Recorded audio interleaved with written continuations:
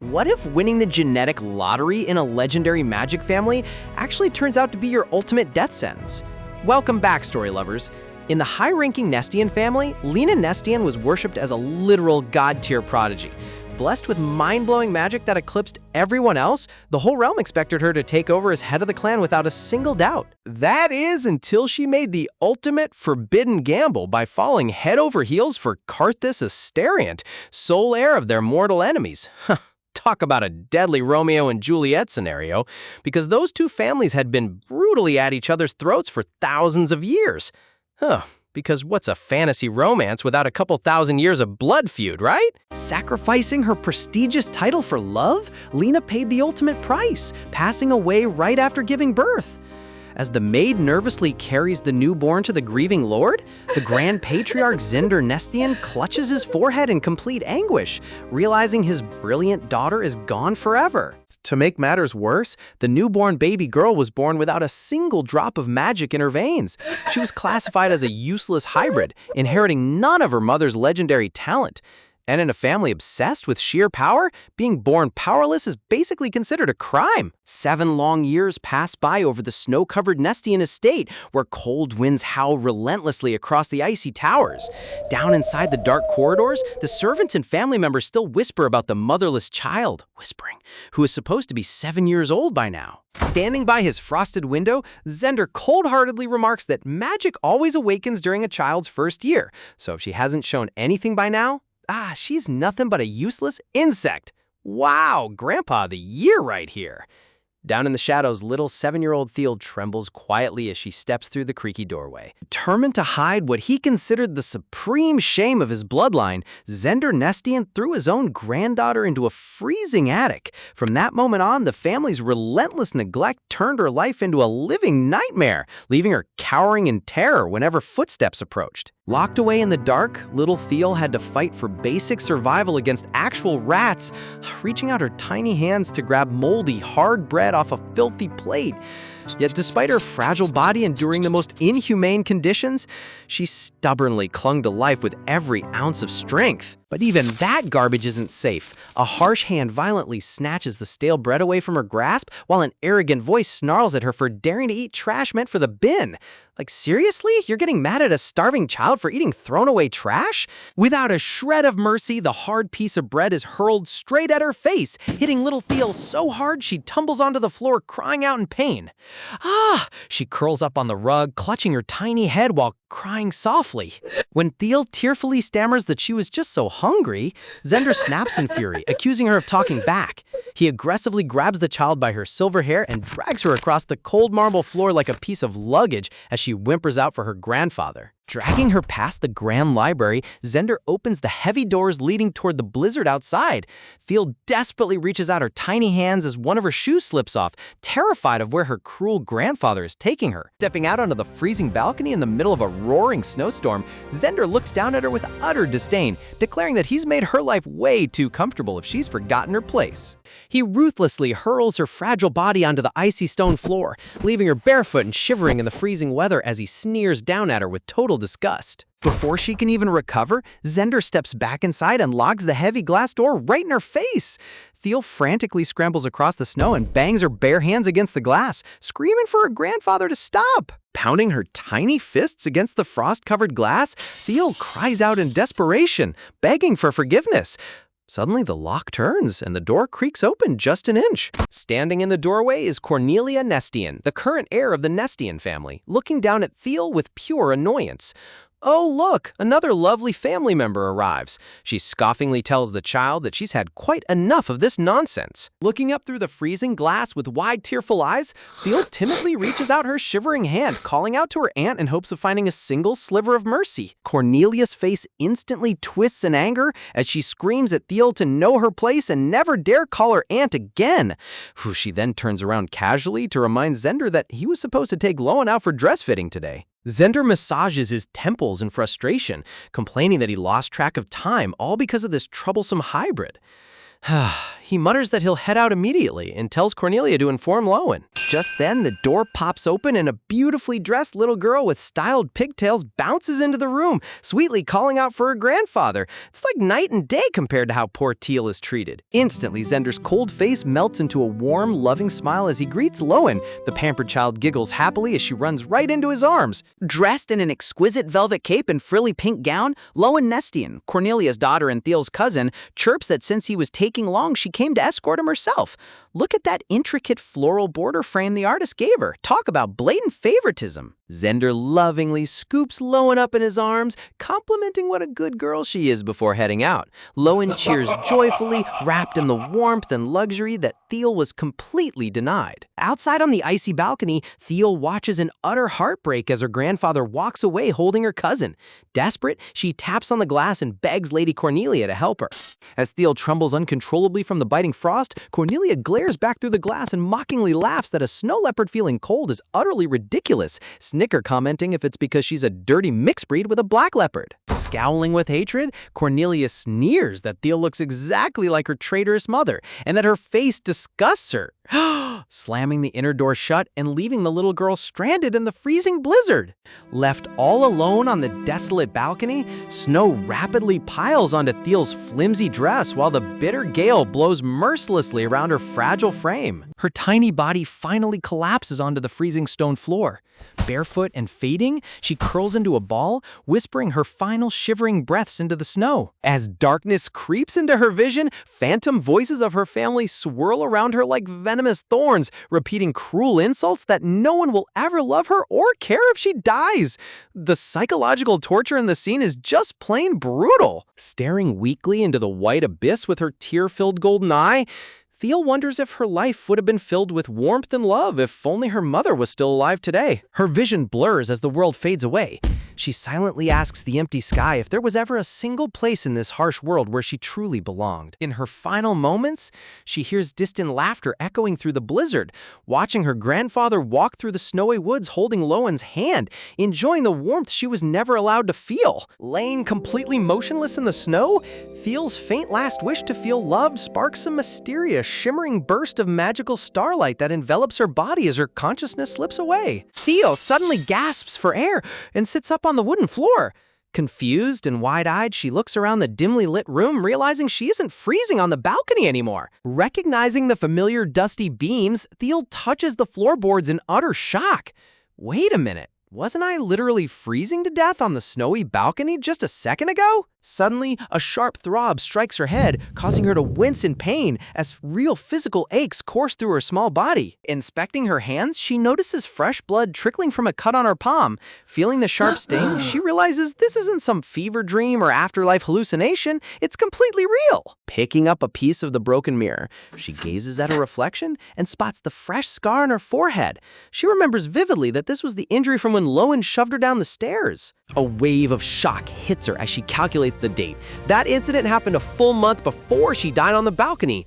She has somehow regressed back in time. Before she can process the time skip, an extraordinary golden light erupts from her hands, sprouting radiant magical flowers and glowing starlight around her. As the brilliant flash subsides, tiny specks of golden mana drift gently off her hands. Theal stares at her palms in absolute disbelief, gasping at the residual warmth. Rubbing her eyes, Theal wonders if her mind is playing tricks on her after coming back to life, but the warm sensation lingering in her fingertips proves that magic has finally awakened inside her. Shaking her head side to side to snap out of her stupor, Theal knows she can't afford to waste precious time staring at her hands. If she really got a second chance of life, she has to act fast. She realizes staying in this cursed mansion will only lead to the exact same tragic death on the balcony, but fleeing blindly into the winter storm means freezing to death anyway. Talk about being caught between a rock and a hard place. Looking down at the shattered mirror pieces on the stone floor, Theal frantically searches her mind, desperately wishing for anyone in the entire world who might come to her rescue. Suddenly, her golden eye widens as a sudden lightning bolt of realization strikes her brain. Gasp! A forgotten detail about her heritage suddenly resurfaces. The crest of the legendary Black Leopard clan flashes across her mind.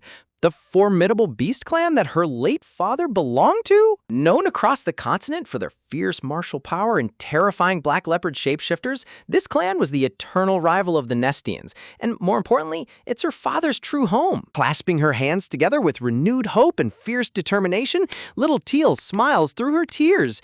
If she can reach her father's clan, she just might find a real family who will protect her from the Nestians' cruelty. Teal sits on the dusty floorboards of her dim room, her ears twitching as distant chatter echoes through the hallway.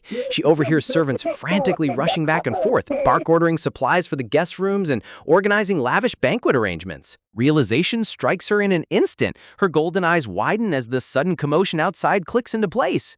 She vividly recalls that back in her past life, this exact week was when her pampered cousin Lowen was selected as a candidate for Crown Princess. In fact, every noble girl in the empire near the Crown Prince's age was under consideration. Because Lowen was among the top contenders, the Imperial Palace dispatched high-ranking inspectors to observe her firsthand. Talk about intense early childhood career pressure. These royal families really don't waste any time. Outside in the estate courtyard, footmen and maids carry mountain loads of luggage, chest boxes, and luxurious decor.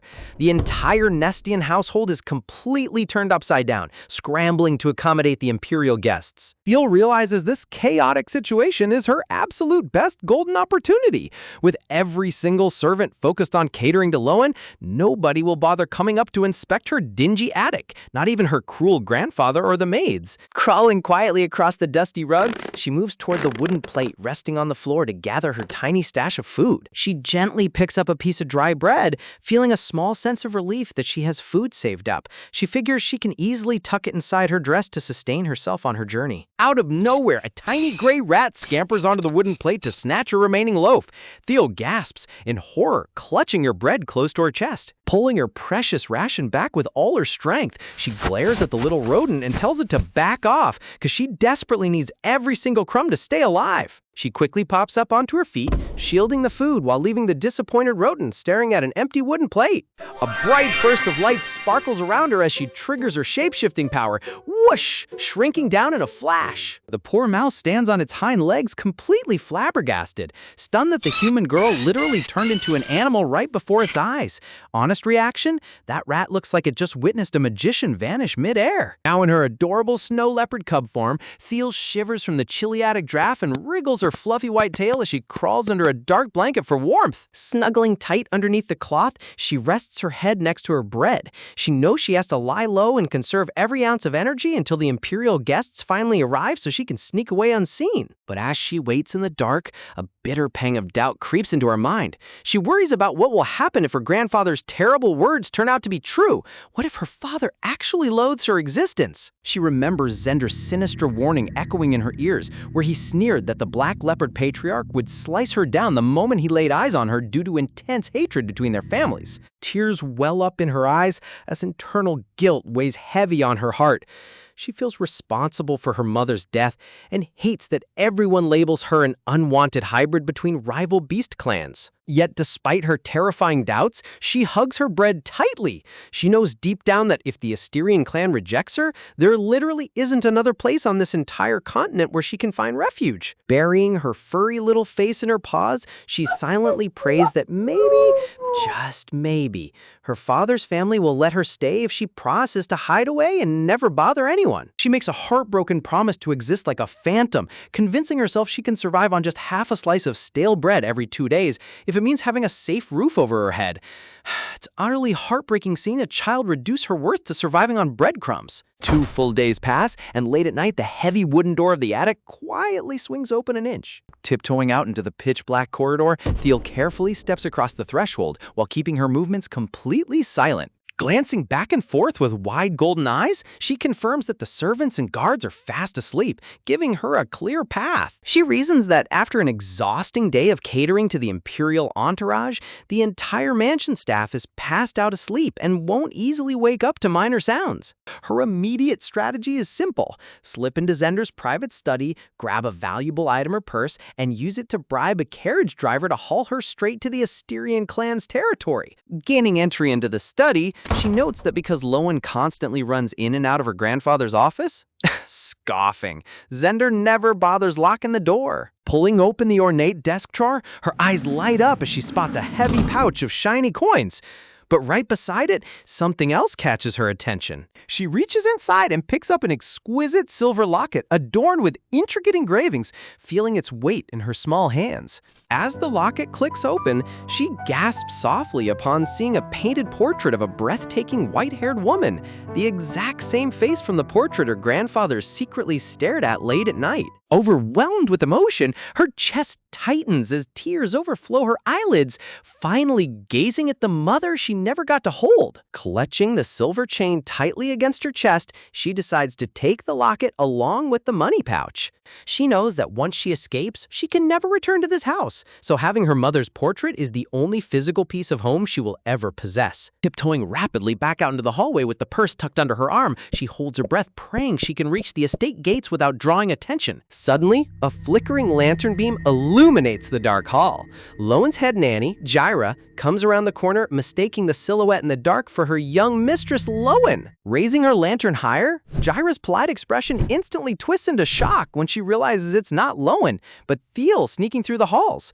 Thiel squeaks out in utter terror, backing away. Jira explodes in fury, screeching at Thiel to know why she isn't locked in her attic and ordering her to get back upstairs this instant. Thiel doesn't wait around to get dragged back. She turns on her heels and sprints down the corridor as fast as her little legs can carry her, with Jira shouting angrily right behind her. The commotion wakes up the mansion footman. Guards and servants flood the hallway shouting to catch her, blocking her main exit pass. Spotting Thiel dash across the snowy courtyard into the guest annex building, the servants stop in panic. They know the imperial guests are staying inside, so causing a scene there could ruin the Nestian family's reputation. Inside the unfamiliar annex, Thiel frantically rattles door handles, but every single guest suite is locked shut. Desperation sets in as footstep echoes grow louder outside. Tears stream down her pale cheeks as she whimpers in terror, begging for anyone to help her, unaware that a dark silhouette has silently appeared behind her. Before she can even turn around, a young blonde boy grabs her arm and pins her down onto the carpet, demanding in a cold voice to know who she is. The handsome boy with piercing blue eyes stares down at her with a sharp, guarded glare, assessing the unexpected intruder.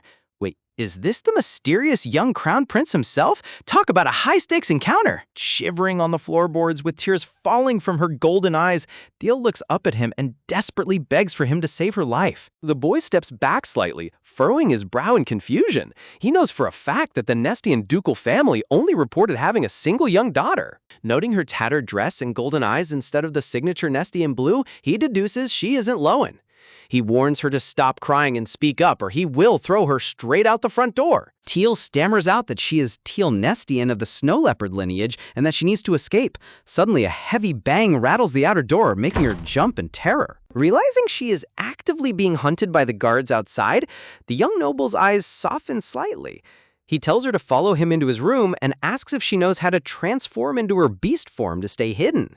Leading her deep inside his private quarters toward a grand canopy bed, he prepares to hide the tiny cub from the angry mob searching outside. Ian points his finger directly underneath the grand canopy bed, ordering Thiel to crawl underneath to hide. Thiel in her tiny cub form stares at the spot, realizing this is her only chance to stay concealed. Dashing forward without losing a second, Thiel wriggles her small furry body into the tight space under the bed frame. Ian urges her to hurry up and get all the way inside before anyone comes knocking on the door. But because Thiel is still getting used to her cub form, her long, fluffy snow leopard tail remains sticking right out from under the bed skirt. Ian kneels down on the carpet, chuckling softly while calling her clumsy as he gently tucks her tail inside out of sight. Giggles. Seriously, if you're gonna hide, at least make sure your huge fluffy tail isn't waving a gigantic red flag for the search party. Right at that second, firm knocks echo across the room. Emperor's aide Cedric Jovino steps inside in his dark robe, offering a polite apology for intruding so late. Ian turns with a calm, stoic face to ask what brings Cedric to his room at this hour. Cedric explains that a young maid working in the Nestian mansion has mysteriously run away into the night. Hearing him claim a servant escaped, Theo crouches under the dark bed frame with her ears perked up, utterly bewildered by how they're lying about her identity. Cedric continues telling Ian that the runaway maid was allegedly mentally unstable and that the staff was merely taking care of her before she fled toward the guest house annex. Wow, talk about a classic evil villain spin, labeling the abused heiress as a crazy servant so nobody questions why she's being hunted down? Ian catches on to the lie immediately, knowing that snow leopard whitehair is a sacred symbol of noble beast clan blood rather than a common maid. Yet to protect Theo, he casually lies through his teeth, claiming he's never seen her and permits a search of the annex, except for his and Cedric's private suites. Cedric accepts the young master's orders without suspicion, wishing His Highness a peaceful night before closing the door. Alone again, Ian grumbles internally about how annoying it is to get dragged into family drama while traveling incognito just to inspect potential bride candidates for the crown. Outside in the cold courtyard corridor, Cedric relays the prince's strict commands to the anxious footmen and guards, ordering them to search everywhere else but leave the imperial quarters completely untouched. Lifting the dark curtain hanging from the bed frame, Ian gazes down and informs Theo that the guards outside have finally cleared out. He asks her point-blank why she was desperately fleeing and why her own household servants are calling her a common maid. Looking up at him with big golden eyes, Theo feels a wave of hesitation. She can tell this noble boy possesses immense aura and high status, making her wonder if someone so important would genuinely be willing to help a helpless runaway like her. But quickly shaking off her doubts, Teal tells herself that beggars can't be choosers. Right now, any ally is a lifeline if she wants to survive the night and get far away from her cruel grandfather. The story transitions smoothly as we dive deeper into Teal's daring escape and her search for a true home among the snow leopards. Check out this gorgeous chapter title banner. The starry aesthetic is absolutely top tier. Reverting back into her human form, Theo clutches her small stolen coin purse with both hands, her head hanging low as she softly confesses that she's been locked away in an attic since the day she was born. She explains that her grandfather considers her a total embarrassment because she was born without special powers or remarkable looks. Ian strokes his chin thoughtfully, deducing that she took full advantage of the chaotic imperial visit to make her grand escape. Ian inquires what her game plan is once she gets outside the estate walls. Theo proudly shows her purse, stating she intends to hire a carriage straight to the Asterian clan's domain because her father belongs to the legendary snow leopard bloodline.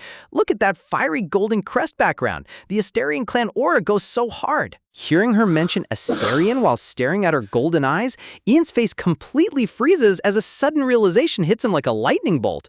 He internally berates himself for not connecting the dots earlier, while Theo just blinks in complete confusion at his dramatic reaction. Running a hand through his golden hair, Ian sighs in exasperation and lays down the brutal truth. He tells her plainly that with the tiny pouch of coins she stole, she won't even make it past the outer borders of Nestian territory. Theo gasps in shock, clutching her purse in terror. Tears well up in Theo's golden eyes as panic sets in. She genuinely believed that stolen money was a massive fortune, and now she's utterly clueless about what to do since she doesn't have a single copper coin left. Seeing her completely crestfallen face, Ian steps closer and calmly offers to take her directly to the Asterian clan domain himself. Theo leaps up off the bed in disbelief, squeaking out if he's actually serious. When Ian confirms his promise, Theo's entire face lights up with radiant joy and gratitude. Clasping her small hands against her chest, she tearfully vows that she will work hard to repay this incredible favor no matter what it takes. Ian coolly waves off her over-the-top gratitude, telling her not to make a big deal out of it. Still viewing him as her ultimate savior, Theo timidly asks how she should address him and if he'd share his name. With dramatic sparkle surrounding his dashing profile, he reveals his name as Eandros Crashen, telling her she can simply call him Ian. Of course, the Crown Prince gives her an abbreviated alias. Classic undercover protagonist move. Theo softly repeats his name to herself like a prized memory. Turning toward the window, Ian instructs her to get some sleep immediately, because if she oversleeps tomorrow, he's leaving her behind. Theo flinches, anxiously asking what happens if someone sneaks into the room while she's asleep. Ian gives her a deadpan look, reassuring her in a stern voice that no living soul in this entire estate would dare step foot inside his private chambers, asking if she's really still that worried. Raising his open palm, Ian unleashes a dazzling burst of glowing blue mana right in the middle of the dark bedchamber. Teal's eyes go wide with awe as a swirling white dimensional orb materializes before her eyes. Ian proudly explains that this is his unique innate ability, a personal pocket dimension that only he can open and control. Ian instructs her to shapeshift into her tiny snow leopard cub form and step inside the portal.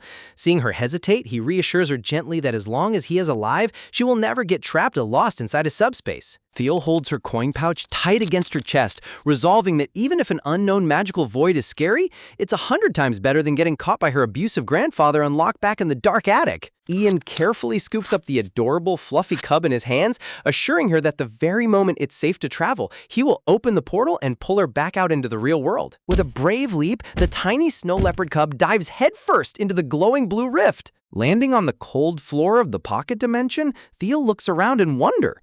The subspace appears to be a massive ruined hall filled with dusty rubble, abandoned furniture, and an old broken teddy bear lying on the floor. Theo tentatively reaches out her tiny paw to touch the plush toy, but the moment her paw makes contact, the ancient cloth instantly disintegrates into dust. Theo squeaks out in shock, quickly pulling back her paw and reminding herself to tread super carefully so she doesn't ruin anything else. As she tiptoes further across the dusty hall, gasp, something catches her eye. A plush pink cushion sits in the middle of the room, sparkling brightly like a whisper, brand new luxury pillow. Cautiously poking the pink cushion with one paw, she gasps with joy when it doesn't crumble. Realizing how soft and squishy it feels, she happily kneads the cushion with both paws. Look at her cute little paw squishes. That cushion is officially feline approved. Curling up into a fluffy white ball on the comfy pink cushion, Theo buries her face in her tail and lets out a happy sigh. Snuggling warm in the dark space, she silently wishes that her real father turned out to be as kind and gentle as Ian. The next morning arrives, and inside the sunlit ducal reception hall, Imperial Aide Cedric sips tea with Duke Zender Nestian, politely apologizing for any commotion the previous night's search might have caused. Cedric notes that thanks to the Duke's grand hospitality, he slept comfortably and enjoyed an excellent dinner service. Zender smiles on the outside, but inside his head, he is boiling with frustration. He seethes over the fact that Cedric hasn't mentioned Lowen even once, blaming Theo's sudden escape for ruining their carefully planned pitch to the Imperial Court. Desperate to buy more time, Zender awkwardly asks if Cedric would like to see Lowen one last time before departing, but Cedric abruptly slams his teacup onto the saucer with a cold rejection. Standing up from his seat, Cedric formally announces that he has a very long road ahead of him and must depart the estate immediately, leaving Zender completely flabbergasted. Cedric offers a polite farewell, promising to host the Duke if he ever visits the Imperial capital. Zender stammers out excuses, desperately trying to delay the Imperial aide from leaving the mansion grounds. Suddenly, the heavy doors burst open. Lowen comes skipping into the room in her elaborate green dress with a maid tailing behind, shouting out for her grandfather. Zender turns in horror, waving his hand frantically for Lowen to stay back and not barge into the formal meeting while guests are present. Ignoring her grandfather's subtle panic, Lowen clasps her hands together with sparkling blue eyes, naively asking if the Imperial guest expressed high favor toward her as a prospective crown princess candidate. Oh boy, read the room, kid. The vibe in here is colder than the winter snow outside. Cedric gives her a distant formal bow, offering a generic blessing before turning his back. Zender's face twitches in pure agony, recognizing that polite generic blessing as a polite aristocratic rejection. Lowen innocently follows after Cedric, asking when he'll visit the Nestian mansion again so they can play. In the background, Zender sweats profusely, internally begging his spoiled granddaughter to stop embarrassing the family. Looking out toward the courtyard, Lowen catches sight of a young boy dressed as an imperial page in a sleek black hat and coat, walking alongside the aide, suddenly demanding that she wants to visit the capital too. Disguised beneath his wide hat brim, Ian gives Lowen a cold, sharp side glare before continuing forward. Cedric sighs softly and makes his final exit, completely ignoring Lowen's whining. Watching the imperial entourage walk away into the distance, Zender trembles in uncontrollable fury. He curses Theo under his breath, swearing vengeance against the half-breed who ruined a full month of meticulous preparations to elevate Lowen to royalty. Duke Zender smiles through gritted teeth as he utters a formal farewell blessing for the departing imperial carriage, but internally he's seething with pure rage. He angrily vows that once he catches Theo, she will pay dearly for ruining his grand political schemes. Stepping into the lavish carriage disguised as a humble page boy, Ian hides a satisfied smirk beneath his hat while the unsuspecting Duke continues stammering out faltering blessings from the driveway. Before Zender can even finish his desperate groveling, the carriage door slams shut right in his face with a sharp bang. Talk about absolute disrespect. Ian didn't even give the old tyrant a single second to finish his sentence. Left standing alone on the courtyard stone, the Duke freezes in stunned silence while his surrounding servants internally whisper about how insolent that page boy was. If only those clueless servants knew that so-called page was actually their crown prince giving them the ultimate cold shoulder. Settling into the cushioned leather seat inside, Ian tosses his wide-brimmed page hat aside with an annoyed sigh, complaining out loud about how insufferably chatty Duke Zender was being. Cedric gently reprimands the prince, reminding him that a royal age shouldn't speak so brazenly to a noble househead. Blowing out a tired breath, Ian scoffs that this fake political courting nonsense is precisely why he loathes the idea of forced marriage arrangements. Cedric low-key reminds him of his royal plight, and Ian nods grimly knowing the truth. His innate imperial magic is so astronomically massive and unstable that without finding a compatible mate to share his power through a divine mark, his body risks total mana rampage. Because of this dangerous vulnerability, greedy aristocratic families across the realm are endlessly scheming to throw their daughters at him, desperate to secure ultimate power by crowning a crown princess. Leaning his head heavily against his gloved hand, Ian mutters how exhausting it is dealing with political vultures who only see him as a stepping stone. You can really feel the weight on his shoulders, being an overpowered royal ain't all glitz and glamour. Turning toward the carriage window, Cedric ponders out loud about Duke Zender's bizarrely tense behavior throughout the morning, curiously wondering if it ties back to that chaotic commotion that erupted across the estate at dawn. Suddenly remembering his secret passenger resting in subspace, Ian gasps in realization and sits up straight, leaving Cedric staring at him with a bewildered expression. Without giving any warning, Ian raises his hand and summons a glowing blue subspace portal right in the middle of the moving carriage. Reaching into the swirling rift, Ian gently scoops out the tiny, fluffy snow leopard cub, who lets out a sleepy whimper as she's pulled back into reality. Cedric's monocle literally pops clean off his face in sheer disbelief. He vigorously wipes his lens with a cloth, completely convinced his eyes are playing tricks on him. That shocked double-take reaction is absolute comedy gold. Softly stroking the cub's fluffy head, Ian asks if she slept well and if the dimension spooked her, while Phil rubs her tiny paws and nods.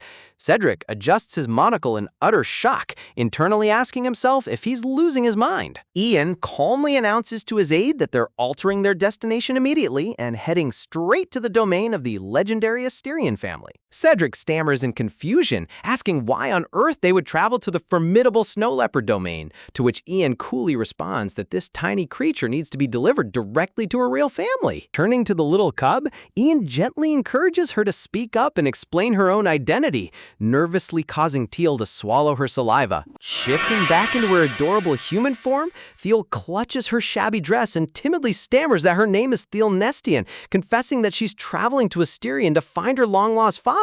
Cedric gasps in surprise at the mention of a father, prompting Ian to instruct his aide to inspect the young girl's eyes very closely. Staring into Teal's radiant golden eyes and white hair, Cedric's mind instantly connects the rare genetic traits of the Black Panther and Snow Leopard bloodlines, sparking an explosive realization. Years ago, despite intense clan opposition, Karthus Asterian fell deeply in love with Lena Nestian, building a beautiful family and welcoming twin sons into the world. Tragedy struck when Lena mysteriously vanished while pregnant with their third child, only for the Nestian family to abruptly announce her tragic death shortly afterward. Devastated by grief, the Asterian family held a heartbreaking funeral without ever recovering Lena's body, remaining completely unaware of what became of the unborn baby. Trembling with realization, Cedric gasps out to Ian, realizing that Thiel is the very child everyone presumed had perished over 6 years ago.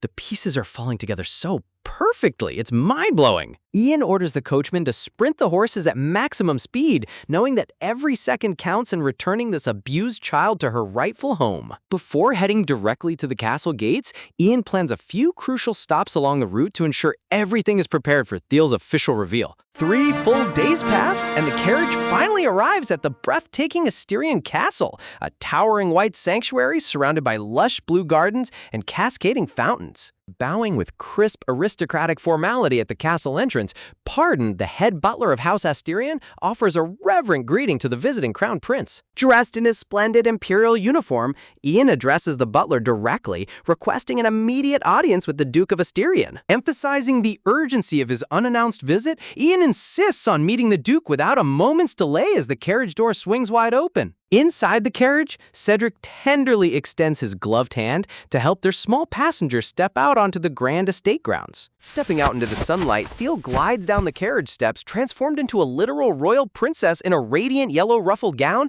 adorned with bright blue ribbons. Butler Pardon's eyes widen in sheer astonishment as he catches sight of the small child standing beside the prince, completely losing his usual stoic composure. Look at her! From a locked-up attic runaway to an absolute fashion icon, the artist went all out, making her look like the most adorable snow leopard princess in existence. Moving forward with the story, the emotional stakes inside the Asterian estate are about to hit an all-time high. Walking through the massive castle lobby, Thiel gazes up at the sparkling crystal chandeliers, marveling in awe that this hall feels twice as big as the entire Nestian mansion. Holding tight to Ian's hand as they walk down the plush red carpet, Thiel's heart races with anxiety, nervously wondering if her legendary father will be cold and terrifying to face. She recalls Ian and Cedric explaining how House Asterion would welcome her with open arms, though Ian had apologized for only having time to buy her a couple of fancy outfits on the way. Clutching the soft fabric of her luxurious gown, Thiel worries internally that such a magnificent dress is far too good for someone like her, fearing her father might reject her just like her grandfather did. Yet, reflecting on the journey, she can't help but remember the unbelievable luxury of the royal carriage ride. The exquisite dresses, the delicious food, and the gentle warmth Ian showed her were all miraculous experiences she had never known during her locked-up childhood. Squeezing Ian's gloved hand just a bit tighter, a warm sensation fills her tiny chest as she realizes how truly wonderful it feels to be cared for. Gazing up at her golden-haired savior, Thiel silently wonders with a slight melancholy if their paths will ever cross again after she meets her family. As they step into the formal reception lounge, the grand moment of truth finally arrives. Heavy double doors swing open into a sunlit VIP reception room, decorated with elegant crimson drapery and polished gold trim. Ian takes a seat on the plush velvet sofa and casually gestures for Thiel to join him, but the traumatized little girl anxiously stammers that she's totally fine standing on her own feet. Without waiting for an answer, Ian casually scoops her up like a tiny sack of rice and plops her right onto the couch. He deadpans that having her stand while everyone else sits would just look plain silly. Blinking her huge golden eyes in mild confusion, Thiel tilts her head and decides that his royal logic makes complete sense.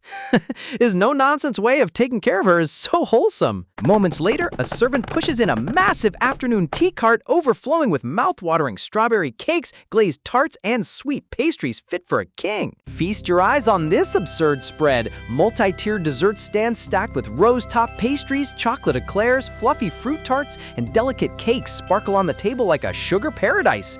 Thiel's eyes are practically popping out of her head as she stares at more sweets than she's ever seen in her entire life. Sitting on the plush couch, Thiel tries her best to stay composed, but her stomach suddenly lets out a monstrous rumble. She flinches in complete shock, her face flushing bright red with sheer embarrassment as her body betrays her composure in front of everyone. Watching her react, Ian keeps a totally unbothered expression, remembering how the poor girl refused every single meal on their journey and only nibbled on her dry bread. Scooting slightly closer, he quietly encourages her to eat up, reminding her that this feast was prepared specifically for her. Thiel gulps nervously, staring at those delicious pastries while her inner anxieties take over. She worries that if she dives right in, everyone will think she's shameless and greedy, absolutely terrified of making a bad impression. Before she can overthink any further, Ian pops a delicate sweet right into her mouth. Thiel freezes in utter shock, her golden eyes wide as the incredible flavors hit her taste buds. Look at that instant transformation! Thiel's face literally glows with pure joy as she clutches her cheeks in delight. Seeing her sweet reaction, Ian smiles softly and asks if it tastes good. Thiel starts to beam, happily replying that it's beyond delicious when sudden heavy footsteps ring out down the hallway.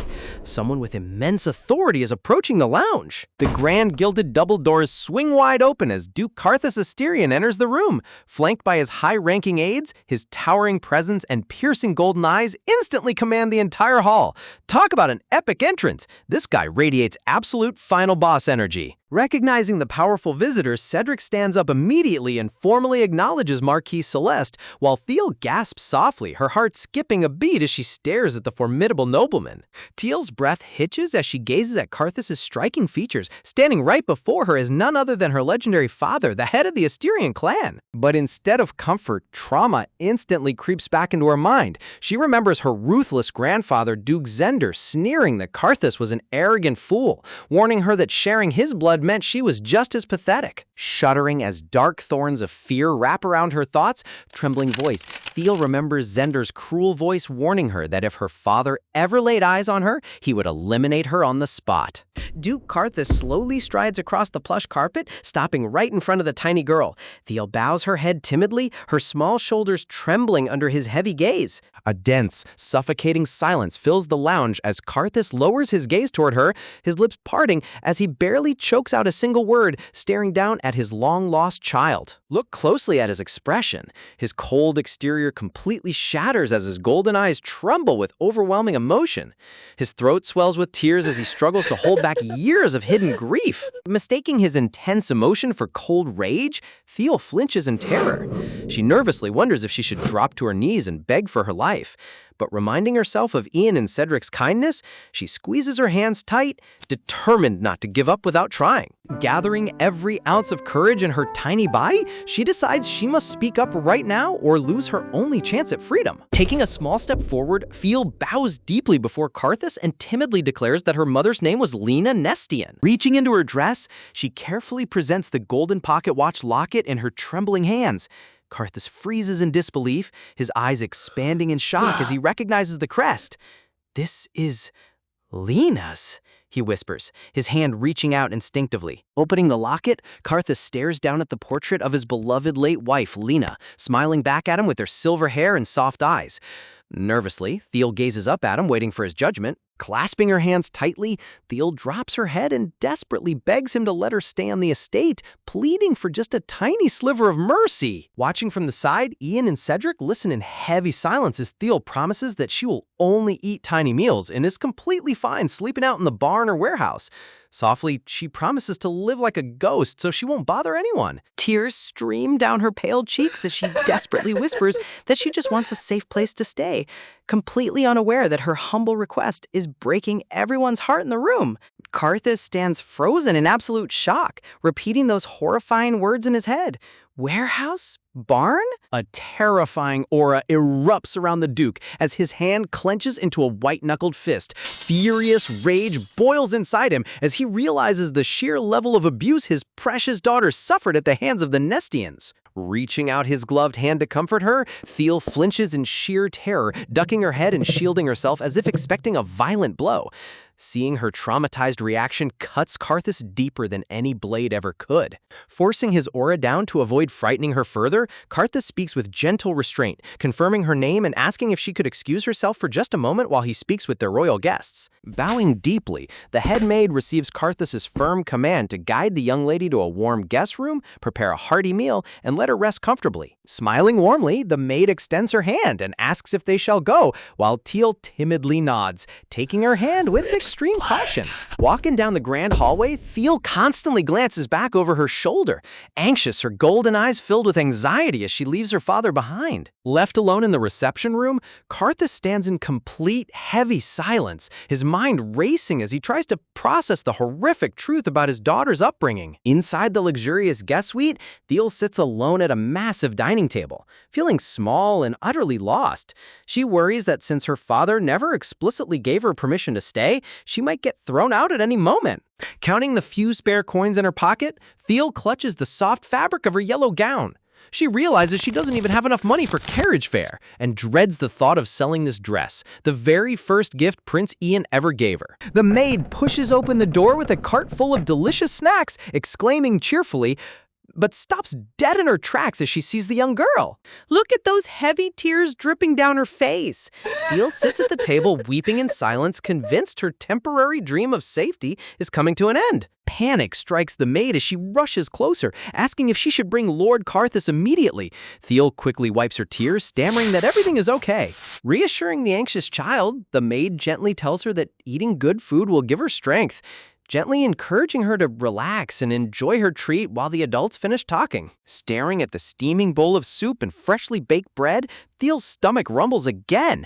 She realizes that if she gets kicked out today, this might be the last warm meal she ever eats. Grabbing a hot bread roll with both hands, Thiel takes a giant hungry bite. She resolves to eat as much as humanly possible so she can survive for at least 2 days if she gets thrown onto the streets. You gotta admire her survival instinct. Back in the VIP lounge, Ian finishes explaining Thiel's discovery, detailing how they found her fleeing in a terrified, malnourished state while searching for House Asterion. Covering his face in agonizing shame, Karthus buries his head in his hand.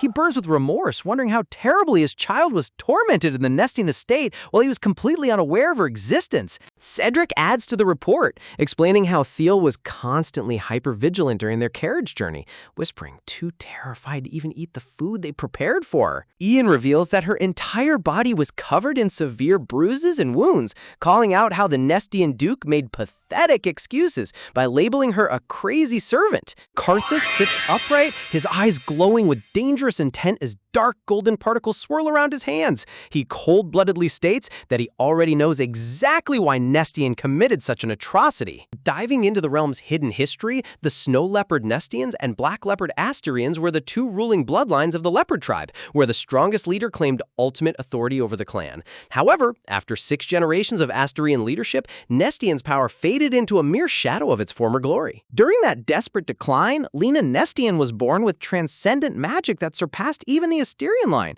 becoming her clan's sole hope. Yet, she rejected the position of head, choosing true love and marrying Karthus instead. Without Lena, Nestian was left with mediocre successors like Cornelia, who lacked the magic required to rule, guaranteeing that House Asterion would maintain total dominance over the tribe. Putting the political puzzle together, Karthus realizes that Duke Zender intentionally faked Lena's death, keeping her unborn child locked away in secret hopes that she would inherit her mother's godlike magic. They treated an innocent child as a political pawn, torturing and imprisoning her just to steal power back from House Asterion? The sheer cruelty of these aristocrats is sickening. Suddenly, a maid bursts into the room, out of breath, frantically shouting for Lord Karthus. Something urgent just happened with the young lady in the guest room. Karthus snaps his head around in sheer panic, heart dropping into his stomach as he demands to know if something terrible just happened to his little daughter. Throwing open the grand double doors with a violent thud, Karthus rushes into the hallway, shouting Thiel's name at the top of his lungs. Inside the room, soup and tea are spilled all over the tablecloth as the terrified maid cradles Thiel, who is shivering violently and weeping tears of sheer horror, desperately begging for forgiveness because she thinks she made an unforgivable mistake. Before the maid can even calm her down, Thiel's fragile body completely gives out and she collapses unconscious. Panicking at the sight, Karthus bellows orders to get her changed into cozy clothes and fetch the family doctor right away. Poor Thiel was so conditioned to think eating too much would get her punished that her body literally shut down from anxiety. Man, my heart breaks for this sweet kid. Bowing hurriedly, the maid scoops the tiny child into her arms and carries her off to bed, while Karthus stands rooted to the spot, his fists trembling with helpless anguish. Left alone in the quiet room, Karthus stares down at the untouched ruined feast spread across the carpet, feeling an overwhelming wave of guilt crush his soul. As time passes, a heavy, dark cloud hangs over the entire Asterian estate, mirroring the grim mood inside the palace walls. Resting under soft velvet covers, little Thiel slumbers peacefully, while the maid explains that the poor child wolfed down her food in panic, causing her severely starved stomach to instantly reject it. When you're so used to starvation, eating a full meal too fast can actually trigger severe nausea.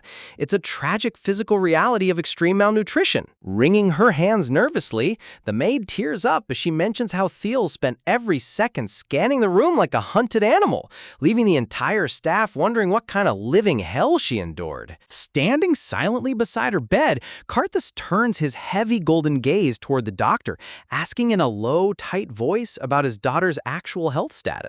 Adjusting his spectacles, Dr. Cade reports that Thiel suffers from extreme long-term malnutrition, leaving her physical growth drastically stunted compared to normal kids, though her sudden unconsciousness was just her exhausted beast-folk body forcing her to sleep.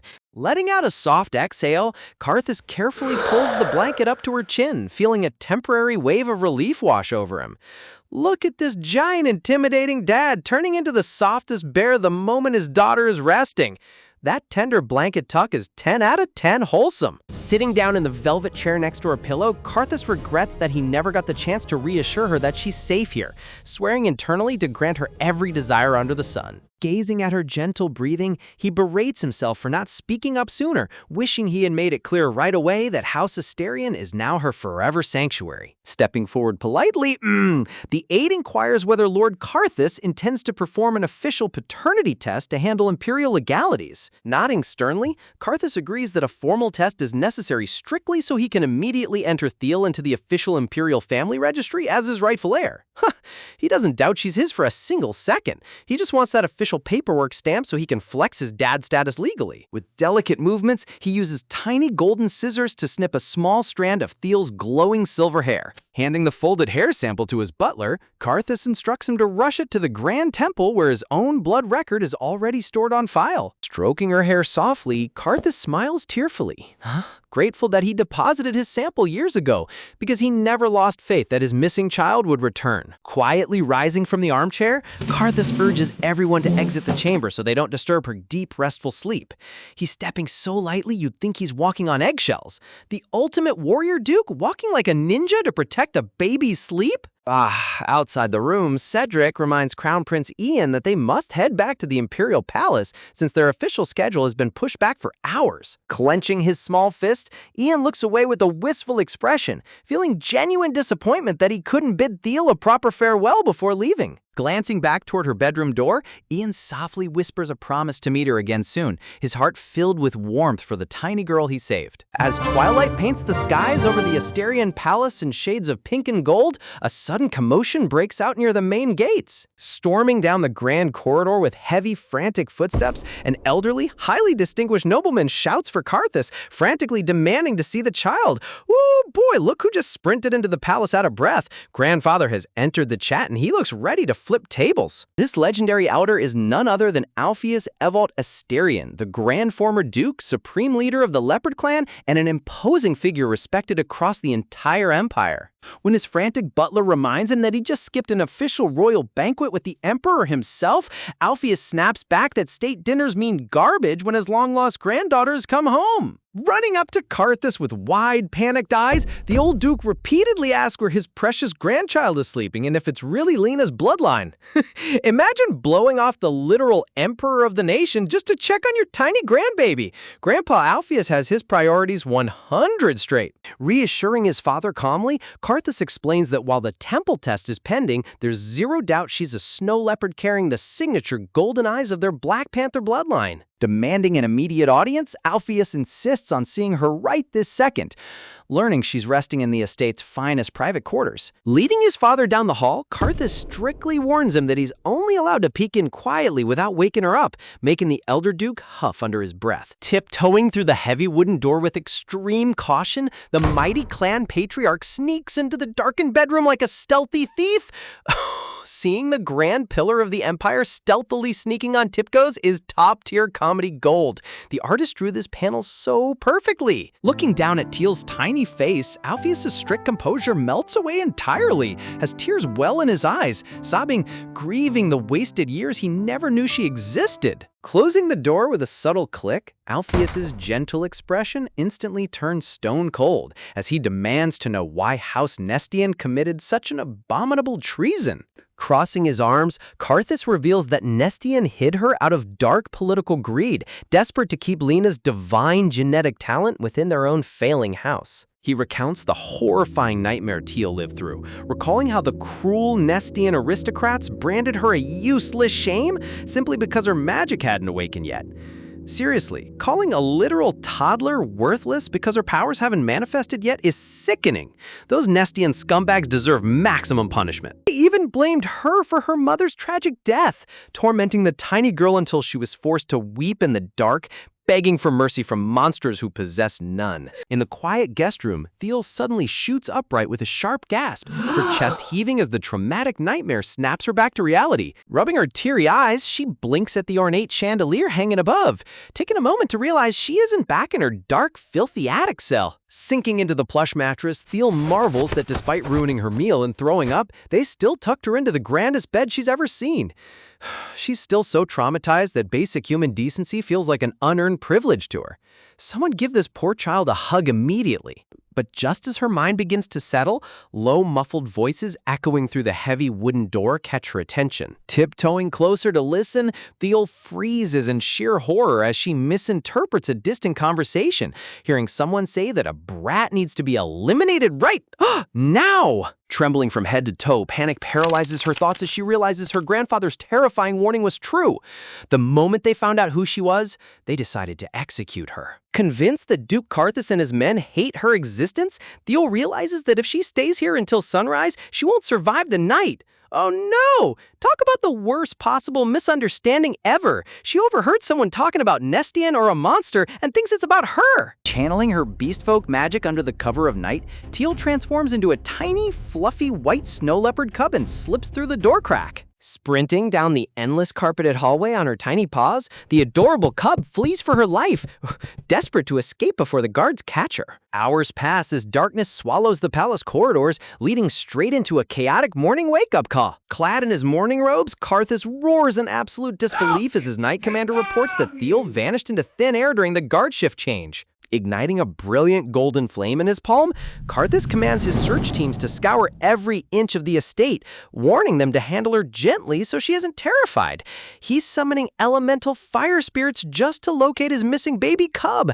Talk about using cheat code magic for a game of hide and seek. Dispatching fiery salamander spirits through the air, Karthus orders them to track down a tiny white snow leopard cub with golden eyes before she gets hurt. Scouring every dark corner of the Asterian estate, Karthus murmurs in deep anxiety, wondering where his precious little cub could have hidden herself in the dead of night. Clenching his massive fist until his knuckles turn white, Karthus vows that he won't let her live in fear any longer, desperate to find her and speak warm words of love that he should have said hours ago. Quick shout out to the amazing Scanlation crew at Dayon Webtoon Studio and Magus Manga for bringing us this gorgeous series. Look at this cute mascot recruiting translators and cleaners. If you want to support the official release, make sure to check out their site. Deep beneath the Grand Palace, tiny fiery salamander spirits float through the dark subterranean corridors, chirping softly as they spot the faint sound of a weeping child hiding in the dusty basement cell. Glowing bright orange in the pitch-black basement, the elemental spirits illuminate a corner where little Theo sits huddled on the stone floor, clutching her knees and trembling violently as thin lantern light approaches. Shuddering uncontrollably on the cold ground, Theo frantically whimpers that she's sorry, begging her grandfather not to kill her and promising to return to House Nestian without a fight. Raising his warm golden lantern into the dim cellar, Karthus softly steps forward and gently asks his daughter to come closer, while the traumatized child continues to stammer hysterical apologies. Duke Karthus looks like a dark fantasy dungeon crawler searching for lost loot, except his actual treasure is a terrified little snow leopard. Theo mutters through her tears that she's useless because she hasn't awakened any special magic abilities, causing Karthus's heavy golden gaze to soften with profound sorrow and guilt. Taking a measured step onto the stone floor, Karthus reassures her that she doesn't need any grand magic powers to deserve love, but his sudden movement makes Theo flinch in absolute terror. Covering her head with both hands, Theo buries her face against the floorboards and shrieks that she'll obey every order from now on, while Karthus reaches out in complete panic, desperately crying out to her. Bursting from her small palms in a moment of sheer emotional overload, radiant golden particles manifest floating spirit fish in the air as Theo continues to sob and beg for her life. Hold on, did she just unintentionally unlock ancient spirit summoning magic purely out of fear? Talk about an accidental god-tier magic flex. A brilliant aura of divine light illuminates the dark cellar, leaving Karthus frozen in utter shock as he realizes his tiny daughter possesses legendary elemental aptitude. Drained completely by the sudden surge of beastfolk magic, little Theo's eyes flutter shut as her tiny body gives out from exhaustion. Collapsing onto the dusty woven mat, Theo faints into unconsciousness, leaving Karthus roaring her name in horror as he rushes forward to catch her. Light fills the plush bedchamber as Theo slowly blinks her heavy eyes, groaning quietly as she returns to consciousness. Check out the gorgeous, dreamy lighting choice by the artist in this panel. It makes the whole morning recovery feel so ethereal. Sitting directly beside her pillow in his morning robes, Karthus stares down at his daughter with the gentlest, most affectionate smile imaginable. Theo's eyes go wide with confusion as she realizes her intimidating father is sitting right next to her mattress, wondering why the stern lord who seemed to dislike her is watching over her sleep. Recalling the warm, soothing voice that called to her in the dark basement, Theo wonders if those comforting words were just a beautiful dream born from her exhaustion. Noticing she's awake, Karthus speaks in a low, gentle tone, apologizing for waking her and explaining that he wants her to finish her checkup quickly so she can get proper rest. Duke Karthus is trying his absolute best to play soft, protective dad, but he still has the most intense resting warrior face in the entire kingdom. Bowing with practiced elegance, Dr. Cade introduces himself as the official chief physician of House Asterion, politely asking the young heiress to call him Cade. Yule sits up abruptly on the silk covers, stammering in shock as she wonders why a high-ranking personal doctor would ever be assigned to treat a useless child like her. In a dark, heartbreaking flashback, Teal remembers how the cruel Nestian doctor refused to clean her bleeding forehead, coldly stating that personal physicians only treat individuals who officially carry the house name. Calling out those Nestian doctors refusing basic medical care to an injured toddler is downright evil. Those scumbags belong in jail. Lowering her voice timidly, Thiel asks Duke Karthus if it's really okay for Dr. Cade to examine her since she hasn't been granted the prestigious Asterian surname yet. Turning his gaze toward her with absolute seriousness, Karthus speaks her title with a firm, grounded warmth. He looks directly into her glowing eyes and asks what color they are, to which Thiel quietly responds that they are bright golden. Smiling gently, Karthus declares that those golden eyes are divine proof of her bloodline, promising her that as long as she carries them, nothing in this estate is ever forbidden to her.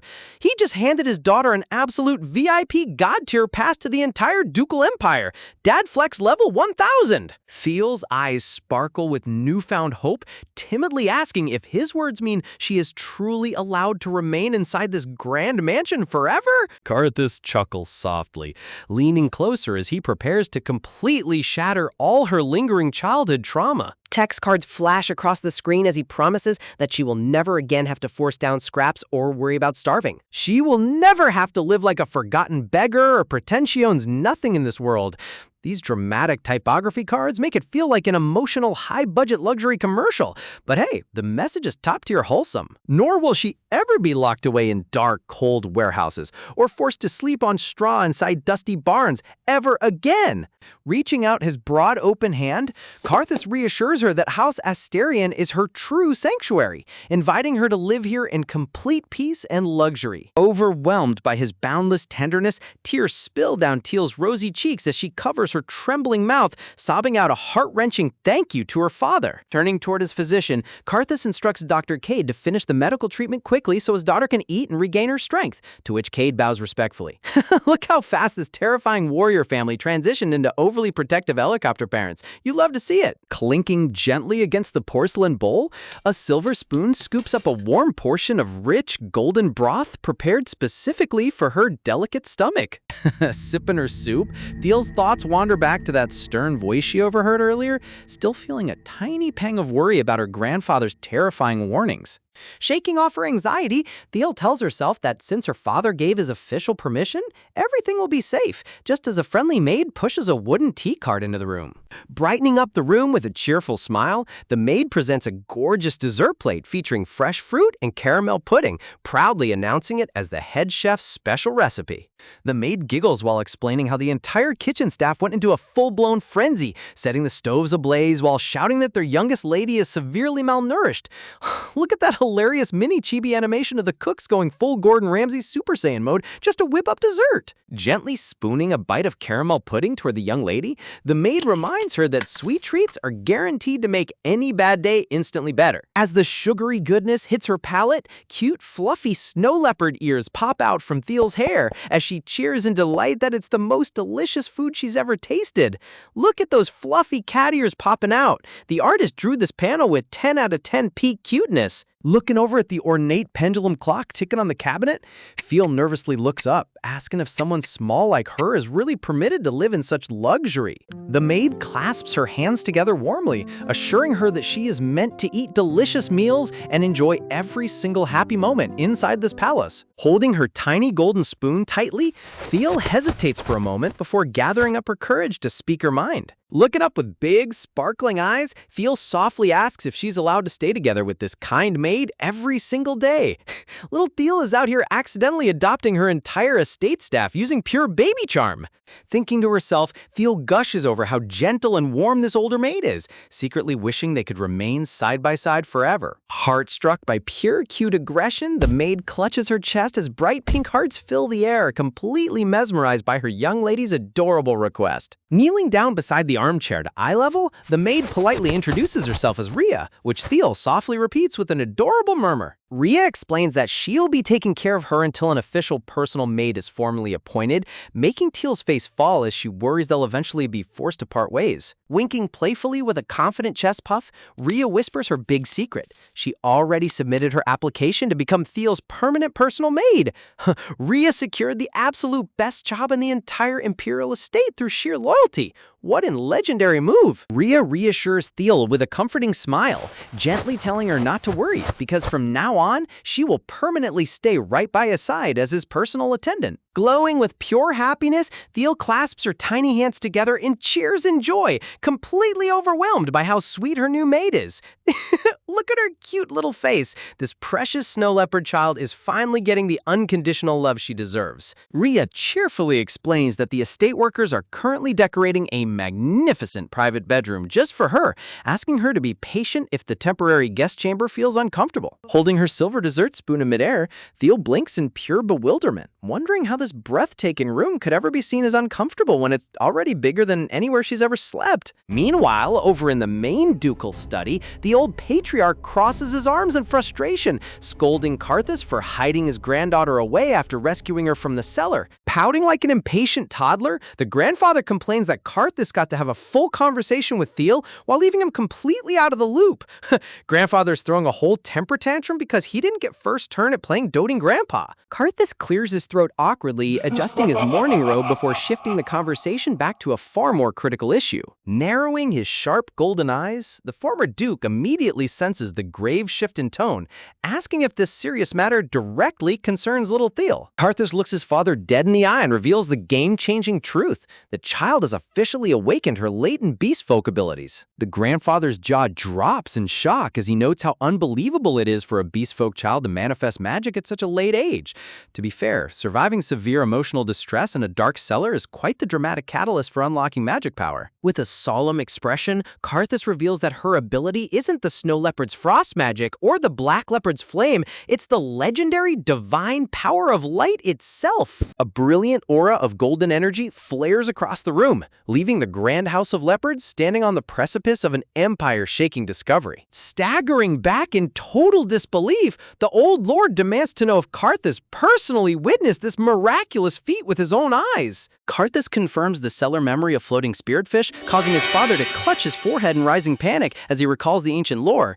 When even the battle-hardened war hero grandfather starts panicking, you know this light magic carries massive historical stakes. Golden scriptures illustrate the sacred myth of Lisette, the goddess of light, decreeing that a blessed child will bring dawn to lands shrouded in eternal dark and banish the endless shadow. Spreading across the water's surface in divine glowing ripples, this legendary figure is fated to preserve the delicate balance between light and dark across the continent.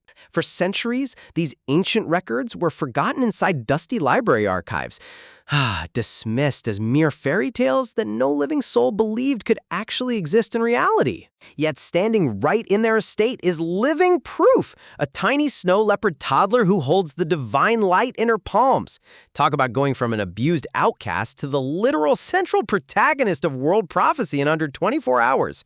Talk about going from grandfather warns that if word gets out, both the greedy imperial family and the fanatic Holy Temple will unleash their forces to kidnap Thiel and claim her power for themselves. Karthus' eyes turn cold as steel, declaring that neither the Emperor nor the High Priest would ever dare force their hand if it means making House Asterion their sworn enemy. Exhaling a heavy sigh, the old patriarch admits that external enemies aren't his only worry, bringing up a secret legend known exclusively to the leopard tribe. Unfolding a sacred crest scroll, he recites the ancient prophecy that House Asterion and House Nestian will unlock their true hidden potential alongside the Child of Light. Walking slowly toward the grand balcony window, the grandfather murmurs the solemn words, contemplating what true power means for their bloodline. A harrowing vision flashes of the violent, blood-burning curse that torments House Asterion, hinting that Thiel's divine aura might be the key to breaking their agony. Cutting through the dark atmosphere, Karthus firmly reminds his father that political myths mean nothing compared to his daughter's well-being. Looking at his father with absolute resolve, Karthus vows that Thiel is just a fragile little girl he just rescued, and he refuses to let the world dump heavy expectations on her shoulders. Protective Papa Karthus setting strict boundaries. We love a dad who puts his child's peace above world-saving prophecies. Softening his stern face, the grandfather lets out a quiet sigh, agreeing that protecting her innocent childhood comes before everything else. Deep down, both legendary warriors know that shielding her from the cruel political stage is their top priority. A full week passes peacefully, leading to a cozy afternoon tea setup filled with fresh strawberry cake, sweet juice, and warm tea. Dressed in pristine noble garments, Karthus gently asks his daughter if she lacks anything in the manner or feels uncomfortable in any way. Seeing how Thiel huddled on the far edge of the giant green velvet sofa, Karthus hums softly and invites her to sit closer toward the center. Without waiting another moment, Karthus reaches down and effortlessly scoops her tiny body into the air. Startling Thiel so much, her eyes pop wide open. He gently sets her down right in the plush center of the sofa, handling her as if she's made of fragile porcelain. Look at the hilarious size difference between Karthus's giant warrior hands and Thiel's tiny body. It's pure, wholesome father-daughter energy. Leaning down to her level with a gentle smile, Karthus asks if this spot feels much more comfortable for her. Thiel gazes back in awe, her golden eyes sparkling as she feels the genuine warmth radiating from her intimidating father. A bright smile lights up her adorable face as she whispers a timid confirmation, while Karthus marvels at how quickly she lowers her guard over a simple act of care. Watching her innocent smile, Karthus feels a sharp pang of sorrow, furiously remembering how the ruthless Nestian house stole years of her precious childhood. Setting his teacup back onto the delicate saucer, Karthus subtly steers the conversation back to the day she arrived at the estate. Thiel fidgets with her dress, softly admitting that she vaguely remembers the golden light bursting from her palms inside the dark cellar. Reassuring her with a warm tone, Karthus explains that the magical glow belongs entirely to her, leaving Thiel blinking in absolute amazement. He explains that her magic is a sacred gift destined to banish darkness, declaring that she is the most precious treasure in the entire empire. Imagine going from being called a useless outcast to being crowned the most valuable person in the empire. Thiel's glow-up is elite. Thiel gasps softly, placing her small hand over her chest in complete confusion as she tries to process his grand words. Visions of floating spirit fish swirl through her thoughts as Thiel reflects on her past suffering, realizing that her noble father has no reason to lie to her. Gathering all her courage, Thiel timidly calls out Karthus's name, making him respond with instant attention. Fidgeting with her tiny fingers, she stammers as she prepares to ask a deep question that's been troubling her heart. Karthus turns his full focus toward her, ready to listen to whatever his precious daughter wants to say. Softly resting his hand near his teacup, Karthus waits patiently without pushing her to speak. Before she can even vocalize her doubts, Karthus firmly declares that she never has to prove her worth or be useful to the family, because she is already his beloved daughter and a true Asterion. Tears of overwhelming gratitude pool in her sparkling golden eyes as his unconditional love heals the deepest wounds of her past trauma. This emotional scene right here is peak healing. She finally has a father who loves her unconditionally. Sniffling softly while rubbing her eyes, Thiel stammers about her old grandfather's strict rules, but Karthus coldly responds that if a family needs a child sacrificed to survive, that family deserves to crumble to dust. Leaning in closer on the plush velvet sofa, Karthus speaks to Thiel in a gentle tone, reassuring her that a little girl her age shouldn't ever carry heavy burdens or worry about family sacrifices, encouraging her to simply do whatever makes her happy. He soft-spokenly clarifies that explaining her divine light was purely to help her understand her gift, not because he expects anything from her or wants to force her into ancient prophecies. Gently resting his giant hand against her head, Karthus urges her to hold his reassuring words close to her heart, while Teal blinks up at him in wide-eyed wonder. With a radiant smile framing his face, he warmly declares that her absolute only duty in this entire mansion is to eat delicious food and play well. Now that's the kind of parental expectation every child deserves. Glowing with pure happiness, Theo brightens up with a beaming smile and eagerly nods, repeating his sweet words like her new golden rule. Meanwhile, over in the dark study of House Nestian, the ruthless patriarch slams his fists onto his desk in total fury, screaming at his knight after a full week of fruitless searching. He barks harsh orders at his subordinate, commanding him to search every hidden corner of the estate because a fragile half-breed couldn't possibly have fled far in the blizzard. Good luck finding a child who's already eaten gourmet pastries in a ducal palace. Coldly glaring toward the frost-covered window, the old villain scoffingly convinces himself that no weak, outcast child could ever endure the freezing winter storm on her own. He assumes she must have frozen to death out in the wilderness, but horror strikes his mind as he contemplates what House Asterion would do if they ever discovered she was still alive. Clicking his tongue in bitter disgust, he curses her memory, sneeringly comparing her sudden disappearance to her mother's past defiance. Clenching his jaw tightly, his bitter expression reveals just how deeply he fears losing his political leverage. Look at this old tyrant stressing out. Too bad his precious target is currently getting pampered like a literal princess. Staring out into the falling snow, he callously whispers that her freezing to death in the snowy plains would save him the trouble of cleaning up the mess. Turning back to his bowing butler, he instructs the search parties to retrieve her corpse if she's dead, and if she somehow managed to survive the blizzard, dark, shadowy energy flares around him as he issues a cold execution order, demanding his knights bring her body back dead regardless. As dark plots simmer far across the icy border, a quiet shadow hangs over the continent while the balance of power begins to shift. Man, the tension between these two rival houses is escalating fast. Meanwhile, back at the Asterion mansion, Thiel steps into her brand new private bedroom and gasps in sheer amazement, taking in the shimmering gold trim and massive spacious layout. Overwhelmed by the regal elegance, she fidgets with her dress and timidly tells butler Ferdin that such an extravagant room feels far too grand for someone like her. Softly looking down, she whispers that she doesn't need to stay in such a nice room, but Ferdin offers her a warm, fatherly smile. Reassuring her with utmost devotion, Ferdin explains that as a beloved daughter of House Asterion, nothing in this mansion is ever too much for her. Check out that colossal golden canopy bed with the cute little teddy bear. This child went from a damp cellar to ultimate royalty. Bending down with a respectful bow, the butler kindly invites her to ask for anything her heart desires without any hesitation. Hearing herself spoken of as a true owner of the mansion makes her tiny heart thump with overwhelming warmth. Ferdin casually mentions that both Lord Karthus and the Patriarch showered her with gifts, noting that her grandfather personally paid close attention to decorating this room. Teal blinks in confusion, timidly asking if the head of the house refers to her grandfather, Lord Alpheus. Suddenly, a wave of terror washes over her as she remembers the harsh, booming voice she heard back in the cellar, fearfully asking if her grandfather hates her.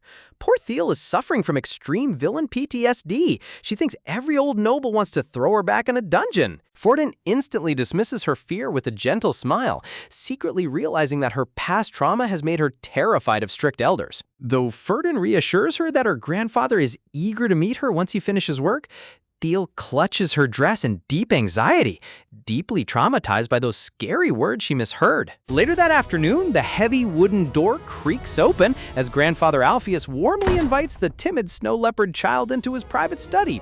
This is where he keeps his immense knowledge. All those old manuscripts from their history? Smiling gently, the old battle-hardened lord explains that Ferdin guy informed him of her fears, asking her to step inside so they can basically clear up this whole mess. Sensing her hesitation, he tilts his head in confusion as Thiel takes a cautious step backward, trembling nervously. Her lips quiver as she tries to muster up the courage to speak the frightening thought that's been weighing on her mind. With tears spilling over her cheeks, she timidly squeaks out that she heard him mention the word kill when he was speaking in the cellar. Grandfather stands there in pure bewilderment, his mind completely blanking out as he tries to remember ever saying such a horrible thing near his adorable granddaughter. A sudden bolt of lightning flashes in his brain as reality strikes. She misheard his death threat directed at her abusive maternal grandfather, Xander Nestian. Talk about a massive comical miscommunication. He frantically waves his hands and shouts that it's all all a giant mistake, making little Theo gasp in sheer terror and shrink into a ball. Sweat dripping down his temple, the mighty war hero realizes he just terrified his precious grandchild even further with his loud outburst. Without a second thought, the proud patriarch lowers himself down onto one knee to bring himself down to her eye level. Softening his posture completely, he sincerely apologizes, explaining that his angry words were meant for the monster who bullied her, begging her to forgive a foolish old grandfather. Sniffling softly, Theo gazes at him in disbelief, while the old lord gently reassures her how desperately he missed her all these years. He immediately throws Karthus under the bus, pouting that her father kept hiding her away under the excuse of her being shy, when all he wanted was to shower her with gifts and affection. Mumbling like an envious child, grandfather grumbles about how jealous he felt learning Karthus got to have a cozy dinner with her the previous evening. Seeing her intimidating grandfather throw a cute temper tantrum, Teal lets out a delicate giggle, her fear melting away entirely. Watching her genuine laughter, the Grand Patriarch's eyes soften with infinite warmth and profound relief. When Thiel sweetly thanks him for a beautiful bedroom and calls him grandfather for the first time, a barrage of glowing hearts hits his chest, utterly melting his heart into goo. The legendary war hero just got totally defeated by one single word from his granddaughter. Glowing with pride, he announces a mountain of presents as a maid rolls in a trolley overflowing with exquisite custom-wrapped packages. He eagerly hands her a delicate pink box wrapped in a fine satin ribbon, while Thiel stares in curious wonder. Carefully unfastening the lid, Thiel wonders what magical surprise her grandfather prepared exclusively for her. Her eyes sparkle brightly as she pulls out an adorable Black Panther plushie, marveling at its silky fur and golden eyes that match her own. Hugging the soft panther plushie close to her chest, Thiel excitedly exclaims how much she adores it, bringing an immense grin to her grandfather's face. Laughing softly, the old lord mentions how glad he is, casually adding that her older brothers used to love Black Panther plushies when they were little too. Thiel blinks in total surprise at the mention of brothers, while the maid nervously confesses that she delayed introducing them so Thiel could adjust to the estate first. Ooh, older brothers incoming! Can't wait to see how these leopard tsunderes react to their adorable new sister. Ferdin points toward an ornate framed portrait of Lord Karthus and his late wife holding two adorable infants, casually mentioning that Thiel actually has two older brothers. He explains that the moment the news of her discovery reached the Royal Academy, both of her brothers immediately dropped everything and rushed back home to meet her. Clutching the soft Black Panther plushie to her chest, Thiel stares down at her lap with wide, timid eyes. Her tiny mind swirls with overwhelming worry as she repeats the word brothers under her breath, wondering what kind of boys or older siblings could possibly be. Dark thoughts creep into her head as she gazes into the shadows, silently reminding herself that her mother passed away giving birth to her. She realizes that while her father and grandfather were mature adults who understood the tragedy, her young brothers might see things very differently. Looking down at her shoes with a heavy sigh, Thiel worries that her brothers must miss their mother deeply, just like she spent years yearning for her father. Seeing her slump over with a somber look, Grandfather Alpheus tilts his head and gently asks what's bothering her. Actually, this poor kid's default setting is overthinking every possible tragic outcome. Noticing how drained she looks, Grandfather Alpheus offers her a reassuring smile and suggests she head straight to her room to get some proper rest. He promises to have all of her custom gifts delivered directly to her bedchambers, reminding her that she can ask the staff for anything she desires. Lightening up with a faint blush, Thiel holds her adorable panther plushie tight and gazes up at him with pure gratitude, softly thanking her grandfather. That single polite word instantly sends the battle-hardened war hero straight to Cloud 9.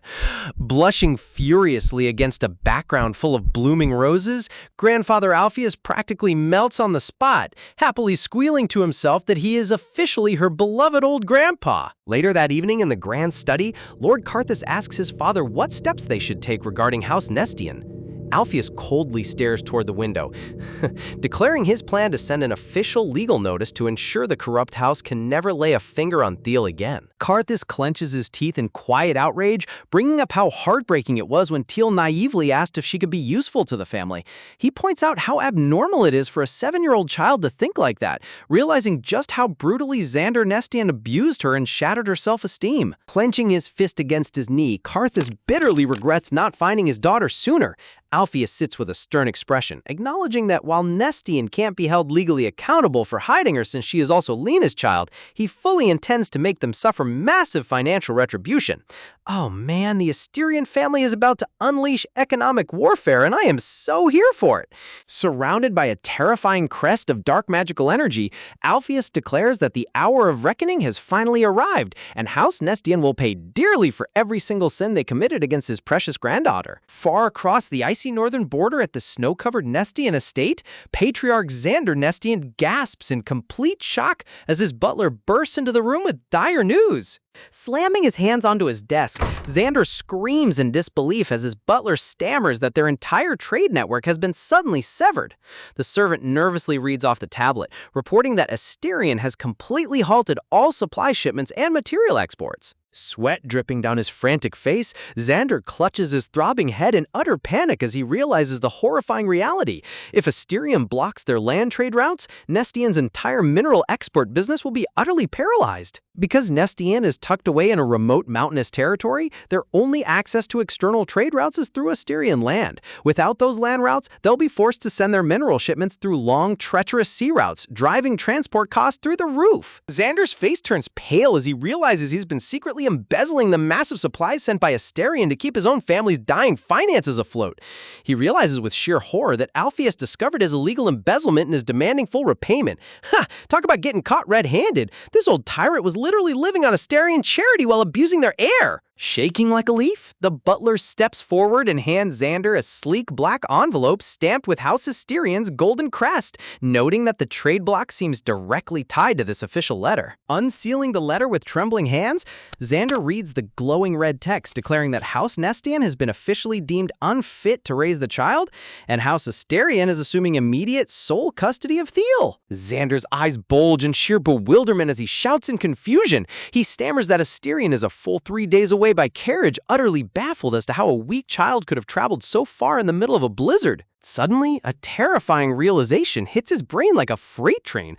He remembers seeing a grand luxury carriage departing his estate days ago, realizing Thiel was hidden inside the official Imperial transport the entire time. Dark purple aura flares around Xander as he stands frozen in total disbelief, clutching the letter with a trembling grip. His mind races in sheer panic as he realizes Thiel didn't just escape. She was personally escorted away inside the high-ranking carriage. Crushing the black notice in his trembling fist, Xander grits his teeth, realizing that someone high-ranking must have personally taken Thiel straight into Asterion territory. Sweat pours down his temple as he realizes the horrifying political fallout if this news reaches the Emperor's ears. In a fit of rage, Xander slams his desk and screams at his bowing butler, barking orders about how they could possibly lose track of a little girl. Blaming the butler won't save your bank account now, old man. Glares piercing through the room, Xander furiously orders the immediate firing of Nanny Zyra and demands harsh physical punishment for every maid and guard who failed to catch Thiel during her escape. Suddenly, the study doors burst open as young Lowen barges inside, tears welling in her eyes as she angrily yells at her grandfather not to dare fire her Nanny Zyra. Xander tersely tries to dismiss her, sternly telling her to leave because this is serious adult business. But Lowen throws a hysterical tantrum, stomping her feet and screaming at the top of her lungs that she will never allow Zyra to be sent away. Losing the last shred of his patience, Xander turns around with a furious roar, violently barking at his granddaughter to shut up and wait outside. Lowen gasps in shock, her eyes widening in sheer terror as her terrifying grandfather screams directly in her face for the first time in her life. Trembling uncontrollably with tears streaming down her cheeks, Lowen cries out that she hates him and turns on her heel, sprinting out of the room as the butler desperately calls after her. Wow, look at that! The entire Nestian household is collapsing into pure chaos in under 5 minutes. Rubbing his forehead in absolute exhaustion, Xander lets out a heavy sigh as the walls close in on his ruined family. Meanwhile, back in her luxurious room at Asterion Mansion, little Thiel sits quietly on her plush golden sofa, channeling her divine light to create tiny glowing fish floating around her hands.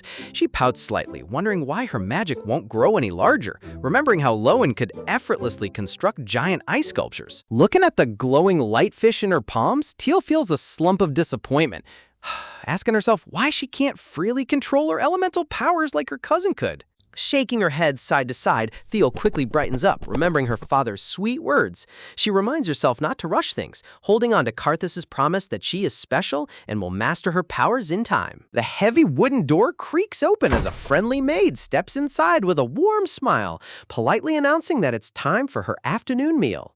Theo perks up on her seat, her golden eyes sparkling as she eagerly agrees to follow her to the dining hall. Sunlight filters through the massive floor-to-ceiling windows of the Grand Palace corridor, highlighting the opulent golden pillars and lush crimson drapes. Walking down the lavish hallway, Theo's tiny heart thumps rapidly against her chest. She nervously reminds herself that today marks the very first time the entire family will dine together, and most importantly, she's finally going to meet her older brothers. Stepping into the colossal dining room, Theo is greeted by a breathtaking feast piled high with roasted meats, golden turkeys, fruits, and pastries. Sitting around the massive table are grandfather Alpheus, her father Karthus, and two dark-haired boys watching her intently. Noticing his daughter's hesitation, Lord Karthus offers a gentle smile and gestures to the seat right beside him, warmly inviting her to come sit down. Theo nods timidly and scurries over. Gently hoisting herself up onto her giant ornate chair, Theo sits upright and cautiously glances across the table toward her brothers. Close up on the eldest brother's sharp golden eyes as he stares down Theo with a silent, intense gaze. Breaking into a charming, smooth smile, the eldest brother casually greets her, introducing himself as Ferdy Asterion and welcoming his new little sister. Look at this handsome young heir. He's got that effortless eldest brother charm locked down. Clasping her tiny hands together in nervous reverence, Theo stammers out a polite greeting, timidly introducing herself as 7-year-old Theo. Resting his chin on his palm with a blunt expression, the younger brother Rudian blurts out his immediate thought, remarking how unbelievably tiny she is. Crossing his arms with arrogant posture, Rudian crosses his legs and poutily asks if this miniature girl is really his new sister, introducing himself as Rudian Asterion. Ferdy immediately turns to his younger brother with a stern look, scolding Rudian for his lack of manners and telling him that referring to his sister as that is completely rude. Meanwhile, Teal sits across from them with shock bubbles floating over her head. A peaceful visual memory flashes back to their late mother, Lady Lena, surrounded by blue flowers as two small Black Panther cubs cuddle in her lap. The narration notes, even for mixed-blooded children, most offspring only inherit the physical traits of a single parent. Smirking with a playful giggle, Rudian teasingly points at Theal's silver hair and striking golden eyes, playfully poking fun at her unique appearance and calling her super strange. Dark, traumatic memories instantly flood Theal's mind as she remembers the cruel Nestian guards screaming at her, calling her an ugly hybrid with horrifying eyes. Slumping over in heartbreak, Thea clutches her dress tightly, sadly convincing herself that her brothers think she's a monster too. Back at the dining table, Lord Karthus immediately shuts down Rudian's blunt teases, warning his younger son to curb his tongue and stop blurting out unfiltered comments at his new sister. Karthus looks over sternly, reminding Rudian that Teal is still extremely shy and delicate, ordering him to keep a respectful distance for the time being so she doesn't feel overwhelmed. Talk about getting instantly put in the penalty box by your dad. Poor Rudian stammers in embarrassment while his twin brother Ferdy calmly nods along, showing off his textbook obedient son act. Ferdy turns toward Rudian with a sleek, composed gaze, sternly telling his twin brother not to behave so frivolously around their newly returned sister. Rudian fumes with an angry tick mark popping on his temple, ready to snap back at Ferdy, but Lord Karthus cuts off all arguments, declaring that it's time to eat in peace without any more mindless chatter. A maid gently places a plate of roasted meats in front of little Theo. Eldest brother Ferdy breaks the awkward silence, politely introducing himself and Rudian, explaining to Theo that they are identical twin brothers. Yeah! Ferdy beams with a dazzling, heartwarming smile, confessing how overjoyed he is to finally have a cute little sister, mentioning how he always envied his academy friends who brought their siblings to festivals. Look at Theo's little face glowing with pure joy. This sweet girl is practically vibrating with excitement. Clasping her tiny hands, Theo brightens up and squeaks out an enthusiastic reply, begging her new brothers to take good care of her. Lord Karthus smiles warmly at his children, revealing that he already notified the academy about Theo's return, meaning the twin brothers will be staying home for a while so they can all bond naturally as a family. Later on, Rudian aggressively chews on his food with a fork, grumbling under his breath about how unbelievable this situation is. As they walk down the Grand Palace hallway, Rudian pouts and complains to Ferdy, reminding him how he used to whine that having siblings would be annoying. Close up on Ferdy's face as his sharp golden eyes narrow into a cold, unreadable glare. Wait, hold on a second. Why did Ferdy's gentle big brother expression completely evaporate the second Thiel wasn't looking? Walking down the lavish carpeted corridor, Rudian rests his hands behind his head, asking how Ferdy can possibly call him a younger sibling when they literally share the exact same birthday. Ferdy coldly retorts that he was specifically talking about having an annoying younger brother like him. Ferdy keeps marching forward without looking back, completely ignoring his brother's furious whining as Rudian yells out in frustration, accusing Ferdy of treating him like a nuisance. Turning around with a smooth, artificial smile, Ferdy advises Rudian to drop his attitude and treat their long-lost sister nicely, reminding him how hard their family searched to bring Thiel home. Dark, atmospheric aura surrounds the scene as Ferdy's inner monologue begins, questioning how House Asterion could instantly accept a long-lost daughter without even conducting a basic paternity test. Oh man, Ferdy is running full detective mode right now. Ferdy ponders Thiel's physical traits, noting how suspicious it is that her appearance perfectly blends snow leopard silver fur with Black Panther golden eyes, as if calculated by design. He observes her tiny, frail posture that effortlessly triggers everyone's protective instincts. Gazing down the grand palace hallway, Ferdy wonders why nobody else in the family is raising red flags. He notes that both father and grandfather are blinded by emotional joy, while Rudian treats the entire situation like a fun little game. Ferdy recalls the infamous curse of Orfeo that plagues all leopard beastmen, a dark curse where excessive magical usage causes severe mental breakdown, plunging the wielder into uncontrollable madness and insanity. Flashback to a tragic scene surrounded by raging flames, where a young beastman child suffers from extreme magical corruption. Ferdy notes that Thiel was supposedly born with an extreme, fatal manifestation of this curse. A glowing golden magic array shines brightly as rumors claim Thiel possesses legendary divine light capable of completely erasing the hereditary curse. Ferdy scoffs with a cold smirk, dismissing the entire legend as an utter impossibility. Staring at the memory of Thiel eating cute treats surrounded by flowers, Ferdy bitterly concludes that the entire family is being completely duped by a clever act, believing this tiny girl is using her innocent facade to deceive House Asterion. Striding through the grand corridor with tightly clenched fists, Ferdy vows to stay sharp and never let his guard down around Thiel. Wow, bro thinks he's in a spy thriller when Thiel is literally just trying to eat her strawberry cake in peace. Chapter 11 opens in the breathtaking Imperial Gardens, complete with a sparkling fountain and elegant arched bridge. Sitting at her personal tea table equipped with a custom Lazy Susan turntable crafted by her doting grandfather, little Thiel sips her fruit punch, timidly calling out to her maid. The friendly maid smiles warmly, setting down a porcelain teapot as she asks if anything is bothering young Miss Thiel. Thiel takes a shy sip of her drink, nervously claiming it's nothing, but the attentive maid cheerfully encourages her to speak her mind freely. Pouting slightly with an anxious flush on her cheeks, Thiel timidly confesses that while she isn't uncomfortable, she's really confused about why her older brothers are acting so strange. Directly behind Thiel's tea setup, Rudian and Ferdy are literally crouching inside the rose bushes. Look at these two goofballs. Rudian is holding a single leaf over his head like top secret camo gear, while Ferdy peeks out like a ninja. Hiding behind the thorn bushes, Rudian whispers in panic, asking if they were just spotted. Ferdy scolds him for being completely undiscreet, while Rudian indignantly asks what he did wrong. Flashback bubbles show Thiel's hilarious memories. In the palace corridors, she constantly caught the twin brothers peeking around corner walls like suspicious stalkers. In another awkward memory, Thiel looked up at her second-floor bedroom window, only to find her twin brothers staring through the glass from outside.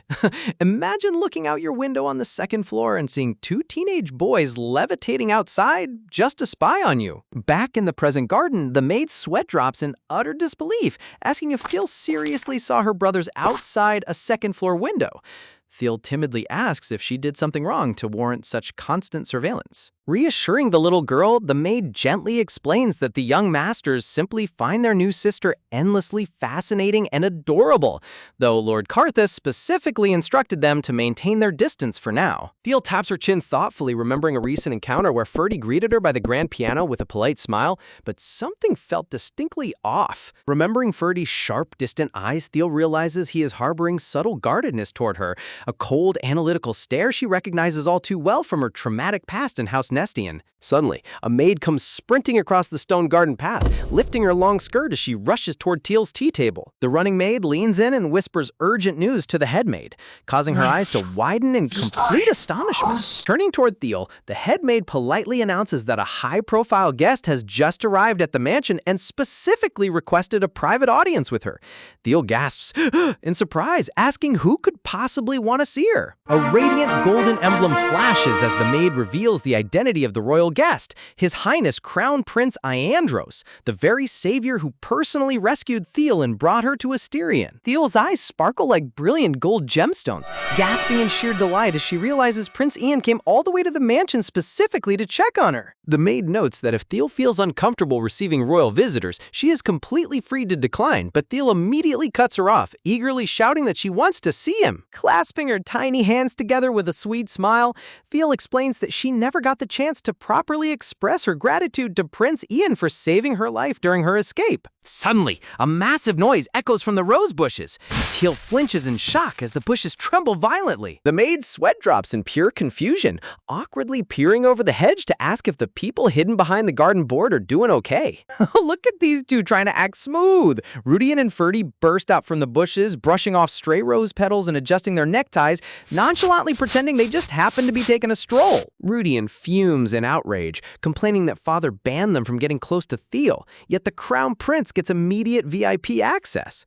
Meanwhile, the maid awkwardly reminds Ferdy to watch his tone. The maid scolds the boys for referring to His Highness as a rascal, while Rudian internally panics, worrying that the royal prince might try to pull something sneaky on their innocent little sister. Crossing his arms with a stern, authoritative posture, Ferdy insists that Teal is far too young to host imperial guests alone, declaring that family priorities must always come before royal visits. Ferdy places a protective hand on the back of Teal's chair, smoothly trying to convince her to turn the prince away, to which Teal timidly nods along in confusion. Suddenly, an authoritative, handsome voice echoes across the sunlit garden path. Teal's eyes widen in shock as she turns around, recognizing the iconic voice instantly. Bathed in glowing sunlight and white rose petals, Crown Prince Iandros makes his grand entrance in a jaw-dropping blue imperial military uniform. Crown Prince Iandros is back, and the overprotective brother squad is about to go into total meltdown mode. Ferdy steps out, folding his arms as he Crown Prince Iandros with a sharp, guarded glare. He coolly asks what on earth brings the Crown Prince unannounced to the private Asterion estate gardens without any prior notice. Standing tall in his crisp blue military coat, Prince Ian crosses his arms with equal authority, glancing back at the trembling maid behind him. He bluntly points out that the maid he dispatched to deliver his message never even bothered reporting back to him. Rudian jumps into the conversation, throwing his hands up in a dramatic gesture as he defends their territory. He insists that their little sister Ian brought back is extremely shy, explaining that the brothers haven't even had a proper heart-to-heart conversation with her yet. Ferdy steps forward, adjusting his tie while keeping his eyes fixed on Ian. He politely admits that House Asterion appreciates the prince rescuing Teal, but firmly adds that dropping by out of nowhere is far too abrupt when the little girl still needs space to adjust to her new home. Flashing a handsome, icy smile amidst glowing rose petals, Ian tilts his chin up with regal elegance. He scoffs at their hostility, questioning if this is really how House Asterion treats the heroic benefactor who personally rescued their lost youngest daughter from certain death. Pro is using his Royal Savior flex card without holding back. Ferdy doesn't back down for a single second, narrowing his golden eyes as he fires back with absolute composure. He coolly retorts that while Asterion honors its allies, protecting their little sister from overwhelming outside pressure takes immediate priority over etiquette. Suddenly, a wave of confusion washes over Ferdy as he stares down at tiny Teal sitting blissfully at her tea table. His internal monologue kicks in, wondering why he's getting so defensive over a girl he hasn't even confirmed as his true blood sister yet. Look at him trying to deny his big brother instincts when he's clearly already hooked. Nervously wringing her tiny hands together in her lap, little Teal twiddles her fingers, letting out a timid gasp as she stammers, trying to get both boys' attention. Turning her enormous, sparkling golden eyes up toward her brothers, Teal looks like a literal angel in her purple bonnet. She softly begs for permission to speak with Prince Ian, explaining that she just wants a quick moment to properly express her heartfelt gratitude for saving her life. Direct hit to the heart! Both Rudian and Ferdy instantly melt into squishy, chibi versions of themselves, their cheeks flushing bright red as Teal's sheer cuteness completely shatters their tough defense line. Rudian scratches his cheek awkwardly, yielding to her adorable plea, but Ferdy quickly steps in to maintain caution. Ferdy warns her that Ian is a dangerous apex predator twice her size, only for Ian to step closer with a twitching anger mark, warning them not to treat a royal gift bearer like an unwelcome intruder. Before the tension can escalate, Teal reaches out her tiny fingers and gently grasps Ferdy's hand, calling out to him with wide, hopeful eyes. Holding tightly onto his hand, Teal gazes up at Ferdy with pure innocence, softly asking if he would mind coming along with her to keep her company during the chat. Ferdy's breath hitches in total shock as his eyes widen. His brain completely short-circuits as he gasps out in disbelief, realizing Teal specifically asked him to accompany her. Bro went from full detective mode to total softy in under 5 seconds. Seeing her other brother standing nearby, Teal innocently asks if Rudian can come along too, but Ferdy immediately cuts in. Ferdy smugly blocks Rudian, claiming Rudian has a massive pile of academy assignments due that he'll never finish in time, leaving Rudian screaming in absolute betrayal. As the maid escorts Prince Ian forward, Rudian fumes in the background with steam practically blowing out his ears. Meanwhile, Ferdy smoothly takes Teal's hand with the gentlest smile, telling her to carefully watch her step like a true devoted gentleman. Teal offers a dazzling, sunny smile as she curtsies sweetly, responding with a cheerful "yes, brother," whispers, even as Ferdy smiles back softly. His stubborn inner monologue stubbornly insists he's only coming along to monitor her, vowing never to fall for charms like the rest of the household. Left standing alone in the garden path, Rudian stares at his twin brother's back in complete, utter disbelief, jaw practically hitting the grass as he processes Ferdy's shameless scheme. Rudian watches Ferdy pamper Teal, showering her with endless sweet questions about whether she's cold, hungry, or needs her hand held. Rudian internally explodes in frustration, shouting in his head about how obvious it is that Ferdy has completely surrendered to Teal's cuteness. Talk about top-tier hypocritical big brother behavior. Moving inside the grand drawing room of the Asterian mansion, Teal gazes up at the magnificent gilded chandelier and ornate framed oil paintings lining the wall. In her mind, she notes how much healthier Prince Ian looks compared to before, glad to see he's gained a bit of healthy weight and color. From a bird's eye perspective, the three sit across from each other around the luxurious mahogany table laden with steaming teacups.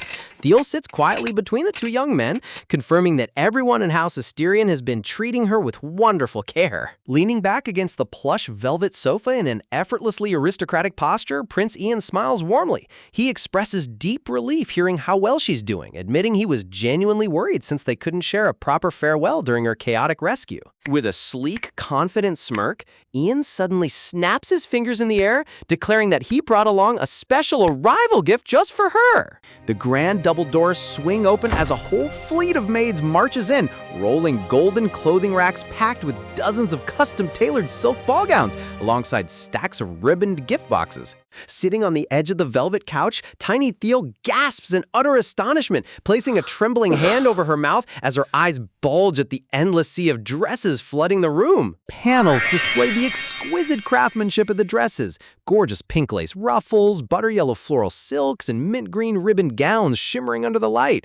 Wow, Ian didn't just bring a gift, he brought an entire royal boutique directly to her living room. Zooming in on Ferdy's face, his golden eyes narrow into an intensely dark, razor-sharp scowl as a deadly nerve twitches on his temple. Crossing his arms while resting back on his sofa, Ferdy offers a cold, sarcastic thank you.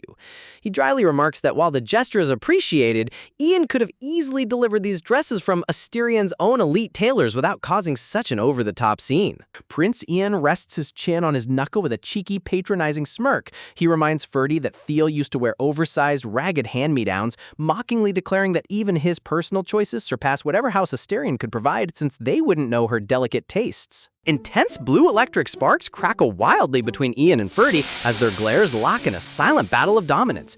Sitting stuck right in the middle, little Teal quakes in fear with sweat drops streaming down her head, realizing she needs to intervene before a full-blown war breaks out. Leaping up from her seat, Teal scamps over to the clothing racks as fast as her tiny legs can carry her, determined to diffuse the explosive aura in the room. Tapping her chin thoughtfully, Teal scans the massive array of high-end dresses lining the rack. wondering which single outfit would cause the least amount of drama between the two boys. Reaching up, Theo pulls down a sweet pink ruffled dress with dainty ribbon bows, mentally noting to herself that this option appears to be the absolute least tacky out of the bunch. Turning back toward the boys with a bright, innocent smile, Theo holds the pink dress close to her chest, thanking Ian warmly while declaring she'll just accept this one single dress out of the entire collection. Ian leans forward, resting his chin on his hand with a dangerously charming smirk. He teasingly asks if she truly expects him to believe the precious youngest princess of Asterion could possibly be satisfied with just one meager dress as a royal present. Theo startles violently with a gasp, frantically waving her hands in a panic as she stammers out that she didn't mean it like that at all. Ferdy folds his arms with an irritated sigh while Ian continues teasing her. Ian smirks as he insists he'll gladly gift her the entire rack, patronizingly adding that her brothers could easily afford to buy her anything if they truly cared, driving Ferdy's temper straight through the roof. Sensing the rising hostility, Ian softens his demeanor slightly, looking away with a quiet, contemplative touch to his chin. Whispers, he gently confesses that he felt terrible about only giving her a single dress back when he first saved her, wanting to make up for it now. Theal's eyes shimmer as she recalls the beautiful yellow dress Ian gave her during her rescue. Her inner thoughts swell with deep emotion, remembering that it was the very first real present she had ever received in her entire traumatized life. Ferdy closes his eyes calmly, leaning back as he addresses Theo with a refined, relaxed tone. He reassures her that moving forward, she ought to get used to receiving mountains of extravagant gifts from everyone around her. Magical visions float across the screen, showing overflowing treasure chests filled with glittering gold coins, sapphire jewels, and ornate carousel music boxes. Ferdy points out that nobles will flood their manor with presents to gain favor, so she shouldn't feel unworthy, causing Ian to dryly ask if Ferdy is mocking his personal gesture. Ferdy tilts his head back with an unbothered expression, casually declaring that he isn't mocking anyone, maintaining his unflappable nobleman persona. Looking directly at Ian's stern scowl, Ferdy fires off one final petty shot. He dryly states that if this grand presentation came directly from the crown prince himself, then he's honestly pretty disappointed by how underwhelming the gifts are. Man, Ferdy really knows how to push the prince's exact buttons. Massive flames erupt behind Ian and Ferdy as they stand nose to nose, shooting furious glare lasers at each other. Crouching beneath the fiery crossfire, poor little Theo clasps her hands together, crying out in a whimper for them to stop fighting. Without warning, Ian reaches out and grabs Theo by the shoulder, yanking her back toward his side. Theo gasps in shock as Ian mutters under his breath that he should have taken her with him to the Imperial Palace right from the start. Holding Teal securely against his coat, Ian stares down Ferdy with total intensity. Ian firmly states that he temporarily forgot how terrible of an influence her brothers might be on her innocent personality. Ferdy snaps out of his seat, shooting up to his full height with a razor-sharp voice.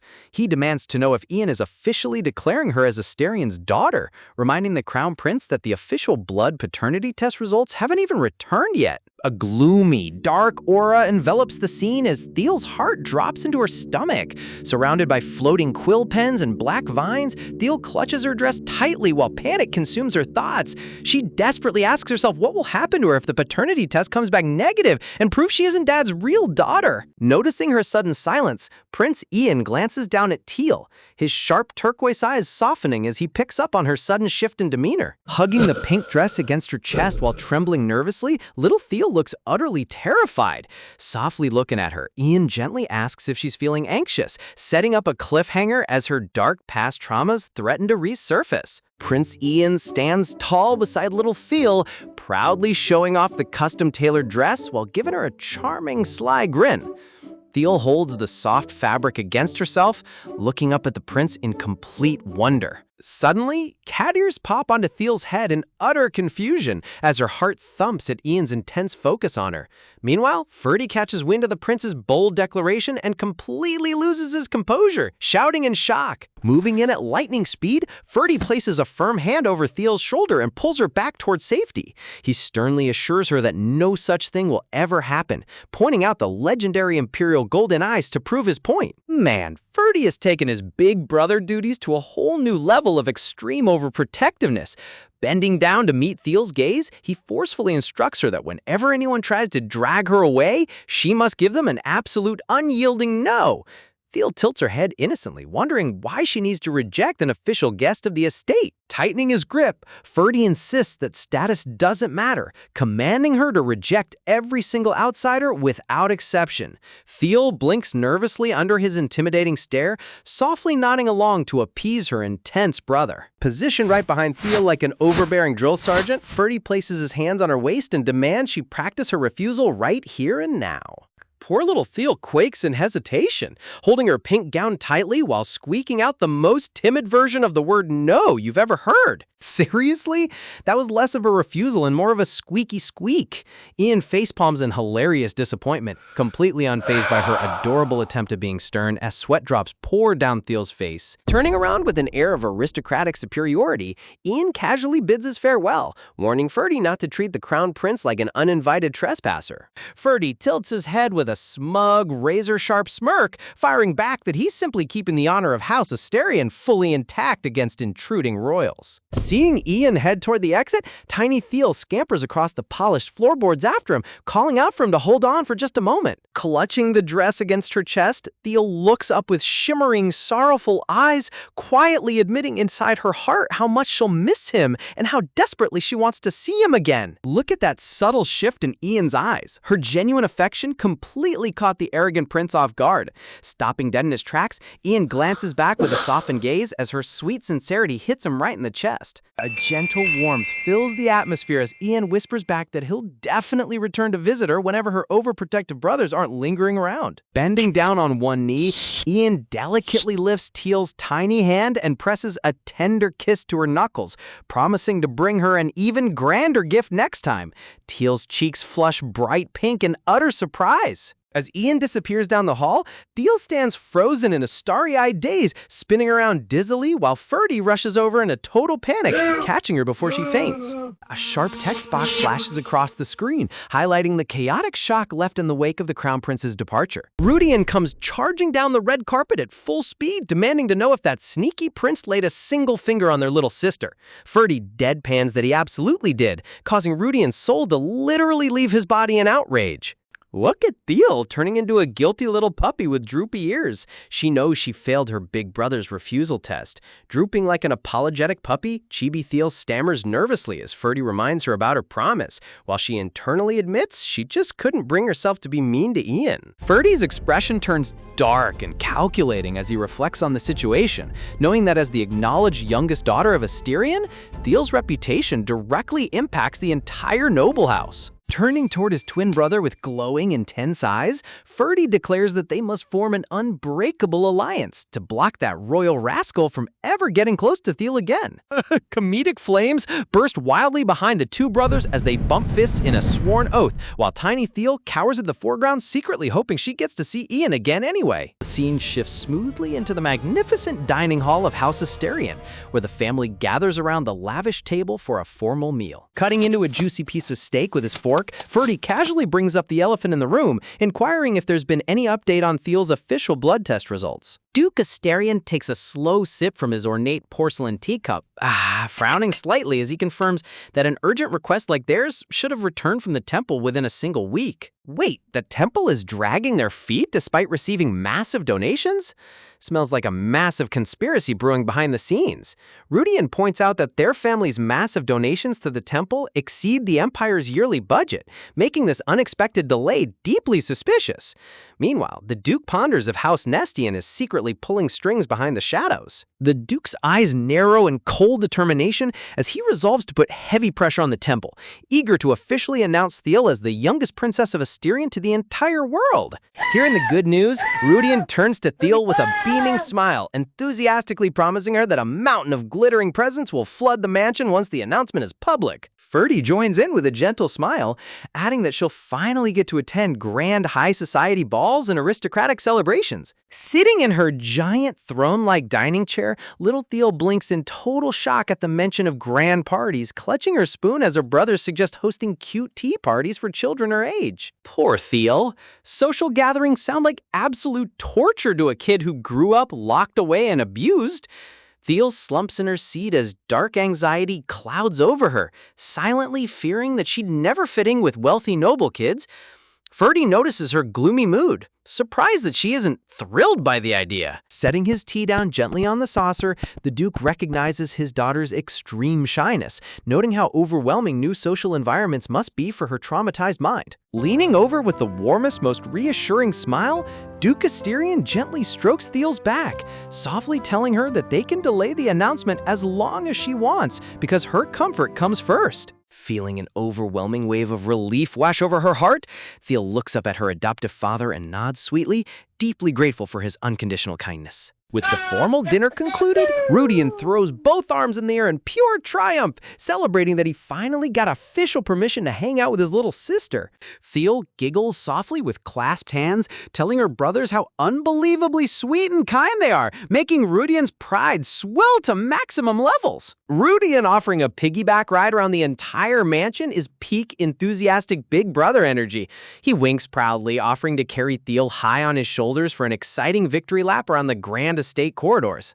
Out of nowhere, a heavy hardcover storybook slams directly onto Rudian's head. He completely shutting down his wild idea. Sitting gracefully on the plush velvet sofa, Ferdy pats the seat beside him, warmly inviting Theal over so he can read her a cozy bedtime fairy tale instead. Teal's eyes light up with pure enchantment as she gasps, her tiny hands clasping together in absolute delight at the mention of a storybook. Floating illustrations of sweet pastries, glittering pink castles, and grand adventures fill Theal's mind as she remembers how she used to crouch outside doors just to eavesdrop on fairy tales back at House Nestian. She remembers how her maid Rhea reads to her every single day here at Asterion, making her feel truly cherished and happy for the very first time.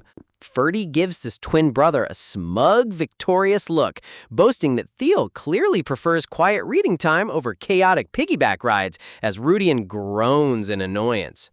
Look at Rudian sulking in the corner. He's so jealous that Ferdy got the upper hand with a simple storybook.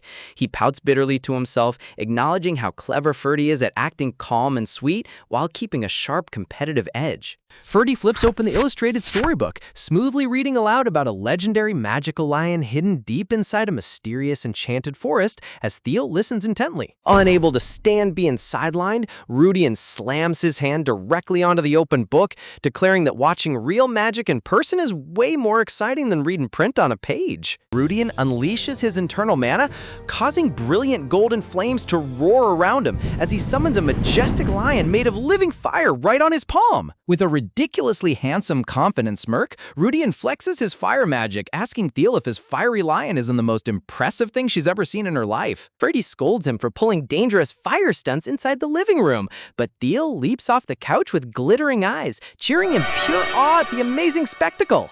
Staring at the dancing flames with endless fascination, little Theal turns to her brothers with a determined smile, declaring that she wants to learn how to properly control her own magical powers too, setting the stage for her epic training journey. Rudian casually tilts his head, explaining to little Theal that using magical talent isn't something you study in a classroom, you just open your hand and do it. Ferdy chimes in with an agreeing nod, adding that elemental abilities are inherited instincts that should trigger naturally without any complex training. Cute little Teal blinks her massive yellow eyes in total confusion, fidgeting nervously as she whispers back that her powers aren't working smoothly at all. She secretly ponders to herself whether the legendary power of light is actually way more complicated than her brothers are making it out to be. Ferdy's calm expression slightly darkens as suspicion brews inside his mind. He glares down at the storybook in his lap, questioning if her internal mana is truly dormant or if there's something fishy about her light power. Meanwhile, Rudian scratches his head in total bewilderment, muttering how weird it is for inherited high-level magic to resist its user.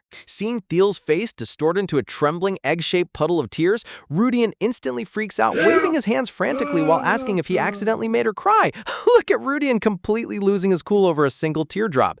He went from confident magic tutor to panicked babysitter in 2 seconds flat. Before Rudian can panic any further, a stern, commanding voice slices through the air as Ferdy cold-heartedly orders his twin brother to step out of the way. Leaning down with a soft, intriguing smile, Ferdy looks directly into Theal's eyes, sweetly asking if she'd like him to personally guide her in mastering her hidden abilities. Wiping a tiny tear from her flushed cheek, Thiel pauses for a beat as her gloomy mood instantly evaporates. Thiel's eyes light up with brilliant golden sparkles, clasping her tiny hands together as she enthusiastically shouts how desperately she wants to learn. Amazed, the artist always gives Thiel the absolute most adorable starry-eyed reactions whenever magic is involved. A subtle, enigmatic smirk flashes across Ferdy's face as he narrows his dark eyes, whispering a quiet agreement to take her under his wing. Ferdy suggests heading straight to the private training arena, claiming the spacious grounds are perfect for a proper demonstration. But deep inside his scheming mind, he darkens with calculating intent, resolving to test if her light magic is authentic and what will happen if it turns out to be a total sham. The scene shifts to the vast, shadowy training arena of House Asterion, illuminated only by flickering stone torches along the high granite walls. Stepping onto the massive stone court, Thiel gasps in wonder at the sheer scale of the arena. Rudian glances around nervously, reminding them to sneak out to train in the middle of the night is a bad idea. But Ferdy casually reveals he already gave the head maid Rhea a heads up. A funny mini flashback shows Ferdy casually shouting his plans over his shoulder while dragging Thiel away, leaving poor Rhea standing in total shock behind them. Rhea's expression is pure relatable terror. She's practically having a mini heart attack thinking about the brothers pulling late-night magic experiments. Reaching the center of the arena court, Ferdy turns back and raises his open palms, instructing Thiel to focus all her attention directly on him. He explains that unleashing elemental magic begins with raw mental imagery, telling her that she must picture the power manifesting in her mind first. Little Thiel tilts her head innocently, quietly repeating the word image. Demonstrating his point, brilliant orange flames suddenly ignite around Ferdy's hands, swirling in a fiery dance as he tells her to picture herself controlling her light. Within seconds, a massive column of roaring fire erupts around Ferdy, shooting high into the night sky while Thiel watches from the sidelines in complete awe.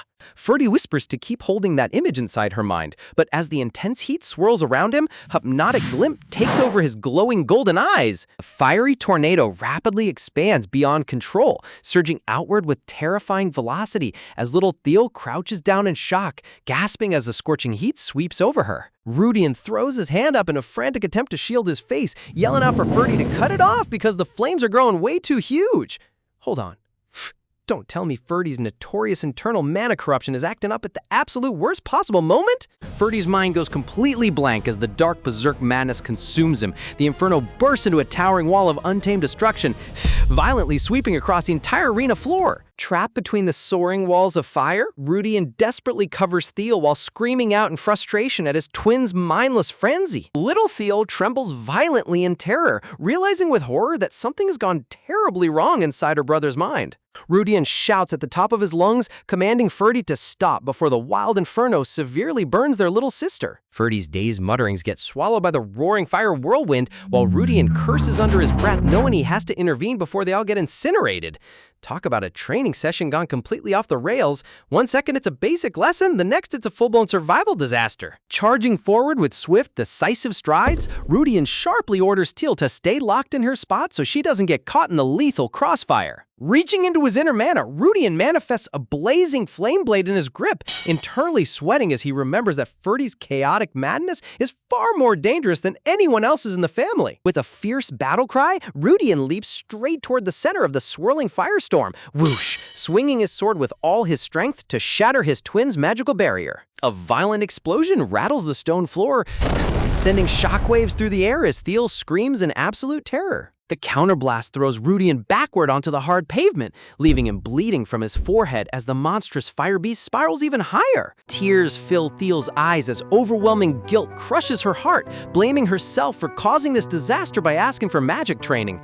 Just as she desperately wishes to reverse time, an ethereal, ancient voice echoes directly inside her consciousness, ordering her to step forward. Thiel gasps in shock as a divine golden aura erupts around her, the mysterious celestial voice proclaiming that she is the only person on Earth capable of saving her brother with her sacred light. Shimmering golden butterflies and radiant sacred patterns flood the surrounding atmosphere, completely bathing the dark arena in heavenly brilliance. Clenching her tiny hand into a resolute fist, Thiel wipes away her fears and stealing her resolve. Driven by pure love and courage, tiny Thiel sprints full full speed straight toward the deadly inferno. She's literally running into a towering wall of fire without a single piece of armor. The absolute bravery on this little princess is insane. Bleeding on the ground, Rudian looks up and freezes in sheer horror, screaming out for Teal to stop and come back before she gets burned to ashes. Deep inside the blazing flames, Ferdy barely maintains a thread of consciousness, weakly choking out a warning for Teal to stay away from his corrupted body. Tears streaming down her cheeks, Teal pushes closer through the sweltering heat, calling out to her brother and reminding him how kind he truly was to her despite his distant front. A heartwarming memory flashes in her mind of Ferdy sitting beside her reading fairy tales, reassuring herself that a truly good person like him would never bring her harm. Hearing her sweet, sincere voice cut through the chaos, Ferdy's blurred vision clears for a fraction of a second, his eyes trembling in utter disbelief as he sees her approaching. The wild inferno magically parts before her like an opening curtain, clearing a path as she charges right to his side. Leaping forward with all her tiny strength, Teal throws her arms around Ferdy's waist, wrapping him in an unbreakable embrace right in the heart of the fire. Pressing her face tightly against his chest, she focuses every drop of her hidden mana, remembering how she previously healed the dark energy in the basement. With a blinding burst of sacred energy, Teal unleashes her true power of light, driving out the darkness from within her brother's soul. Two magnificent golden koi fish made of pure divine light manifest in midair, swimming in harmonious circles around them and instantly subduing the fiery tempest. Rudian stares in stunned disbelief as the golden shockwave illuminates the entire nighttime horizon, completely speechless at the divine phenomenon unfolding before his eyes. The divine light fish soar high into the dark sky over the Asterian estate, cleanly extinguishing every single ember as Ferdy's mind returns to total peace. But the massive drain on her tiny body proves too much. Little Teal's eyes flutter shut as she collapses forward into Ferdy's arms. Catching her falling body, Ferdy breaks down in frantic remorse, violently shaking her while shouting her name in desperate fear. Talk about an emotional roller coaster. Ferdy went from calculating manipulator to a frantic brother realizing how precious his little sister truly is. As the dramatic battle concludes, the chapter shifts smoothly into a serene morning scene inside the lavish master bedroom, setting the stage for what happens after this incredible miracle. Rubbing his aching temple in deep frustration, Duke Karthus stands in his lavish study, demanding a complete explanation for the middle-of-the-night disaster that almost leveled the training court. Standing side by side, the twins confess everything. Rudian, covered in bandages across his face, admits that Ferdy lost control of his magic, while Ferdy quietly adds that Rudian got injured trying to stop him before little Teal stepped in to soothe his corrupted mana. Narrowing his eyes with an introspective glare, Ferdy stares at the floor, finally realizing the true underlying reason behind his violent mana outburst during the training session. A dark flashback reveals Ferdy standing trapped within a raging sea of flames and ceiling chains, realizing that his deep-seated desire to wield absolute untamed firepower, freed from his family's curse, only intensified the moment Teal entered their lives. Man, talk about deep psychological trauma. His inner madness was literally feeding off his buried desires. Glancing softly toward the grand bed where tiny Teal lies sleeping under a plush yellow quilt, Ferdy feels a wave of heavy remorse wash over him, knowing he almost incinerated a defenseless child for his own selfish curiosity. Yet she still sprinted straight into the inferno without a second thought. Staring down at her peaceful sleeping face, Ferdy's internal monologue softens, realizing that whether she shares his bloodline or not was never what truly mattered. He simply hated himself for placing such burdening expectations on her legendary power of light. A glowing memory flashes in his mind of cute little Teal smiling under her oversized sun hat, making him realize he was guarded out of fear of being disappointed by an ancient myth. Yet she rewarded his minor acts of kindness with absolute unconditional trust. The artist drew her so adorable in that hat. How could anyone stay cold to that face? Breaking the heavy silence lingering in the room, Duke Karthus turns his gaze directly toward his son, calling out his name with a firm yet heavy tone. Desperately stepping forward to shield his twin, Rudian waves his hands frantically at their father, taking full blame and insisting that Ferdy wasn't even using half his usual magic output during the accident. Closing his eyes with a weary sigh, Duke Karthus lowers his tension, quietly acknowledging that he understands the situation was an unpredictable accident. Honestly, give props to the Duke for actually listening to his kids instead of instantly throwing a royal temper tantrum like most manhwa parents. Turning his focus back to the sleeping princess nestled among decorative white roses, relief, Karthus decides to put off further punishment, declaring that Teal's recovery takes absolute priority right now. Walking over to the grand glass balcony door, the Duke gazes out into the deep starry night sky, lost in heavy contemplation about the events that transpired. Looking out over the vast estate grounds, Karthus mentally chastises himself for not building an enclosed roof over the arena, realizing the blinding pillar of divine light Teal summoned didn't just illuminate the courtyard, it flooded the entire territory. Watching the glittering golden mana specks drift far across the distant horizon, Karthus realizes with dread that a light burst of that magnitude definitely alerted both the Imperial Palace and the High Temple.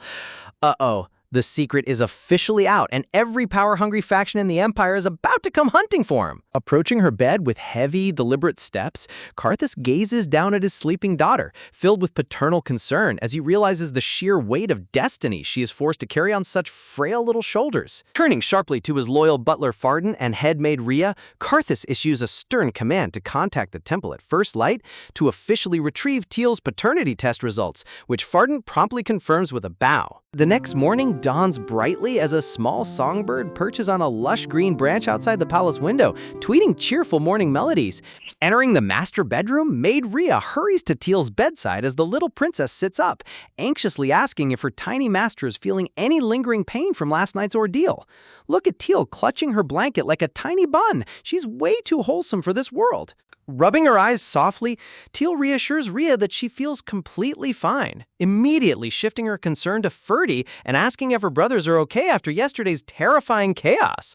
Rhea warmly reveals a sweet memory bubble showing Ferdy sitting vigil beside her bed until the break of dawn. Teal's golden eyes widen in absolute astonishment, gasping in disbelief that her distant, cold brother stayed by her bedside all night long. Creaking slightly, the heavy wooden door opens and Teal peeks her cute little head out into the hallway, instantly startling Rudian and Ferdy, who whip around in shock, shouting her name in unison. Pushing closer to her brothers, Teal anxiously asks how they are holding up, but Ferdy gently places his hand under her chin, sternly reminding her that she needs to prioritize her own health above all else. Crossing his arms dramatically, Rudian scolds her at the top of his lungs, yelling about how terrified he was seeing such a tiny, fearless toddler throw herself into a roaring wall of fire. Ferdy's eyes turn ice cold as he sharply orders Rudian to watch his tone with their sister, causing Rudian to literally burst into furious comedic flames, yelling back that he almost had a heart attack from worry.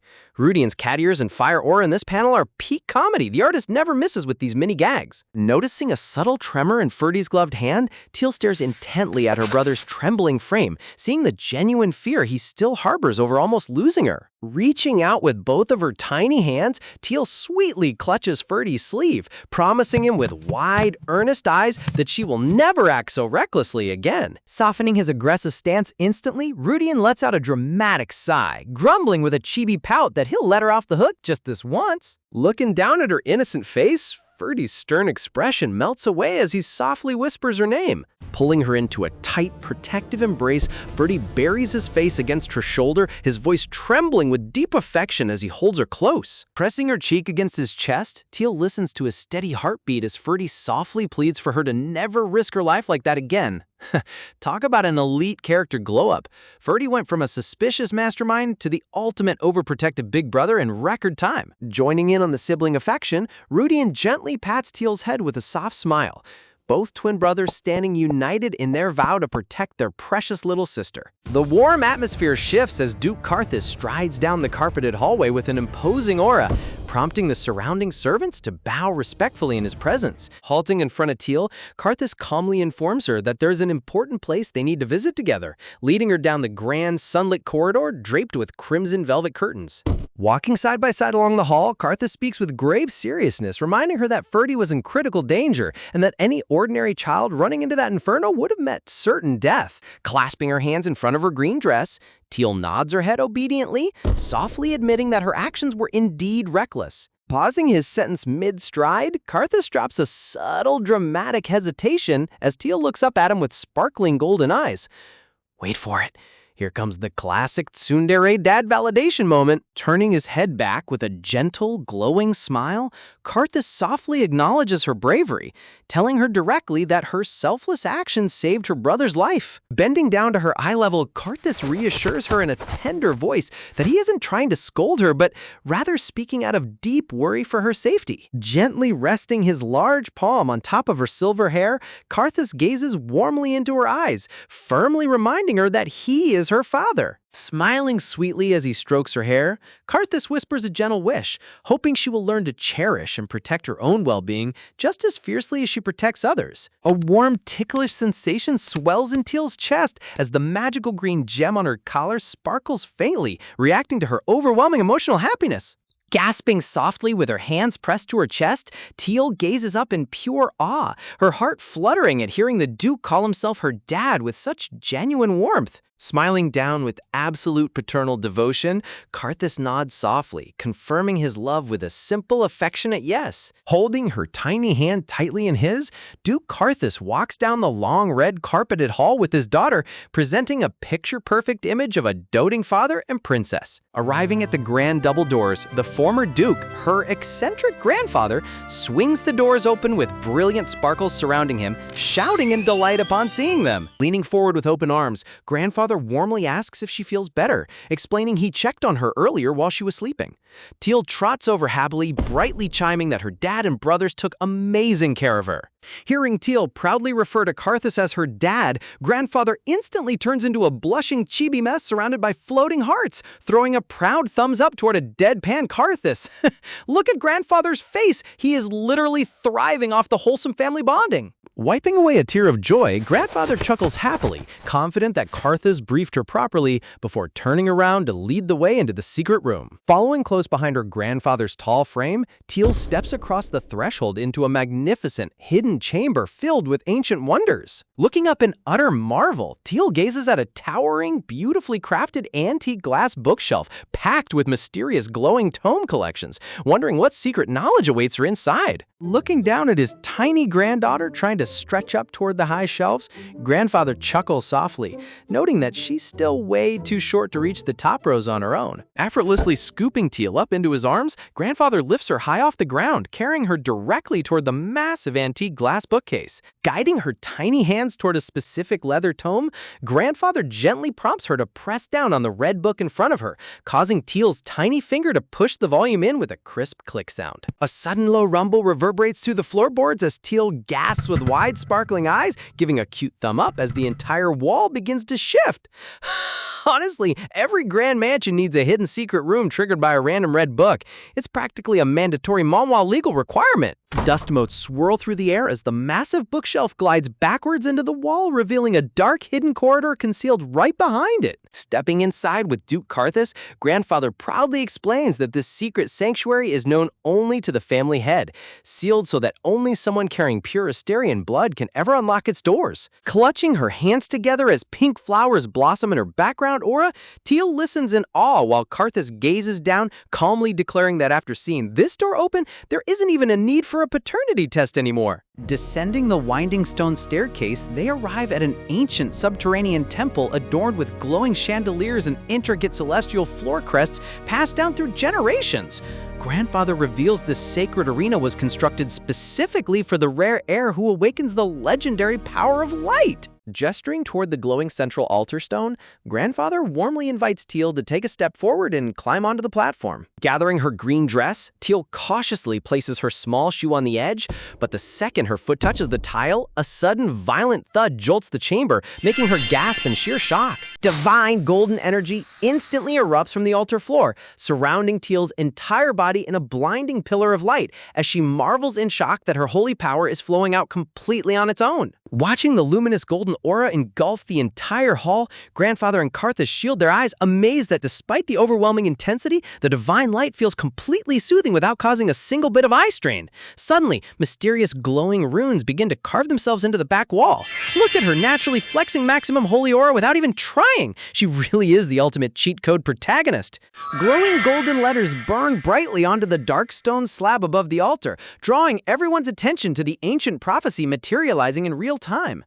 Squinting at the radiant glyphs, Duke Karthus identifies the text as ancient script, translating the sacred words aloud as they reveal that when long darkness vanishes and light takes its rightful throne, the true heirs will reclaim their full strength. Continuing down the glowing text, Karthus reads that the light will naturally suppress all darkness merely by existing, causing his eyes to widen as he realizes her mere presence can cure the family's incurable madness. Turning to a confused Teal, Karthus solemnly breaks down the terrifying curse that plagues both Asterian and Nestian bloodlines, a violent madness triggered by overusing their abilities that drives adults to complete self-destruction, which young Ferdy barely survived yesterday. Gazing down at her shimmering aura where golden spiritfish swirl through the air, Karthus softly declares that in all of history, no one has ever been capable of quelling that infernal rampage, except for the little girl standing right in front of him. Golden mana sparkles drift softly around her tiny shoes, glittering across the sacred floor as the ancient chamber fully registers her divine presence. Holding her sparkling green brooch tight against her chest, Teal smiles with overwhelming joy, realizing at last that she is a genuine Asterian daughter, while Karthus watches her with solemn protective devotion.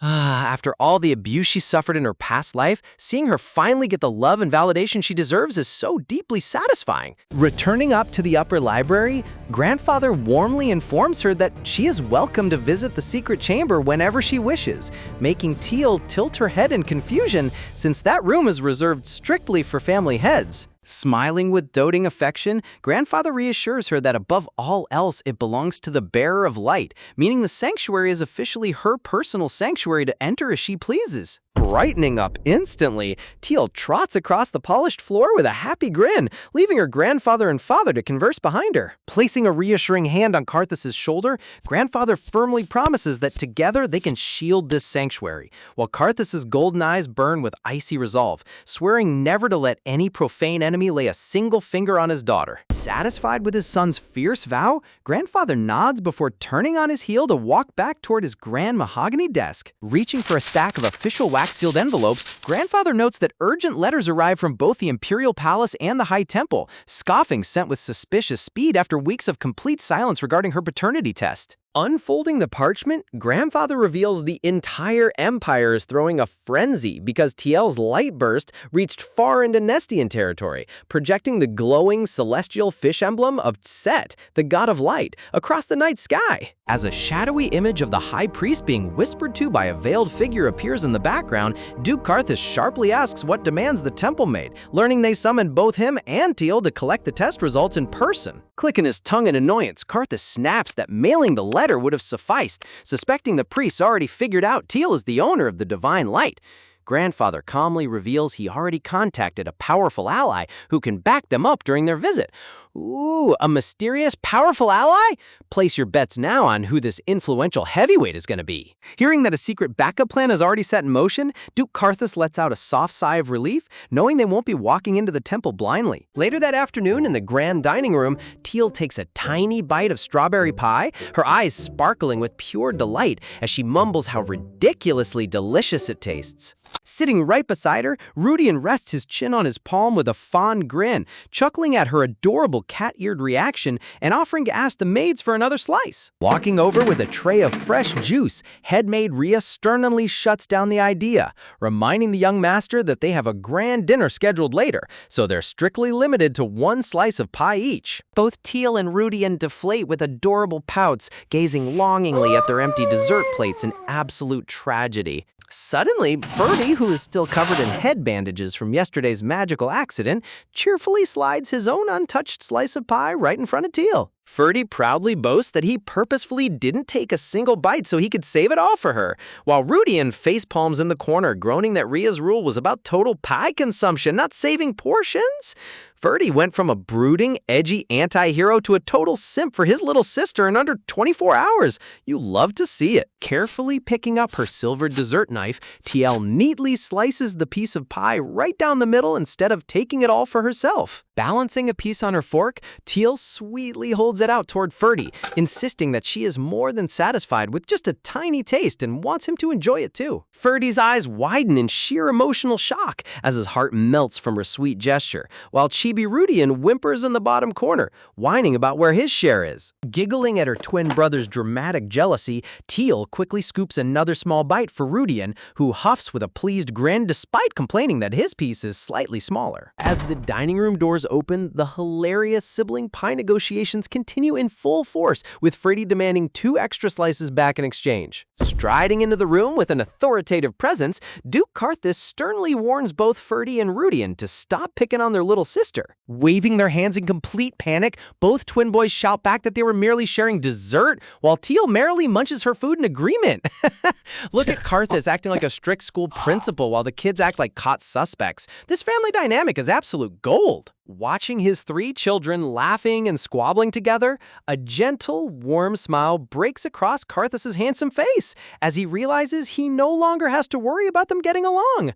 Reassuring the table, Karthus softly instructs Teal to get plenty of rest today, letting her know that they will be traveling outside the estate grounds tomorrow morning. Pulling his chair back in shock, Ferdy asks if he's taken Teal out, and Karthus confirms that the High Temple has officially summoned them regarding her paternity test results. Gazing down at his daughter with unwavering tenderness, Karthus reassures her that she has nothing to fear because he will be standing by her side every step of the way. Nodding her head with brave determination, Teal reminds herself that the ancient Asterian room acknowledged her bloodline, so she isn't afraid of whatever trap the temple sets. Raising his hand high in the air, Ferdy immediately volunteers to tag along as her personal bodyguard on the trip. Leaping out of his seat with a slammed chair, Rudian yells that he is coming too, furiously declaring that he won't let any suspicious temple priest try to kidnap his precious sister. Looking at his 3 stubborn kids staring back at him with deadpan intensity, Duke Karthus lets out a soft sigh and gives in, agreeing to let the whole overprotective squad tag along. Oh man, the High Temple has no idea what kind of chaos is about to roll up to their front doorstep. Duke Karthus sits comfortably in his ornate throne room chair, smirking quietly as he acknowledges that the High Temple is definitely going to throw a fit once their plan unfolds. The next morning arrives with brilliant sunshine pouring through the estate windows, illuminating a luxurious vanity table filled with delicate jewelry boxes and cosmetics. Inside the dressing room, the eager maids debate Teal's styling, with one holding a comb suggesting soft curls, while another insists that a neat, elegant hairstyle is far more appropriate for visiting the Holy Temple. Settling on adorable double buns on both sides of her head, the maids gush with hearts in their eyes over how outrageously cute Teal looks with her new hair. Flames of fierce motivation erupt behind the maids as they grip their brushes, passionately declaring that since this is Teal's very first outing outside the Asterian estate, they must make her outshine every single person in the room. Look at these maids treating a simple morning dress-up like a high-stakes anime battle. Their dedication to making her look like a queen is unmatchable. Teal stands dressed in a stunning, multi-layered pink rose gown, complete with delicate silk ribbons, looking down shyly as the maid asks if she likes her grand outfit. Standing before an ornate full-length mirror, Teal marvels at her reflection, while the maid warmly praises her, declaring that no other noble girl her age could ever match her exquisite beauty. Turning around with a radiant, joyful beam, Teal sweetly thanks the maids for making her look so enchanting. The maids immediately burst into tears of absolute emotional devotion, clutching their chests in complete awe of their young mistress's sheer preciousness. Honestly, who can blame them? Teal's cuteness is literally a high-level magic spell that incapacitates everyone in a 10-foot radius. Trotting happily down the marble corridor in her expansive gown, Teal eagerly calls out to her brothers waiting near the entrance hall. Looking sharp and dashing in matching imperial red and black waistcoats, both Rudian and Ferdy greet her, praising her doll-like beauty and showering her with affectionate compliments. Teal shyly returns the compliment by praise for their handsome attire, prompting Rudian to smile warmly and reach out a hand to gently pat her styled hair. Rudian suddenly hesitates midair, pulling his hand back in agony because he's terrified of ruining her elaborate twin buns.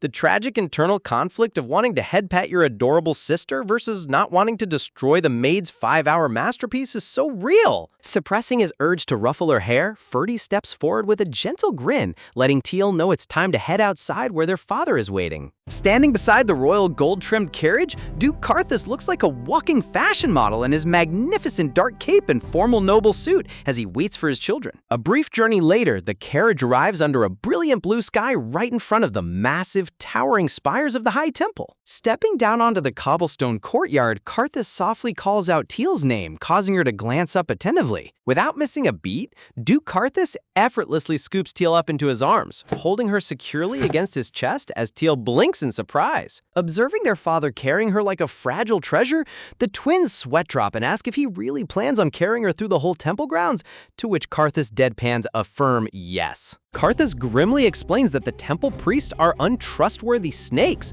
warning his sons that even a single second of separation could give those scheming fools a chance to pull something underhanded.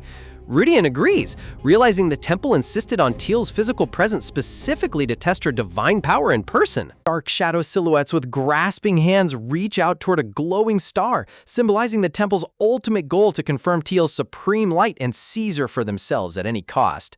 Clinging tightly to her father's lapel, Teal senses the tense aura surrounding her family and worries about what she should do if an unknown priest tries to snatch her away. Looking at the grand pillars of the holy sanctuary, Teal remembers her brother's advice, determining to shout a loud, uncompromising no if anyone tries to force her into anything.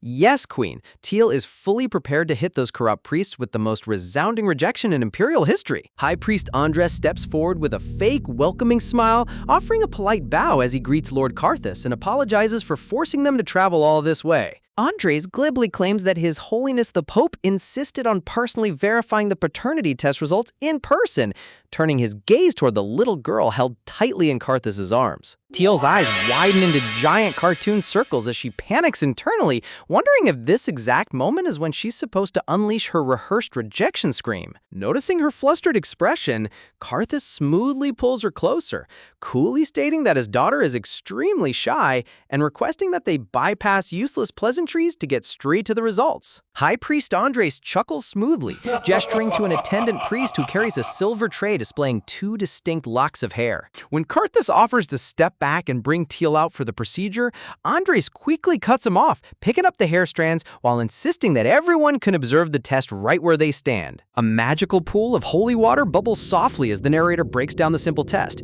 Divine power is infused into holy water, and when strands of parent and child hair are dropped in, the water must turn vibrant blue to confirm biological bloodline. Dropping the hair into the basin, High Priest Andres wears a sinister, victorious smirk as the clear water fails to react, dramatically feigning shock that the liquid isn't changing color at all. Shaking his head with fake sorrow, Andres solemnly announces to the room that the color isn't changing. Duke Karthus's golden eyes narrow into lethal slits as he instantly sees through the temple's pathetic trap, realizing they intentionally rigged the test to break Teal's spirit, inflict emotional guilt, and isolate her from her family. Wow, what a shocking twist. The corrupt religious order used fake water to manipulate an orphan? These guys really pulled out the oldest cliche in the villain playbook. 2 red-robed priests step forward in unison, snobbily arrogantly declaring that since the test disproves biological relation, the child has nowhere to go and must immediately be placed under the temple's temporary custody. The moment a priest extends his hand toward Teal, Rudian furiously swats the man's arm away, yelling at him to get his dirty hands back. High Priest Andres hypocritically sighs, telling the brothers that while it's tragic, the divine judgment cannot be contested, and promising that the temple will take great care of her. Clutching Karthus's noble coat tight in her tiny fists, Teal looks up with a trembling voice, asking if the results truly mean she isn't Lord Karthus's daughter. Instead of panicking or breaking down in tears, Teal's eyes settle into an incredibly calm, analytical stare, muttering to herself that something is deeply wrong because the claim makes 0 sense. High Priest Andres and his attendant freeze in total disbelief, their jaws dropping as they stare at the little girl who isn't reacting with a single tear. With absolute composure, Teal politely asks her father to put her down on the marble floor, and Karthus gently nods, lowering her feet to the ground. Andres patronizingly tut-tuts, claiming she's simply too young to understand and scolding her for daring to doubt the gods, only for Karthus's terrifying dark aura to explode across the room as he growls for Andres to watch his tongue. Dark rose vines and murderous intent surround Duke Karthus as he firmly asserts that Teal is the rightful heir and sole lady of House Asterion, leaving Andres sweating bullets as he wonders why they are so absurdly confident. The surrounding temple priests begin yelling in outrage, accusing Duke Karthus of committing blatant blasphemy, scoffing, and shouting that the sacred paternity test has never been wrong in history. Ignoring the noisy priests completely, Teal takes a bold, graceful step forward in her sweeping pink dress, her golden eyes shining with unwavering authority. Look at her walking up to them like a final boss. Teal is about to turn this entire holy cathedral into her personal courtroom. Watching her fearless stance, High Priest Andres panics internally, cursing the hidden mastermind behind this shallow scheme for assuming a young child would crumble under pressure. Andres stares at her in awe, gasping, unable to deny that the undeniable light energy swirling around Teal carries the faint sacred presence of the god of light Lucette itself. A haunting thought strikes Andres's mind as he realizes that trying to frame the true bearer of divine light might catastrophically backfire on the entire temple. Teal turns her head back toward her father, softly asking him to hand over her hair. Duke Karthus smirks with fond trust, giving his daughter a gentle, approving nod. Reaching into his pocket, Karthus drops a cluster of dark hair strands straight into Teal's waiting palm, while Teal sweetly thanks her father as she prepares to execute her counterplay. Trotting boldly across the sacred stone altar in her sweeping rose gown, Teal ignores the startled gasps of the priests as High Priest Andres stammers out in absolute shock. Looking back with unwavering golden eyes, Teal plainly tells the High Priest that since she carries the physical traits of a snow leopard and the striking gaze of a black panther, claiming she isn't a child of House Asterion is completely absurd. Firmly gripping her father's dark hair strands, Teal declares with total conviction that Asterion has already recognized her as their true daughter. Teal drops the hair straight into the sacred basin,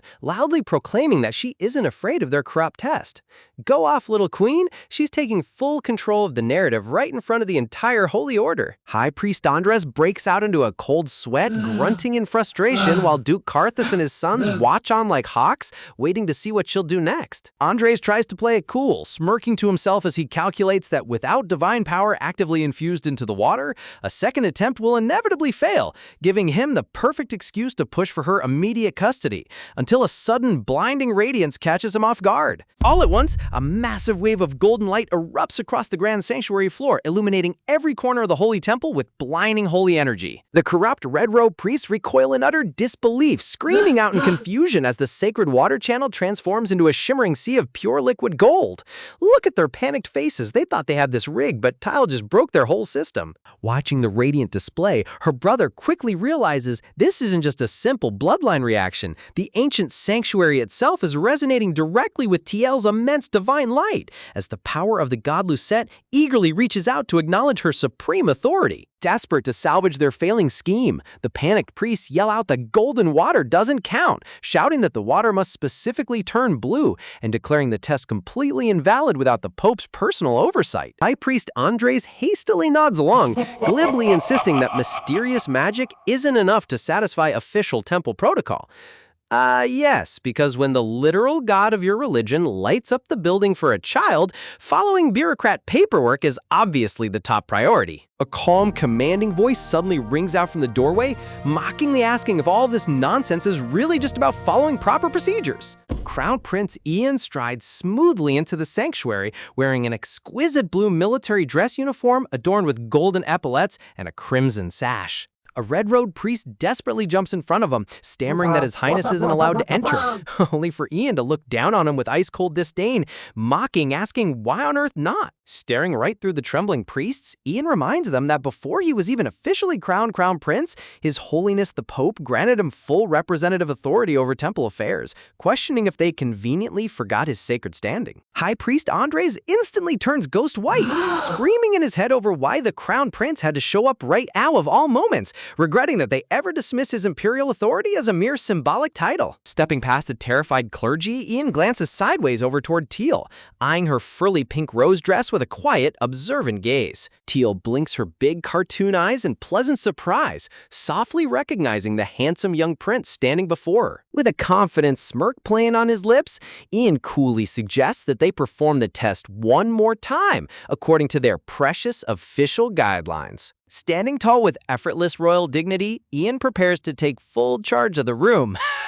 You can just tell he came here specifically to ruin these corrupt priests' whole career, and I am 100% here for it. Extending his hand over the golden basin, a glowing imperial seal flashes brilliantly across the back of Ian's palm as he channels his power into the sacred water. Under Ian's divine aura, the liquid instantly shifts from radiant gold into a deep, mesmerizing ocean blue as Ian turns a lethal gaze toward Andres and orders him to finally admit the undeniable truth. Speaking with absolute royal authority, Ian loudly proclaims to the the entire sanctuary that Tiel carries undeniable Asterian blood and is officially the true biological daughter of Marquis Carthus Celeste. Tiel looks up in genuine awe, her heart swelling with relief as she murmurs Ian's name.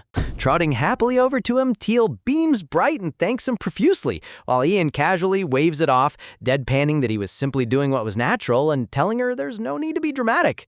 Clasping her tiny hands together in sheer joy, Tiel sweetly promises that once she grows up a little more, she will definitely find a way to repay his kindness. Ian gazes down at her in surprise, thinking to himself how much she's changed since they last met, remembering how she used to get completely flustered over the smallest gifts. A gentle, fond smile breaks across Ian's face as he softly agrees to her promise. Reaching down with both hands, Ian tenderly cups Tiel's rosy cheeks, gently reassuring the tiny girl with a warm, protective grin. Watching another guy touch his adorable little sister's face, Rudian instantly blows a fuse, grinding his teeth in pure jealousy while Duke Carthus places a heavy hand on his shoulder to physically restrain him. In hilarious burst of overprotective rage, Carthus crushes Rudian's shoulder with so much jealous fury that flames literally erupt behind them, causing Rudian to cry out in pain and tell his dad to calm down too. Look at these two absolute doting fools. Their precious sister gets touched once and they're ready to declare a full-scale imperial war. Taking a deep breath to suppress his murderous urge, Duke Carthus turns his icy golden glare back toward the shaking high priest. With terrifying calm, Carthus dryly remarks that there seems to have been a massive misunderstanding, leaving Andres frantically waving his hands in utter panic, babbling apologies and offering massive compensation, while Carthus dismissively turns his back and walks away. Reaching his hand down toward his precious daughter, Carthus gently tells Tiel that their ordeal is finally over. Looking down with a breathtaking, affectionate smile, Carthus warmly offers to take her back home where she belongs. Gazing at the majestic spires of the Asterian Grand Palace glowing under the sun, Tiel reflects deeply in her heart, knowing that this beautiful estate is her true home, a place where she is unconditionally loved by her real family. Bursting into a radiant, heartwarming smile, Tiel happily reaches out her little arms, cheering that she's ready to go home. Meanwhile, cruising along a winding forest road inside his private royal carriage, Ian rests his head as he reflects on how relieved he is that he rushed over at Duke of Valt's urgent request just in time. Looking out the carriage window into the lush green trees, Ian chuckles to himself, thinking about how bold and fierce little Tiel has grown in such a short period of time. Imagining a chibi graphic of Tiel standing proud like a fierce little wildcat in her ruffled gown, Ian thinks to himself that while she seems fragile on the outside, the moment she bares her claws, she's unmistakably a dangerous predator. A cute little apex predator in a pink rose dress? That is literally the best character description ever. A soft, genuine smirk covers Ian's face as he admits to himself that her fierce personality is undeniably adorable. Interrupting his thoughts, his bespectacled aide sitting opposite him nervously warns Ian that the Emperor is extremely displeased by his sudden disappearance, reminding him that he was scheduled for a critical meeting today and must proceed with extreme caution. Crossing his arms in sheer irritation, Ian groans out loud, complaining that he's sick and tired of his grandfather constantly interrogating him about selecting a royal consort, while his aide panics and warns him not to use such disrespectful language. Ian dismissively rolls his eyes, scoffing that it doesn't matter how he says it when talking about that man. Ian's eyes instantly turn ice cold as dark thoughts consume his mind, bitterly recalling the nightmare of what his grandfather, the Emperor, did to his life. Flames engulf his mind as he remembers the horrific night his family's grand mansion was completely consumed by a roaring inferno. A tragic memory flashes back to a young, terrified Ian sitting helplessly on the burning floor, watching in pure horror on the night his loving mother and father were mercilessly executed by the Emperor's own hands. The narrator explains that the ability to create subspace magic is an extraordinarily rare power passed down exclusively through the Imperial bloodline, known to be wildly dangerous and nearly impossible to control. Because of this volatile magic, before Ian even turned 8 years old, the ruthless Emperor raised a sharp blade directly to the young boy's neck, intending to execute his own grandson under the cold pretext of preventing a monster from losing control. Driven by unconditional love, Ian's parents, the Empire's only prince and princess, threw their own bodies in front of the Emperor's blade to save their son's life, knowing that by dying in his place, the Emperor would have no choice but to spare young Ian as the absolute final bloodline to inherit the throne. Wow, under that smug royal exterior lies such a heavy, tragic past. Ian really had to endure absolute hell just to survive in that royal palace. Following the horrific execution of his parents, young Crown Prince Ian bows his head upon the grand imperial throne in complete silence. He reflects bitterly on his cruel reality, knowing that instead of being killed alongside his family on that bloody night, he was forced to step up and assume the crushing burden of the throne. Sitting alone inside his royal carriage, Ian remembers the persistent demands forced upon him by the High Council. They endlessly pressure him to select a partner for the sacred imprinting process, a sacrificial bond designed to suppress his volatile spatial magic by burning through the life force of his future consort. Ian clutches his sleeve in utter disgust, his eyes filling with dread as he thinks about the horrifying truth of the imprinting ritual. The thought of binding an innocent person to his uncontrollable aura and watching them lose their lifespan just to keep his power in check nauseates him to his core. It's horrifying. The scene shifts to the vast golden imperial hall where Ian stands small and isolated at the far end of the carpet. Emperor Wilhelm roars across the grand chamber, furious at Ian for wandering around aimlessly instead of securing a sacrificial partner to complete the imprint immediately. Emperor Wilhelm Duran Krashen glares down at his grandson with vein-popping rage, warning that Ian's unstable aura will eventually consume him if he remains irresponsible. Reaching his limit, the tyrant emperor barks at Ian to get out of his sight, leaving the young prince standing in heavy silence. Wow, grandfather of the year right here. Instead of giving the kid support for surviving a family execution, this guy just yells at him to hurry up and steal someone's life force. Turning away from the throne room, Ian walks down the massive, empty palace corridor. The quiet atmosphere weighs heavily on his shoulders, emphasizing just how isolated he truly is within the cold walls of the royal estate. Entering his private imperial chambers, Ian shuts the ornate double doors behind him with a firm... Finally, blocking out the suffocating pressure of the outside court. Free from the prying eyes of the guards and aides, Ian lets out a heavy, tired breath, dropping his proud royal facade as deep exhaustion washes over his face. Channeling his imperial bloodline magic, Ian summons a swirling oval portal of radiant blue spatial energy. Step by step, he leaves his physical bedroom behind and steps through the glowing doorway into his private dimension. Inside the dim, purple-hued subspace, Ian gazes at the chaotic mess of broken furniture. He reminisces about how he used to construct beautiful, varied pocket dimensions as a small child before the fire destroyed his family mansion, whispers, losing the ability to summon those peaceful places over time. Walking through the quiet gloom, Ian quietly ponders why he cannot light a simple candle or ignite a tiny flame inside a domain created by his own divine power, feeling frustrated by the strict limitations of his spatial magic. Looking around the dark ruins of his subspace, Ian admits to himself that despite its bleakness, this hidden dimension remains the only place free from royal politics where he can drop his guard and truly rest. You can really feel the tragedy of his character design. His grand royal status is basically a golden cage, making a broken, dark dimension his only actual safe zone. Suddenly, something unexpected catches Ian's eye amidst the shadows on the floor, causing him to pause in surprise as a faint aura gleams in the dark. Lying neatly on the dusty floor sits a plush, vibrant pink pillow adorned with golden trim and elegant bows, sparkling with a warm, comforting, divine radiance that stands out against the dark room. Kneeling down, Ian gently lifts the soft pink cushion into his arms, thoroughly confused since he never brought such an object into his spatial pocket. Bringing it close to his face, he inhales deeply, instantly recognizing the sweet floral scent lingering on the fabric. But this scent! Pressing his fingers into the plush cushion, Ian feels the gentle, lingering warmth embedded inside, softly realizing that Teal must have accidentally dropped this pillow during her earlier spatial reaction.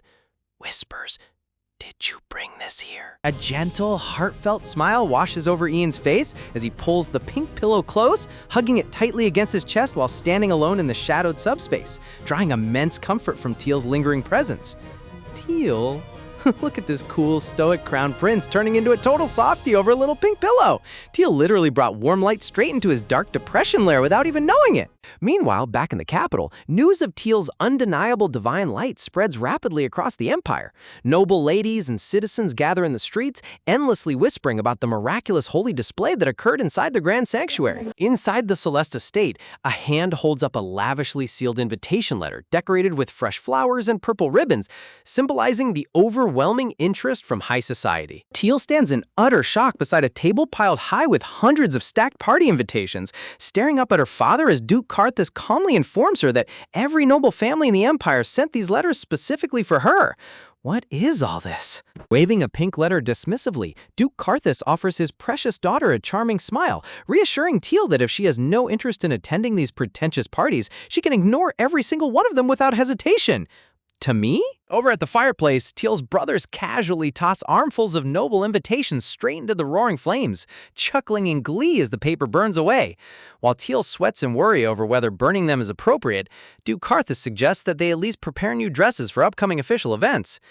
Burns well! Teal's younger brother Rudian, holding fancy envelopes, agrees enthusiastically, exclaiming that high society fashion trends change every season, meaning his little sister definitely deserves an entirely new wardrobe. I love how the Celeste brothers treat aristocratic invitations like cheap fire logs.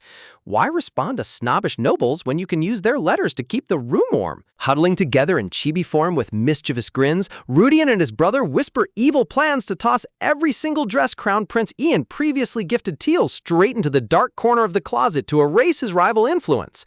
That's a great idea. Looking over financial documents, Duke Karthus thoughtfully proposes inviting their cousin Olivier over to the estate, noting that a girl around TL's age would be much better at picking out stylish dresses and accessories. Hearing Olivier's name, both brothers immediately recoil in utter disgust and horror, frantically protesting to their father that they are more than capable of taking Teal shopping themselves without bringing her annoying cousin into the house. Ah, Olivier, father, are you serious? Teal blinks her big bright eyes in curiosity, holding an envelope while asking who Olivier is, prompting her father to explain that she is her maternal cousin, the daughter of her aunt. Who's Olivier? Imagining a regal young girl dressed in a lavish blue ball gown, Teal wonders if her cousin will be haughty like Rowan, feeling slightly anxious about how high society girls outside of Nestian might act around her. Look at Teal's face. She already has mild trauma from entitled noble kids like Rowan. You can't blame her for bracing herself for another pampered rival. Noticing her uneasy expression, Teal's elder brother gently pats her head with a warm smile, reassuring her that she doesn't have to meet anyone if she feels shy or uncomfortable around strangers. Rudian proudly puffs out his chest with sparkles flying around him, boasting that shopping with him is way better than meeting unknown relatives, while his elder brother mutters under his breath that letting Rudian pick clothes will leave Teal wearing absolute rags. If you go with him, you'll end up buying something that looks like rags. In a hilarious comedic turn, the two brothers transform into black-headed cat silhouettes and start violently wrestling on the rug, throwing wild punches while Teal waves her tiny arms in sheer panic, begging them to stop fighting. Don't fight! Setting aside another huge stack of letters, Duke Karthus casually mentions to the room that, according to recent reports from the court, this year's Crown Prince birthday banquet has been officially canceled. Teal looks up in genuine surprise, asking her father to clarify if His Highness Lord Ian's birthday celebration is really being skipped. Lord Ian's birthday? Memories flash back in Teal's mind of her past life at the estate, remembering how her grandfather Chender and aunt would obsessively spend months tailoring grand ball gowns whenever an imperial banquet was announced. Teal wonders in concern if something terrible happened to Ian for such a major royal event to be abruptly canceled. Whispers. It's so heart-wrenching knowing why Ian canceled it. Who would want to celebrate their birthday when it's literally tied to the day their parents were executed by their own grandfather? In an innocent outburst, Rudian turns to Teal with a bright smile, asking his little sister when her actual birthday is since he completely forgot to ask earlier. Oh, Teal, when is your birthday? The moment the word birthday leaves Rudian's mouth, the room instantly plunges into a freeze and awkward silence as the elder brother sweats in panic and Duke Karthus lowers his head in dark gloom. Huh? Why is the mood like this? Sweating profusely, the elder brother frantically gestures at Rudian to read the room and shut his mouth, while clueless Rudian blinks in total confusion, asking what on earth he said wrong. Rudian, read the room! That day is... A massive lightning bolt of shock hits Rudian's brain as he claps both hands over his mouth in utter horror, suddenly realizing that Teal's birthday happens to be the exact same tragic day their mother Lena passed away. Oh. So sorry, Teal. I mean, it's just... Speaking with a soft, gentle voice, Teal looks up and admits to her family that she honestly doesn't even know the exact date of her own birthday. I don't know when my birthday is. Oh man, my heart just shattered into a million pieces. Imagine being a little child and never even being told when you were born because everyone treated your arrival like a curse. Duke Karthus looks down with heartbreak as Teal explains that her former abusive family always told her that her birth was an unlucky, cursed day, convincing her that her existence was never something worth celebrating. They said it was an unlucky day. Despite the painful memory, Teal beams with a radiant, wholesome smile, expressing deep gratitude toward Rudian for thoughtfully bringing it up and caring enough to ask about her special day. Even for my brother, it's probably not a good day, yet he thought of me. Unable to hold back his overflowing emotion, Duke Karthus drops straight to his knees and pulls Teal into a tight, protective embrace, softly murmuring that her birthday must be in winter since her grandfather was always in a bitter mood during that cold season. Holding his daughter tenderly against his chest, Duke Karthus whispers with deep fatherly affection, reassuring Teal that her mother Lena's tragic passing was never her fault. Lena wasn't your fault. Teal rests against her father's shoulder, her eyes sparkling with relief as Duke Karthus firmly tells her that none of the past suffering or tragedy was her fault or her responsibility to carry. Dad? Looking into her eyes, Duke Karthus remarks with a faint smile that if Lena were still alive and heard how Teal was treated, she would have furiously torn her grandfather in half on the spot, causing Teal's eyes to spin in shock. If Lena had heard about this, she would have torn your grandfather in half. A dark, frightening phantom silhouette of Lena appears behind Karthus with glowing blue eyes and deadly long claws, as Karthus dryly adds that his late wife would have torn him in half too for failing to realize his own daughter was being mistreated for so long. And she probably would have torn me in half too. Mama Lena sounds like absolute final boss energy. Even Duke Karthus, the strongest warrior in the kingdom, is terrified of his wife's ghost tearing him apart. Teal's head spins in cute chibi confusion as she tries to reconcile her grandfather's claims of her mother being obedient with her father's fierce descriptions. Karthus chuckles smoothly, teasingly asking Teal to keep him on the right path so he doesn't show up in the afterlife cut in half. I don't want to meet your mom later and show up as only half of myself. Placing a warm, reassuring hand on Teal's head, Duke Karthus praises his precious daughter with a gentle, loving smile, officially declaring how proud he is to be her father. That's my girl. Overcome with pure sibling affection, Rudian and his elder brother charge forward and tackle Teal into a warm, chaotic group hug, cheering at the top of their lungs that she is their absolute favorite little sister in the entire world. That's my little sister. That's our Teal. Picking up right after their heartwarming family hug, Teal comes rushing down the grand polished hallway of the estate in her fluffy green dress, eagerly calling out for Ian. Crown Prince Ian turns around with a gentle look, warning her not to sprint so fast before she trips and gets hurt. Teal catches her breath with a sweet giggle, admitting she was just super excited to see him. Sparkling with enthusiasm, Teal offers to be his personal tour guide for the entire day. Ian gives her a tender nod, completely captivated by her cheerful energy. Walking side by side, Ian gazes down at her with a quiet smile, realizing how comfortable she has become. He thinks to himself how amazing it is that she now considers this mansion her true home, a total contrast to when he first brought her here. Man, seeing Ian look at her like a proud big brother is just so wholesome. Teal suddenly halts her steps, turning back toward him with a thoughtful expression as she remembers something important. Gesturing with her tiny hands, Teal asks Ian to lower his head so she can whisper a private secret right into his ear. Bringing her hand to her mouth, Teal whispers nervously, asking if it's true that his birthday banquet was canceled this year, admitting she was speaking softly so nobody else would overhear their conversation. Ian lets out a light chuckle, warmly teasing her for being such a thoughtful little rascal.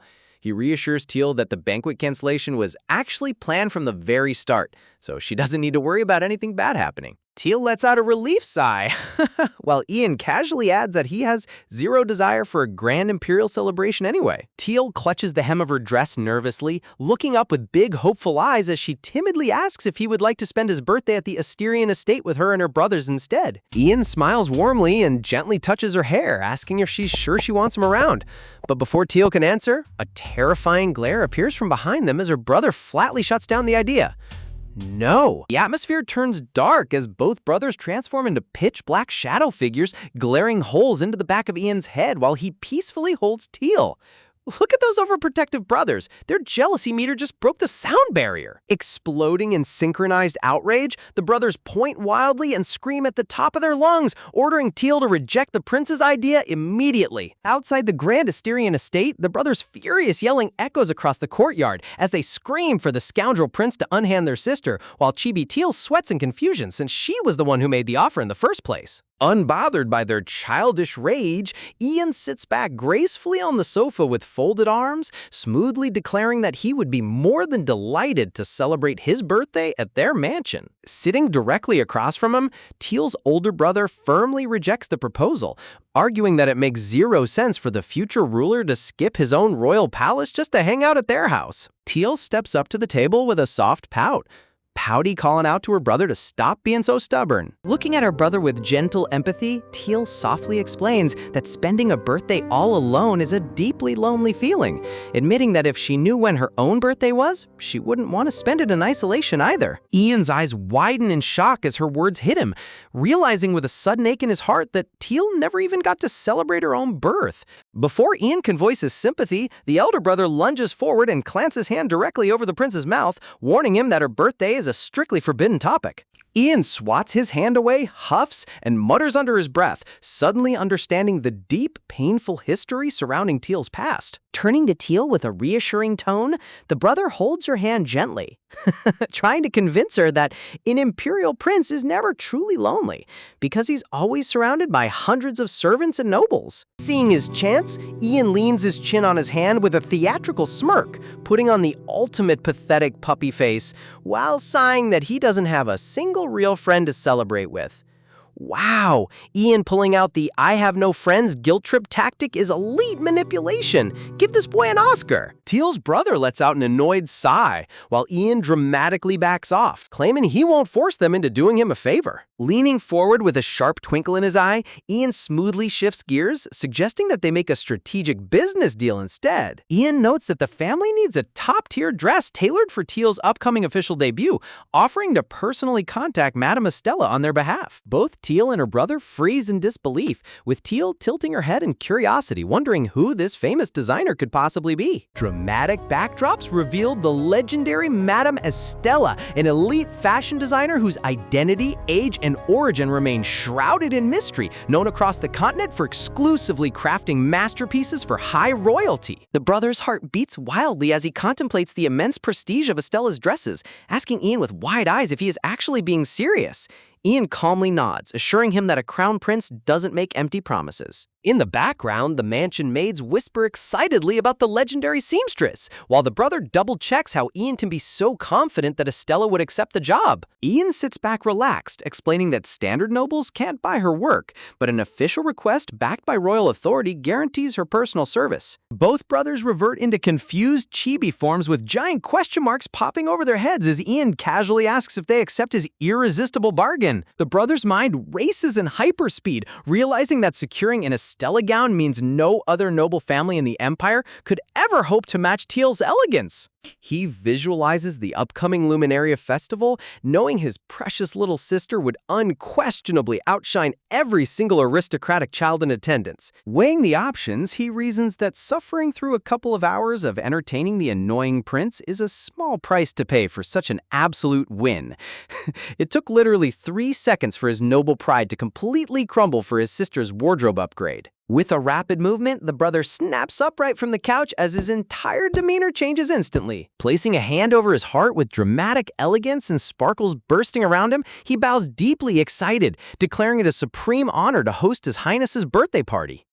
Chuckles smoothly, while Teal jumps up and down with pure joy, cheering her brother on for making such a generous decision. Beaming with happiness, Teal turns back to Ian, asking if everything settled nicely to his satisfaction. Teal's bright expression softens into worry as she realizes everyone calls him Your Highness, making her feel deeply anxious that she might have been disrespectfully addressing him too casually all this time. Ian's fingers twitch with subtle agitation as he listens to her stiff, formal tone. Turning his blushing face away to hide his flustered expression, Ian grumbles softly, telling her to just call him Ian like she always used to. Teal blinks in total surprise, but Ian insists that she can use whatever name feels most comfortable and close between them. Sweat dropping slightly, Teal nods her head timidly, flustered, embarrassed, agreeing to his request. A massive sunburst of confusion fills Teal's mind as she wonders why the crown prince is acting so strangely flustered all of a sudden. Giggles. Oh, Teal, you are completely blind to the fact that you have the future ruler wrapped around your pinky finger. Outside, as the regal gold-trimmed imperial carriage waits in the courtyard, Ian casually mentions that the emperor himself expressed a strong desire to meet Teal soon. The brother gasps in sheer horror, panicked, demanding to know if Ian is planning on making Teal the future crown princess, but Ian sharply denies it, telling him to stop making wild assumptions. Deep blue ocean imagery filled with heavy chains and a glowing crown appears as Ian reflects somberly, knowing the brutal, suffocating burden that comes with the imperial crown. A nightmare he vows never to force onto TL. Ian turns his back toward the courtyard, quietly explaining that his father is merely curious about Teal, now that she has officially awakened her legendary divine power. Watching the prince depart, the two brothers sigh in unison, admitting to each other that after displaying such world-shaking magical ability, it would honestly be weirder if the emperor wasn't curious about her.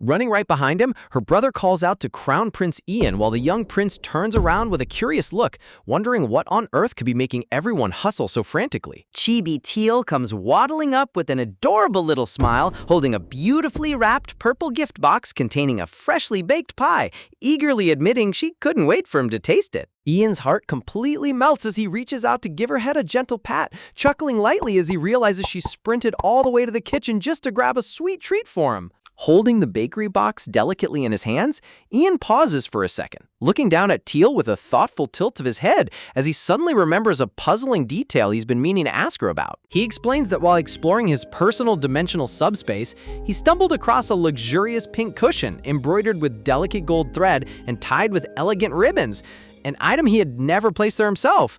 Seriously, who knew pocket dimensions came with complimentary luxury home decor upgrades? Teal tilts her head in utter confusion, flustered, embarrassed, recalling that when she originally entered the dimensional space, there was indeed a cushion sitting inside, but it definitely didn't look that fancy. Panic setting in, Teal clutches her chest as a mental image flashes in her head, remembering clearly that the original cushion was just a plain, unadorned pink pillow without a single thread of gold. Her mind races with endless questions, wondering how a simple plain cushion could magically transform into a high-end royal masterpiece all by itself. Meanwhile, high above the capital, golden sunlight washes over the breathtaking architecture of the imperial palace as deep political, secret discussions unfold inside the royal towers. Standing near the stained glass windows, the emperor glares over his shoulder at Duke Alpheus Asterion, declaring that it is finally time for the duke to reveal his hidden cards to the crown. Unbothered, Duke Alpheus takes a slow, graceful sip from his ornate teacup, smoothly parrying the emperor's pressure by noting that the young child is exceptionally shy, assuring him they can meet at the upcoming Luminaria festival. The emperor pauses, setting his cup down as the mood instantly drops heavy, asking Alpheus if he truly intends to ignore the ancient legend connecting the Asterian and Nestian bloodlines. Alpheus slams his teacup onto the table with a sharp clink, sharply interjecting that clan legends have absolutely nothing to do with His Highness the Crown Prince, forcing the Emperor to urge him to keep a level head. A dramatic imperial crest flares with brilliant light as the atmosphere turns bone-chillingly intense.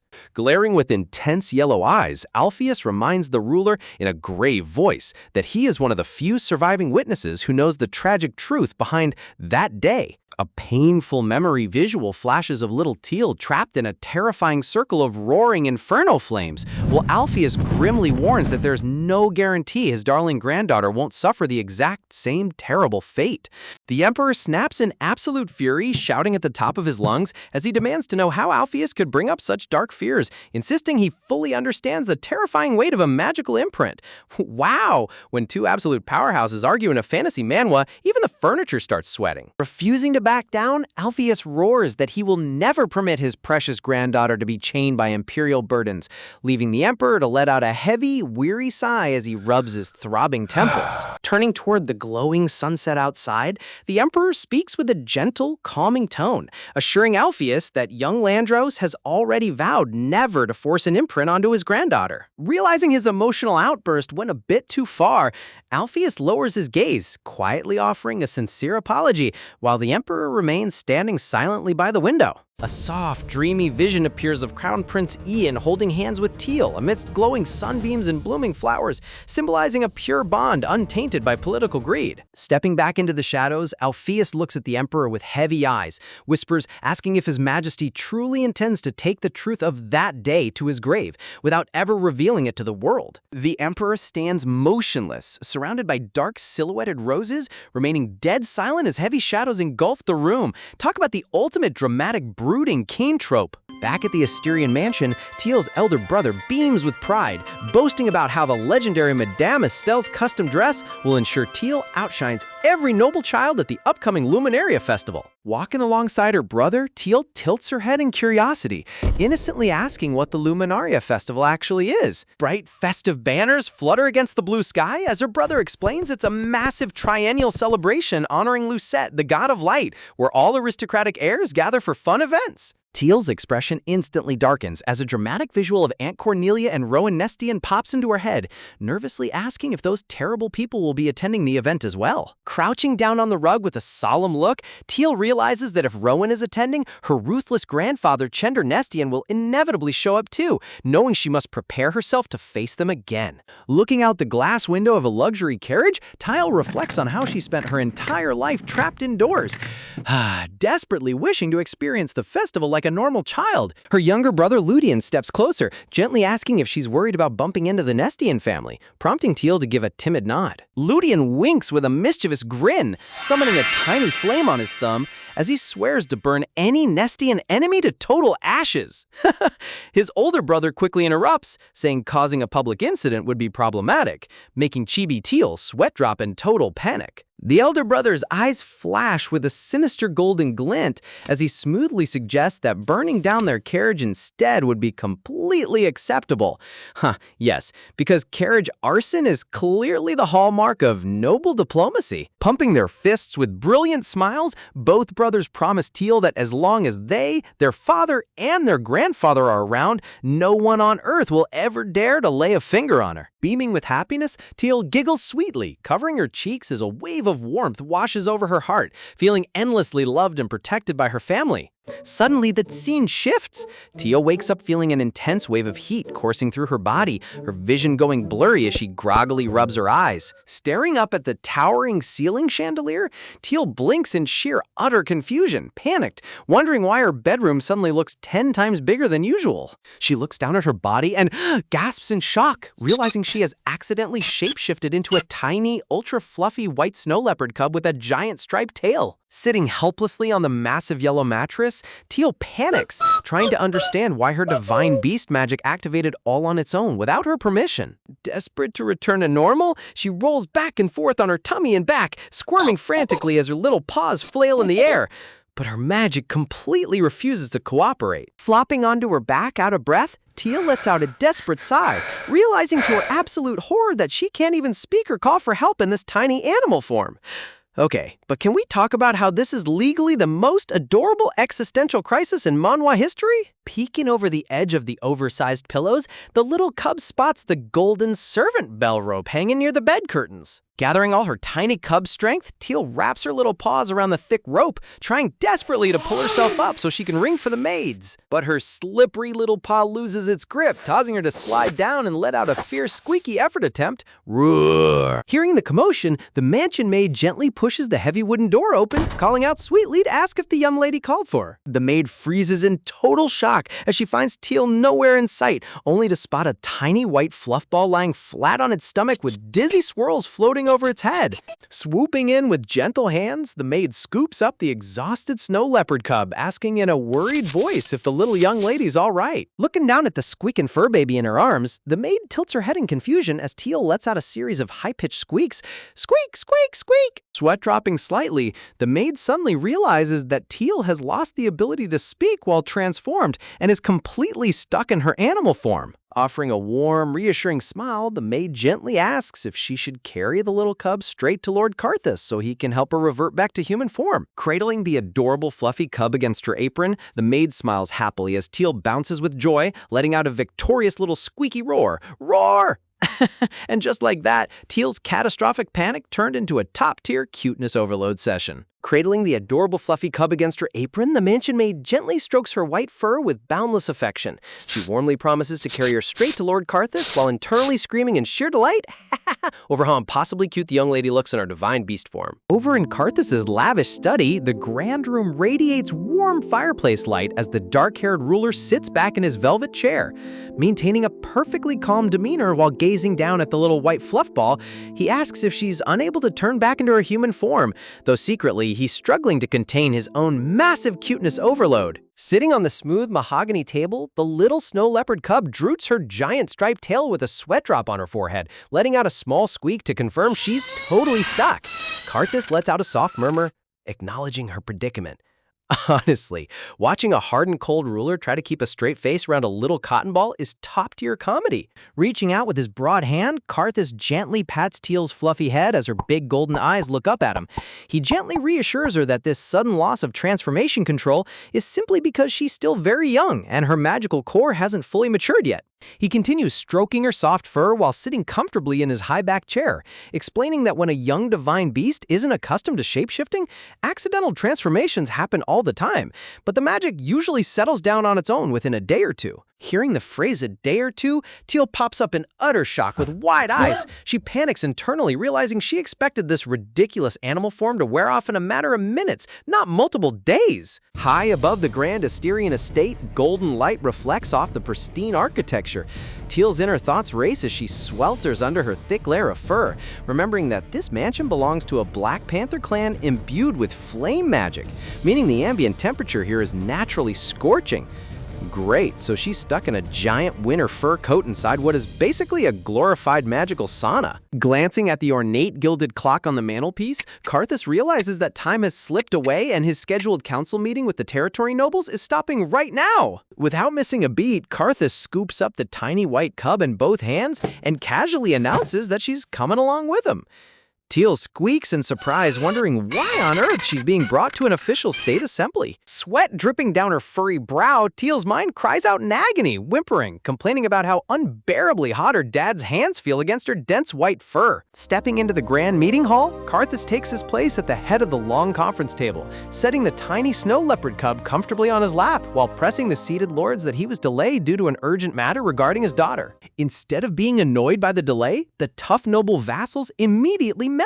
Blushing with pure delight, one noble gushes over how insanely cute the young lady is, while another warmly reminisces about when his own daughter was that tiny. Look at these terrifying political leaders completely dropping their serious faces the second a fluffball enters the room. Resting his broad, warm hand over Teal's back on the table, Karthus keeps stroking her fur, making little Teal blush bright red as her inner thoughts melt into a puddle state from the intense body heat. Meanwhile, sitting directly across the table, grandfather Duke Alpheus Asterian is practically vibrating with intense jealousy. Veins popping on his forehead with sweat drops everywhere, his eyes flare as he screams in his head that he can't focus on state matters because he desperately wants to pet his granddaughter too. A dramatic floral frame flares as the universal truth dawns upon everyone in the room. Today's high-level political summit is officially completely doomed. Unable to take the torture any longer, Duke Alpheus slams his hands down and leaps out of his chair, roaring at the top of his lungs, shouting for his chief attendant to summon the imperial court painter immediately so this legendary cuteness can be immortalized on canvas. Rushing around the table with tears of affection streaming down his face,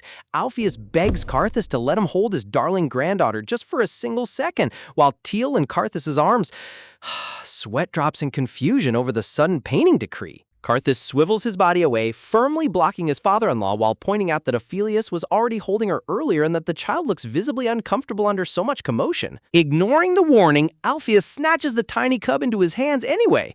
But as Teal sits in his grip, a literal shockwave of thermal heat blasts through her body, causing her eyes to go wide in absolute terror as she realizes Grandpa's flame aura is even hotter than her father's. Alpheus snuggles his face against her soft fur with pure joy, but Teal groans in thermal agony, causing Alpheus to instantly freeze in utter horror. Tears bubbling in his eyes, he panics thinking he did something terrible and begs for forgiveness, while Tiel whimpers internally that it's literally just too hot. Taking pity on her frantic grandpa, Tiel reaches out her tiny paw and gently pats his chest. Alpheus's face instantly brightens with starry eyes, asking if he's been forgiven, right as Carthus steps back into frame, demanding her return. Cradling Teal securely against his chest, Carthus marches briskly down the corridor, leaving the sniffling Duke trailing behind in defeat. Suddenly, the heavy double doors at the end of the hall burst open with a loud thud as two young noble kids charge inside, shouting for their father. Outside the grand entrance, an exquisite gilded carriage bearing the majestic crest of the Wolfgang ducal house glides smoothly to a halt amidst blooming garden petals.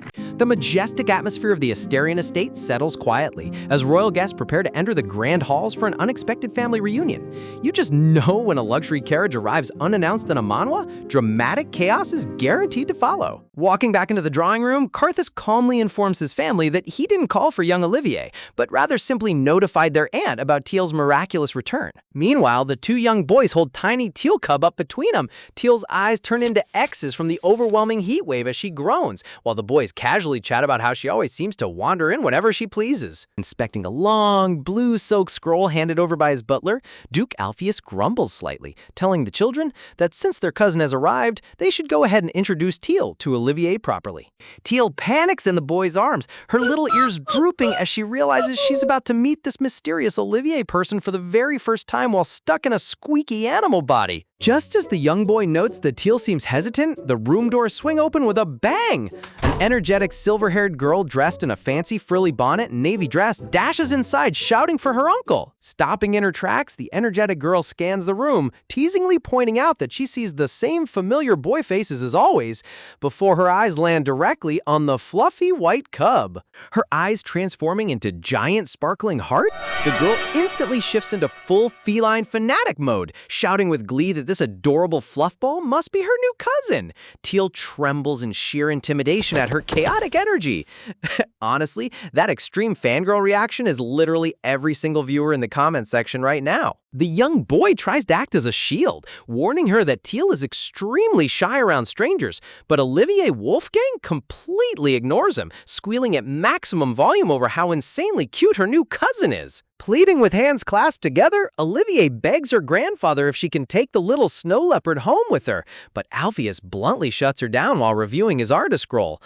Undeterred, Olivier pouts, reminding him that, annoyed, she spent her childhood in the Asterian estate too. Flashing a stern look with tiny hearts floating around his head, Alpheus instructs all the kids to run outside and play, explaining in a grand voice that he is currently engaged in a matter of utmost gravity, selecting the finest imperial painter for Teal's portrait. The quartet of chibi kids nod in unison, softly echoing in agreement as they head out to the garden lounge. Settling onto a plush velvet sofa, the dark-haired boy strokes Teal's back on his lap while explaining that Aunt Etienne was so overjoyed to hear Teal was alive that when she was initially denied permission to visit, she rolled around on the mansion floor in a dramatic tantrum for 3 whole days. The other boy sweat drops at the embarrassing story, while Olivier inches dangerously close with glowing heart eyes, begging to hold Teal just once. The boy glares back with sparks flying, firmly refusing on the grounds that Teal is a person, not a toy. Olivia places her hands over her heart, swearing on her honor that she will hold her as gently as a feather. Scoffing, but the boy casually leans back with his hands behind his head, scoffing that she'd probably end up dropping her. Losing her patience, Olivier grabs the boy's collar and pulls his head down in a playful headlock, shouting if he's asking for a beating. Teal sweat drops nearby, flustered, embarrassed, realizing that while her cousin is a bit rough around the edges, she's actually a sweet girl at heart. Deciding to take the initiative, Tiny Teal waddles across the table with soft paw taps. Olivia gasps in awe as the cute fluff ball approaches her voluntarily. Climbing right up into Olivier's lap, Teal snuggles her tiny head against her dress. Olivier scoops her up into a warm hug, beaming with pure happiness as she officially introduces herself as her cousin, Olivier Wolfgang. Suddenly, a gentle, cool draft of air swirls around Olivier's body.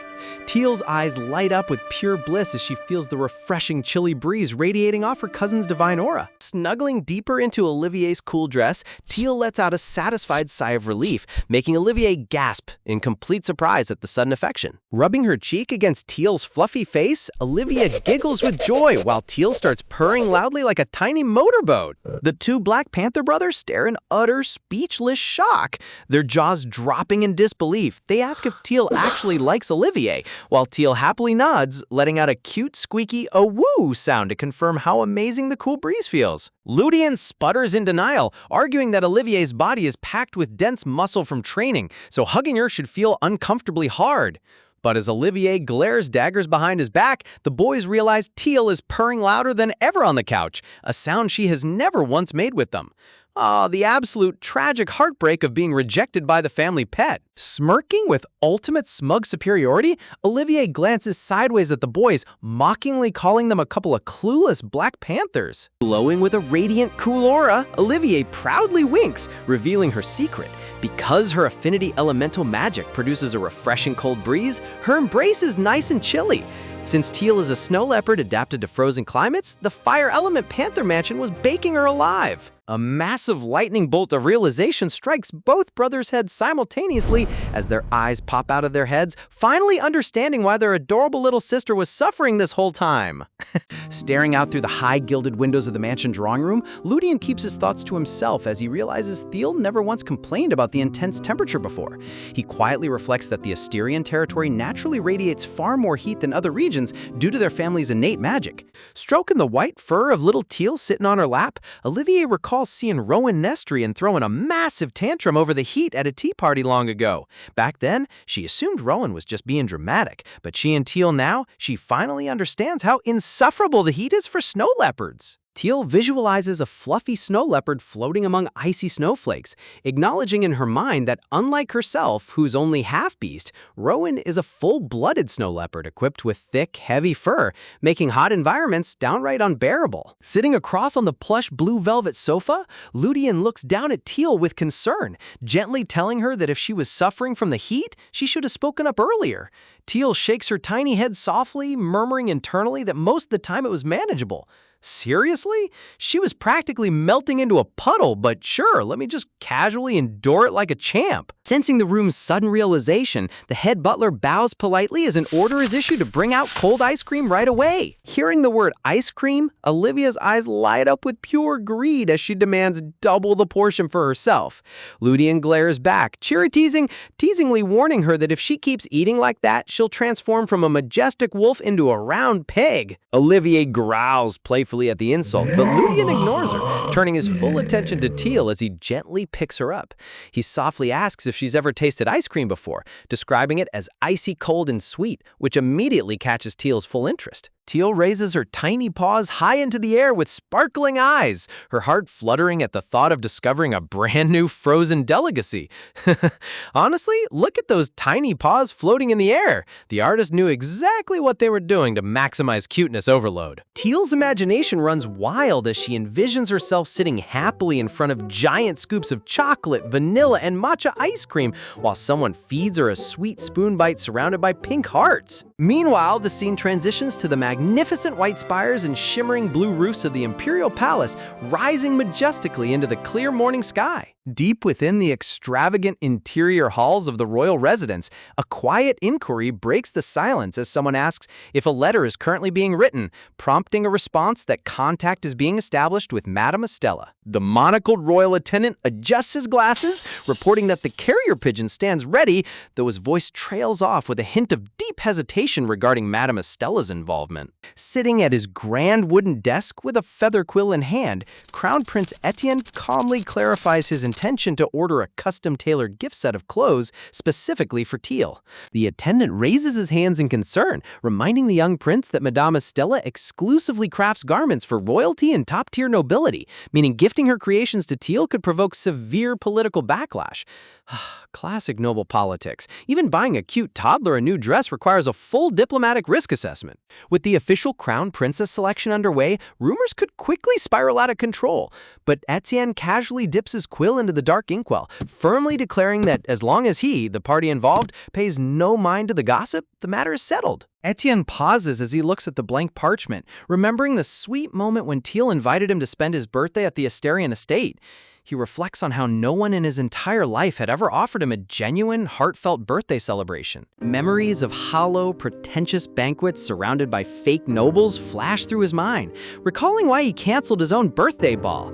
He realizes that Teal, a child who didn't even know her own birthday, was selflessly prioritizing his happiness over her own. Bright sunlight filters through the tall arched windows as Etienne turns his thoughts toward her casual comment about needing a proper dress. With a gentle, resolute expression on his face, the blonde prince commits himself to giving her the absolute finest gown in the entire empire.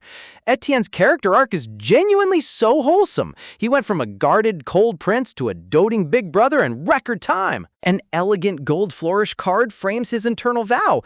If there's anything I can do for you. A second ornate border echoes his deepest sentiment. I want to give you everything. Etienne gazes softly at his letter, concluding his thought.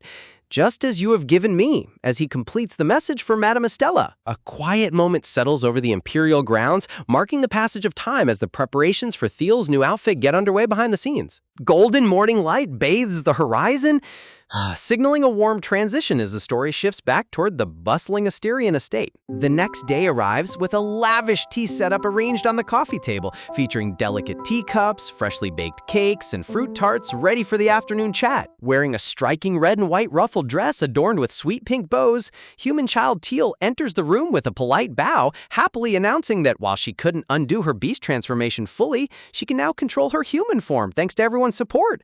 Look at her in that little ruffled dress. That outfit easily achieves a 10 out of 10 on the Royal Adorable scale. Olivier's gray wolf ears pop up in surprise before she lets out a loud squeal, swooping in to scoop human Teal up into a massive bear hug, shouting that she looks even cuter in human form. Nuzzling her cheek against Teal's soft hair, Olivier showers her with endless praise, offering to buy her anything she desires and begging her to come live at the Wolfgang estate in the absolute finest bedroom. Ludian sweat drops at the absurd offer, pointing out that the finest room belongs to Uncle Wolfgang.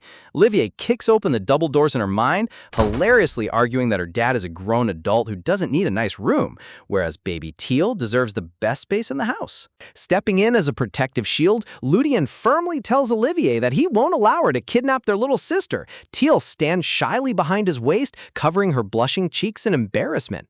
Teal peeks out with shimmering golden eyes, excited, sweetly asking if she can feel Uni's cool wind magic a little bit more because it feels so unbelievably refreshing. That innocent request is a total cheat code. Nobody in that room had a single chance of resisting those puppy eyes. Olivia clutches her heart with teary eyes, completely overwhelmed by Teal's adorable voice and wishing with all her heart that Teal was her real biological sister. Fired up with sudden determination, Olivier holds her arm out high, promising to make her little cousin feel maximum coolness instantly. Olivier twirls around in her brown dress, releasing a massive, swirling vortex of icy breeze that sweeps violently across the drawing room. Teal's red dress flutters furiously in the powerful gusts, causing her to let out a tiny gasp as the wind swirls around her. The intense breeze knocks expensive porcelain teacups and saucers right off the table, sending them flying through the air. Olivia, girl, you were supposed to give her a light breeze, not summon a Category 5 hurricane inside the house. Ludian ignites his right arm with a blazing flame aura, using his fiery magic to block the ferocious winds while roaring at Olivier for losing control and almost destroying the mansion. Outside the estate, a massive shockwave burst explodes from the drawing room balcony, echoing across the surrounding grounds. Inside, the damage is revealed as shattered tea sets and broken wooden chair frames lie scattered across the ornate carpet in complete ruins. Servants scramble back and forth in the background carrying broken marble vases away, whines while Olivier pouts, claiming Teal was simply too cute to control herself. Ludian, sighing heavily, sighs in frustration, pointing out he was actively trying to prevent the chaos. Holding Cat Teal safely against his chest, Ludian scolds the chaotic duo, noting that the poor servants now have double the workload because of their antics. Teal's fluffy tail thumps nervously against his arm. The Asterian house servants deserve a massive end-of-month bonus just for surviving this family on a daily basis. Raising her fist with intense passion, Olivier argues back that she physically cannot properly shower Teal with affection inside a cramped, suffocating indoor room. Beaming with a dazzling smile, Olivier eagerly proposes taking Teal outside for a stroll, promising to buy her endless delicious treats in town. Teal fidgets nervously with her fingers, softly admitting that she has never actually stepped foot outside before, leaving Olivier completely frozen in shock. Panic sets in as Olivier imagines the worst, asking if her uncle and grandfather had been keeping Teal locked away in solitary confinement.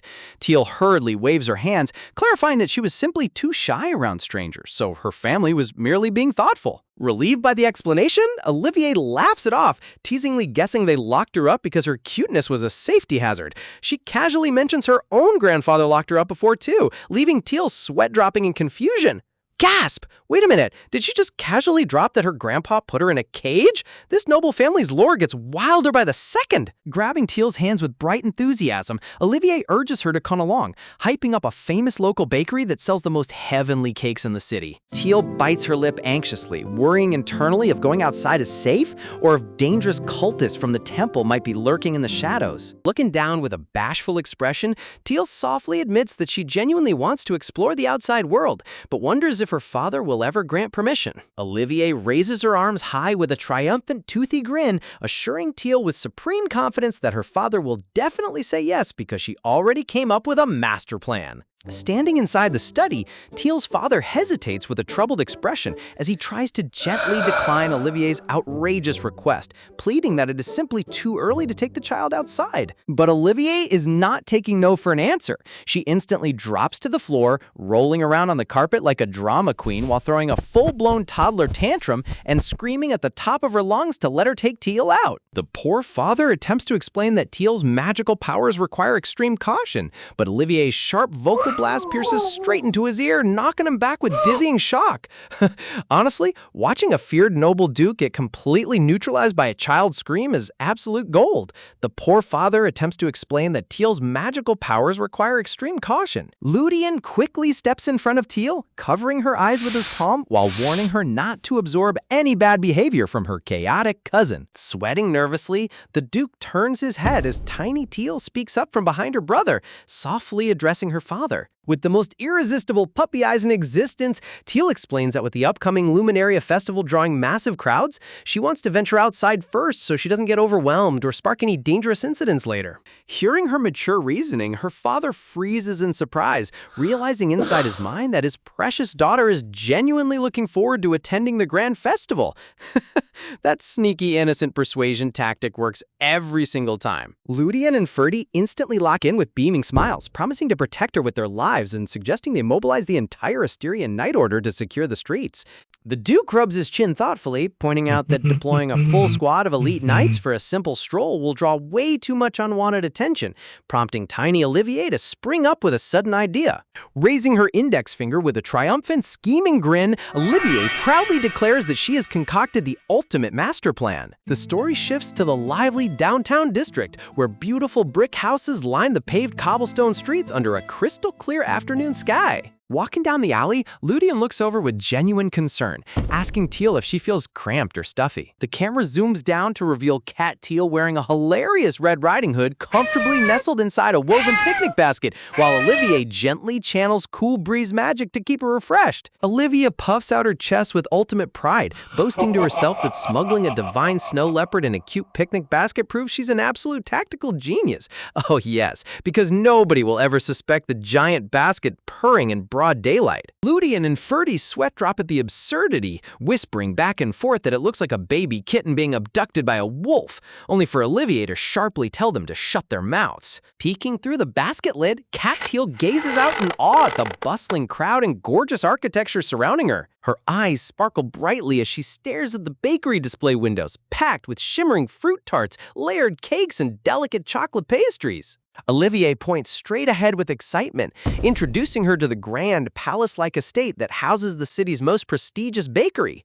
Look at that bakery structure. It has better architecture than most royal castles and other manoirs. Pushing the heavy wooden entrance open, the little brass chime tinkles above as they step inside. The sharp waiter greets them with a polite bow, eagerly obeying Olivier's order to prepare their usual private room alongside fresh raspberry tea and cakes. Escorting them upstairs to their exclusive VIP room, Ludian asks how often she visits, to which Olivier proudly reveals she has owned this private dining space for years. Ludian slumps his shoulders with a heavy sigh, complaining that she forced the guards to suffer just to eat cake they could easily get home. Though Olivier snaps back that the atmosphere makes all the difference. Tapping the woven basket lid gently, Olivier gives Teal the green light to transform back into her original human form. Popping up in her gorgeous ruffled red dress, Teal clenches her tiny fists with pure joy, happily exclaiming how much she loves being outside in such a pretty store. Olivier beams with an affectionate smile while Ludian pulls out a chair, remarking on how wonderfully happy Teal looks. Teal presses her hand over her chest as an intense, dazzling light begins to emanate from her heart, overwhelming her with pure excitement. With a radiant burst, ethereal glowing fish spirits materialize into the air, fluttering around her dress like magical fireworks. Ludian gasps in horror as Teal panics with sweating cheeks, crying out that her sacred light magic is acting entirely on its own. Hearing heavy footsteps right outside the door, Ludian realizes the server is delivering the cake and frantically orders everyone to hide the magic. Pushing the door open with a gentle smile, the waiter announces that he has brought their ordered desserts. In a hilarious attempt to act natural, Ludian and Ferdy aggressively measure each other's height, while Teal crouches completely hidden under the long tablecloth, surrounded by glowing fish. That cover story is so ridiculously unnatural, it's a miracle the waiter didn't call the guards right then and there. Kneeling under that dark table, Teal desperately tries to catch those floating spirits, begging them to stay inside her body before anyone notices. Knowing she needs to calm her mood, she forces herself to imagine the terrifying, gloomy image of Grandpa Chender, causing the bright light to instantly vanish into thin air. Slowly poking her tiny hand and head out from under the tablecloth, Teal softly asks if the coast is clear and if the light has suppressed itself. Stepping back up to the beautifully arranged tea table, she bows her head apologetically, explaining that her magic randomly flares up whenever she feels overwhelming happiness. Ludian and Ferdy flash comforting smiles, assuring her that she never needs to worry because they will handle every mistake for her. Olivia claps her hands together enthusiastically, declaring that a magic flare just means Teal is having the time of her life, making the trip an absolute triumph. Relieved by their unconditional support, Teal breaks into a radiant, heartwarming smile, nodding her head happily. Sitting comfortably at the table with cute cat ears popping out, she takes a bite of the delicious cake, only for another tiny magical fish spirit to float out from her head. She literally cannot contain her wholesome joy for even 5 seconds. The scene shifts high above the Imperial City, where a pristine white messenger pigeon taps its beak against a glass balcony window, carrying a wax-sealed parchment envelope.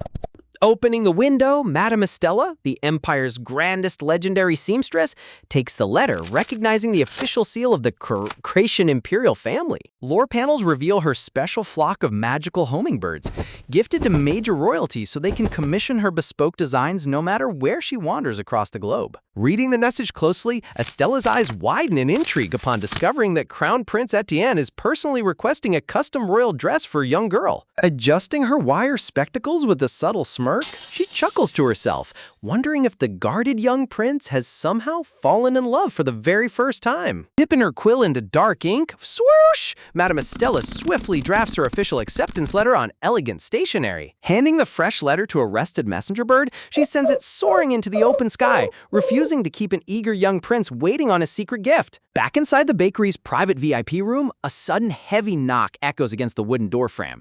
Olivia and Ludian freeze in confusion, knowing full well they explicitly ordered the staff not to disturb disturb them under any circumstances. The double doors swing wide open to reveal a cloaked boy pulling back his hood, exposing striking blonde hair and fierce blue eyes.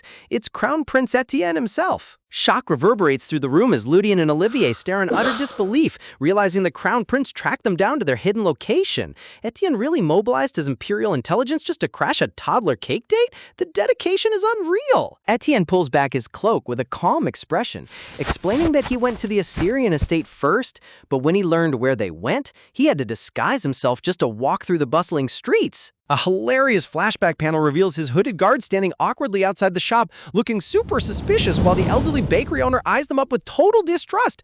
Giggles. Look at those bodyguards. They literally look like shadowy cultists trying to buy strawberry shortcake. Olivier glares at Etienne with fierce annoyance, asking him not to ruin her long-awaited cousin date, while Ludian questions why the Crown Prince keeps barging into the Asterian mansion so frequently. Shrugging his shoulders playfully, Etienne retorts that he hasn't changed at all, and that everyone just became overly sensitive after Teal joined the family, though Ludian shoots back that if 3 people disagree with him, he's definitely the problem. Tiny Teal suddenly springs up with sparkling yellow eyes, happily exclaiming how much he loves meeting Etienne, proving that the prince always has a loyal fan in his corner. Ludian slumps his head into his hand with a heavy sigh. He says, while Teal nervously wonders in her head if her brothers and sisters secretly despise Etienne. An ultra-dashing illustration of Crown Prince Etienne appears, complete with glowing golden hair, pristine military attire, and a charming smirk that could melt a glacier. The side textbook explicitly reminds us that there's absolutely no reason to hate someone this handsome. In fact, deep down, everyone probably adores him. That sudden visual shift is so majestic, the artist really put the entire budget into this one panel. Etienne turns to Ludian and Ferdy with a smug grin, asking if it's about time for them to head back to the academy, which catches Ludian completely off guard. Promising to take good care of Teal while they're gone, Etienne chuckles softly, causing Ludian to grit his teeth in intense sibling rivalry. Teal tilts her head in utter confusion as a tiny black crow flies past, wondering if her dear brothers are really leaving her behind. Turning to Ludian with big, worried eyes, Teal softly asks if returning to the academy means she won't be able to see them anymore.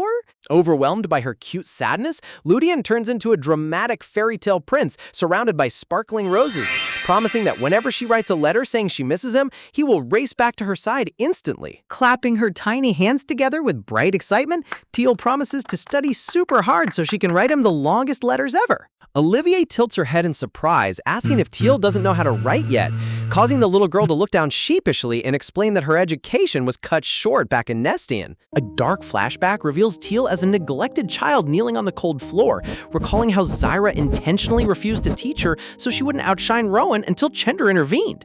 Zyra really was the ultimate evil stepmother figure, intentionally keeping a child illiterate out of sheer petty jealousy. Olivier claps her hands cheerfully, promising to teach Teal in a super fun way, while Ferdy suggests she can just draw cute doodles in her letters since studying is boring anyway.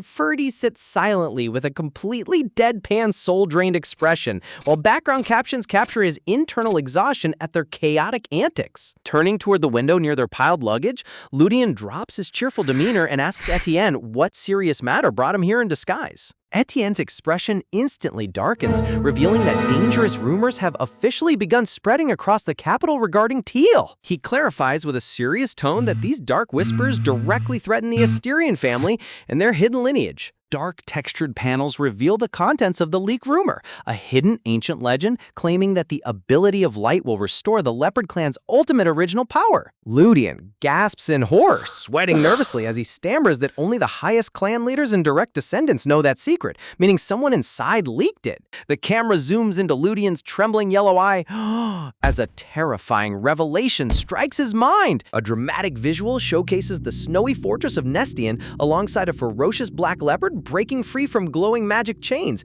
symbolizing how Teal's light can cure the clan's ancestral madness. Celestial rays illuminate a divine illustration of Teal as a holy priestess in a grand cathedral, representing her peerless light magic.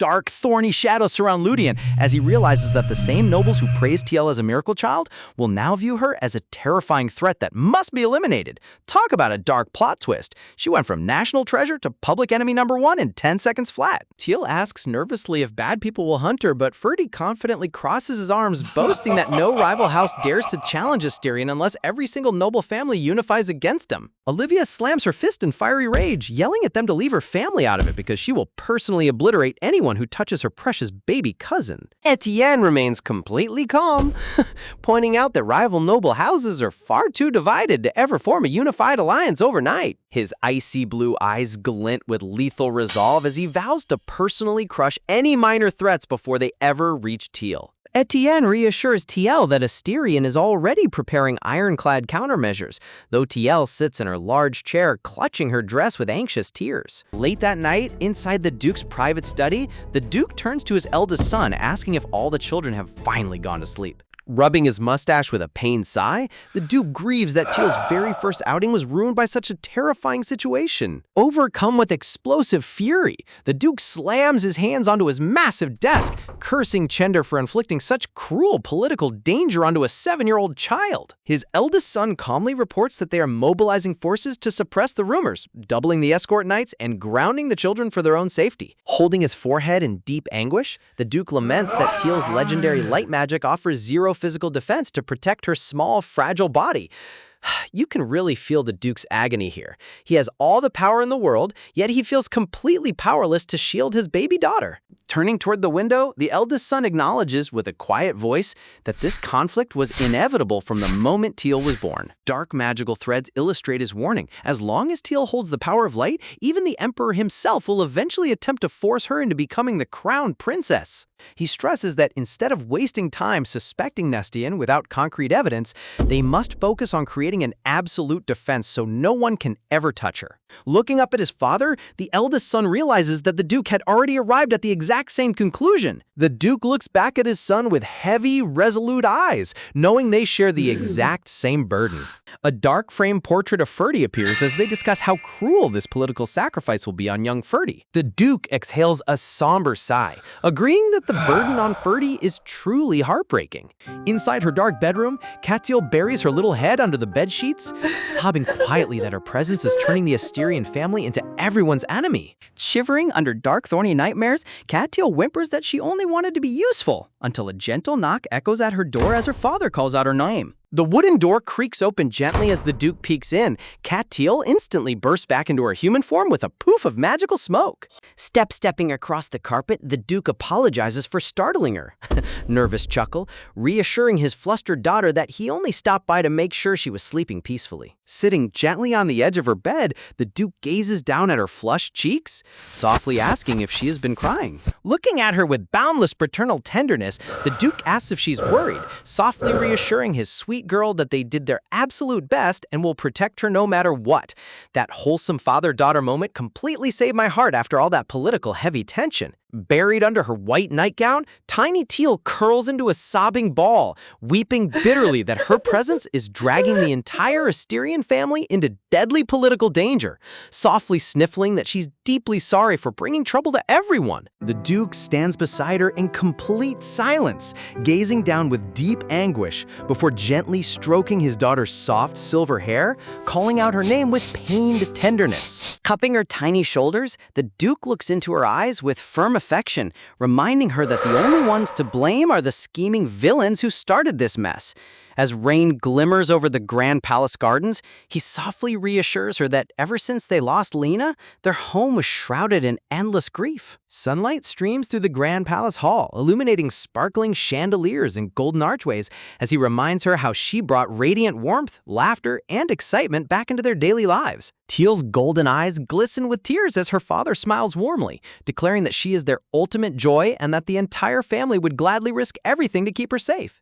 Honestly, the Duke's endless paternal devotion is so ridiculously heartwarming. He really is top-tier father material. Tears drop onto her dress as Teal gasps out a tearful call for her dad, prompting the Duke to instantly wrap his arms around her in a protective embrace. Whispering softly into her hair, the Duke confesses his unconditional love for his daughter, causing Teal to bury her face against his chest as happy tears pour down her flushed cheeks. Far to the north, in the freezing fortress of Nestian, heavy snow falls against the stone walls while the icy Duke stands near the window, bitterly complaining that Asterion hasn't sent a single response. Beside him, a silver-haired noblewoman sneers that those arrogant fools must be losing their minds behind closed doors. A glowing celestial crest reveals the 6 elemental clans protecting the Empire: Flame Asterion, Ice Nestian, Wind Wolfgang, Lightning Iker, Verdure Arni, and the long extirpated Water Clan. The Nestian Duke narrows his eyes with cold calculation, noting that while the Wolfgang clan chose Asterion, a unified alliance between the remaining 3 house powers could easily eliminate a fragile little child. His sharp blue eye glints with venomous regret, realizing that losing TL was an unforgivable political blunder that cost Nestian far too much power. Wow, look at him acting like a tragic victim when he literally treated her like garbage while she was under his roof. A dark flashback depicts tiny Teal reaching out her hands as the Duke fumes internally, cursing the fact that her light ability only manifested after she reached Asterion, wishing he had manipulated and pampered her more carefully so Nestian could claim her power. Gritting his teeth with explosive anger, the Duke curses his deceased daughter Lena, bitterly demanding why she continues to inflict such endless agony upon him. Stepping forward with smooth grace, the silver-haired woman in red gently rests her gloved hand on his shoulder, whispering that he shouldn't worry because she's right by his side. Swatting her hand away with harsh, violent force, the Duke roars in fury that she understands nothing about what Lena meant to Nestian as dark, shadowy chains hum menacingly around his aura. Turning his back with a harsh scoff, the Duke coldly orders her to get out of his sight, leaving the woman standing in tense silence. Her eyes ignite with lethal pride as her silk dress rustles violently, inwardly swearing that rather than her dead sister or the half-blood brat left behind, she and Rowan will prove their superior worth to Nestian. Dark, thorny roses bloom behind her vengeful posture as her burning ambition echoes across the dark hall, promising to completely overshadow Teal's legacy. The dramatic villain energy in this panel is off the charts. The artist really loves giving bad guys top-tier villain poses. Back inside the cozy Asterion estate, Cat Teal tilts her tiny striped head in utter confusion as a familiar sweet meow echoes through the room. Popping her head around the corner with bright, cheerful energy, a chubby calico cat appears, revealing that Teal's loyal maid, Rhea, transformed into a cat. Prancing over with sparkling enthusiasm, Rhea explains that so her lady never feels lonely as a beastkin. The entire maid staff decided to regularly transform into cute cats too. Without warning, Rhea gently scruffs Kitten Teal by the back of her neck, causing Teal to hang limply in utter shock. That scruff grab is 100% authentic cat mother behavior. It's so ridiculously adorable. Trotting down the palace corridor with soft padded footsteps, Rhea explains that almost every servant and resident in Asterion territory is a cat beastkin, making it totally natural for similar species to live in harmony. A sparkling fantasy illustration shows Doberman, Labrador, and Border Collie servants standing proudly in sharp butler suits, proving that Lady Olivier's Wolfgang family is staffed entirely by dog beastkins. Pushing open a wooden door with her paw, Rhea excitedly boasts that cat beastkins have one massive advantage: unbeatable space efficiency. Teal's eyes widen in awe as she gazes into the box room, where dozens of cat servants are snuggled up comfortably inside individual cardboard boxes. A literal box room for cat servants? That is peak comedy right there. Wiggling her tail with excitement, Teal hops right into a tiny decorated pink box, causing a sleek black cat brother to trot over and discover her cozy hiding spot. Ludian's black cat form cheerfully suggests climbing into boxes too, but Ferdy turns his nose up snobbishly, claiming that mature adults like them have completely outgrown silly cardboard boxes. Seconds later, both black cat brothers are squeezed tightly into plush red boxes on either side of Teal, blushing with flustered embarrassment as Teal wonders why it suddenly feels so warm. A massive shadowy feline silhouette looms ominously over all 3 box kittens as Teal realizes her giant Duke father is crouching right behind them with an exaggerated feline presence. Bright sparkles illuminate a mouth-watering banquet table overflowing with tall strawberry cakes, roasted meats, lobsters, and exotic tropical fruits. Dressed in a blue ruffled gown with cute hair buns, Teal gasps in sheer amazement, marveling at how fancy the food looks. Ferdy adjusts his vast while explaining that the staff worked non-stop preparing this feast for the Crown Prince's birthday, keeping the kitchen lights burning late into the night. Teal nervously covers her mouth, feeling guilty that her request caused so much extra work, but Ferdy pats her shoulder, showing a fiery vision of passionate cat chefs wielding butcher knives and ladles with blazing determination. Look at those cat chefs holding butcher knives like action movie heroes. They take their cooking extra seriously. Olivier happily munches on chocolate desserts with loud crunching sounds, munch, while Ferdy glares with a flat expression, warning her that she's going to devour the entire feast before the guest of honor even arrives. A polished black boot steps heavily onto the red carpet, while a dog beastkin guard escorts guests in the background. Dashing Crown Prince Etienne enters the banquet hall wearing a sharp royal military uniform, adorned with gold tassels and glittering medals. Gently bowing her head in a polite curtsy, Teal excitedly wishes him a happy 11th birthday, prompting Etienne to smile warmly and ask if she's been doing well. Pumping her tiny fists with sparkling yellow eyes, Teal proudly boasts about practicing her light control and watching her glowing fish grow bigger. Gazing down with fawn blue eyes, Etienne thinks to himself that while staying healthy is important, seeing her own hard work pay off is clearly the most rewarding feeling for the little girl. Etienne reaches out and gently pats Teal on her head, complimenting her remarkable talent and encouraging her that she'll master her powers in no time. In the background, Ferdy crosses his arms with a dark, irritated twitch on his forehead, glaring at Etienne with intense jealousy. Ferdy's jealous brother face is absolute gold. He cannot stand seeing anyone steal Teal's attention. Olivier covers her mouth with giggling snickers, mocking Ferdy for being terrified that a precious little sister is going to be taken away from him, which only makes Ferdy tell her to shut up. Ferdy stubbornly crosses his arms, claiming Teal obviously loves him the most, while Thought Bubble show Ludien and Olivier both insisting that Teal actually favors them instead. Pulling out an ornate dining chair with a quick slide, Ferdy confidently calls Teal over to sit next to him so he can prove his superior sibling rank once and for all. Before she can step forward, Etienne smoothly places his hand on the high-back chair right beside himself, casually ordering Teal to sit next to him instead. Ferdy's eyes twitch as he insists he asked first, leaving poor tiny Teal trembling in double vision panic while the butler stands frozen behind them with a silk cushion. Leaning down with a charming, victorious smirk, Etienne reminds everyone that today is his birthday and that he already made a special birthday deal with Teal. Ferdy fumes in background rage with literal steam blowing out of his ears, while Teal sits comfortably next to Etienne eating desserts, wondering why her brothers are always arguing over everything. Placing a beautiful navy gift box wrapped with a gold ribbon onto the table, Etienne smiles softly at Teal, announcing that he brought a special present just for her. That birthday deal move was absolute genius. Etienne played his birthday card like a total boss. Ferdy stares in total disbelief at the tiny gift box Etienne brought out, annoyed, asking if the Crown Prince is seriously trying to replace the promised custom dress with that little package. Teal tilts her head in curiosity, carefully holding the navy blue gift box wrapped with a gold ribbon as she wonders what secret surprise could be hidden inside. Opening the lid, Teal's eyes light up with starry wonder as a breathtaking, glowing ice lily sparkles radiantly against the dark velvet padding. Ferdy's mouth drops open in utter shock as he instantly recognizes the mystical flower, gasping out whether that's really the legendary breath of the snowfield. Look at Ferdy's jaw practically hitting the table. He did not see that flex coming. Lady Olivier pauses mid-bite with wide eyes, explaining that this legendary ice bloom only flowers once every full century on the highest frozen ice cliffs.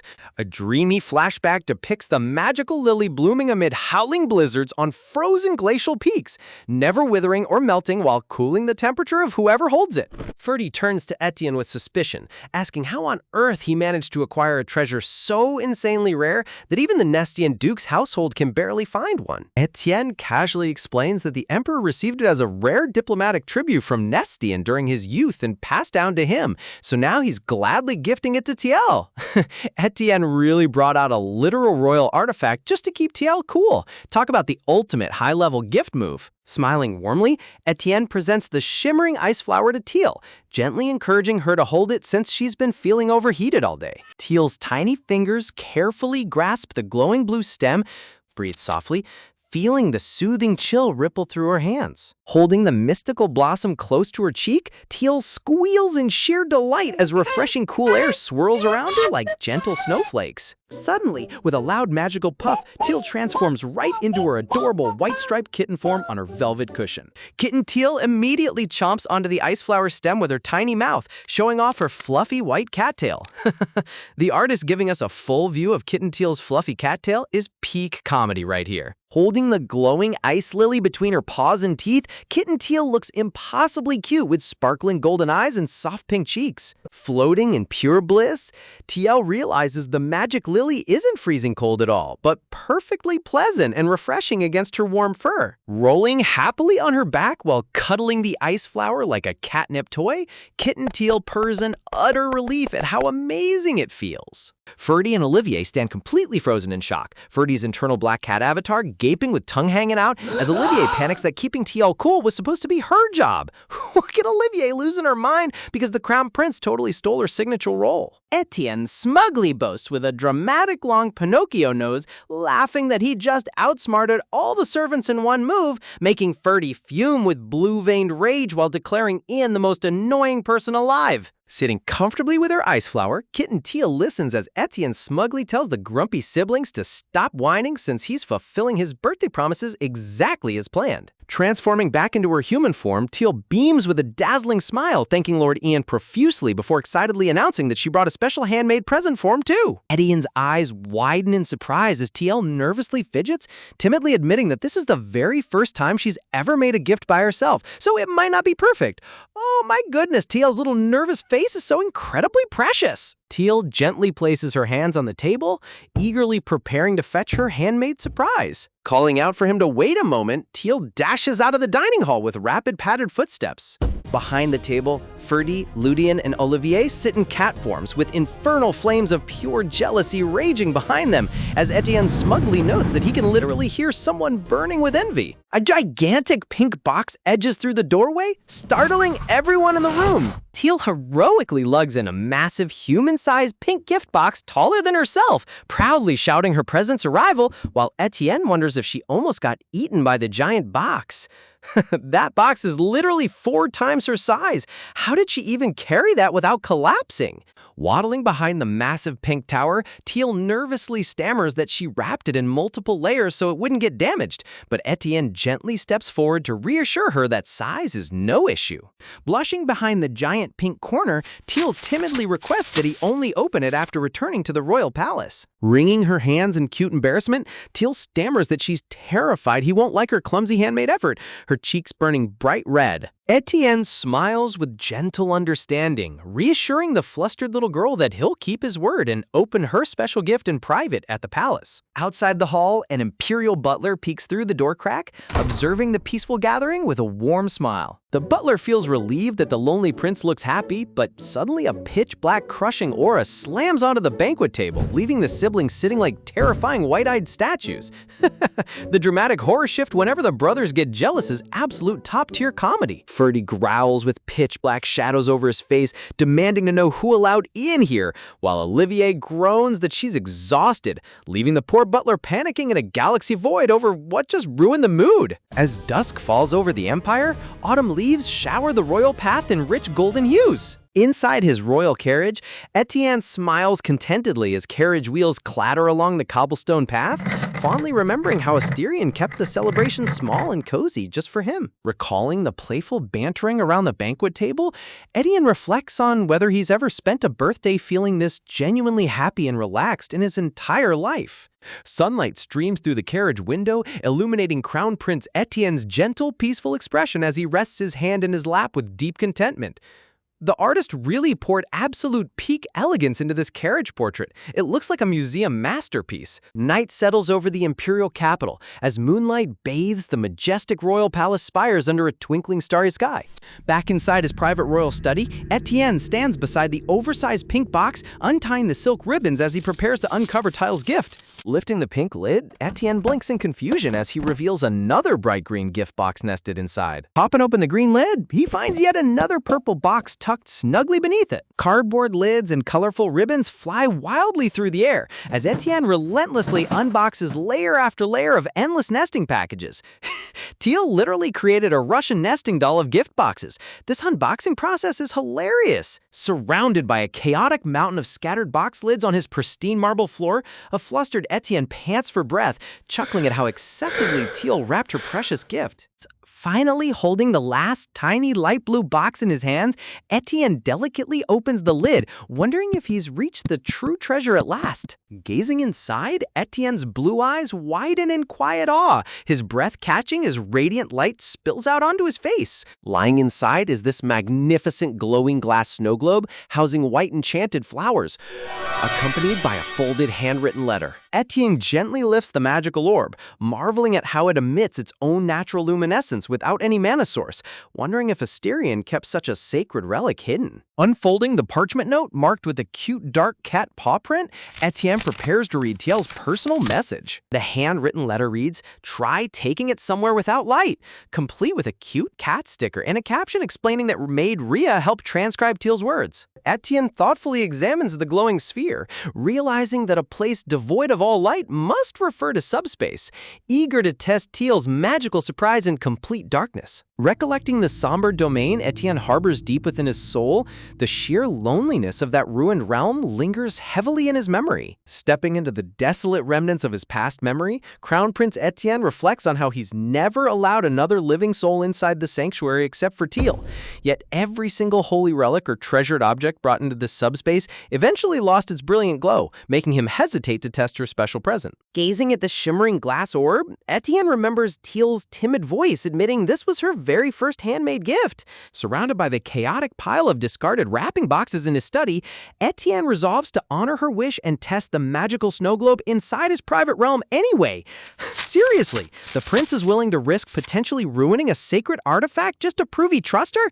That is top-tier dedication. With a surge of blue mana, a radiant portal opens in front of him and Etienne steps through into the silent darkness. Turning his back on the shattered ruins scattered across the dark floor, he sits down cross-legged, preparing himself for the inevitable disappointment. Just as expected, the moment the globe settles onto the cold marble, its magical luminance begins to dim. Watching the ambient light vanish, Etienne sighs softly, deciding to quietly commit every detail of her gift to memory before it fades into total obscurity. Suddenly, an astounding explosion of prismatic light bursts from within the glass orb, illuminating the dark void with pure starlight. Shocked by the dazzling flare, Etienne suddenly realizes that Tiel didn't just handcraft the casing, she infused her own innate sacred light energy deep into the relic. Her power actively repels the devouring darkness of his subspace, blooming like an immortal lotus that refuses to die.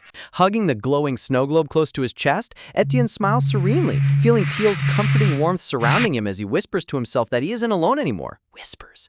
Look at how one tiny magical snow globe completely transformed his brooding, edgy realm into a cozy nightlight room. Outside, peaceful night settles over the majestic royal palace spires as crickets chirp gently beneath the starry sky. Back in the ducal estate, little Tiel sits on her massive canopy bed, nervously asking maid Rhea if Crown Prince Etienne will truly like her present.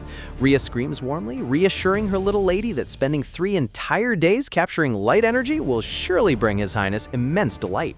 Tiel envisions her tiny kitten self exploring Etienne's dark subspace, recalling how despite being a rich crown prince, his inner world held nothing but cold, broken rubble. Clutching her plushie close to her chest, Tiel softly vows that if her gift can bring even a tiny flicker of brightness into that dark place, Lord Ian won't have to suffer from loneliness ever again, whispers. A few days later, excitement buzzes through the estate hallways as the maids whisper in utter disbelief that the legendary fashion designer Madame Estella has personally arrived at the mansion. Sitting gracefully with a cup of fine tea, Madame Estella smoothly announces that the crown prince personally commissioned her to create custom luminaria dresses for young Tiel, requiring at least 2 or 3 outfits for the upcoming festival season. Duke Asterion looks surprised, noting that Madame Estella exclusively designs attire for royalty and high-ranking nobility, to which she chuckles softly, explaining that anyone who follows her unique request system earns her service regardless of status. Holding his head in deep exhaustion, Asterion groans as he finally puts the pieces together. The kids literally struck a secret bargain with the crown prince during his birthday party just to get Tiel custom dresses. The Duke is realizing his toddlers are out here making political trade deals before they can even reach the top shelf. Adjusting her spectacles, Madame Estella asks to call for Lady Teal to take her precise measurements, prompting Asterion to take the opportunity to request an additional custom order of his own. Madame Estella tilts her head in curiosity, wondering what kind of extraordinary request the formidable Duke could possibly have in mind. As Asterion details his request, Estella's eyes sparkle with excitement as her feather quill scratches rapidly across her notebook, marveling at the concept of a sacred snow leopard possessing golden eyes and the power of divine light. Standing nervously on a wooden footstool in her adorable blue outfit, Teal fidgets in confusion as Madame Estella swoons that her creative inspiration is overflowing like a roaring waterfall. Leaning down with a warm, encouraging smile, the designer asks Teal if she has a preferred color theme for her custom gowns. Without missing a beat, Teal proudly declares her favorite color is gold, matching the glorious golden lion banner of her family estate. Noticing the shimmering crystal accessory on her collar, Estella asks if the ice sculpture brooch is special, to which Teal sweetly explains that Crown Prince Etienne gifted her the frozen lily, and her loving father turned it into a permanent brooch so she could carry it everywhere. Writing furiously in her ledger, Madame Estella vows to craft a gown specifically designed to complement the icy blue brooch, chuckling that the Crown Prince will certainly be mesmerized. With measurements complete, Estella asks if Teal can now shift into her snow leopard form, leaving the little girl blinking in total shock as she asks why her animal form is needed. Estella chuckles, revealing that Duke Asterion spent 30 full minutes passionately bragging about how cute her animal form is, requesting custom clothes tailored specifically for her fluffy snow leopard body.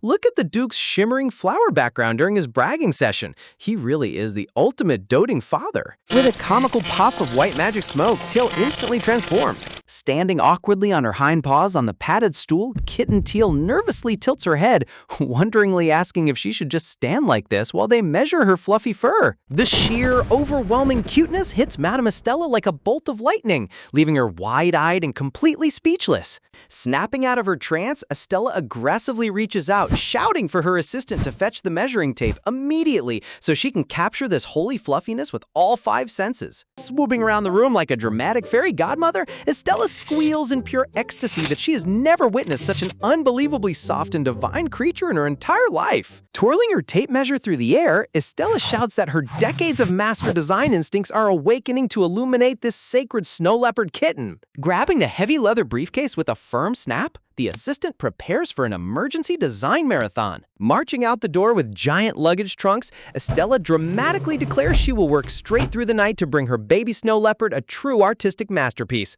This fashion designer took one look at Kitten Teal and turned into a full-blown fan club president. Later in the study, Ludian gently taps his knuckles on the wooden desk, patiently teaching Teal how 2 similar-sounding letters have subtle spelling differences. Suddenly, Maid Rhea opens the study doors with a bright smile, announcing that the royal portrait painters have finally arrived at the estate. Setting down his quill, Ludian informs Teal that it's time to head over and prepare, prompting her to jump up from her study desk to get ready right away. Rhea gently chuckles, telling the young lady there's absolutely no need to rush since the artists will be staying at the estate for 5 whole days to complete the paintings. Realizing the painters will be staying so long, Ludian's eyes light up with excitement as he resolves to ask for a custom portrait of his own once they finish. Suddenly, the black cat on the desk pokes his grumpy face out from under a book, telling Ludian to get in line because he and his father already reserved a spot first. Ludian's sweat drops, sighing that Ferdy never pays attention during reading lessons, but instantly reacts the moment portrait reservations are mentioned.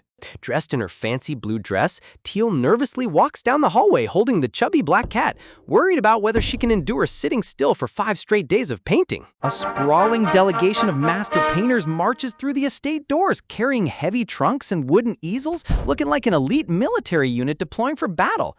Look at these artists dressed like high-class diplomats. They take family portraits ridiculously seriously. Standing beside her towering father, Teal gasps in awe at the sheer massive crowd of artists filling the main hall. Asterion smiles warmly, explaining that since sitting still for long periods is exhausting for a child, hiring multiple master painters allows them to work simultaneously on various different artworks. He gently adds that they will also paint a grand family portrait featuring everyone, which will be prominently displayed in the most prestigious spot in the main hall. Clasping her tiny hands together with sparkling golden eyes, Teal squeals in sheer joy at the thought of having her whole family immortalized in the grand hall. Servants servants carefully carry in a giant towering canvas, while Asterion reassures Till that once her brothers and grandfather arrive, they'll ease her tension and begin capturing their precious family portrait together. Looking up at the grand framed family portrait hanging above the staircase in the Asterion estate hall, little Teal marvels at how every passing guest who lays eyes on that painting will instantly recognize her as a true, cherished child of the Asterion duchy. Clasping her small hands against her chest with a brilliant, glowing smile,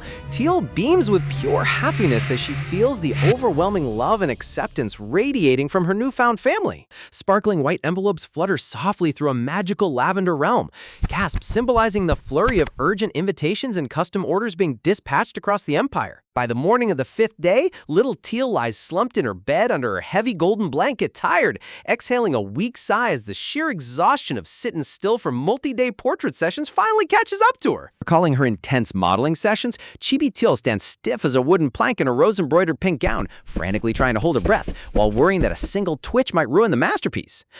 Look at her standing there like a decorative statue. The poor kid has taken portrait duty way too seriously. Pushing herself up from the soft mattress with a resolute puff of air, Teal encourages herself that if she can just endure this final stretch, her entire family will have a priceless memory to treasure forever. Suddenly, Maid Rhea bursts into the bedroom with wide eyes and a radiant grin, announcing at the top of her lungs that Madame Estella's custom outfits have officially arrived at the estate. Blinking in surprise, Teal sits up in bed as Rhea eagerly clarifies that these aren't standard formal dresses, but specially requested attire designed exclusively for her fluffy beast form. The scene reveals a hilarious preview of Madame Estella's boundless artistic passion, an absurdly adorable cabbage roll costume, where snow leopard kitten Teal is snugly wrapped inside a leafy green Napa cabbage. Next in line is a buzzing yellow bumblebee onesie equipped with tiny translucent wings and cute little antennae, perfectly tailored to fit her tiny kitten frame. And as if that wasn't absurd enough, another design features kitten Teal sprouting directly out of a flower pot like a giant golden sunflower.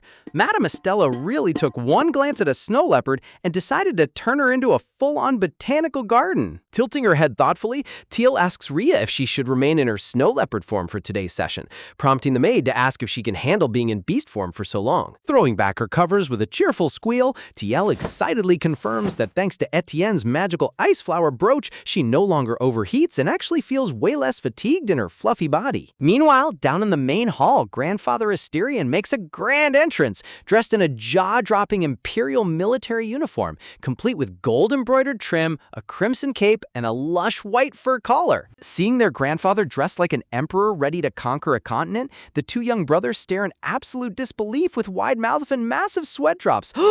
They can't help but ask if he's secretly planning a military campaign to the imperial capital. Posing dramatically with his hand placed artfully beneath his mustache, Grandfather proudly declares that an Asterion family heirloom demands supreme perfection, while the boys sweat drop in utter confusion over why he's stealing the spotlight on Teal's photoshoot day. Giving a firm thumbs up with romantic roses blossoming behind him, Grandfather unabashedly announces that his sole purpose in this portrait is to serve as Lady Teal's royal footrest. The legendary war hero Duke out here flexes zero dignity the second his granddaughter enters the room. Hearing the footsteps outside, Grandfather turns around with a sharp swish of his cape, announcing with grand fanfare that the young princess has finally arrived. Maid Rhea steps forward holding an ornate royal blue pedestal box, presenting Kitten Teal sitting atop it dressed in a majestic red velvet cape, a white ermine collar, and a tiny golden crown while squeaking a cute greeting. The entire room instantly collapses into chaotic adoration. Grandfather and the two brothers explode into hard-eyed swoons, with one brother flying backwards from sheer cuteness overload. Scooping the crowned snow leopard kitten directly into his arms, Grandfather blushes furiously as he coos over whether she wants to sit in his arms or lounge on his lap for the painting. Watching Grandfather monopolize the kitten, Ludian sighs in deep disappointment, complaining that he originally wanted a solo portrait of Teal to hang in his academy dorm room, but now Grandfather's barged into every frame. Noticing the boys pouting, gray-haired Olivier whispers slyly through her hand, calling the foolish Black Panthers over for a secret operational meeting. Grinning with a sharp sparkle in her eyes, mischievously Olivier smugly reveals that she's secretly bribed one of the master artists behind everyone's backs. Olivia triumphantly explains that she ordered 3 custom solo portraits featuring Teal alone without Grandfather, but since she commissioned them, the brothers got to hand over their pocket money to pay her back. Holding up a finger with a cute fang grin, Olivia slyly offers an alternative deal. If they can't pay in hard cash, they must owe her a major favor during the upcoming Luminaria festival season, mischievously. After a chaotic struggle where the black cat plushie gets aggressively tossed around, the brother finally surrenders to her terms, agreeing to take one solo painting each. The resulting artwork is an absolute masterpiece. Kitten Teal resting lazily on a fluffy ruffled pillow while wearing a frilly pink bonnet tied with a silk ribbon. Look at this bonnet design. This is peak high fashion luxury for a cat. However, reality immediately hits them like a freight train as all three kids collapse face down onto the carpet in total financial bankruptcy. Clutching her forehead in pain, Olivier groans that she spent every last penny because Madame Estella crafted way too many irresistible outfits. Meanwhile, grandfather continues spinning and playing with Kitten Teal in a shower of glowing pink rose petals, hogging every single solo pose while the kids yell in frustration that he took all the best portraits for himself. Placing a dramatic hand over his heart with glowing emotional eyes, Ferdy sniffs that he's content with just one portrait since he got to witness Teal's cuteness firsthand, prompting his brother to tell him to stop crying and just speak normally. Looking at the painter's palette on the wooden table, Olivier whispers that their only option left is to stealthily steal a painting from grandfather's bedroom, but the brother instantly shuts her down, threatening to report her straight to Aunt. Clapping her hands together with a sudden gasp, Olivia's eyes pop open in utter shock as she suddenly remembers a crucial detail she completely forgot about. Outside the estate, a luxurious emerald green royal carriage adorned with gold crests rolls smoothly up the paved driveway under bright afternoon sunlight. A refined gentleman in a tan coat steps down first, offering his hand to gently guide a lady in an elegant green gown out of the carriage door. Overlooking the breathtaking white marble spires and fountain courtyards of the Asterian ducal mansion, the visitors reflect in solemn thought about how the lingering grief of losing Lena kept them away from visiting for so long. The handsome silver-haired gentleman, Stefano, smiles warmly as he notes that rumors across the capital claim the dark atmosphere inside the Asterian house has finally transformed into bright warmth. Looking toward the mansion entrance with a bittersweet gaze, the dark-haired aunt softly murmurs Lena's name, wondering about the child her late sister left behind. Whispers. Dressed in a sophisticated forest green capelet dress with golden yellow eyes, Aunt looks both striking and filled with deep emotional hesitation as she prepares to meet her niece for the very first time. Stepping into the grand foyer featuring soaring staircases and indoor fountains, Stefano, the head of the Wolfgang family, calls out excitedly to greet his old friend Duke Asterion. Asterion walks over to shake Stefano's hand, welcoming him back to the estate after such a long absence. Stefano chuckles warmly, sharing how thrilled he was to receive Olivier's letter describing how completely smitten the young girl has become with little Teal. Nodding with a gentle smile, Asterion agrees that her affection is quite intense, before turning the conversation to ask about Crown Prince Etienne's current condition. Stefano gazes upward with nostalgic eyes, softly remarking how the entire ducal mansion feels radiant once again, echoing the exact joyous atmosphere from when Sister Lena was still alive. Standing opposite each other in the sunlit hall, both powerful family leaders pause in quiet reflection over the miraculous change sweeping through their lives. Looking up at the majestic architectural arches bathed in warm sunlight, Stefano warmly confesses his belief that every single member of their grieving family has been saved by Teal's arrival. Nearby, young Olivier nudges her mother forward in frustration, nagging her to stop hesitating when she spent months longing to see her little niece. Clutching her dress collar with trembling hands, Aunt hesitates nervously with a worried expression, trembling, paralyzed by the fear of how her late sister's child will react to her. Noticing her aunt standing nervously across the hall, little Teal walks over in her yellow frilled dress, wonderingly asking herself if her aunt is just feeling shy after being apart for so long. Taking determined steps forward in her bright green Mary Jane shoes, Teal smiles brightly as she decides to bridge the gap herself and greet her loving aunt with open arms. Teal takes a polite step forward in her bright yellow dress, greeting her long-lost aunt with a sweet smile and introducing herself. Etienne's breath hitches as her hand visibly trembles in midair, overwhelmed by seeing her late sister's daughter standing right in front of her. Gently placing her palm on Teal's silver braids, Etienne whispers with deep emotion that Teal is the absolute spitting image of her mother, Lena. Unable to hold back her tears any longer, the aunt drops to her knees and pulls Teal into a warm, desperate embrace. Man, pass me the tissues already. Seeing family members finally embrace after years of painful separation hits right in the feels. Tears stream down Etienne's cheeks as she whispers through her sobs how deeply grateful she is that Teal is safe and alive.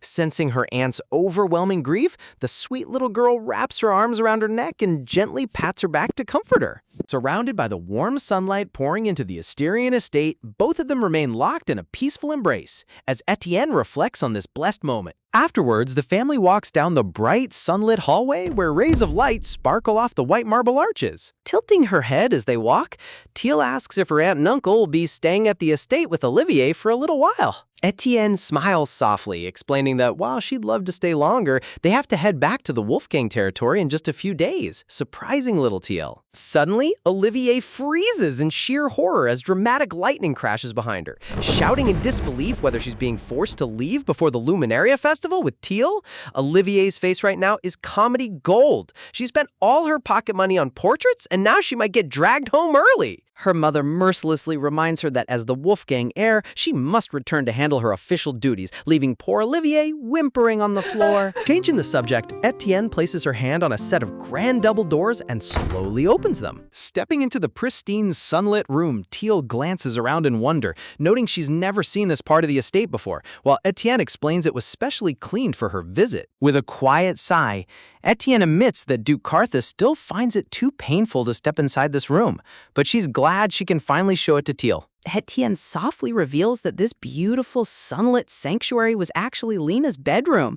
Look at the lighting in this panel. It's absolutely gorgeous. The artist drew Lena looking like a literal angel standing in the sun. Teal's eyes widen in awe as the word moms echoes softly in her mind. Walking over to a delicate antique vanity dresser, Etienne reaches toward the top drawer. Gliding the drawer open with a smooth click, Etienne searches through the kept keepsakes and old letters inside. Her eye lights up with a soft gasp as she spots the exact item she was searching for. Turning back, Etienne gently extends her hands, presenting a tiny sky blue knitted garment to Teal, who blinks in confusion. Teal cradles the tiny blue outfit in her small hands, wondering why her aunt kept such a small piece of clothing. Etienne smiles softly, revealing the sweet truth that Lena knitted this tiny outfit with her own hands specifically for Teal. Okay, my heart is officially melting. Sighs. Knowing her mom hand-knitted baby clothes before passing away is such a bittersweet detail. She explains that Lena dreamed of dressing her newborn baby in this exact cardigan the moment she came into the world. In a heartwarming flashback, Lena sits with a ball of yarn, staring at her work in flustered confusion as she wonders if one sleeve turned out longer than the other. Lena groans in defeat over the awkward sleeves, wondering if she should lengthen the other side, while young Etienne snickers into her teacup. Etienne teased her sister back then, remarking how hilarious it was that the fearsome Lena was taken up knitting, to which Lena simply giggled that love changes everyone. Wait, remember when Lena happily shared her wish that while her twin boys resembled Carthus, she hoped her next baby would be a snow leopard who looked just like her? She envisioned a peaceful future where Nestian would be restored, allowing her child to proudly visit the ancestral homeland of the snow leopards. Listening to her sister's hopeful dreams, Etienne had admired Lena's unwavering strength and warmth. Lena smiled radiantly, amazed, proudly declaring that her child would grow up to be the most wonderful, loved baby in the entire world. Lena's smile here is so pure.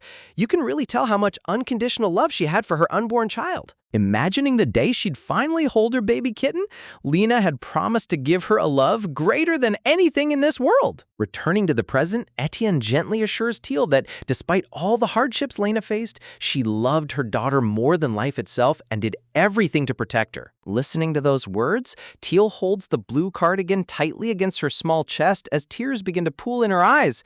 Squeezing the fabric in her tiny hands, Teal feels an unbearable surge of emotion crashing over her. All her life, even though her father insisted it wasn't her fault, Teal secretly feared that her mother died hating her for being born. Whenever she missed her mother and snuck into her grandfather's room at night, she was too terrified of rejection to even look up at Lena's portrait. She would always keep her head lowered, sadly feeling that asking for her mother's love was something completely unforgivable. But now, realizing how deeply her mother actually cherished her, Teal's chest heaves with uncontrollable sobs.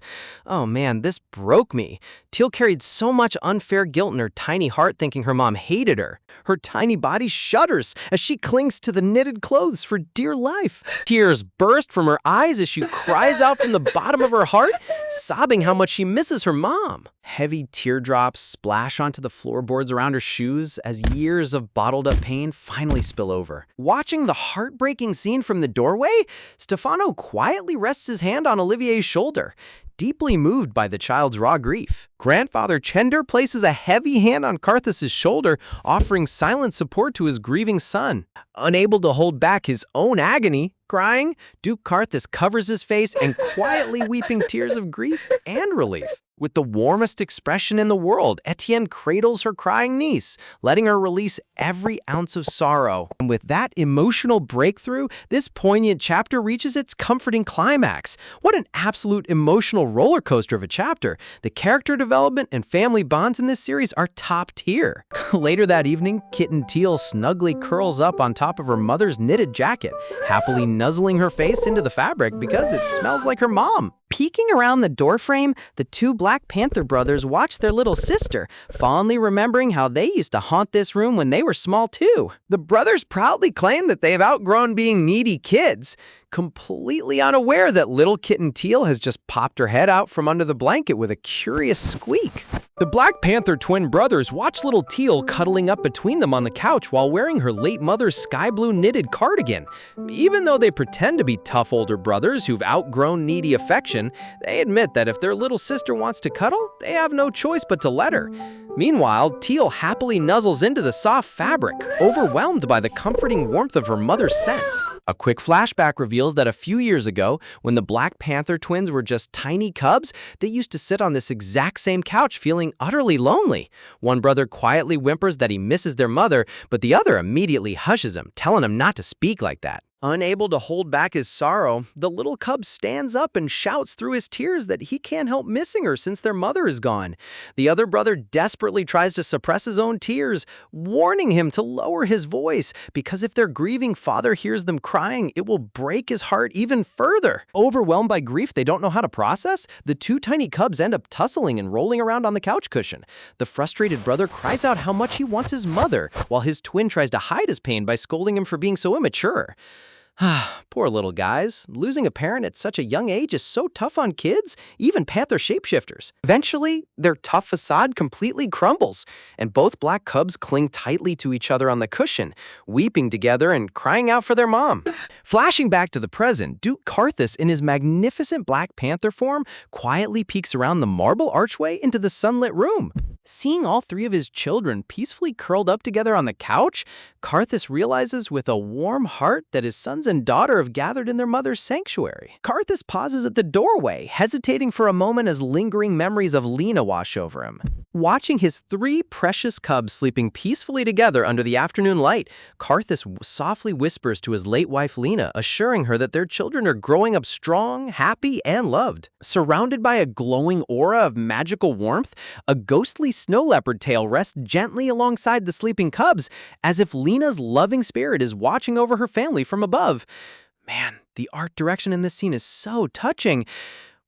Showing Lena's spiritual presence guarding her cubs really tugs at the heartstrings. Later on, in the grand reception hall, an energetic white-haired noble welcomes the twin brothers in human form with open arms, dramatically exclaiming how much they've grown and joking that they'll be tall enough to scrape the ceiling soon. Enthusiastically offering to give them airplane rides for old time's sake, the white-haired man gives a double thumbs up, but the twins unceremoniously shut him down with deadpan stares, reminding him that they saw them just a few months ago and flatly refusing his childish offer. Meanwhile, Aunt Etienne elegantly sips her tea in a high-backed chair, asking her brother Karthus if he plans to leave for the capital next week as well, to which he calmly confirms. Karthus explains that thanks to the fine horse she gifted him, there is no need to rush, especially since their capital villa is still undergoing final preparations for their upcoming stay. Nodding understandingly, Etienne generously offers to have the Wolfgang family transport any supplies or provisions they might need to speed up the process. Look at how supportive this extended family is. Having powerful relatives willing to handle logistics for you is definitely a top-tier noble flex. Overhearing their conversation, little Teal curiously asks if they own a villa in the capital, Etienne explains that all major ducal families maintain residences near the imperial palace for the Luminaria festival, noting that they're bound to run into various other noble houses during the grand celebration. Hearing about meeting other nobles, Teal tightly squeezes her dress fabric as she nervously recalls how the hostile factions in the capital consider House Asterion their sworn enemy. Reassuring herself with fierce resolve, Teal reminds herself that House Asterion is the most powerful house in the realm, and with House Wolfgang by their side, she has absolutely nothing to fear. Swearing to make her family proud, the brave little girl promises to carry herself with absolute dignity and unwavering confidence in front of the high society aristocrats. Pumping her tiny fists with a fiery aura blazing behind her, Teal vows to show the entire capital the unstoppable strength of House Asterion. Watching Teal burst with fierce competitive spirit, Etienne chuckles softly into her teacup, fondly remarking how much Teal's fiery attitude reminds her of the old days. Teal going full shonen protagonist over a tea party is peak comedy. Gently stroking Teal's braided silver hair, Etienne reveals a sweet secret that Lena and Karthus actually met for the very first time during the Luminaria festival as children. Etienne laughs mischievously as she recalls how she initially thought Karthus had been viciously ambushed by a wild monster, while Karthus nervously begs his sister not to spill that embarrassing story to his daughter. Flashing back to their first meeting at the festival street years ago, colorful banners wave beneath the bright blue sky as commotion breaks out. It turns out 6-year-old kitten Lena had leaped onto 8-year-old panther Karthus and was furiously biting his neck, leaving panicked attendants screaming in horror. Standing proudly on top of the squished panther cub, 6-year-old Lena roars in triumph that she won, while the battered Karthus groans underneath her, calling her an unrefined hairy pig who can't even speak properly in beast form. Talk about a wild first impression. Lena basically tackled her future husband on sight. In the chaos, young Karthus got frozen solid in a chunk of ice and launched skyward, leaving the shocked festival crowd whispering in utter confusion as they watched the prestigious Asterion heir fly through the air. Fast forward to their second meeting years later, 9-year-old Lena stands gracefully with her arms crossed, cheekily greeting 11-year-old Karthus with a smirk. The 11-year-old Karthus flinches in annoyance as Lena teasingly asks if all the bite marks she gave him years ago have finally healed up. Trying to play it cool, Karthus scoffs that he doesn't care about a dumb mark, but accidentally slips up and admits the scar is actually still visible, prompting Lena to tilt her head in curious delight. Declaring that she'll give him a brand new bite mark right on his pretty face, Lena transforms back into a kitten and lunges at him, sending poor Karthus running for his life and screaming in panic. Man, Lena was an absolute menace as a kid. No wonder Karthus was traumatized. Back in the present day, Duke Karthus buries his face in his hand, turning tomato red with sheer embarrassment as little Teal blinks in surprise. Scratching her cheek at amusement, Teal realizes that Grandfather Chender's nostalgic tales of her mother being a gentle, graceful angel were slightly inaccurate, or perhaps her parents are just constantly fighting like wildcats. 3 days later, the day of departure arrives as the majestic Wolfgang family carriage waits in the sunlit driveway.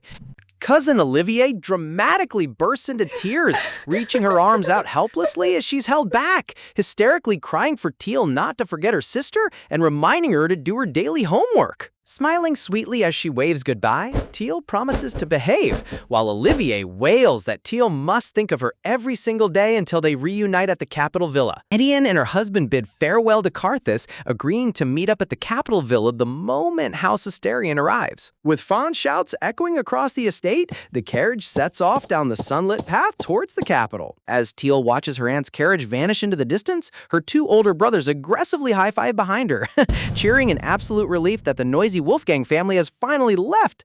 Brotherly solidarity at its finest, they couldn't wait to have their peace and quiet back. Turning to his daughter with a tender look, Karthus gently asks Teal if she's feeling lonely after saying goodbye, and Teal softly admits that she misses them already. Comforting her with a gentle head pat, softly, Karthus reassures Tile that they'll see their relatives again in just a few short days once they reach the capital. As they walk together down that grand hallway, Karthus suddenly reveals he has a special surprise gift for her that was just completed today. Blinking in wonder, Teal asks what the gift is, and Karthus warmly reveals that he placed it inside her bedroom. Pushing open the gilded double doors with a smooth creak, Karthus invites her inside and tells her to check the wooden nightstand right beside her bed. Approaching her bed, Tile spots an ornate wooden picture frame resting on the lace nightstand, its face turned away from her view. Curious, the little girl carefully picks up the heavy wooden frame and turns it over to reveal the artwork inside. Her breath hitches as she gazes upon a breathtaking painting showing her late mother Lena holding baby Teal lovingly in her arms, both bathed in golden light and smiling with pure joy. Karthus softly explains that when the court painters visited, he's specially commissioned them to create this mother-daughter portrait so Teal could always keep her mother close to her bedtime. As Karthus whispers that Lena would be overjoyed seeing how much Teal loves her, Teal's golden eyes fill with shimmering tears of warmth and gratitude. Man, this moment is so pure. Karthus giving Teal a portrait of her with her mom is the absolute sweetest gesture. Clinging to the precious portrait with all her heart, little Teal smiles through her joyous tears and whispers a heartfelt thank you, tearful to her loving father. Teal gently snuggles against her bed pillow with her newly received mother-daughter portrait, whispering that she's definitely packing this precious painting for their journey to the capital villa. Resting her soft kitten cheek against Lena's likeness, she silently prays that seeing her portrait will prompt her mother's spirit to visit her in her dreams tonight. Teal imagines a fairy tale tea party with her late mother, picturing herself across a sunlit golden table laden with sweet treats and warm tea.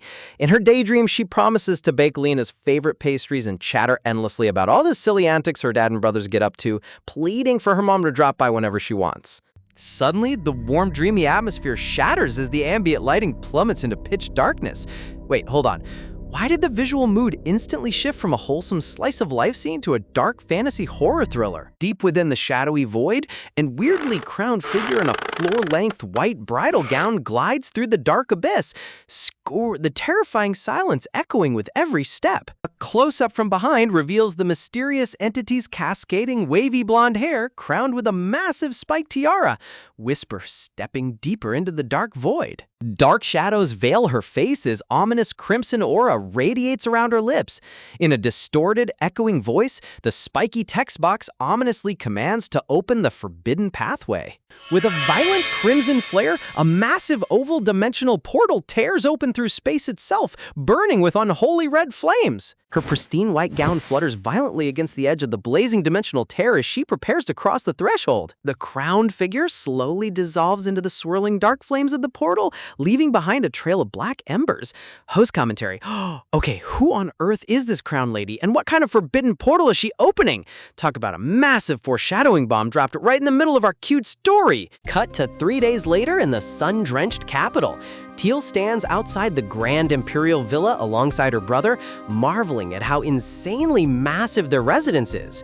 Her brother casually flexes that while it's small compared to Asterian Castle, it's still easily the biggest property in the entire capital. Karthus sets down his heavy travel briefcase, explaining to his middle son that their journey was blazingly fast because the Wolfgang family gifted them a wind-blessed steed that turned a multi-day trip into a single afternoon ride. Pointing toward the grand mansion, her brother reveals that they completely redecorated a personal bedroom just for Teal, sending the excited little girl scuttling up the stone steps to check out her new room. Teal carefully peeks through the gilded double doors, her golden eyes sparkling with pure curiosity as she gets her first peek inside. The room is an absolute paradise of soft pink velvet, glittering crystal chandeliers, and a regal canopy bed fit for royalty. Teal squeals in sheer delight at how gorgeous everything looks. Host commentary.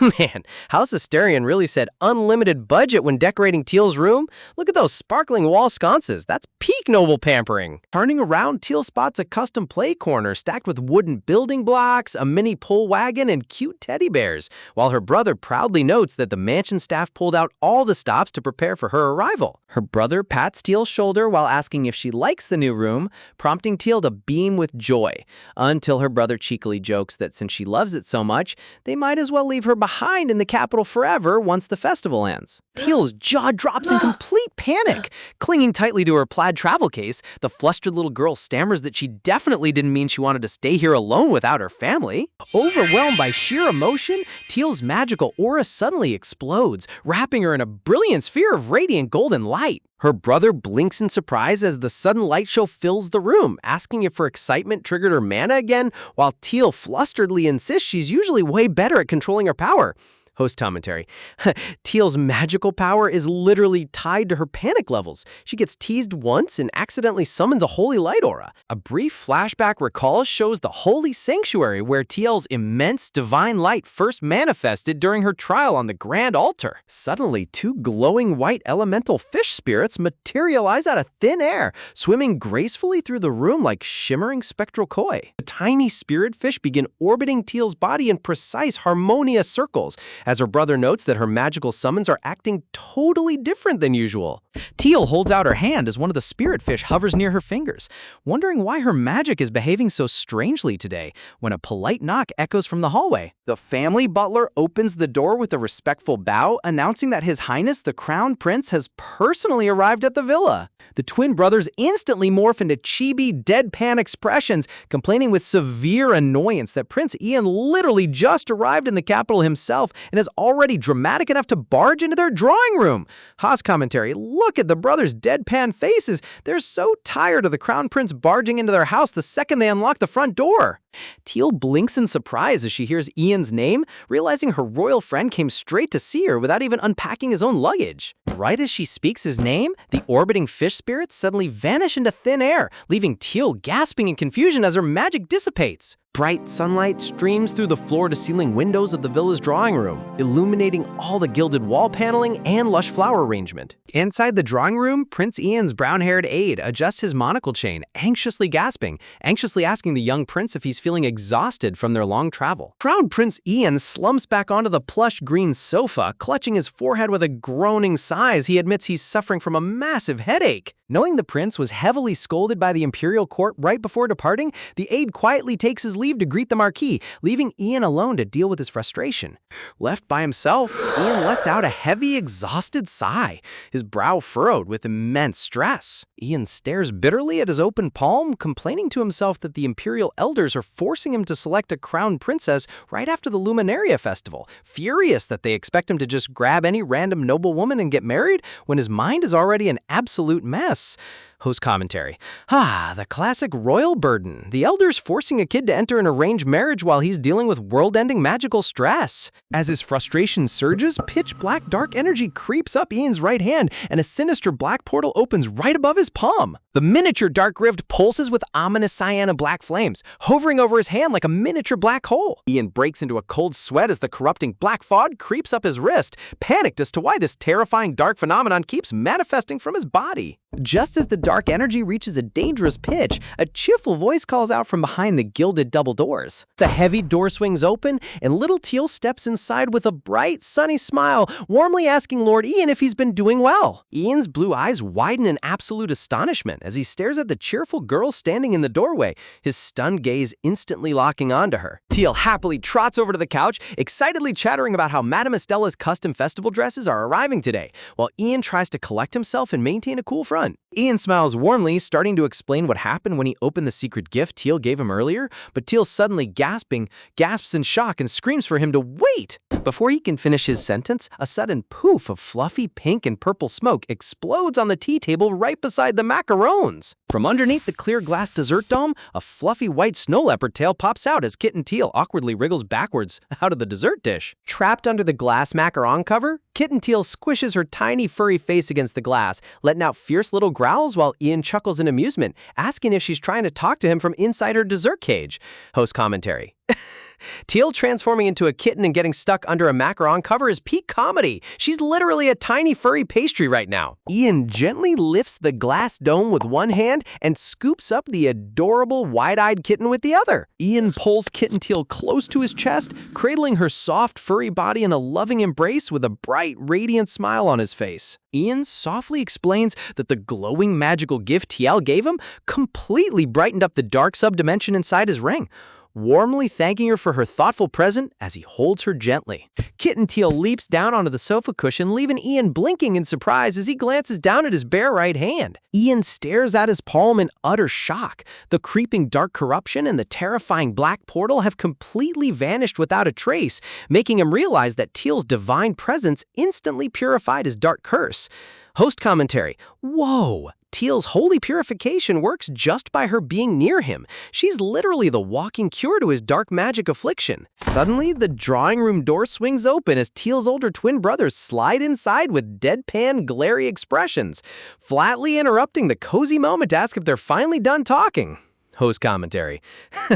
The overprotective brothers are on high alert. You can't spend 5 minutes alone with Teal without the brother squad stepping in to ruin the mood. Picking up right where we left off, the overprotective brother duo immediately drags Teal away from the crown prince, grumbling that they've been stuck in the drawing room for 20 whole minutes already. When Ian tries to argue that 20 minutes is barely any time at all, the brothers flatly declare that 20 minutes is more than enough time for him to overstay his welcome. Fast forward to the next afternoon. Bright sunshine pours through the gilded sheer curtains of the Asterian villa as final preparations for the grand evening festival get underway. Lady Etienne smooths down the intricate gold embroidery of her royal blue dress, gently reminding little Teal to watch her footing because her custom festival skirt is trailing behind her like a royal train. Teal nods eagerly, promising to walk as carefully as possible. Handing over a stout plaid travel case to maid Ria, Etienne instructs her to keep every single necessity close at hand while they're outside at the plaza. A bit breathless, Ria bows respectfully, promising to guard the young lady's belongings with her life. Marquis Carthus steps into the room wearing his full military parade uniform, warmly thanking Etienne for managing all the arrangements despite her busy schedule with the Wolfgang house. Etienne just smiles, pointing out that the Wolfgang estate is right down the street anyway. With a sweet wave, Etienne bids TL farewell for the afternoon, promising to meet up with her once the entire noble procession gathers at the main plaza tonight. Host commentary? Notice how every single adult in this family acts like a personal bodyguard for TL? It's like she has an entire army of high society chaperones everywhere she goes. As the double doors click shut, Carthus stands alone in the vast hallway, his expression shifting from casual warmth to intense, solemn focus. Striding forward in his polished black leather boots, muttering Carthus mutters under his breath that the long-awaited day has finally arrived, the momentous occasion where he introduces his beloved daughter to the entire empire. And feast your eyes on Teal's official festival debut look. She's wearing a breathtaking white and lavender gown adorned with golden sun filigree, purple jewels, and glowing hairpiece pins that look like actual starlight. Looking up at her father with wide golden eyes, she softly calls out his name. Dark silhouettes of high-ranking nobles fill the background, whispering among themselves about the mysterious Asterian daughter. Carthus reminds her that because she shines brighter than anyone else in the realm, every single eye in the capital will be fixed on her tonight. Pointing toward the rows of elite Asterian knights standing at strict attention with gleaming spears and crimson banners, Carthus assures his daughter that she has absolutely nothing to fear because her family and the entire Asterian military stand ready to defend her. Hearing her father's firm vow of protection, Teal's worries melt away instantly, her face lighting up with a brilliant smile as she gives a confident reply. Host commentary, look at how adorable Teal looks when she gets hyped up. Her dad literally brought a whole battalion of knights just to make sure no one gives his daughter dirty looks. Carthus chuckles softly, armed to his tiny daughter as he declares that it's time to set off for the grand festival grounds. The scene shifts to the glowing violet dusk over the capital sky as the entire procession heads straight toward Luminaria Square. Now check out this hilarious bonus graphic showing what's inside Teal's plaid bag. She packed her mom's framed picture, her brother Olivier's secret homework notebook, a squished slice of pie she's been hoarding forever, and a piece of candy from maid Ria. A crushed pie kept since forever? Teal is carrying around ancient baked goods like it's a legendary quest item. As night falls over the capital, excitement reaches a fever pitch as high-ranking noble carriages line up for miles around the grand amphitheater. Golden street lamps illuminate the massive stone coliseum at the heart of the capital. Thousands of common citizens line the outer staircases, cheering wildly as the noble families file inside to take their designated seats. In the very center of the arena floor, 5 massive banners hang high from iron poles, representing the great founding houses that guard the empire under the leadership of the respective dukes and marquises. The entire crowd erupts and gasps as House Asterian makes their grand entrance. Led by Carthus in full ceremonial regalia with his sons and Teal, their overwhelming presence commands the respect of every noble in the arena. High-ranking aristocrats lean over the balcony railings, murmuring in disbelief as they catch their first glimpse of the tiny child walking alongside the Marquise, the legendary girl who awakened the sacred power of divine light. Host commentary. You can feel the tension in the air. Everyone in the Empire has been waiting to see if the rumors about Teal's light magic were actually real. Hearing the endless ocean of whispering voices echoing off the Colosseum walls, little Teal clutches her dress tightly, sweat beading on her forehead as stage fright starts setting in. Sensing her anxiety, Teal's hot-headed brother stomps over with a clenched fist, loudly declaring that if anyone dares to whisper something rude, he'll personally incinerate them on the spot. Her middle brother deadpans in the corner, reminding him that not starting a fire is how he actually helps Teal. Teal covers her mouth with her sleeve, letting out a cute little chuckle as her brother's hilarious antics completely dissolve her nervousness and warm her heart. Suddenly, a cheerful voice calls out across the floor. Young Olivier waves her arms wildly from the Wolfgang family box, screaming Teal's name until Lady Etienne sternly tells her to hush and sit down properly. Teal beams and waves back at her friend, realizing that the Asterian seating area is positioned directly beside House Wolfgang. But as her gaze wanders to the opposite side of the Colosseum, sharp inhale, her smile suddenly fades. Standing in the shadows of the opposing box are Aunt Cornelia and Rowan, clad in dark crimson gowns and glaring down at Teal with pure icy resentment. Host commentary, look at those two hanging out in the villain corner. They look like they're plotting revenge after getting humbled in the previous chapters. Teal's eyes lock onto a tall, silver-haired elder noble with a cold, severe countenance standing right behind them. A terrifying memory flashes through Teal's mind, the painful nightmare of being dragged through the freezing snow by that same ruthless man as a helpless child. Her heart pounds wildly with fear until a warm pair of hands gently grips her shoulders from behind. Teal turns her head in surprise as her brother leans over her, his golden eyes glowing with fierce protection as he softly whispers that no one in this arena can ever harm her again. Clinging tightly to her brother's uniform sleeve, Teal takes a deep breath, nodding softly as her overwhelming fear transforms into complete trust in her family. Host commentary, the way her brothers step up every single time Teal gets triggered is peak wholesome content. Best brother squad in manhwa history. Suddenly, a deafening herald trumpet blasts across the Colosseum floor as the announcer shouts that His Majesty the Emperor and Crown Prince Ian have officially arrived. Dressed in a pristine white and gold imperial uniform with blue epaulets, Crown Prince Ian walks beside his father. Teal notices that while he looks as dazzling as ever, his icy blue eyes carry a heavy, distant chill. Striding up to the central stone podium, the bearded emperor raises his right hand, instantly silencing the cheering crowd with a single regal gesture. The emperor announces to the entire crowd that the Luminaria Festival is held in honor of the god Lucette, declaring that tonight requires a special individual to be called forward. The noble guests exchange confused looks, noting that the emperor is breaking tradition. Reaching his hand toward the Asterian family box, the emperor calls out Teal Asterian's full name. Dramatic pause, commanding her to step forward to the main stage. Teal's jaw drops in utter shock, her wide golden eyes staring up at the podium as her brother's hand tightens protectively on her shoulder.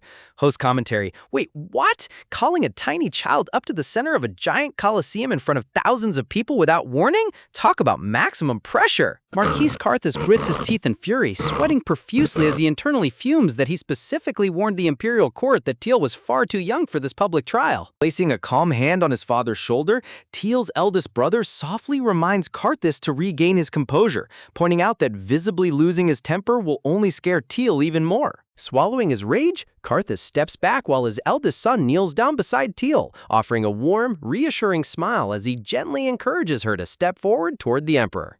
With her long skirt fluttering behind her, Teal bravely takes one careful step after another, climbing up the stone steps toward the imperial podium. Looking down at the tiny girl standing before his massive podium, the emperor asks if it's true that she has fully awakened the legendary power of divine light. Teal stammers out a nervous confirmation, prompting the emperor to lean over the wooden pulpit, asking if she can summon her light right now in front of the entire empire. Teal's hands tremble inside her long white sleeves as she whispers a soft yes, gathering every ounce of courage inside her tiny body. The emperor declares that she must open the Luminaria Festival herself, proclaiming to the arena that tonight's grand celebration is ultimately her show. Host commentary.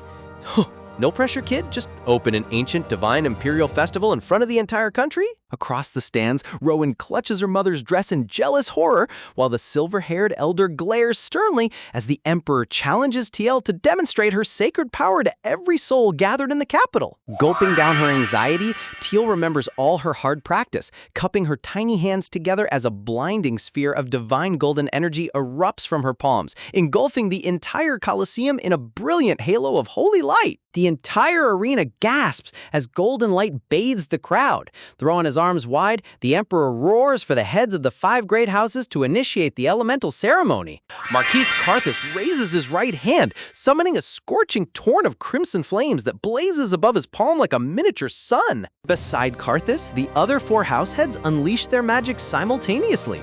Ice, wind, lightning, and pink flower petals shoot straight into the night sky alongside Carthus' fire column. High above the arena, Teal's glowing white spirit koi fish circle around the 5 elemental spheres, harmonizing them into a glorious rainbow mandala of pure light. The noble ladies weep with joy as the entire crowd cheers wildly for the most magical spectacle the capital has ever seen.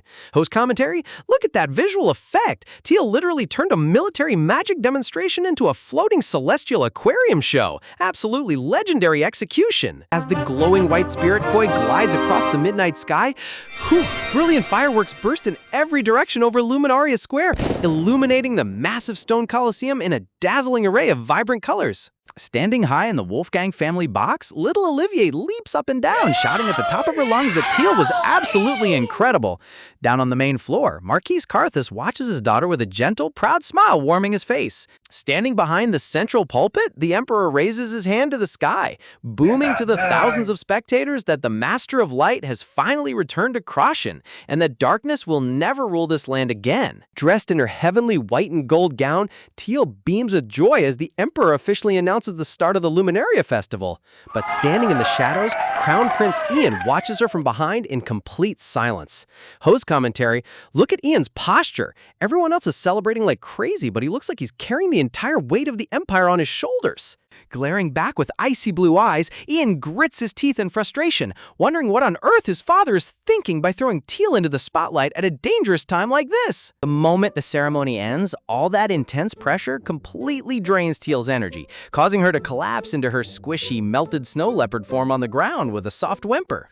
Holding her floppy, melted animal form in her arms, Teal sighs softly, realizing just how exhausting it is to perform in front of thousands of screaming aristocrats after being nervous all day. Giggling, but her tiny face immediately brightens up with a huge smile, giggling that adding her divine light to the elemental ceremony made the opening night look 100 times cooler than 3 years ago.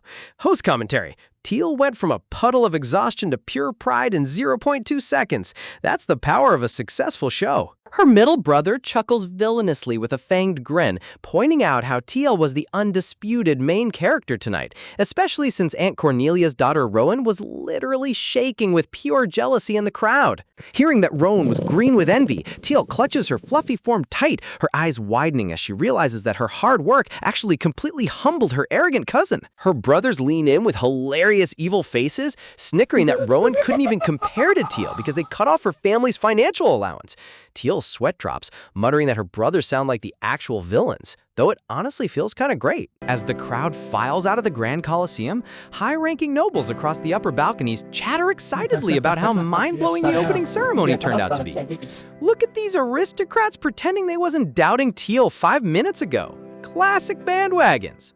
Aristocratic ladies lean close together, nodding in agreement as they admit that seeing the sacred golden magic with their own eyes proved the ancient legends were 100% real. Whispering behind their silk fans, several noble women murmur that the rumors of Teal healing madness aren't just empty talk, secretly eyeing the golden imperial crest on Teal's dress and realizing the royal family is already trying to claim her. Noticing the intricate floral embroidery fluttering along Teal's skirt as she walks, the aristocrats recognize Madame Estella's legendary signature pattern, realizing the Asterian family didn't order the dress themselves. Realizing the Emperor personally introduced Teal and gifted her a custom gown from the Empire's top designer, the noble ladies gasp in shock, theorizing that Teal has already been selected as the future crown princess.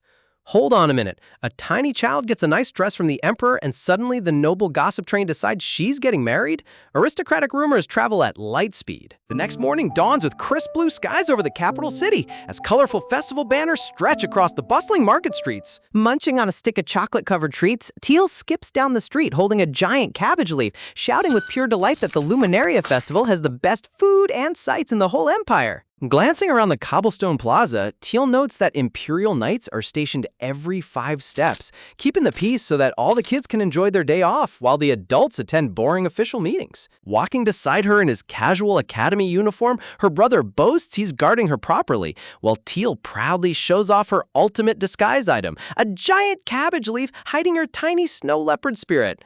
Looking down at the squishy creature peeking out from the vegetables, her brother asks where she even found such a ridiculous thing, prompting Teal to cheekily reveal that she snatched Madame Estella's handmade plushie straight out of Grandpa's private room. Even though Teal believes her simple outfit keeps them hidden, commoners along the street immediately whisper in awe, recognizing the famous children of Asterion and Wolfgang on sight.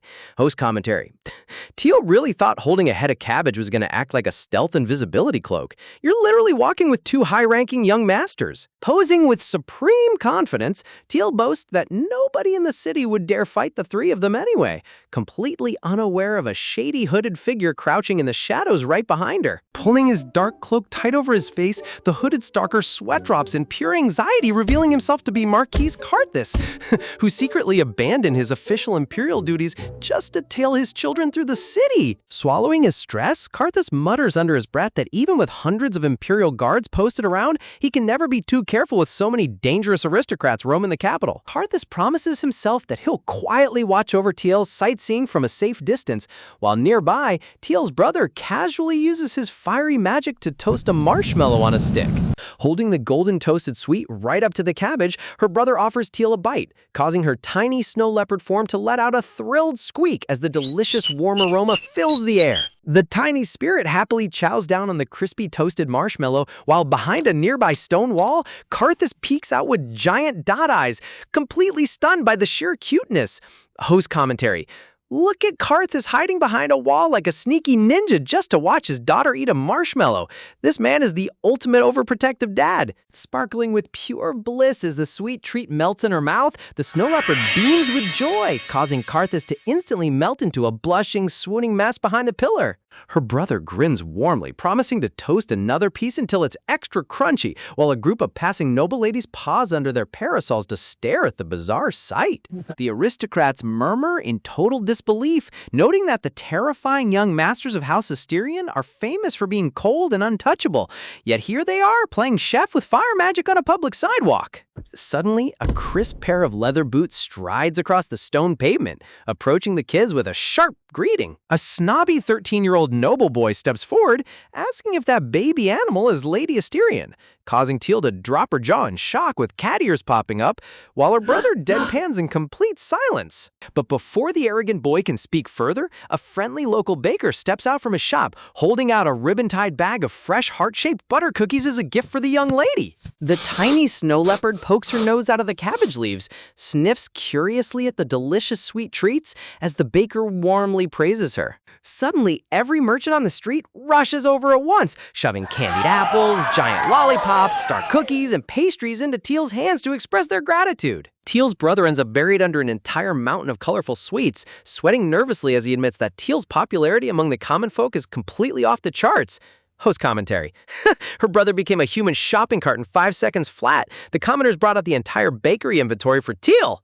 Smiling warmly, the baker explains that Teal brought divine light and holy blessings to their city, so offering a few homemade treats is the very least the citizens can do to show their love. Nestled inside her cabbage leaves, the tiny spirit gazes up with wide, shimmering eyes, wondering in surprise if her light magic really holds that much power over people's hearts. Suddenly, a rude, mocking voice cuts through the cheerful crowd, demanding to know if those rumors are actually true. Stepping forward with a smug sneer, the 13-year-old heir of House Eicher, Sterling, declares that Teal doesn't look impressive at all, prompting Teal's brother to glare back in sharp annoyance. Shrugging his shoulders arrogantly, Sterling scoffs that Teal's sacred power isn't threatening in the slightest, claiming that all she did was shine a bright light and set off pretty fireworks. Sterling sneers that for a supposedly legendary divine ability, Teal's display was totally underwhelming, causing Teal's brother to grit his teeth as veins pop on his forehead. Host commentary.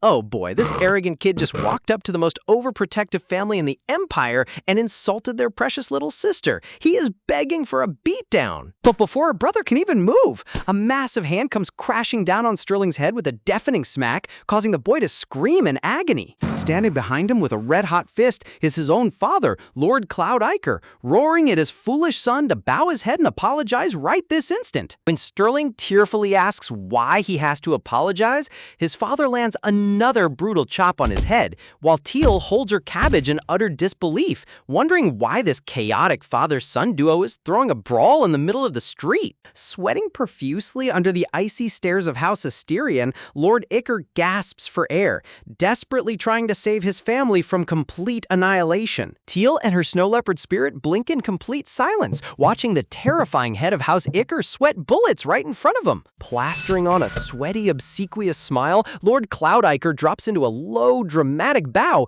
desperately pleading for the young snow leopard to forgive his idiot son's utter rudeness. Stepping forward with an unyielding glare, Teal's brother accepts the apology on behalf of House Asterion, but sternly warns Lord Iker that he better keep his brat on a tight leash from now on. Host commentary? That father saw his son disrespecting Teal and instantly chose survival instinct. Bro slapped his own heir into next week before the Asterion brothers could unleash holy war. Absolutely golden ending. Sternly confronting the arrogant noble, the young master of House Asterion warns him that Teal is their sole princess, making it clear that no one from House Iker should dare look down on their family. Lord Cloud Iker plasters on a deceitful grin while chuckling softly, though inside his head he's scoffing at the insolent youngster for daring to talk back to him. Hiding his true motives behind a polite smile, whispers Lord Iker inwardly calculates that this Luminaria festival could be his golden chance to snatch the legendary light power prophesied to restore the Leopard clan's lost strength. Plotting in the dark, he realizes that since Teal is the youngest daughter and won't inherit the main Asterion line, forcing her into an arranged marriage with his heir Sterling would put both her divine abilities and Asterion's hidden vulnerabilities directly into his hands. Host commentary. Wow, look at this guy, scheming a whole forced political marriage before the kid even finishes elementary school. The villain logic in these noble families is utterly unhinged. Acting on his slimy scheme, Lord Iker suddenly reaches forward and grabs the young noble's hands, offering an elaborate private meal under the pretense of apologizing for his son's bad behavior. Leaning uncomfortably close with a greasy grin, the Marquis smoothly tries to coax the children into accepting his invitation, so he can drag them away from the public eye. Out of nowhere, a dark hooded figure looms directly behind Lord Iker with a lethal glowing stare, coldly demanding to know what he thinks he's doing with his children. Recognizing the menacing head of House Asterion standing right behind his shoulder, Lord Iker's smug expression instantly vanishes into absolute terror. Host commentary. He thought he was so smooth pulling off a kidnap scheme, but he accidentally spawned the final boss right behind his back. Flustered beyond belief, Lord Iker stammers out excuses while frantically waving his hands, asking why Marquis Karthus isn't attending the official Imperial breakfast gathering. Pulling back his hood with an icy glare, Karthus dryly explains that he ditched the boring breakfast specifically to guard his kids, turning the question right back onto Lord Iker for skipping out as well. Sweating buckets under the intense pressure, the sneaky Marquis stammers that he only came out because Sterling desperately wanted to see the city streets, all while a tiny, terrified Sterling sweats nervously over his father's blatant lies. Standing his ground, the Asterion young master calls out Lord Iker's suspicious motives, forcing the sweaty Marquis to nervously claim he was just trying to build friendly diplomatic relations over a meal. Host commentary. Oh, sure, a friendly meal. Nothing says building diplomatic ties like cornering kids in an alleyway when their parents aren't looking. Intercepting the scheme, the young master suggests that any future friendship can be built with him directly, while Karthus casually instructs his children to take off and enjoy the festival together. Turning toward his kids with a surprisingly warm and gentle smile, Karthus reminds them to wash their hands thoroughly after exploring the dusty market streets. Sparkling with pure joy, the young master beams brightly and promises to obey his father's affectionate instructions without delay. Left standing in complete awkward silence, Lord Iker breaks into a heavy cold sweat as the kids walk away, realizing he's now left completely alone with the most dangerous man in the Empire. Host commentary. Look at him standing there like an NPC whose script completely broke. He knows he's about to pay the ultimate price.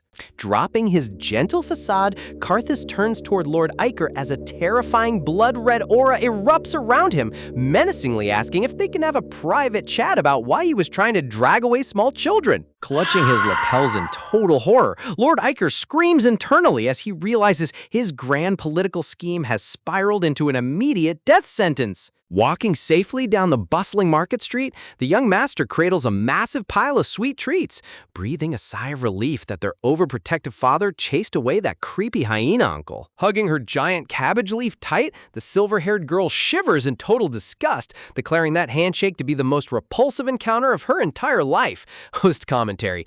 That handshake was so greasy it gave the poor kids emotional damage for a whole week. Nestled deep inside the leafy cabbage, Teal's tiny snow leopard form suddenly flinches as an unsettling, bizarre sensation twitches through her spirit. Eerie, dark tentacles of smoky miasma wrap around Tiel's spiritual form, filling her with a sickening, sticky chill that leaves her gasping for air. Noticing the tiny spirit trembling in her arms, the silver-haired girl gazes down with deep concern, frantically asking Teal if something terrible just happened to her. As the dark energy vanishes as quickly as it appeared, Teal looks around in confusion, shuddering from the chilling feeling of almost being swallowed by pitch-black darkness.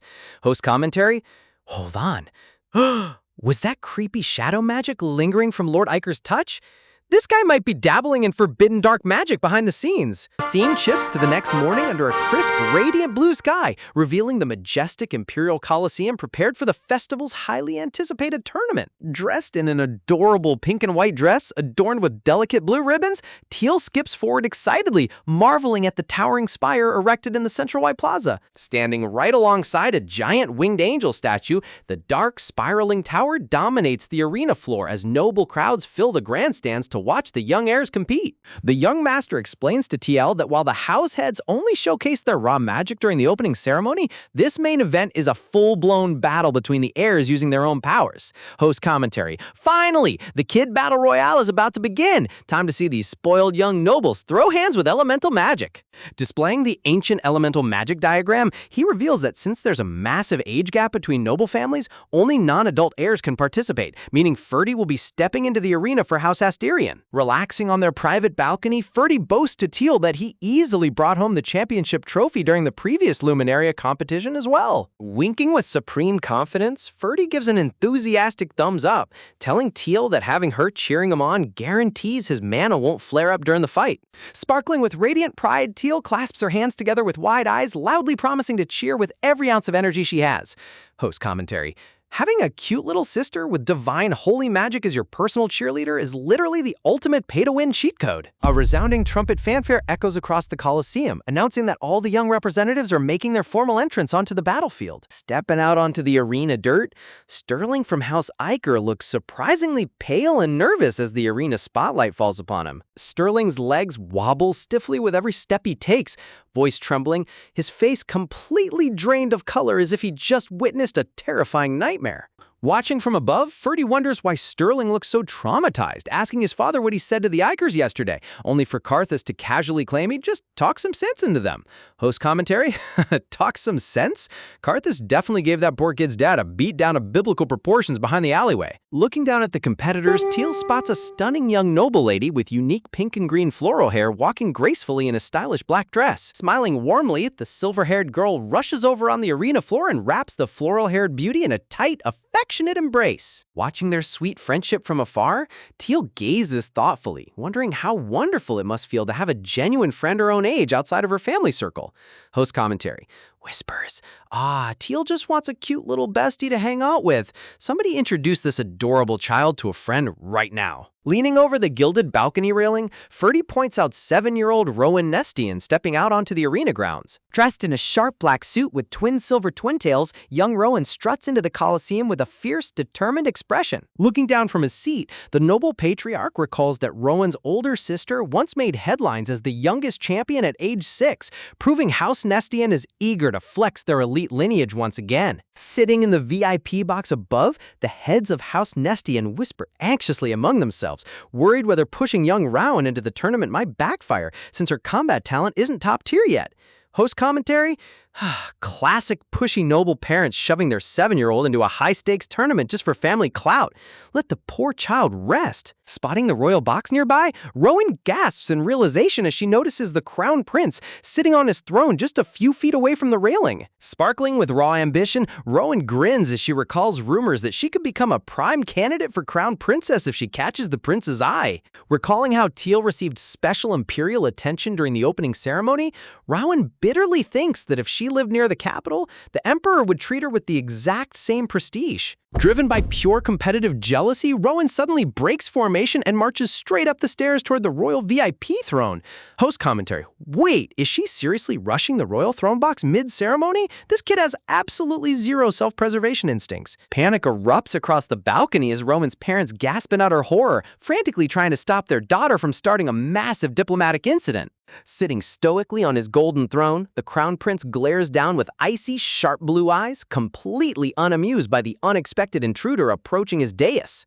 Dropping into a graceful bow right in front of the armed imperial guards, Rowan boldly introduces herself to the crown prince as Rowan of House Nestian. Rowan sparkles with admiration as she gazes up at the young royal, gushing internally about how breathtaking he looks up close, while lamenting that her grandfather never allowed her to visit the imperial capital. Sitting stoically on his gilded throne, the crown prince glares down with sheer annoyance, growls, thoroughly irritated that a pushy child is bothering him while he's already feeling under the weather. Boldly reaching out, Rowan grabs the crown prince's embroidered sleeve, scheming to herself that if she plays her cards right, she could easily become his future empress. Instantly smacking her hand away, the crown prince scowls with bitter disgust, coldly ordering Rowan Nestian to get lost because he would never consider marrying someone like her.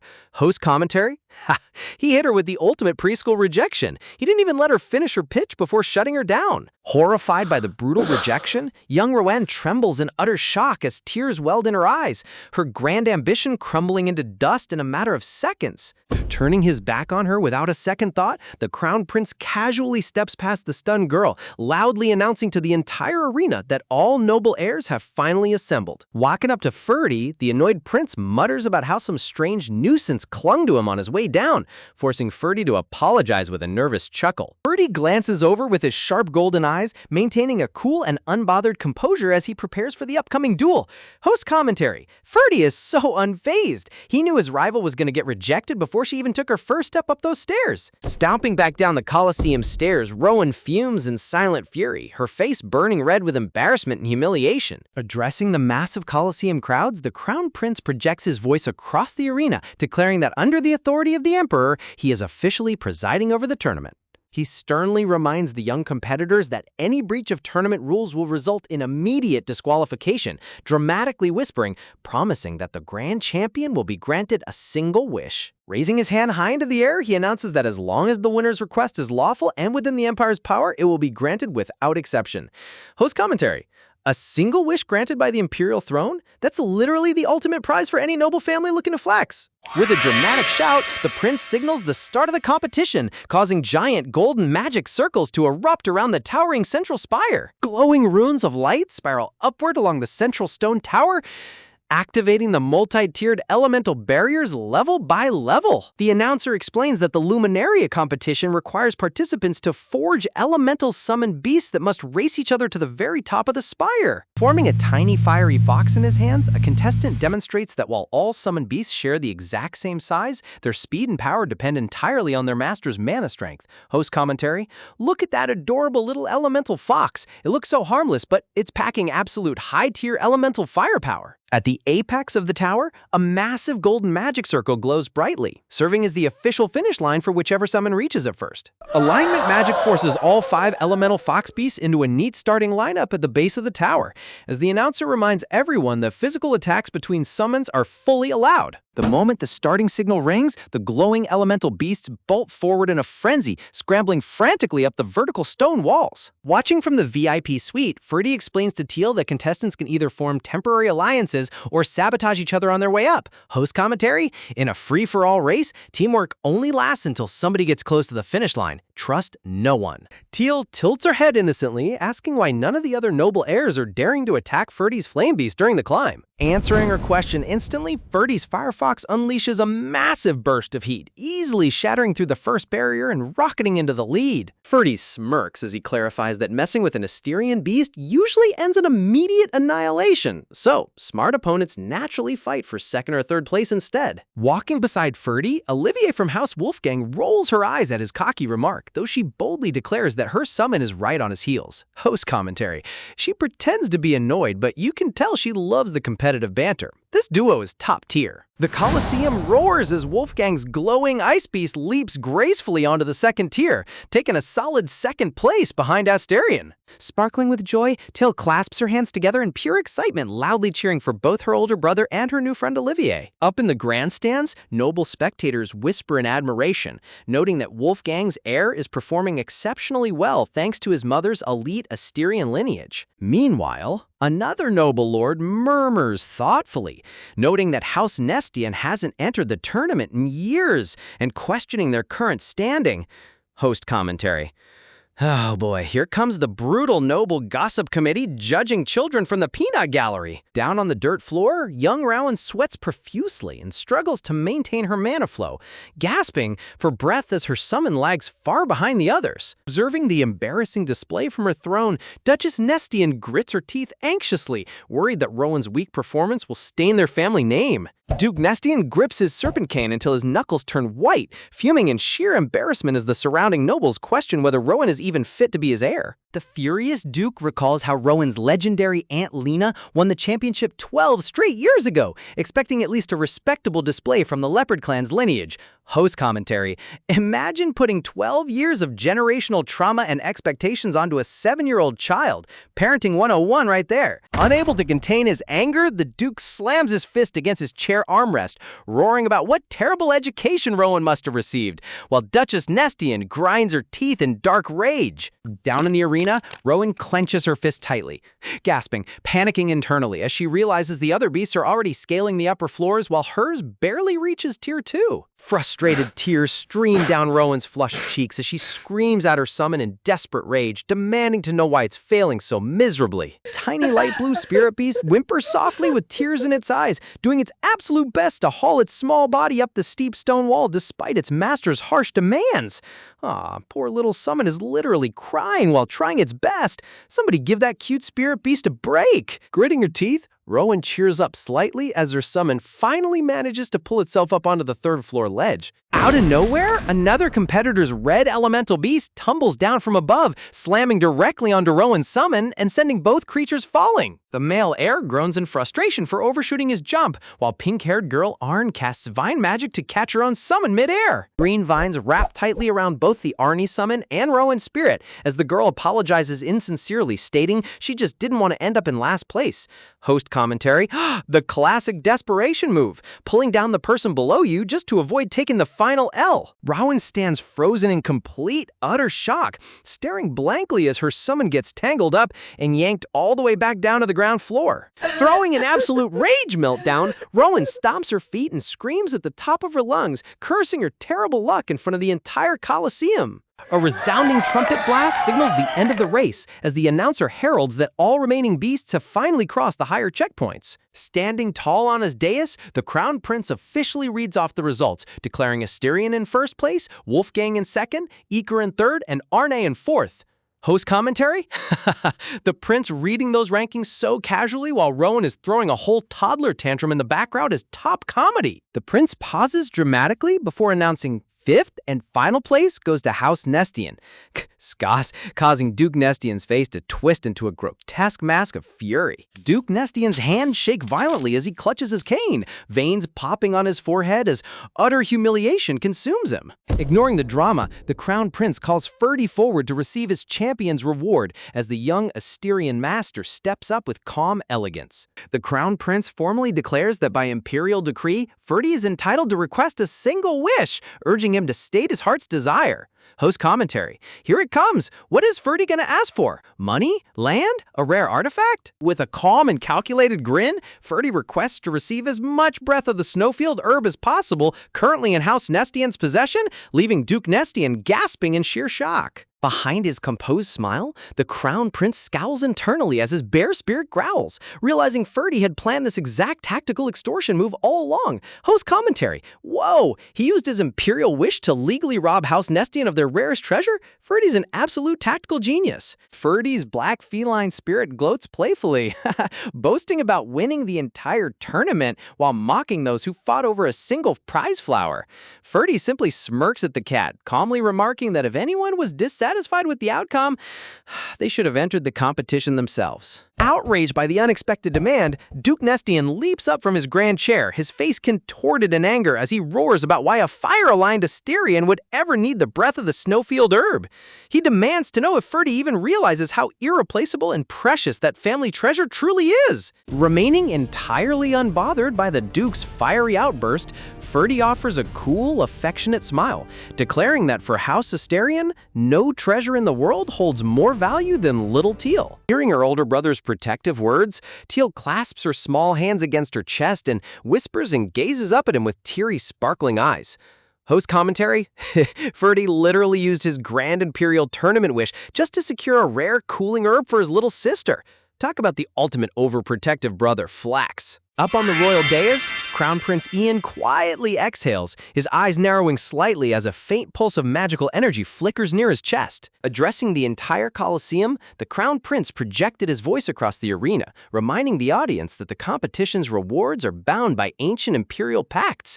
He decrees that out of respect for House Nestian's standing, they may retain what they need for survival while handing over the rest to the tournament champion. Before the prince can even finish his statement, Roden charges out into the open arena floor, pointing her finger, screaming in complete disbelief at the official ruling. Trembling with unbridled fury and embarrassment, the young heiress stomps her feet, screeching about how even she wasn't granted such privilege. She shouts in indignation, demanding to know why their precious family heritage must be surrendered to someone she deems a half-blood.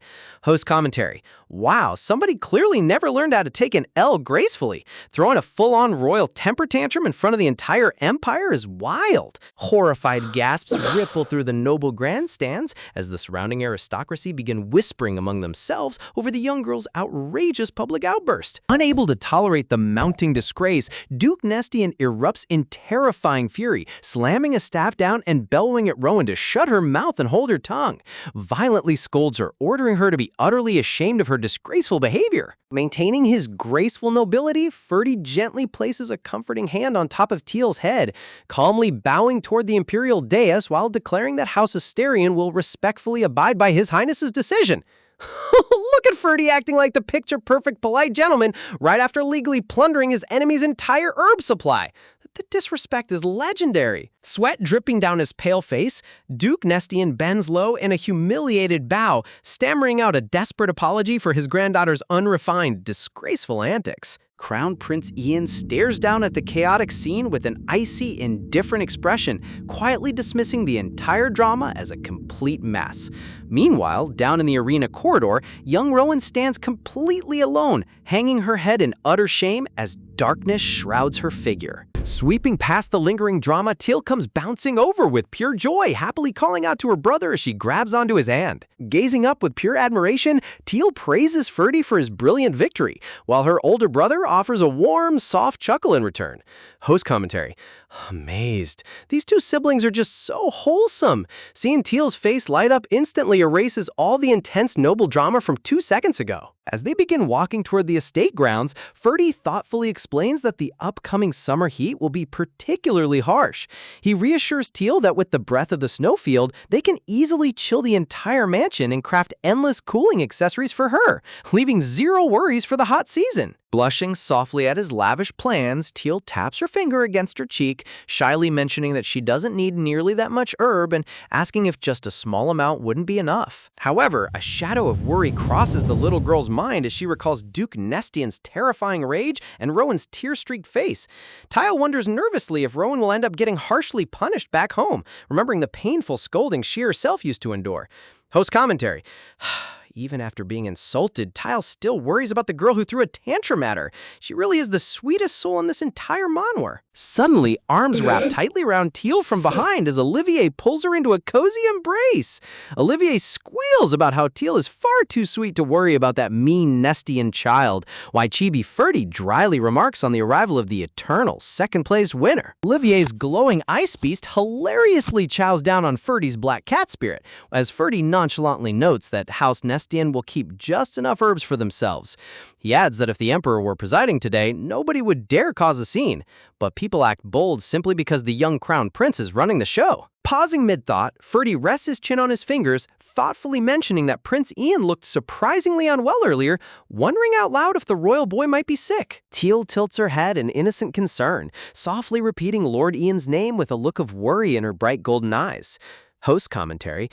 Wait, Ferdy's sharp instinct never misses. If he noticed something off with the Crown Prince, something serious is definitely brewing behind the scenes. Meanwhile, back inside the secluded palace corridors, Crown Prince Ian staggers heavily against the cold stone wall, desperately leaning his body for support as sweat pours down his face. Clenching his teeth in agony, the prince clutches his aching chest, struggling to catch his breath as dark, thorny, ominous vines creep across the shadowy background. The scene transitions to the sunlit royal villa, standing majestic and serene under clear blue skies. Top-down view reveals Ferdy, Teal, and Olivier arriving at the private courtyard, where Ferdy wipes a dramatic tear while explaining their father left for imperial duties. He asks Olivier why she keeps dropping by their villa so casually, to which she cheekily replies that she simply felt like visiting every single day. Hugging a fluffy white snowcat tightly against her cheek, Olivier beamingly declares that her second-place prize is getting to cuddle with Teal and relax, eagerly anticipating being kneaded by Teal's soft jelly-like paws.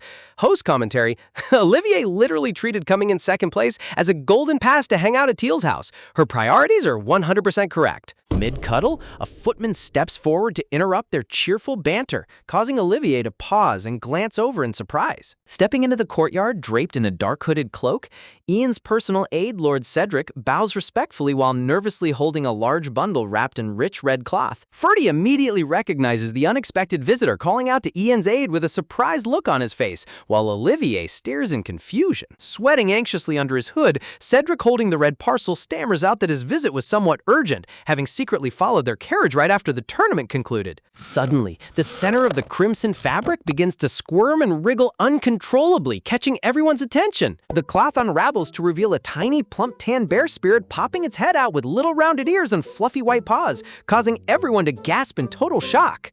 Seeing the ridiculous sight, both Ferdy and Olivier burst into uncontrollable laughter, teasingly asking if this hilarious creature is truly the exact same dignified crown prince who hosted the arena competition an hour ago. The tiny bear spirit growls back in fiery irritation, snapping at them not to tease him. Host commentary.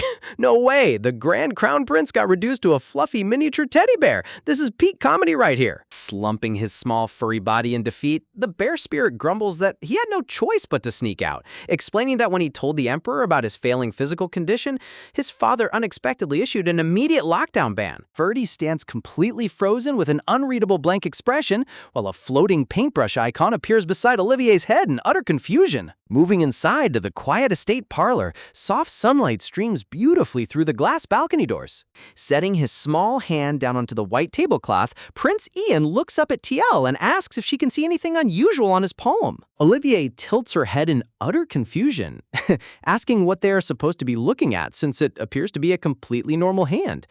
Meanwhile, Teal's glowing spirit fish hovers near Ian's fingers as she innocently notes it just looks like a regular hand. Pausing for a split second, Teal squints her eyes closer, suddenly picking up on an eerie anomaly. Pitch black shadowy smoke suddenly swirls around Ian's fingers, coiling like corrupting tentacles.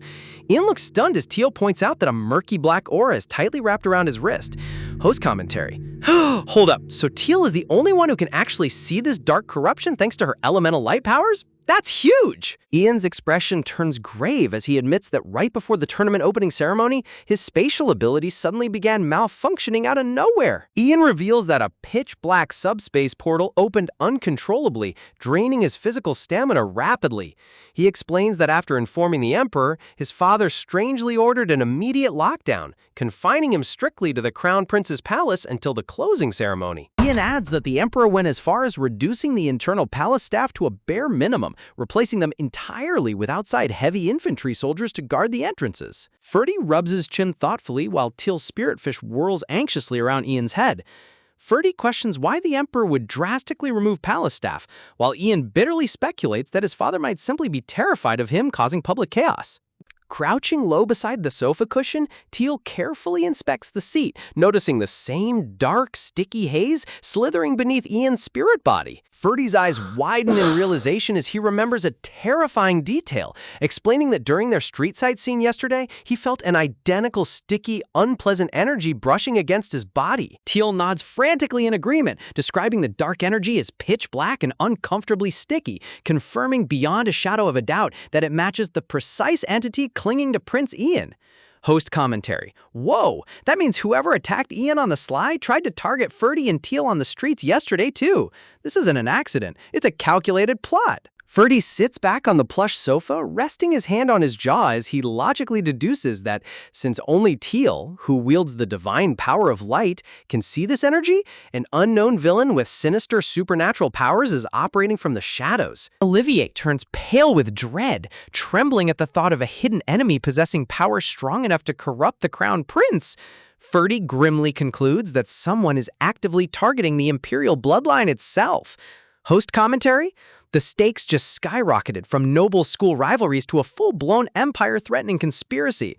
I can't wait to see how Ferdy and Teal uncover the culprit. Hearing her brother mention that all major nobles are currently gathered for the festival, Teal panics at the thought of a hidden enemy, wildly suggesting that they should cancel the entire festival and search every single person immediately. Sitting on the plush parlor sofa beside Teal with her light spirit fish hovering nearby, Crown Prince Ian gently turns to her, softly asking if she really didn't notice any concrete evidence or suspicious culprits earlier. Ian explains with a heavy heart that without a clear witness or tangible proof, it's impossible to cancel the biggest celebration in the empire, an event that took 3 whole years of meticulous preparation. Clenching his fist tightly against the seat cushion, Ian resolves to bolster security across the capital, acknowledging that staying locked inside the Crown Prince's palace, as his father instructed, is the safest choice for everyone involved. Teal gazes at Ian with deep concern in her golden eyes, inwardly deciding that even if she gets scolded for meddling, this dark threat is something that absolutely must be reported to His Majesty. Host commentary. Amazed. Look at how calm and responsible Prince Ian remains even while carrying a dark curse. He really is the ultimate green flag prince. Reaching his hand across the sofa cushion, Ian pauses tenderly before touching Teal's head with a soft gesture. Offering a warm, reassuring smile, Ian comforts Teal by telling her that everything will be all right. Gentle sigh. And that nothing bad is gonna happen to them. Shortly after, miniature bear spirit Ian rides away down the grand corridor atop a noble deer spirit, happily waving his tiny paws while safely wrapped in his crimson cloth wrapper. As evening approaches, Olivier and Teal stand by the window looking out, wondering what urgent matter could be unfolding as the setting sun glows outside. A polite knock echoes against the heavy wooden parlor door, and the young master bids the visitor to enter. Host commentary. Wait, why is the vibe suddenly shifting from dark conspiracy to cozy family dinner?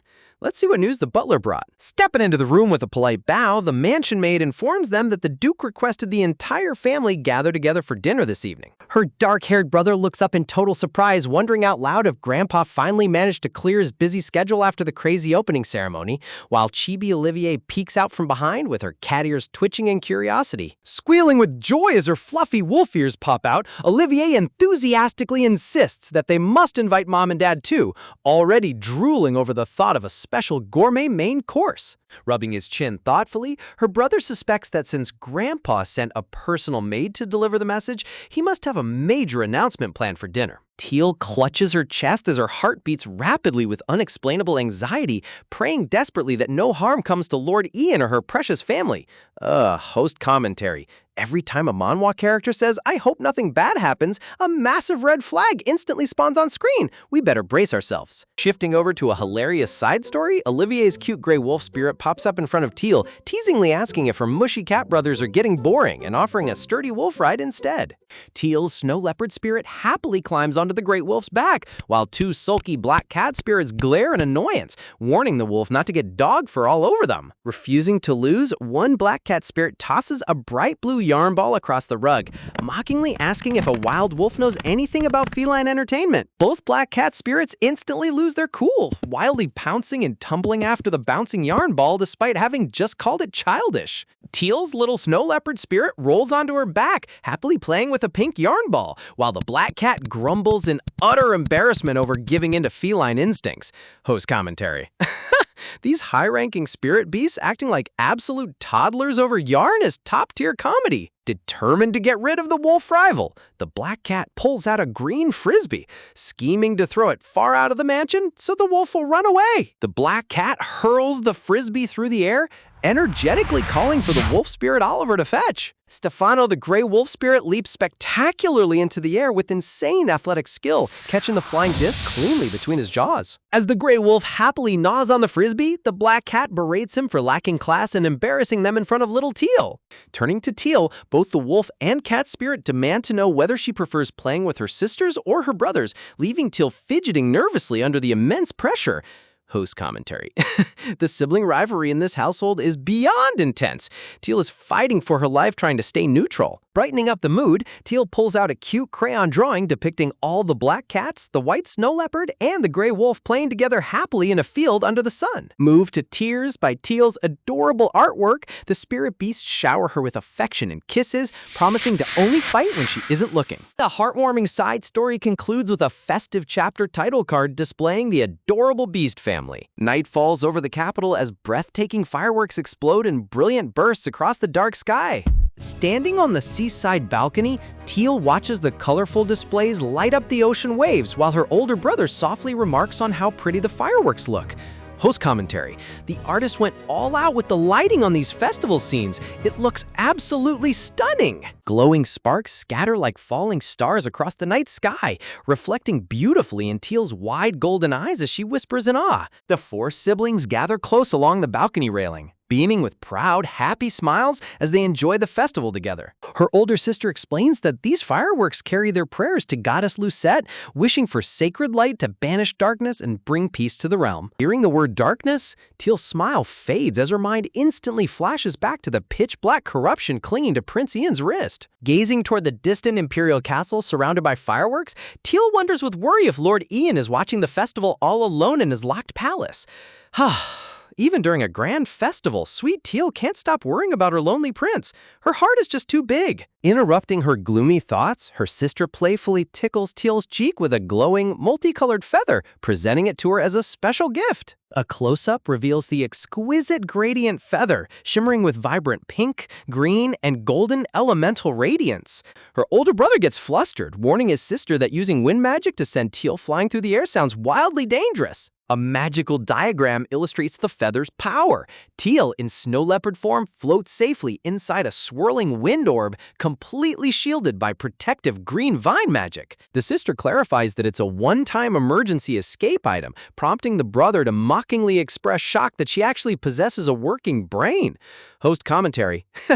The brother's sarcastic response is hilarious. Imagine being so shocked by your siblings' intelligence that you question their academy education. Holding the magical feather tightly against her chest, Teal promises herself to keep her precious escape item safe and only use it in dire need. Later, on the royal barge beneath the starry sky, the conversation turns somber as the siblings recall the terrifying day Ferdy went berserk and lost consciousness. Her sister turns to Teal with concern, asking how she had the courage to dive into raging flames during a mania outbreak and if she wasn't frightened. A real emotional flashback panel shows little Teal, tears streaming down her face as she fearlessly charges straight into a roaring inferno to save her brother.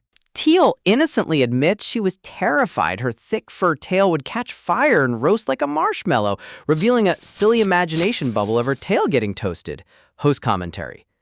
Only Teal could compare a life-or-death heroic rescue to roasting marshmallows. She is unbelievably cute. Tearfully hugging Teal tight, her sister firmly declares that Teal is officially banned from going anywhere near Ferdy during his fire rages. Her dark-haired brother looks down with a solemn expression, admitting that he was so deeply worried after that day that he secretly conducted tests. Summoning a warm flame onto his palm, he reveals that after testing with fur TL shed, he discovered his magical fire is completely incapable of burning TL. A magical memory shows TL standing unharmed within her brother's blazing fire circle as her light spiritfish encircle them in harmony. Looking down at Teal with profound affection, her brother promises that from now on, his flame exists for the sole purpose of protecting her, leaving Teal deeply moved. Host commentary? Amazed. That emotional payoff was absolutely beautiful. Learning that his destructive fire will never hurt his baby sister is the ultimate heartwarming reveal. Meanwhile, back on the festive deck, the cat spirit heads engage in a hilarious bickering match as they argue over who caused more chaotic danger for little Teal. Floating gently along the night waters beneath bursting fireworks, the royal barge carries the siblings through a breathtaking view. Teal looks out at the illuminated sea, remembering those freezing nights back on the cold balcony when snow endlessly fell, realizing that every gentle wish she once prayed for has finally come true. Sparkling fireworks light up the night sky in brilliant golden ribbons as Teal gazes overhead with complete warmth in her heart. Clasping her small hands together in a sweet prayer, she whispers a heartfelt thank you to Goddess Lucette for granting her a second life overflowing with genuine love and affection. Look at how peaceful this moment is. After everything Teal went through in her past life, seeing her surrounded by a loving family brings tears to my eyes. Gazing into the glittering horizon with her bright amber eyes, Teal's thoughts softly drift toward Prince Ian. She silently hopes that the kind young boy who saved her from danger is resting peacefully tonight, free from any suffering, pain, or lonely burdens. Glowing flower lanterns float gently across the dark ocean surface, casting warm starlight reflections across the quiet waves as Teal prays for everyone in the realm to share a happy, peaceful night. 3 days pass in a flash as the grand closing ceremony opens at the Imperial Arena. Roaring cheers echo from tens of thousands of excited citizens packed inside the colossal stadium, eager to celebrate the festival's spectacular finale. Host commentary. The scale of this stadium is massive, but whenever a Manhwa gathers thousands of people in one arena, you just know disaster is about to crash the party. Masses of citizens fill the multi-tiered stone bleachers, chatting excitedly as the final events get underway. Everyone in the crowd assumes the dangerous incidents are over, completely unaware of the looming storm. Walking down the white stone hallway in his dark military dress uniform, Ferdy remarks to his brother that after hiding out in the villa following the fireworks, it seems the capital remained peaceful with no further dark energy incidents. Keeping his calm demeanor, Ludian agrees with a nod, reasoning that since the Imperial family is handling the dark energy investigation, their main priority is simply returning safely to their territory where their family's protective barriers will keep them secure. Entering the main arena floor, Teal's eyes instantly lock onto the high Imperial balcony where Prince Ian sits on his throne under heavy guard. Relieved to see him present, she whispers to herself with a soft smile that he must be safe and sound. Host commentary. Wait a second. Ian is sitting unnaturally still on that throne. Why does he look like a doll sitting up there? Teal pauses mid-step, her golden eyes widening in confusion as her instinctive spiritual senses trigger an eerie warning. Staring closely at the royal dais, Teal detects a terrifying sight that no one else can see, an oppressive haze of pitch-black, pitch-dark energy swirling violently around Prince Ian's seated figure. Gasp, obscuring his face in shadowy blur. Black roses bloom within the shadowy vision as Teal realizes Ian is completely enveloped by an ominous black mist. Sensing her distress, Ferdy turns to ask what's wrong, prompting Teal to nervously stammer that Lord Ian looks strange. Glancing toward the crowded Imperial stands, Ferdy reassures her that they'll check on the prince right after the closing ceremony concludes, since no one is allowed near the royal platform while the Emperor addresses the realm. Host commentary. Oh no, waiting until after the ceremony is the classic mistake. Every second they delay gives that dark curse more time to explode. Standing tall behind the wooden podium, His Majesty the Emperor raises his hand as a glowing mana microphone amplifies his authoritative voice across the entire stadium. Rows of high-ranking aristocrats and nobles sit attentively in the upper balconies, fanning themselves gracefully while listening to the monarch's grand closing address. From behind the podium, the Emperor overlooks the massive arena audience, delivering his final decree as the grand festival officially reaches its conclusion. Exhaling a soft breath of relief while patting her chest, Teal thanks goodness that the Emperor didn't summon her to the Imperial stand again, dreading another intimidating interaction. Teal glances toward Rowan, noticing the girl keeping her head hung low in complete shame after receiving a harsh scolding from the elders. But before Teal can ponder further, a sudden, violently loud detonation shatters the air. Host commentary. There it is. The peaceful vibes are completely destroyed in a split second.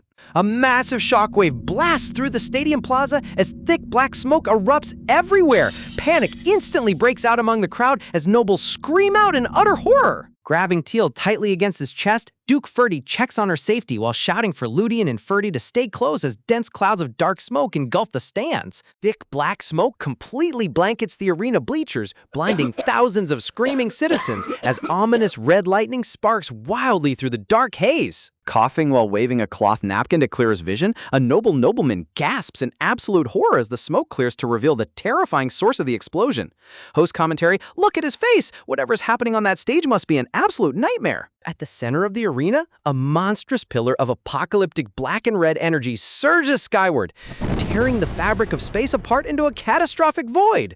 A swirling black hole of pure dark magic swells rapidly in the middle of the stadium, threatening to swallow the entire Imperial complex while guards frantically cast protective mana barriers around the Emperor. Standing motionless at the absolute center of the roaring hellfire, Prince Ian's eyes glow with an empty, corrupted light, completely possessed as dark roses and blood-red butterflies flutter through his terrifying aura. The massive black hole creates a hypergravitational vortex, violently tearing stone columns and spectator seats from the ground as screaming citizens are sucked toward the void. People in armored knights are yanked clean off their feet into the dark sky. Desperate guards yell for everyone to grab hold of fixed structures while the Emperor roars for Ian to regain control of his mind. Host commentary, the gravitational pull is tearing the whole arena apart. Ian's subspace power going berserk is literally a walking natural disaster. Duke Ferdy steps forward heroically, throwing his hands forward as a magnificent wall of roaring orange flames erupts to shield his children from the gravitational suction. Pushing his fiery mana to the limit, the Duke commands his family to stay directly behind his blazing fire barrier and slowly retreat away from the expanding black hole. Staring at the chaotic vortex in complete shock, Ferdy steps back nervously, wondering in disbelief why Ian would unleash such destructive madness upon the capital. Analyzing the situation with sharp focus, Ludian grimly points out that Ian isn't doing this willingly. He's either being mind-controlled by an unknown evil or completely consumed by his own berserk subspace ability, just like his own past mania outbreaks. Holding little Teal securely in his powerful arms, Duke Ferdy keeps a firm grip on his daughter as fiery embers fly past them in the howling wind. Horrifying screams echo across the ruined plaza as helpless citizens are dragged straight into Prince Ian's chaotic subspace void. Extravagant festival banners, marble pillars, and stone walls crumble to dust under the immense gravitational pressure, while an ominous black ram skull emblem looms terrifyingly inside the dark void above Ian's body. Host commentary, look at that demonic goat skull motif. That dark curse is definitely linked to ancient forbidden magic. Watching Ian suspended helplessly inside the void beneath the ram skull, choked up, Teal's heart breaks. She desperately wonders if her sacred light magic or prayers to goddess Lucette could break the dark binding holding Ian captive. Realizing the chaotic rift is completely different from normal subspace magic, Teal shivers with fear, knowing that getting pulled into that unstable rift means guaranteed death. Yet, she can't bear to stand by and do nothing. Dark memories flash through Teal's mind as she remembers her late mother's gentle smile. She realizes with agonizing clarity that if she lets Ian disappear into that dark void today, she will lose him forever, just like she lost her beloved mother. Tears flood Teal's wide golden eyes as she trembles in her father's arms, internally crying out in desperation, begging the universe not to drag Lord Ian away into the darkness. Sensing Teal's intense desire to save her friend, a sudden brilliant burst of golden divine light flashes brightly before her eyes. Pops out from the divine light, the adorable spirit fish Fishy wiggles enthusiastically in midair, ready to answer Teal's emotional call. Host commentary, Fishy is back! That tiny spirit fish always shows up right when things look completely hopeless. Floating gently before Teal, the glowing light spirit fish radiates comforting warmth. Teal gazes at it with newfound determination, asking if the goddess is truly granting her the strength needed to rescue Prince Ian. Turning back to her, Duke Ferdy urgently warns Teal not to summon her light spirit right now, reassuring her that he and Grandpa will keep her safe behind their fire barrier until they evacuate the stadium. Looking into her father's protective eyes, Teal clutches his collar nervously. She knows in her heart that if she tells her dad about her plan to leap into the black hole, he will immediately stop her to keep her safe. Reaching quietly into her dress pocket, Tile's tiny fingers wrap firmly around the multicolored magical feather given to her by her sister Olivier. Sensing a sudden shift in his daughter's expression, Duke Ferdy glances down with a perplexed frown, caught off guard by the strange look in her eyes. Host commentary.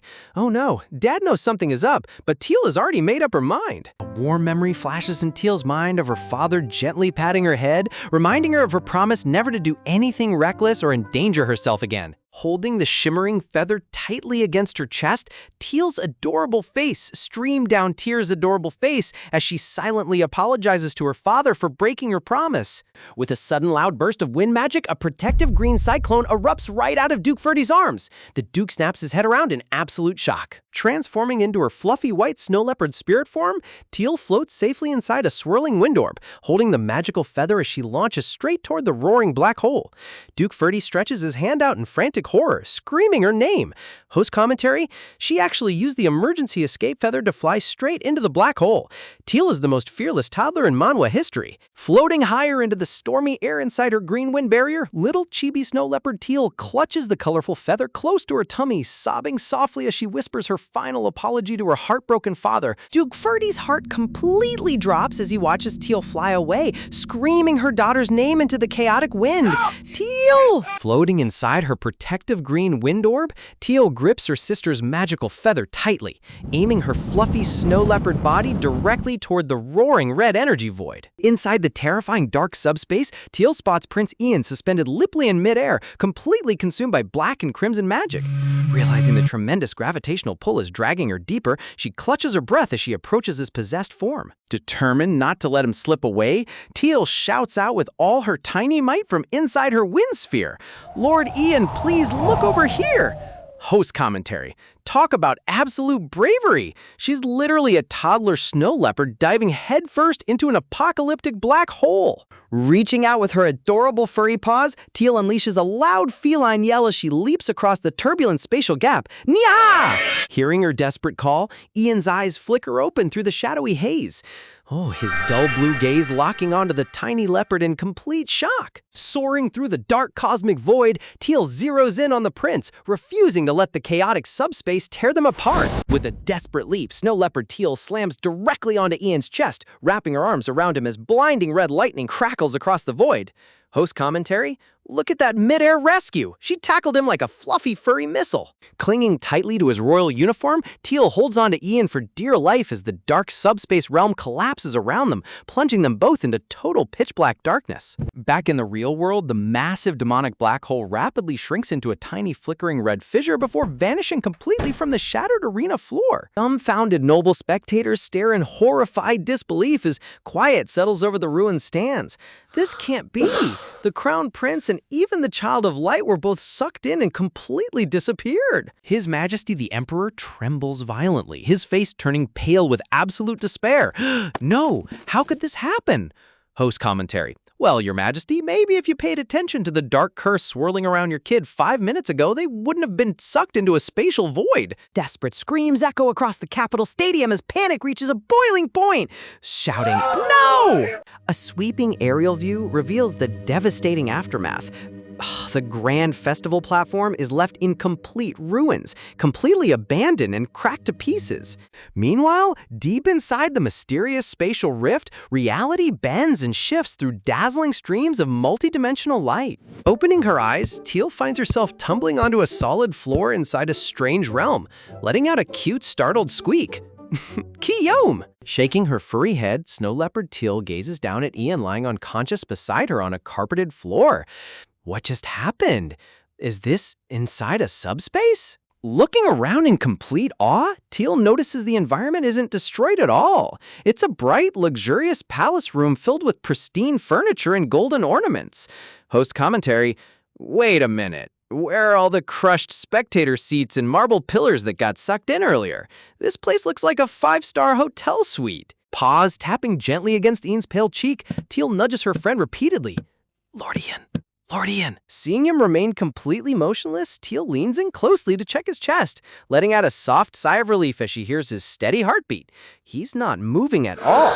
At least he's breathing, that's a relief. Suddenly, heavy footsteps echo from down the grand hallway. Teal's fluffy ears perk up in panic as she quickly scampers behind a pillar. Panicked, gasp, someone's coming. Peeking around the gilded doorway, Teal watches a tall, handsome nobleman with long golden hair arguing sternly with a familiar figure. The blonde noble speaks with an authoritative tone. "Return, your majesty, don't be foolish. You've seen all the records in the Imperial Archive, haven't you?" Revealing his face, a slightly younger version of the current emperor stands his ground with a harsh grimace. "I've seen everything. No matter what you say, my decision remains the same." Turning his gaze back with cold, piercing eyes, the blonde nobleman glares at the monarch without a single hint of fear.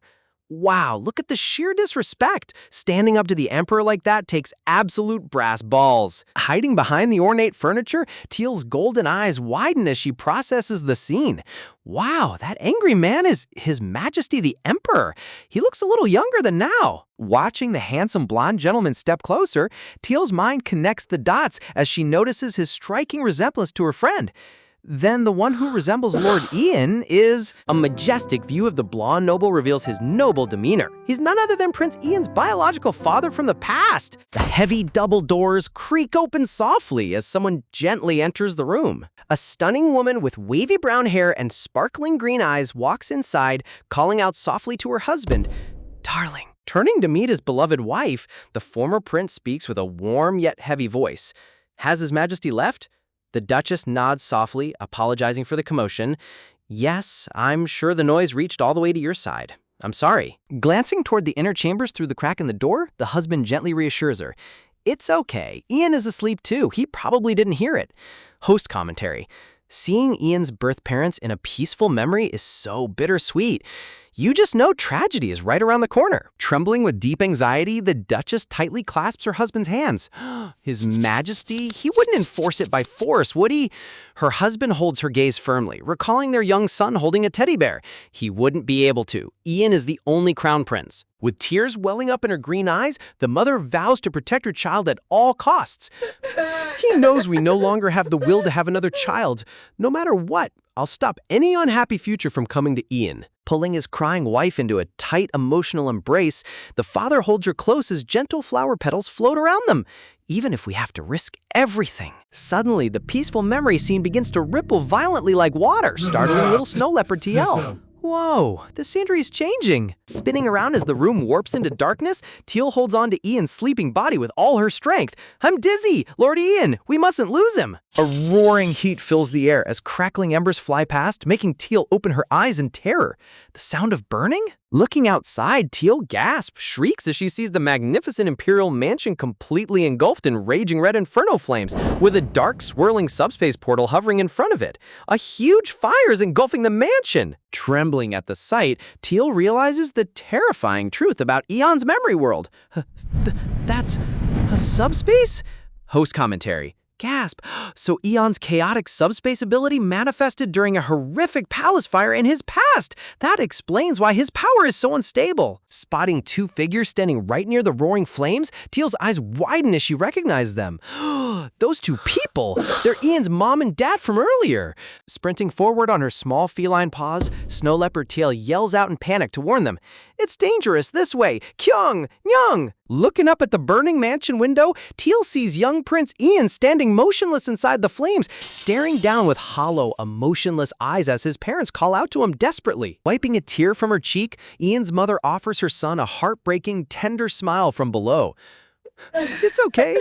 We'll always be by your side." Heavy armor footsteps thunder across the courtyard as an urgent voice screams out from the darkness. "No!" Rushing through the smoke with his royal guards, the young emperor stretches out his hand frantically. "Stop! Don't do it! Fine, I won't imprison you right away, so please!" Holding hands tightly in front of the roaring flame portal, Ian's parents turn back to face the emperor one last time with resolute eyes. "Father, we've decided to make the best choice now. There will be no replacement for Ian anymore." Ignoring the emperor's frantic pleas, the couple willingly steps straight into the destructive subspace fire portal while the monarch screams in utter agony. "No, please!" Host commentary. They literally sacrificed their own lives into the dark subspace void to save their son from being imprisoned or replaced by the emperor. From the shattered window high above, young Ian watches his parents vanish into the flames forever. Whispers. Goodbye, my baby. As the red flames consume his body, sighs softly, Ian's father smiles peacefully, content knowing his ultimate sacrifice protected his beloved child. The horrific, fiery nightmare fades away as the subspace shifts back into a quiet, dark purple realm, where Fishy the divine spirit fish floats glowing above Teal's head. Huh? It's a familiar subspace. It's a bit darker now, though. Watching the floating memory fragments of Ian's parents dissolve into the dark void, Snow Leopard Teal tilts her fluffy head in deep confusion. Wait, were all those heartbreaking scenes actually Lord Ian's suppressed childhood memories? I feel like I just stumbled upon a deeply private tragedy I wasn't meant to see. Shaking off the heavy sorrow lingering in the air, the little leopard resolves to keep this painful secret locked away forever. Whispers, "That memory is far too painful for anyone to carry. It's better if I pretend I never saw it and just let it fade away." Stepping quietly across the dark purple subspace floor, Teal scans her surroundings in a sudden panic. Wait a minute, where in the world did Lord Ian disappear to? Did he drift away into the void when he ran toward his parents earlier? Cue at! Jumping 3 feet into the air with her fur standing completely on end, Teal stares at a massive, ultra-fancy pink ribbon cushion sparkling on the floor. Host commentary? Seriously, how did a tiny decorative cushion suddenly inflate into a royal king-size bed? Subspace logic never fails to amaze me. Creeping around the gigantic silk cushion, Teal and Fishy peek curious eyes over the edge as a soft, ethereal glow catches their attention. Whispers, look, Fishy, there's a strange, warm light shining right behind this cushion." Teal's golden eyes widen in instant recognition as she spots the glowing glass orb resting on its carved pedestal. That's the divine holy relic I gave Lord Ian as a gift. Trotting closer on her feline paws, Teal inspects the dimming crystal globe with deep concern. The holy light inside is getting so weak. If I channel my divine strength into it, can I bring its power back? Squishing her fluffy body completely against the orb, Teal squeezes her eyes shut and channels every drop of her divine power straight into the glass ball. Host commentary. Look at her hugging that glass sphere with her tiny bean paws. It's equal parts adorable and extremely high stakes. In a sudden, dazzling explosion of rainbow light, the holy relic ignites with overwhelming divine aura, illuminating the dark subspace with brilliant holy rays. Standing proudly with her tail wagging, Teal gazes around the newly illuminated chamber in absolute delight. It worked! It's so much brighter now, I can actually see everything around us. But as the light fills the grand hall, Teal's joyous smile vanishes as she spots the bodies of all the noble spectators and arena guards scattered across the floor. Everyone who got sucked into the portal is lying here unconscious. Not a single person is woken up yet. Suddenly, Teal's fluffy ears twitch violently as a sinister, pitch-black mass of dark corruption begins riding across the floor. Host commentary. Uh-oh. Whenever creepy black slime starts slithering in a fantasy manhwa, you know trouble is right around the corner. Sprinting at full speed across the hall, Teal gasps in horror as she finds Prince Ian trapped at the center of the swirling dark miasma. "Lord Ian, hold on, I'm coming." Paw striking desperately at the thick, shadowy goo, Teal yells out with all her might, but the curse clings stubbornly to Ian's royal uniform. "Get away! Disappear! Don't you dare hurt Lord Ian! It's sticking too tightly. I can't pull it off with paws." Let go of Lord Ian now! In a cloud of magical smoke and blinding holy energy, Snow Leopard Teal transforms back into her adorable human child of light form. Host commentary. Talk about an epic magical girl transformation beat. She's taken off the furry costume and bringing out the heavy holy artillery. Despite her divine aura flare, the pitch-black corruption continues creeping menacingly up Ian's royal shoulders, coiling toward his neck like a shadow serpent. The dark curse wraps around Ian's neck with terrifying force, strangling the unconscious prince as dark veins pulsate against his pale skin. Watching Ian wince in unconscious agony as his breath gets cut off, Teal's heart completely shatters. His neck! It's strangling Lord Ian! No! Throwing her tiny body directly over Ian, human Teal wraps her arms around his throat and chest to shield him from the dark entity. Host commentary. Her instinct to protect her friend without a second thought for her own safety is so deeply heartwarming. Pressing her cheek tightly against Ian's chest, Teal squeezes her eyes shut and prays with desperate intensity. Lord Ian, power of light, hear my call. Please help us. I'm giving every single bit of my strength to Lord Ian. A blinding sun-like pillar of golden holy magic erupts from Teal's body, swoosh, completely scorching away the dark curse swarming over Ian. It actually disappeared. The dark energy is all gone. Teal collapses onto her knees beside Ian, panting heavily as the corrupted darkness vanishes into thin air. Host commentary? Whew, talk about clutching a life or death situation at the absolute last second. Nudging Ian's shoulders repeatedly, Teal calls out to him with tear-filled golden eyes. Lord Ian, please open your eyes. Why isn't he waking up right away? Blinking back her tears, Teal notices a glowing white spirit mark shaped like fishy shining brightly on the back of Ian's neck. What in the world is this mark? Meanwhile, back in the shattered capital arena, His Majesty the Emperor turns to Duke Teal with absolute desperation in his eyes. Is there really no way to break into the workspace? The court scholar shakes his head gloomily. There isn't, Your Majesty. Unless someone is the absolute master of that spatial void, it's physically impossible to forcibly open it. Gritting his teeth, the monarch recalls his frantic research.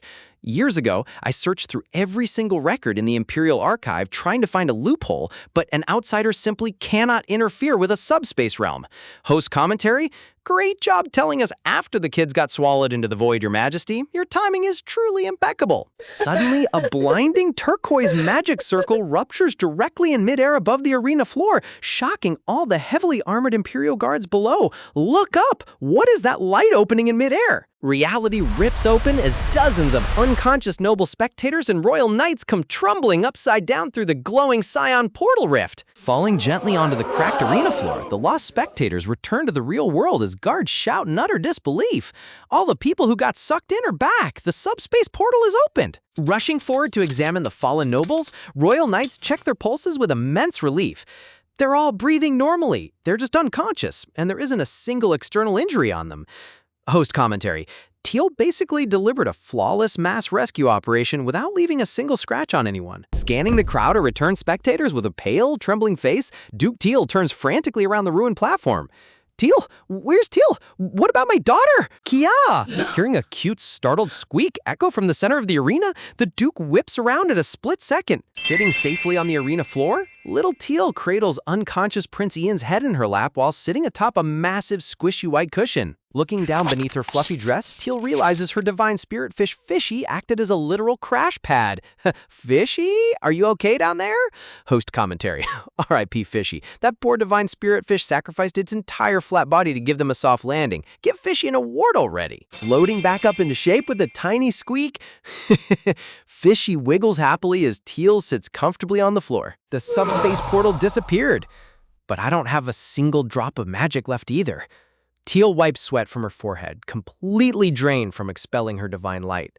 Teal! Hearing her father's thunderous voice roar across the stadium, Teal's golden eyes light up with pure relief. Dad's voice? Then we really made it back outside? Before Teal can even stand up, the Duke lunges forward and wraps his massive arms around his little girl, holding her with suffocating force. Dad. Feeling her father's body shaking violently against her shoulders, Teal misinterprets his intense grip. He must be super angry with me. I'm so sorry, Dad. Host commentary. Haha, she thinks she's about to get grounded for jumping into a spatial void. Classic innocent kid response. Feeling his hand trembling uncontrollably as he squeezes her tight, Teal pauses mid-sentence. Dad? Squeezing his eyes shut as tears stream down his stern face, the Duke chokes out his suffocating agony. I thought I was gonna lose you. Forever. Teal's golden eyes widen in total shock as she feels her father's hot tears soaking into her shoulder. A wave of overwhelming emotional clarity washes over little Teal. I'm such a fool. Just like I was terrified of losing Lord Ian, Dad was completely terrified of losing me too. Host commentary. Seeing a tough, stoic father completely break down in tears when his child is safe hits right in the feelings every single time. Throwing her small arms around her father's neck, Teal buries her face into his chest and sobs uncontrollably. I'm so sorry, Dad. I'm so sorry. As dusk falls over the grand imperial capital, peace finally returns to the majestic palace halls following the chaotic festival crisis. I'm just so glad you're safe and unhurt. Sitting comfortably on her lavish bedroom bed, Teal listens as His Majesty the Emperor speaks with gentle grandfatherly concern. If anything feels even slightly off with your body, child, make sure to let me know right away. Teal nods softly, Okay. Suddenly, the mood in the bedroom instantly plummets to absolute zero as Duke Teal glares daggers at the monarch with electrified eye contact. Whew. If you're finished checking on her, Your Majesty, please leave. What right do you even have to be in my daughter's room? Look at that terrifying glare. The Duke does not care if he's talking to the Emperor of the realm. Nobody invades his daughter's personal space. Sweating profusely under the Duke's killer aura, the Emperor stammers with a defensive grin. Come on now, shouldn't I at least be allowed to say hello? And I need to know what happened inside the subspace. Sparks literally fly between the two powerful men as they lock eyes in an intense comedic battle of wills. I can investigate that myself. Now let me be alone with my daughter. Teal blinks innocently between them. Why are they glaring at each other like that? Host commentary. These two grown grandfathers squabbling like angry toddlers over Teal's attention is peak comedy. Sigh. Defeated by the overprotective father's unbeatable aura, His Majesty lets out a long, weary sigh, realizing he's not winning this argument today. Clearing his throat in the quiet chamber, the Emperor formally acknowledges the miraculous feat Teal just accomplished. It's entirely thanks to you that Ian stopped rampaging. You genuinely saved my grandson's life today. Waving her tiny hands frantically in embarrassment, Teal's cheeks turn bright pink as she stammers back. No, I didn't do anything heroic. I just did what I felt was right in the moment. Looking down at the little girl with deep remorse, the monarch lets out a heavy breath. I swear to you, this kind of terrifying situation will never happen again. He explains the Imperial plan to stabilize Ian's uncontrollable divine magic. The Crown Princess will be appointed very soon. Once Ian receives a proper soul partner, he can share his immense burden of power so he never goes berserk again. Teal blinks her golden eyes in realization as she listens closely. Originally, the Emperor intended for a high-ranking noble lady to fulfill that role, but seeing Teal risk her life changed everything. Sighs. Overwhelmed with guilt, the Emperor looks down with a sorrowful expression, serious. After watching such a pure and precious child jump directly into mortal danger without a second thought, I simply couldn't bring myself to treat you like a tool. Host commentary. Wow, looks like the Emperor actually has a heart after all. Seeing a powerful ruler admit his own flaws is a surprisingly refreshing moment. Turning toward Duke Alpheus with deep shame, the monarch lowers his head in front of his subject. I am so sorry, Alpheus. I am so ashamed that I can't even lift my head in front of you. The Duke keeps his mouth tightly shut, his golden eyes cold and unyielding as he glares toward the side, completely unimpressed by the Imperial apology. Trying to figure out the mystery, the Duke changes the subject and questions his daughter. Come to think of it, how on earth did the subspace portal open? The Crown Prince is still unconscious, so did you do something in there, Teal? Teal explains her frantic efforts inside the void. I just kept shaking Lord Ian and talking to him over and over. I knew everyone would be trapped forever if we didn't escape, so I kept telling him we had to get out. Rubbing his mustache in deep contemplation, Duke Alpheus ponders the phenomenon. Did the prince subconsciously react to Teal's voice? Meanwhile, little Teal innocently adds that she was just super worried about Ian's deteriorating condition. Teal points out the weird mark she saw. Something dark and sticky was strangling him, so I used my light power to scorch it off. But right after it vanished, a strange, glowing fish-shaped mark appeared on the back of his neck. Hearing those exact words, both the Duke and Emperor freeze in utter shock, their faces turning completely pale. What? Did you touch that spot? What did you do? Teal demonstrates innocently. I press my forehead directly against it to give him my light energy, like this. Host commentary. Oh boy, she touched the forbidden magical spot without knowing. The grandfathers are having a collective heart attack right now. The Emperor stammers with trembling lips, his eyes wide with horror. Alpheus, this can't be happening. Tell me there's no way. Clenching his fist tightly, Duke Alpheus turns around with an icy expression. We must verify this immediately. Where is His Highness resting right now? Rushing into the royal quarters, they find young Prince Ian resting quietly under luxurious silk blankets, totally unaware of the chaos unfolding. Gently lifting the sleeping prince's golden hair, the Duke inspects the back of his neck. Whispers, "It really is there. It's faint, but the mark is clearly visible." Looking back at his daughter with a stern expression, the Duke beckons her over. Teal, come here and place your hand directly over this mark. Stepping forward obediently, little Teal reaches out her tiny hand and gently presses her fingers against the glowing mark on Ian's skin. The second her skin makes contact, a radiant burst of golden light explodes from the spirit mark, reacting intensely to Teal's magical aura. Face-palming in unified agony, both powerful grandfathers groan in utter defeat. There's no mistake. This is an absolute nightmare. Host commentary. Look at these two legendary leaders completely breaking down over a soul mark. Their unified facepalm is comedy gold. Blinking her large golden eyes in utter anxiety, Teal shrinks back into the soft couch. Did I do something terribly wrong? Gently cupping his daughter's neck, the Duke speaks with a trembling, loving tone. Whisper, no, sweetheart, it's not your fault at all. This was an accident, a complete accident. How on earth could something like this happen? Staring into her father's deeply troubled face, Teal blinks in total confusion, completely unable to comprehend why everyone is panicking so much. Noticing the two men sweat dropping and groveling in panic, Teal tilts her head in thought. An imprint? It must be something super important. Did I break an Imperial law or something? The Duke mumbles in disbelief. This makes no sense.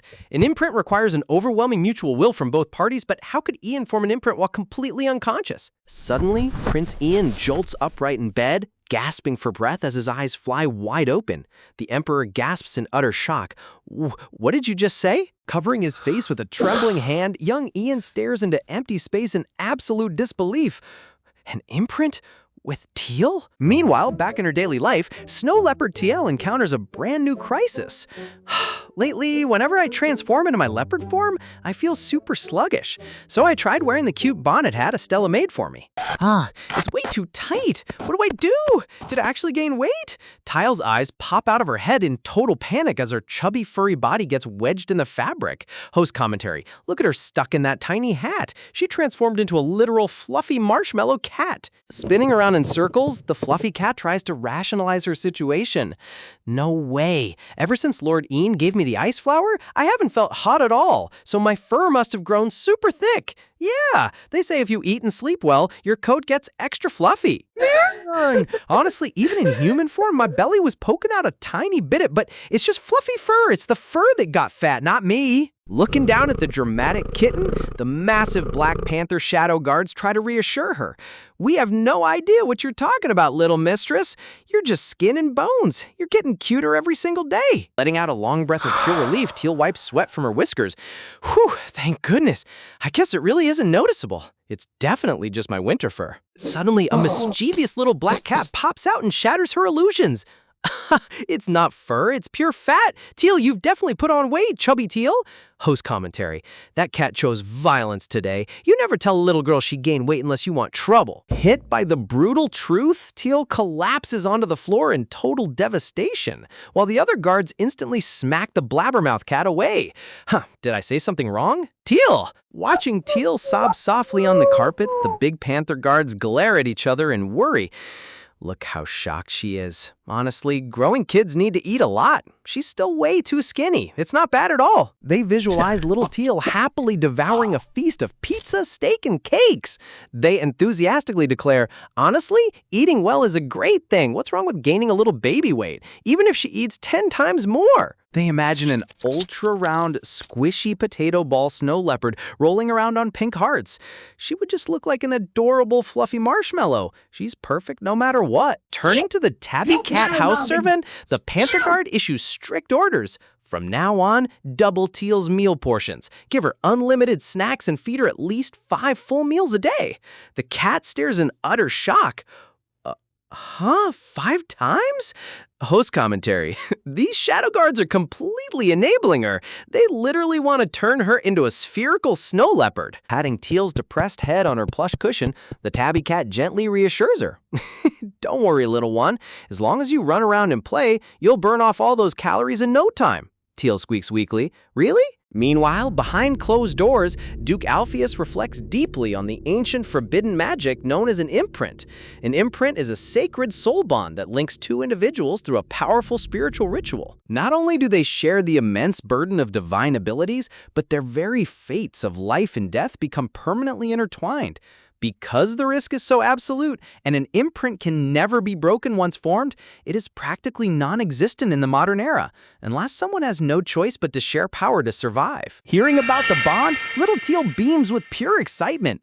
That's incredible news! So that means Lord Ian will never go berserk or get hurt again, right? Seeing her father's expression grow darker and darker, Teal's smile quickly fades as she apologizes softly. I'm sorry, Dad. I was just so happy that Lord Ian is finally safe. Host commentary. Poor Teal is so innocent. She thinks this is just a happy ending, but her dad knows how dangerous one-sided soul bonds are. Standing under the moonlight, Duke Alpheus delivers the troubling reality. Quote, "No one knows how the situation will unfold yet, Teal. His Highness Ian is indeed imprinted with you, but you are not imprinted with him." Duke Alpheus clenches his fist in intense anxiety. Should he be relieved that Teal isn't bound? None. There is no relief here. An incomplete one-sided imprint is unprecedented in recorded history, and far more unpredictable and dangerous. Walking down the quiet palace corridor, Teal gazes at the floor with a bittersweet feeling.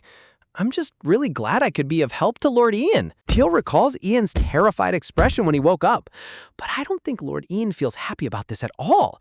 He looks so pale and frightened that I couldn't even bring myself to talk to him. Heading toward the royal carriage under the dim streetlights, little Teal lets out a heavy sigh. Doesn't an imprint mean we've become super close? Like family? Like true partners? I really like that idea, but maybe Lord Ian hates it. A host commentary.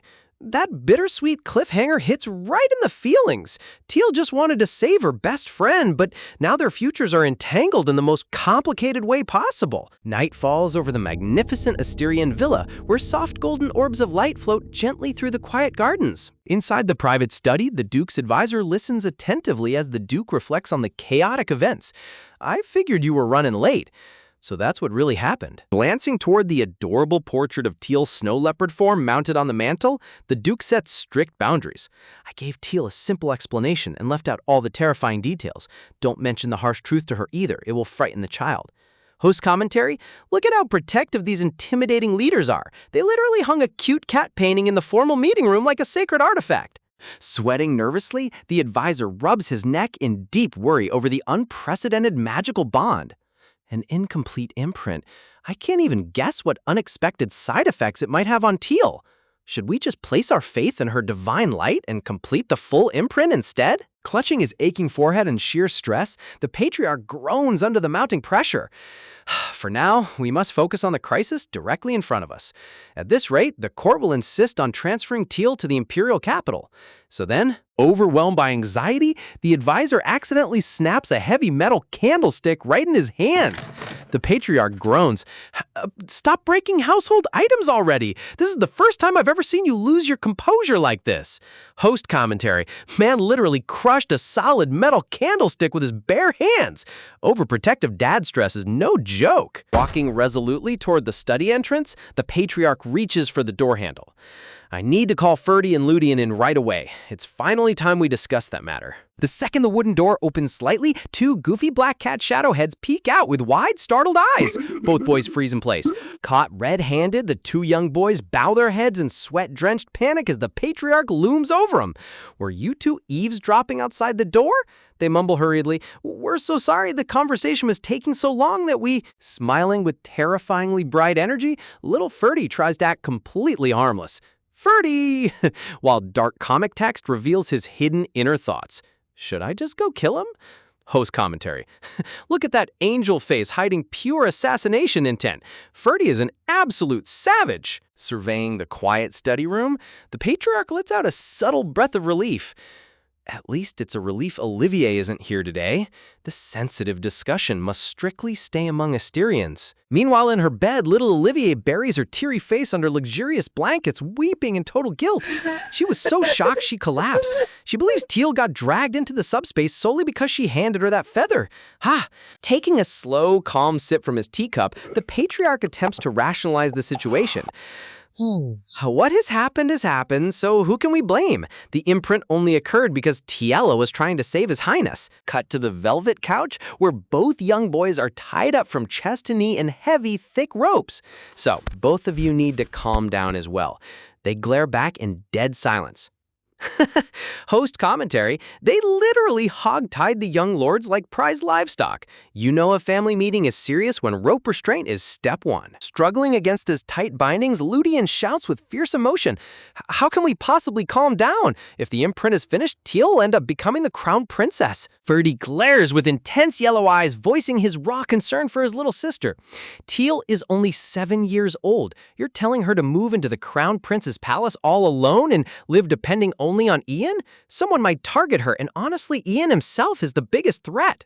Reverting into frantic black cat avatars, both boys explode in synchronized rage. Wow, let's just kill him. I'll handle it quietly and leave zero evidence behind. Host commentary. These two went full shadow assassin mode in a heartbeat. The family loyalty in this household is off the charts. Peeking around the white door frame, chubby snow leopard Teal tilts her head in total confusion. I don't know why everyone is so angry. Who do they keep saying they want to kill? Bright pink text bursts across Teal's innocent imagination. If I get imprinted, that means I'll become the crown princess. Her tiny heart skips a beat as she contemplates the grand title. Then, does that mean I'll be marrying Lord Ian? Cut to Teal's hilarious daydream showing a baby lion Ian and chubby leopard cat Teal giggling together on green grass. Ha ha hee hee. Soft pastel sparkles bloom as she imagines family life. Lord Ian would be the dad and I'd be the mom? Host commentary. Her 7-year-old brain thinks marriage is just playing house with fluffy lion cubs. It's impossibly wholesome. Overwhelmed by her dramatic daydreaming, snow leopard Teal rolls dizzy on the floor with swirling eyes. Who? The maid spots her in shock. "Oh my, young lady, there you are!" Scooping the squishy snow leopard into her arms, the maid carries her down the grand hallway. "You need to rest. Let's get you back to your room." Teal whines softly. "Kyung, I wanted to hear more." Host commentary. Look at her hanging limp like a fluffy marshmallow cat. Best cat daughter in anime history. Inside the quiet study, warm steam curls gracefully from a teacup resting on the wooden table. What you're saying is true as well. If something happens in the imperial capital, we won't be able to respond immediately. The patriarch speaks with heavy concern, while a soft vision of Teal sleeping peacefully appears in his mind. There's a limit to how many nights we can deploy on royal grounds. We can't monitor things closely, so danger could strike at any time. An incomplete imprint is also a threat. If something affects Teal's body, we won't even hear about it in time. Sitting bound on the couch, Ferdy leans forward with absolute focus in his eyes. So, as I thought, that's why I'm saying this. Leaning over the table, the patriarch's posture turns commanding and intense. There is one way we can legally stop Teal from being sent to the imperial capital, but turning his gaze directly toward Ferdy, the patriarch speaks with grave weight. This is something where your opinion matters, Ferdy. Ferdy blinks in surprise. My opinion? A brilliant golden aura blazes, displaying the noble leopard clan crest alongside an impressive silhouette of adult Teal as a ruler. Teal becomes the head of the Asterian household. If she becomes head of the Asterian family and ruler of the leopard clan, her rank will outshine even the crown princess, allowing us to legally delay her capital transfer until she comes of age. Closing his eyes thoughtfully, the patriarch explains the legal justification. Serious. Even though she's young, her divine light saved our clan, so no one can dispute her right. I will handle all administrative duties as acting head. Host commentary. That is absolute genius. Making a 7-year-old the supreme clan leader just to block imperial custody is top-tier galaxy brain politics. Sitting on the green sofa, the Duke looks back toward his son. I've already given my full consent. Gazing through the arched glass doors into the starry night sky, the patriarch speaks with quiet respect. Even if you or Karthus reclaim the head position one day, that would be at least 10 years from now, and unexpected events always happen. You've received air training since childhood and understand the duty. Before he can finish, Ferdy speaks up with unyielding conviction. Please make Teal the head. Clenching his fist tightly, Ferdy looks straight at his father with absolute resolve. Father, who has worked for the family much longer than I have, has agreed. So what can I do? Compared to protecting Teal, that's nothing. Even while tied tightly with ropes, lovely flowers bloom around Ferdy as he radiates pure noble grace. I'll take on any role for Teal's sake.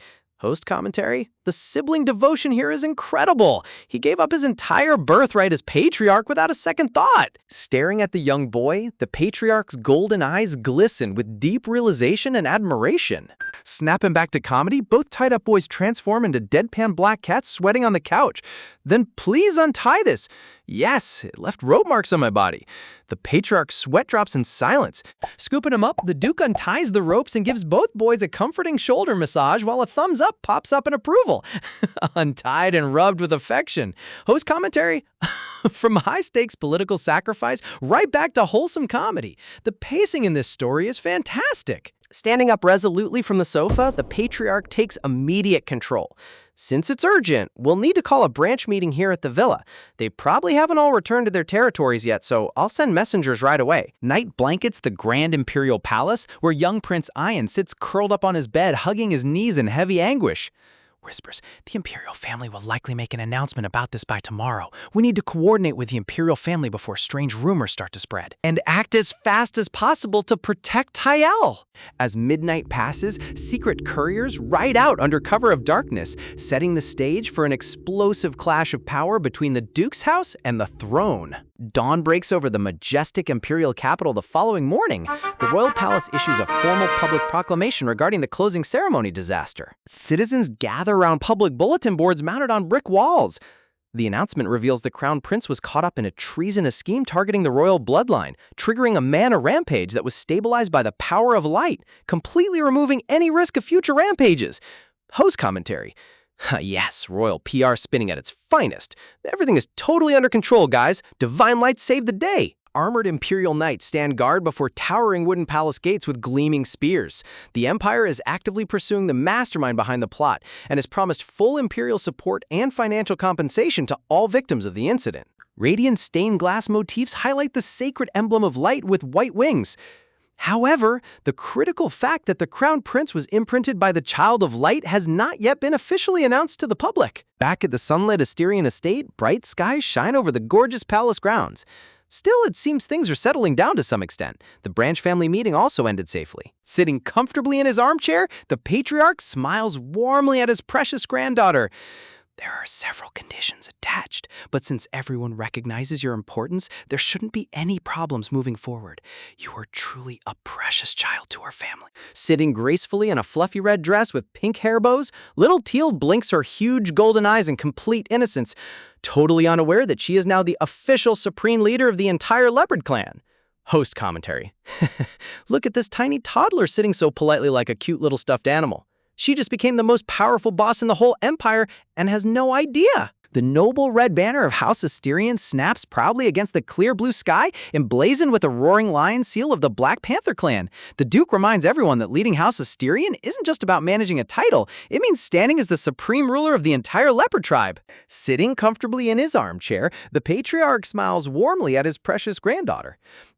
He promises little Teal that she won't have to worry about actual administrative duties, assuring her that he and Karthus will handle all the real work while teaching her whatever she needs at her own pace. The grand gilded hallway of the mansion looms as the patriarch makes the grave reality clear.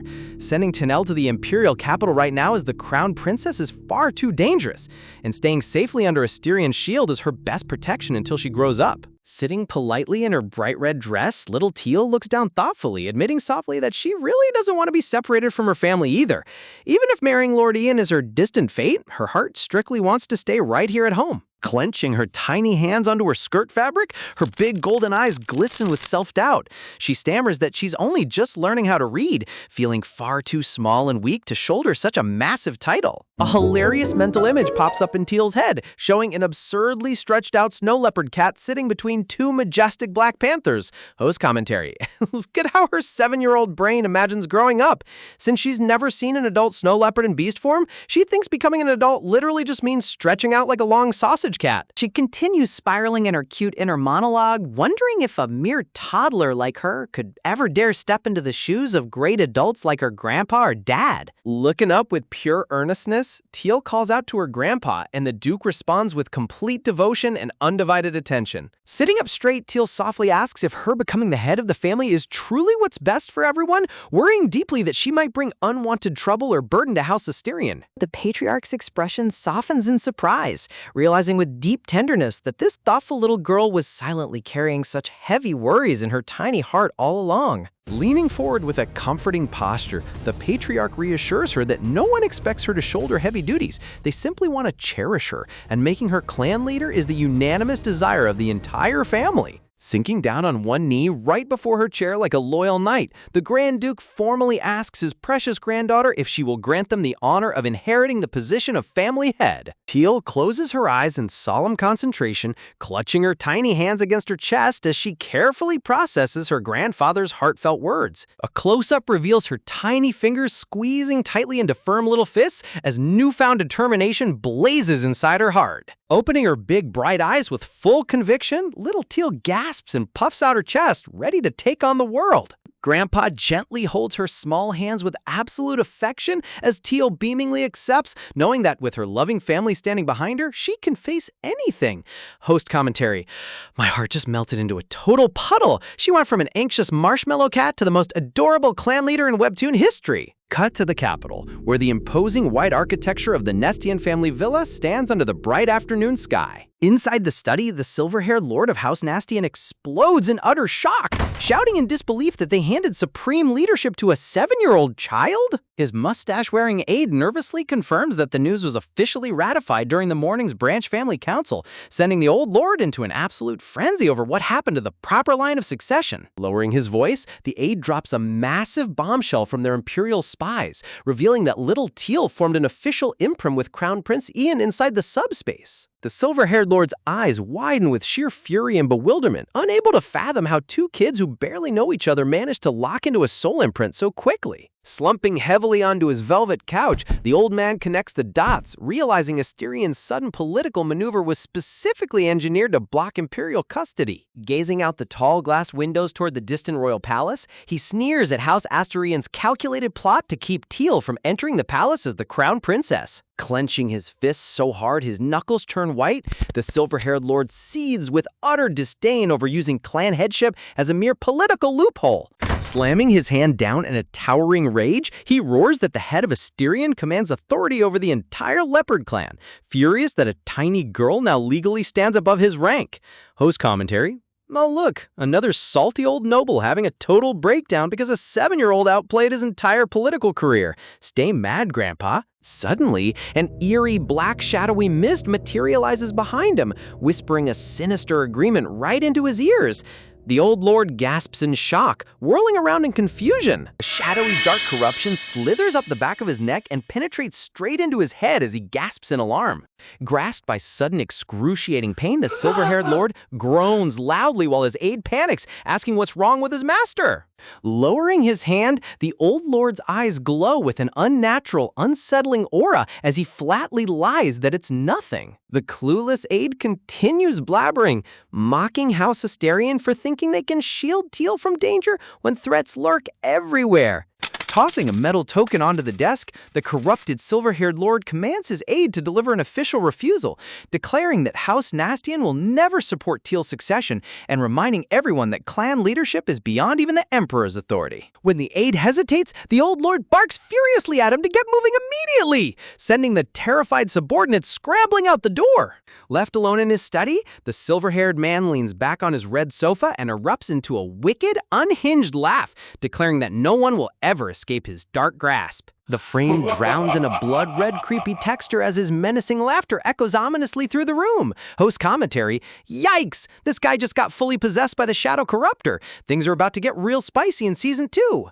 Over at the Grand Imperial Palace, the Emperor stands solemnly by the door, strictly instructing young Ian to stay hidden and never let anyone see the back of his neck. Curled up powerlessly on his white couch, with his head hung low, young Prince Ian ignores his own condition and quietly asks if Teal is all right. The Emperor reassures his son that her body shows no immediate side effects, telling him to rest quietly until further updates arrive from Asterian. As the heavy palace door slams shut, Ian remains sitting alone in suffocating silence and isolation. Clenching his trembling legs tightly, Ian agonizes internally over the soul imprint, realizing that because imprints require mutual consent, his own subconscious desperately craved her protection. Staring toward the window with aching sorrow, he laments that out of everyone in the world, Teal was the one person he never wanted to drag into his cursed destiny. A dark, emotional aura surrounds his inner thoughts as he despairs over the cruel reality of their bond. Pressing his hand gently against the windowsill,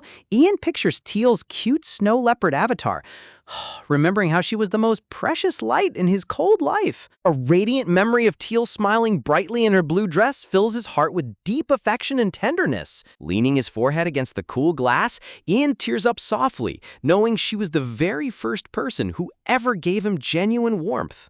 Tears stream down young Ian's face as he stares out the window, overcome with terrifying anxiety that his cursed existence will ruin her life. Grasping the window frame tightly with a trembling fist, he suffocates in utter helplessness. Not knowing how to save her, covering his face in deep agony, Ian cries out Teal's name in despair, begging to know how he can protect her from himself. Host commentary. Poor little prince. He's carrying so much guilt when all he did was survive. The emotional angst in this chapter is hidden on a whole different level. The author and illustrator chibi avatars Cheiro and Kotavi give a super cute Season 1 finale bow. They thank all the readers for loving baby snow leopard Teal, hyping up Season 2's upcoming cold region adventures, fluffy tail biting, and new character reveals. A majestic, sunlit view of the Imperial Palace interior shines with golden light, signaling the dramatic end of Season 1. A mysterious set of legs paces back and forth across the grand carpet, leaving a thrilling tease for the storm waiting in Season 2. Sweat drips down Marquis Warren's nervous face as he fidgets under the heavy stares of the noble council, his swallowed breath caught in his throat while someone across the room notes his sudden visible anxiety. Turning toward his companion with an exasperated huff, Warren stammers defensively, demanding to know how Marchioness Hildy can remain so ridiculously calm when the entire political foundation of the Empire is currently shaking right beneath their feet. Gesturing wildly around the grand hall, Warren exclaims in frustration that a tiny 7-year-old toddler is about to take over House Asterion, the most powerful noble house in the land, while the rest of the high nobility can't even legally intervene in internal leopard clan business. Host commentary. Look at this grown man throwing a full-blown existential crisis because a second grader got a bigger promotion than him. Marchioness Iris Hilda Arne tilts her head with absolute elegance, her vibrant green eyes glowing with cool confidence, as she smoothly asks him if there's actually any real issue with that decision. Resting her chin thoughtfully, Iris points out that history is filled with young clan heads taking power early, suggesting that as long as the internal clan council reaches a unanimous agreement, the rest of the nobility should simply adjust to the new reality. A sly, cunning smirk subtly forms on Iris's lips as she leans in closer, soft-spokenly questioning if Warren's passionate objection stems from some embarrassing personal vendetta rather than genuine concern for the realm. Warren's face turns bright crimson in instant comical panic as Iris casually mentions hearing about his disgraceful street brawl with Marquis Celeste during the festival, sending the noble into an utter flustered frenzy. Clearing his throat frantically while cartoon sweat drops pop over his head, Warren stammers that he was merely contemplating the Empire's grand future, while Iris lets out a delightful giggle at his pathetic attempt to save face. Host commentary?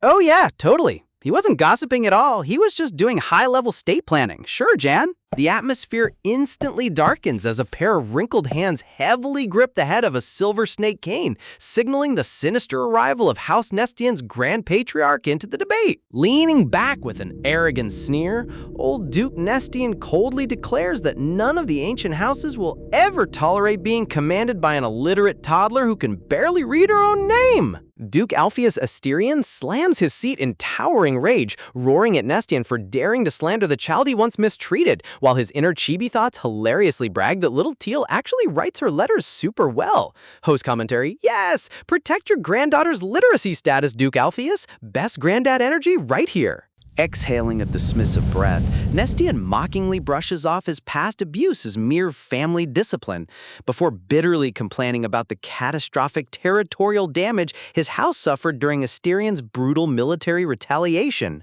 Staring at his rival with intense mistrust, Alpheus inwardly bristles over Nestian's unnatural insolence before the imperial throne, remembering that the supreme leadership of the Leopard Clan is traditionally determined by raw combat power between rivals. Nestian erupts into a wicked, patronizing laugh, challenging baby Teal to face him in a formal duel to prove her leadership, prompting Alpheus to spring up violently, shouting at the top of his lungs that Teal's existence is a completely unprecedented case. golden magical light radiates behind a cute celestial vision of little Teal's snow leopard form, as Alpheus passionately reminds the room that her legendary light magic is the sole salvation capable of lifting their entire clan's ancestral curse. Nestian smirks villainously, argumentatively sneering that setting custom aside for one special kid destroys all legal order, while Alpheus fumes so intensely that his aide has to physically restrain his twitching fist. Host commentary. Duke Alpheus was 1 second away from landing a clean right hook on that old man's jaw. Somebody hold him back. Nestian's piercing blue eye narrows into a sinister glare as he softly utters that he already knows the juicy dark secret they've all been desperately trying to hide. Dropping a massive bombshell on the entire hall, Nestian casually reveals his knowledge that Crown Prince Ian and Little Teal are locked into a sacred soul imprint, sending shockwaves through both Alpheus and the Emperor. The Emperor's majestic countenance darkens into an icy glare as he sternly demands to know how Nestian acquired top-secret Imperial intelligence that was never made public to the realm. Nestian sneers arrogantly, mocking the palace's leaking security wall, while slyly challenging the Emperor to publicly deny the rumor if he dares claim it's false. Host commentary? This old guy is playing dirty politics like a seasoned grandmaster.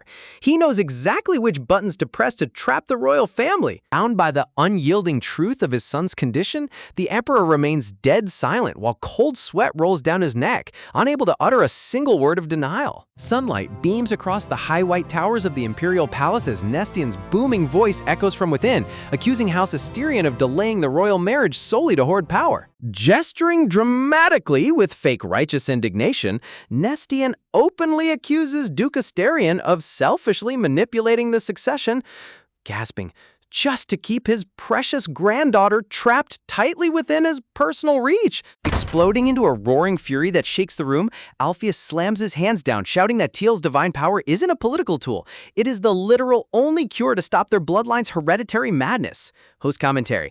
Look at Alpheus defending his family. His blood pressure must be through the roof right now. Massaging his aching temple with a heavy sigh, the exhausted Emperor attempts to mediate the shouting match, admitting that while Nestian's tone is harsh, his core argument holds political weight before the noble assembly. A breathtaking magical crest materializes, showing Teal surrounded by 5 elemental spheres: fire, ice, wind, petals, and lightning, as the Emperor notes that a 7-year-old child needs undeniable proof of power to command the 5 great houses. Nestian smiles triumphantly as he grips his snake-headed cane, expressing satisfaction that His Majesty agrees Teal must publicly prove her capability to rule above all standard noble laws. Alpheus growls furiously, demanding to know what outrageous test Nestian is proposing, to which the evil old Duke replies that the legendary Child of Light should simply fulfill her ancient prophecy. Ancient parchment scroll unravels in a dark void, bearing mystical runes that dictate the sacred prophecy.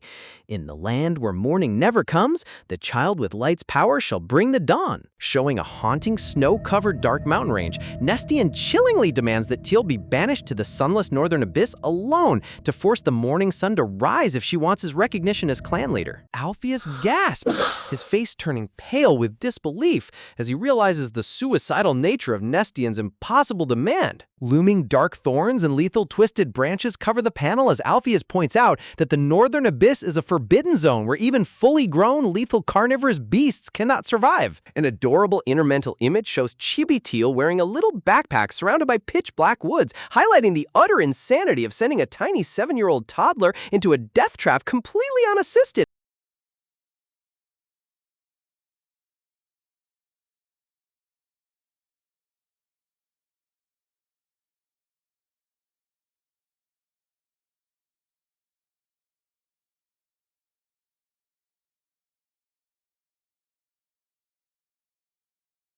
Nestian snickers with dark amusement, mockingly asserting that if Teal is truly blessed by the goddess Lucette, surviving a lethal wilderness alone should be a walk in the park for her. The massive council hall doors slowly creak open, revealing little Teal standing at the threshold alongside her uncle, her wide golden eyes fixed on her grandfather. Alpheus stammers nervously, trying to shield her from the toxic conversation, but Teal steps forward with quiet solemnity, admitting that she heard every single word of Nestian's cruel challenge. Looking up with pure innocence and unwavering determination, little Teal softly asks her grandfather if completing this impossible trial will finally bring peace and resolve all their family problems. Host commentary. My heart is breaking. She's 7 years old and already taking on the world just to protect her family's happiness.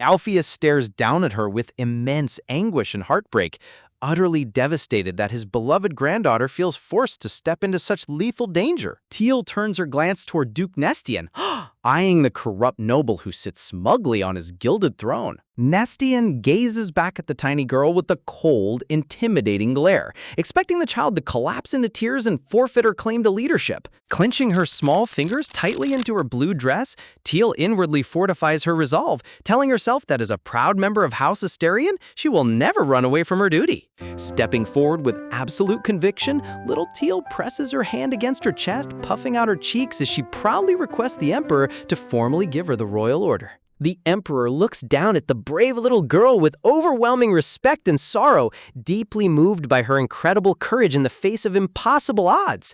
Nestian lets out a condescending chuckle, praising her foolish bravery while preparing to sign her exile decree right then and there. Suddenly, firm, heavy footsteps echo through the hallway as a noble presence cuts into the room, declaring that Nestian is having a remarkably amusing conversation right in front of a child. Shocked gasps ring through the council hall as young Crown Prince Ian steps into the light, dressed in his magnificent royal military suit adorned with golden epaulets and shining medals. Sunlight bathes the grand marble hall as Prince Ian sternly condemns the cowardly nobles for sacrificing an innocent child to satisfy their disgusting political power games. Standing tall with fierce, burning blue eyes, Ian heroically declares that he will personally accompany Teal on her northern quest, asserting that because their souls are imprinted, it is his duty to protect his partner. Host commentary: yes, go off, Prince Ian! 10 years old and already the most protective husband in Webtoon history? Let's go! Teal turns her head in absolute awe and wonder, softly gasping Ian's name as she gazes up at the young prince standing fearlessly by her side. Glimmering golden light surrounds them as Ian gently reaches down and grasps Teal's tiny hand tightly, declaring to the entire empire that his life now continues solely by the blessing of her light. Crown Prince Ian gazes down at little Teal, tightly gripping her tiny hands as soft, shimmering particles fill the air. He solemnly declares that his life now belongs to her, promising that he will stand by her side through every trial ahead. With the Emperor's formal decree sealed, Teal's dangerous trial is officially locked in. She is tasked to venture alongside Prince Ian into the sunless northern abyss and restore the light. As they step out of the Grand Council chamber, Uncle Ferdy looks down with deep concern, asking the little girl if she's truly ready for such a perilous journey. Walking hand in hand through the stone corridors, Ferdy gently explains that he can escort her up to the Gateway of Arn, but entering the forbidden northern abyss itself is something she must face on her own. Instead of trembling, Teal flashes a sweet, reassuring smile, enthusiastically promising her uncle that everything is going to be completely okay. Raising her little arm with boundless optimism, the adorable toddler cheerily points out that because Prince Ian is tagging along, the entire Royal Guard unit will be marching with him too. Host commentary: look at her pure, precious mindset. She genuinely thinks having a massive army along means she's going on a fun luxury field trip. Chibi Ferdy sweat drops while trying to clarify the reality of their escort, reminding her that Imperial Guards aren't harmless, fluffy pets, though there are massive herbivorous beastmen like rhinos and elephants in their ranks. Hearing about giant animal warriors instantly lights up Teal's golden eyes as she lets out an enlightened gasp. Gently holding Ferdy's hand, little Teal beams with sweet relief as her inner thoughts sparkle with joy. Ever since the magical soul imprint occurred, she had secretly fretted that Prince Ian might resent her. So hearing him fearlessly volunteer to march into danger beside her filled her heart with warm gratitude. Her childish mind gently settles on the comforting thought that the young crown prince doesn't harbor any bitterness toward her after all. It gives her a huge boost of emotional courage, knowing she won't have to face the cold northern trial entirely alone. Remembering how Ian firmly swore to stay by her side from this day forward, Teal's small worries melt away completely, replaced by a deep sense of trust in her royal protector. Glancing down at the bubbling, sparkly aura surrounding his niece, Ferdy raises a skeptical eyebrow, noticing that she looks downright thrilled rather than terrified of the upcoming lethal expedition. Host commentary. Ferdy is over here stressing about lethal monsters, while Teal is practically skipping through the hallway like she just won free candy. Behind his calm demeanor, Ferdy's mind races with heavy strategic calculations. While Prince Ian's royal authority secures military support from the crown, the sheer danger of navigating the northern portal means only top elite heirs from House Asterion can safely escort them through the gateway. Meanwhile, high above in the sunlit palace, Crown Prince Ian stands quietly by the tall arched window, staring out at the expansive imperial grounds as heavy thoughts weigh upon his young shoulders. The quiet footsteps of uncle and niece echo across the ornate tiled floor as the golden sunlight filters through the massive grand pillars of the imperial corridor. Ian narrows his eyes as he reflects on the strange nature of their spiritual connection. Because Teal never completed her side of the soul ritual, only he remains bound to her in a delicate, half-formed state, a heavy burden that rests entirely on his shoulders. Closing his eyes with a somber sigh, Ian accepts that this partial bond is a blessing in disguise, since a fully realized soul imprint can never be undone. Host commentary.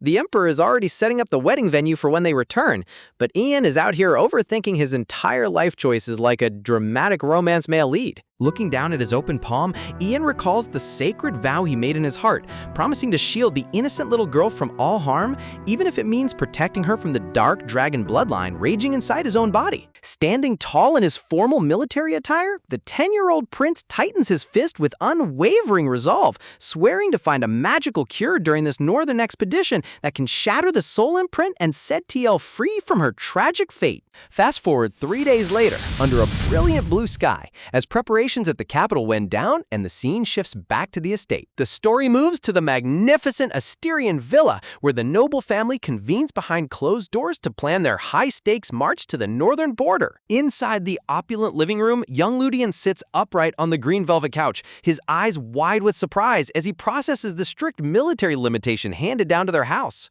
Rubbing his brow with a weary expression, Duke Alpheus explains that while he desperately wants to send the whole family as a protective squad, keeping a capable heir behind to defend their home territory is non-negotiable. Host commentary? Poor Granddad is running a high-stakes military defense strategy while managing a house full of hyperactive kids. Talk about extreme stress. Shadows darken the room as Alpheus recalls the ancient disaster that cursed the northern wilderness, leaving those treacherous outer lands sealed off under dark thorns and ancient magical seals. Sending all their elite bloodline heirs into an unmapped death trap at once would leave House Asterion completely defenseless if an unexpected ambush or calamity struck while they were away. Clenching his fist tightly against his knees, Ludian prepares to speak up before his twin sibling can take the initiative. In absolute unison, both young Asterion twins leap up slightly on the sofa, shouting at the top of their lungs that they will be the one to accompany Teal. Turning their heads simultaneously, the two siblings glare at each other with intense, crackling sparks flying between their eyes in a hilarious standoff. Holding a cute snow leopard plushie tightly, the twin boy insists that as the next direct heir, his sister must stay behind, while she instantly fires back that she'd never trust him to handle Teal alone. Host commentary? Sibling rivalry in noble fantasy families hits different. They're arguing over a dangerous suicide mission like it's the last slice of pizza. When he accuses her of being prone to losing control, she huffs in denial, shouting that her berserk episodes are totally in the past, while the tiny plushie in her hands squeezes out an adorable squeak. Ferdy steps in with a calm, paternal smile, advising the fiery twins to settle their debate maturely while reminding them that the entire family will travel together up to the border gateway of Arn anyway. Shifting to diplomatic matters, Ferdy inquires if contact was made with Marchioness Hyde. Alpheus confirms that, backed by the Emperor's official mandate, the Marchioness promised full logistical cooperation along the trade routes. Resting his chin thoughtfully on his fingers, Duke Alpheus concludes the briefing, ordering everyone to return to their main castle immediately to finalize weapons, supplies, and cold weather gear. Looking back at the sparkling capital city under the bright morning sky, Teal reflects on how a simple holiday trip to attend a fun festival completely flipped her entire life upside down in just a few crazy days. Host commentary.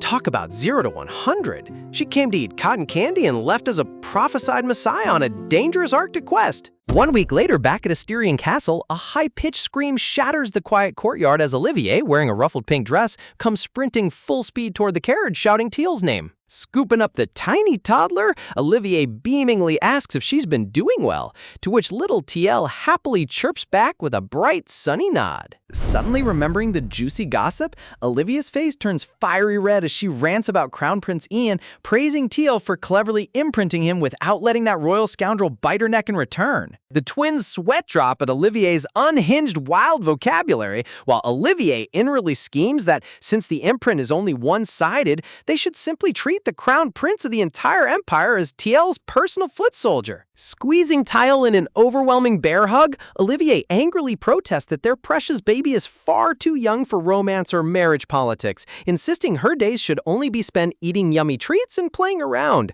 Host commentary, preach sister, Teal is literally 7 years old. Keep those romance tropes away from this innocent kitten. Wiggling out of the tight hug with a bright grin, little Teal excitedly announces that she unlocked a brand new trick and wants to show off her secret progress to everyone. With a cheerful cloud of colorful magic stars and floating flower petals, a magical transformation erupts right before their eyes. The smoke clears to reveal an unbelievably adorable palm-sized snow leopard kitten standing on all fours, popping its furry tail straight up with a squeaky little kyung. All 3 older siblings instantly freeze in place, their eyes widening into massive blank white circles as their brains completely melt from cute overload. Host commentary. My heart! The artist knew exactly what they were doing with this panel. That fluffy tail is a weapon of mass destruction. Unable to contain her explosive joy, Olivier snatches up the fluffy snow leopard cub, tearing up in sheer bliss as Teal lets out a tiny vocal squeak calling her sis. Seeing Olivier win the golden ticket, both male twins explode into green-eyed jealousy, crowding around and desperately begging the kitten to say brother just once. The tiny snow leopard twitches her paws, straining her throat to pronounce the complex word, but can only manage a ferocious little grrr that makes her inner chibi panic and frustration. Tightly cradling the baby leopard against her chest, Olivia viciously shoves the twins away, smugly declaring that if they're so envious of her special treatment, they should have been born as older sisters. Host commentary. Ha! The logic is flawed, but the pettiness is 10 out of 10. She's guarding that kitten like legendary treasure.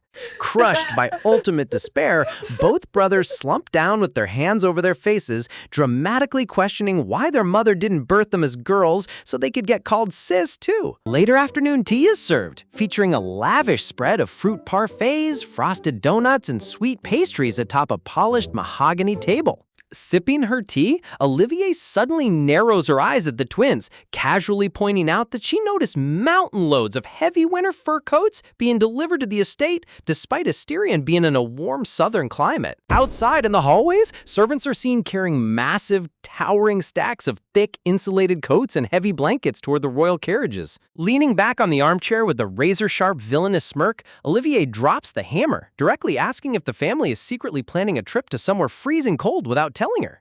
Host commentary. You can't hide anything from the resident gossip queen. Their cover story is about to explode into pieces. Sweating buckets while waving their hands frantically, the twins inwardly panic that if Olivier discovers the dangerous northern mission, she will force her way onto the carriage. Out loud, they awkwardly blabber fake fashion excuses, claiming heavy fur coats are the hottest new summer trend according to high society designers. Slap! Olivier slams her palm hard onto the wooden table, confronting her brothers with a sharp glare as she reveals she snuck into her mother's quarters 2 days ago and secretly read the private letter sent by their uncle. Leaning forward in absolute fury, Olivier exposes their entire secret operation, demanding to know if they're still going to deny that Wolfgang's message specifically asked if Teal could survive the frozen northern snowlands, threatening to confront their uncle directly if they keep lying. Slumping backward on the velvet sofa with their heads buried in their hands, both brothers let out a defeated groan as their flawless cover story crumbles into complete dust. Looking out toward the quiet starry sky through the grand arched window, Tal ponders the ancient mysteries surrounding the northern realm, wondering why that legendary territory turned into a desolate wasteland where the morning sun never rises.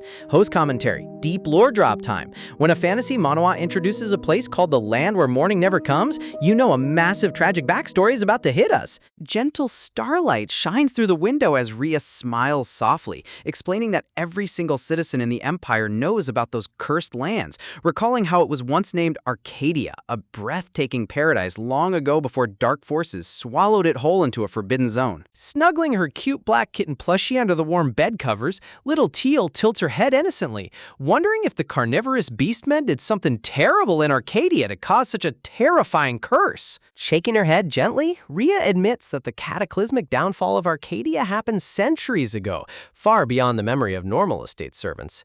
Rhea adds that most historic records regarding those outer lands are preserved within the territory of Arn, since their borders sit directly adjacent to the perpetual darkness. Host commentary. Teal is out here doing full-on geopolitical research before bedtime while holding a cat plushie. This little girl is more prepared for war than most imperial generals. Teal envisions the noble Marchioness Hildy and her pink-haired kin, recalling their legendary bloodline abilities as she remembers that their journey to the Northern Front will require passing straight through Arni once again. Staring into the sparkling cosmic void of her imagination, Teal wonders if the Beastmen tribe still endure within the sunless wilderness, trapped in eternal shadow while desperately longing for a single ray of sunlight. Deep in her heart, as a tiny snow leopard cub slumbers peacefully under the gentle moonbeam, Teal reflects on how cold and lonely their dark existence must feel. Hugging her knees tightly, the sweet princess sighs at the thought of those trapped souls, realizing how heartbreaking it is to live in complete isolation, just like her own past life. Host commentary. My heart can't take this level of empathy. Teal's soul is literally too pure for this cutthroat fantasy world. Sunlight bathes the estate garden 4 days later, as birds chirp pleasantly around the sparkling stone fountain and vibrant flower beds. Standing tall in his crisp vest and tie, Duke Alpheus turns with a solemn expression, questioning if Ferdy truly intends to escort Teal all the way to the border gates of Arn. Alpheus grants his conditional approval with a serious nod, reminding Ferdy that while escorting her up to Arn is fine, he must secure explicit permission from his parents before setting off. Stepping over to the sleek black carriage, Ferdy runs his fingers across the exterior frame, noting the major physical upgrades while the craftsman explains that heavy insulated defense panels were added to block both enemy attacks and freezing northern winds. Host commentary, they basically turned a luxury royal carriage into an armored military tech with heated leather seats. That's how you travel in style. Alpheus gazes toward the courtyard fountain, expressing slight concern that the added armor might prove too heavy for the horses, prompting Ferdy to ask if they plan to borrow the high-speed steeds from House Wolfgang. Pointing toward the grand Asterian black horses in the stables, Alpheus clarifies that while Wolfgang horses possess superior speed, they freeze easily. Unlike Asterian steeds, which naturally generate fire energy to withstand sub-zero blizzards. Rubbing his neck with a slight sweat drop, Alpheus apologizes to Ferdy, expressing remorse that non-stop crises keep interfering with his and Ludian's scheduled return to the elite academy. Ferdy chuckles softly while waving his hands, assuring the Duke that they are keeping up with self-study, though Alpheus jokingly warns that if they miss too many semesters, they'll end up repeating the school year. Host commentary. Imagine fighting ancient demonic curses and dark dragon bloodlines only to fail your high school midterms. The academic pressure is real. A senior butler approaches the courtyard, bowing respectfully as he announces to Lord Carthus and Ferdy that an official delivery carriage from the Nestian Duchy has just arrived at the front gate. Alpheus turns in mild surprise, questioning why House Nestian sent a carriage, while the butler confirms the delivery contains a special package addressed directly to young Ferdy. Ferdy gasps softly in realization, turning his eyes wide as he remembers the reward promised during their recent encounter. Opening the ornate wooden display crates, everyone gasps as rows of radiant blue frost lilies blossom in full glow, sending shimmering snowflakes into the ambient air. Host commentary. Look at those glowing ice lilies. Duke Nestian might be a cold-hearted Sundara grandfather, but his gift delivery speed is absolute top tier. Crossing her arms with an annoyed huff, Olivier pouts that the shipment is far smaller than expected, accusing the Nestian Duke of hoarding the rest, while little Teal stares at the glowing flowers with wide, mesmerized eyes. Gently picking up a luminous frost lily, Ferdy admiringly notes that Duke Nestian kept his word, sending a massive stash of rare ice flowers immediately upon returning to his northern domain. Ludian snickers sarcastically while holding 2 frost lilies, snarkily remarking that their grandfather probably wanted to pay his debts quickly before getting beaten up, prompting Ferdy to sternly remind him to show proper respect to their maternal grandfather. Olivier rolls her eyes with a flat expression as Ferdy corrects Ludian's crude vocabulary, muttering under her breath about how both twin brothers are equally petty.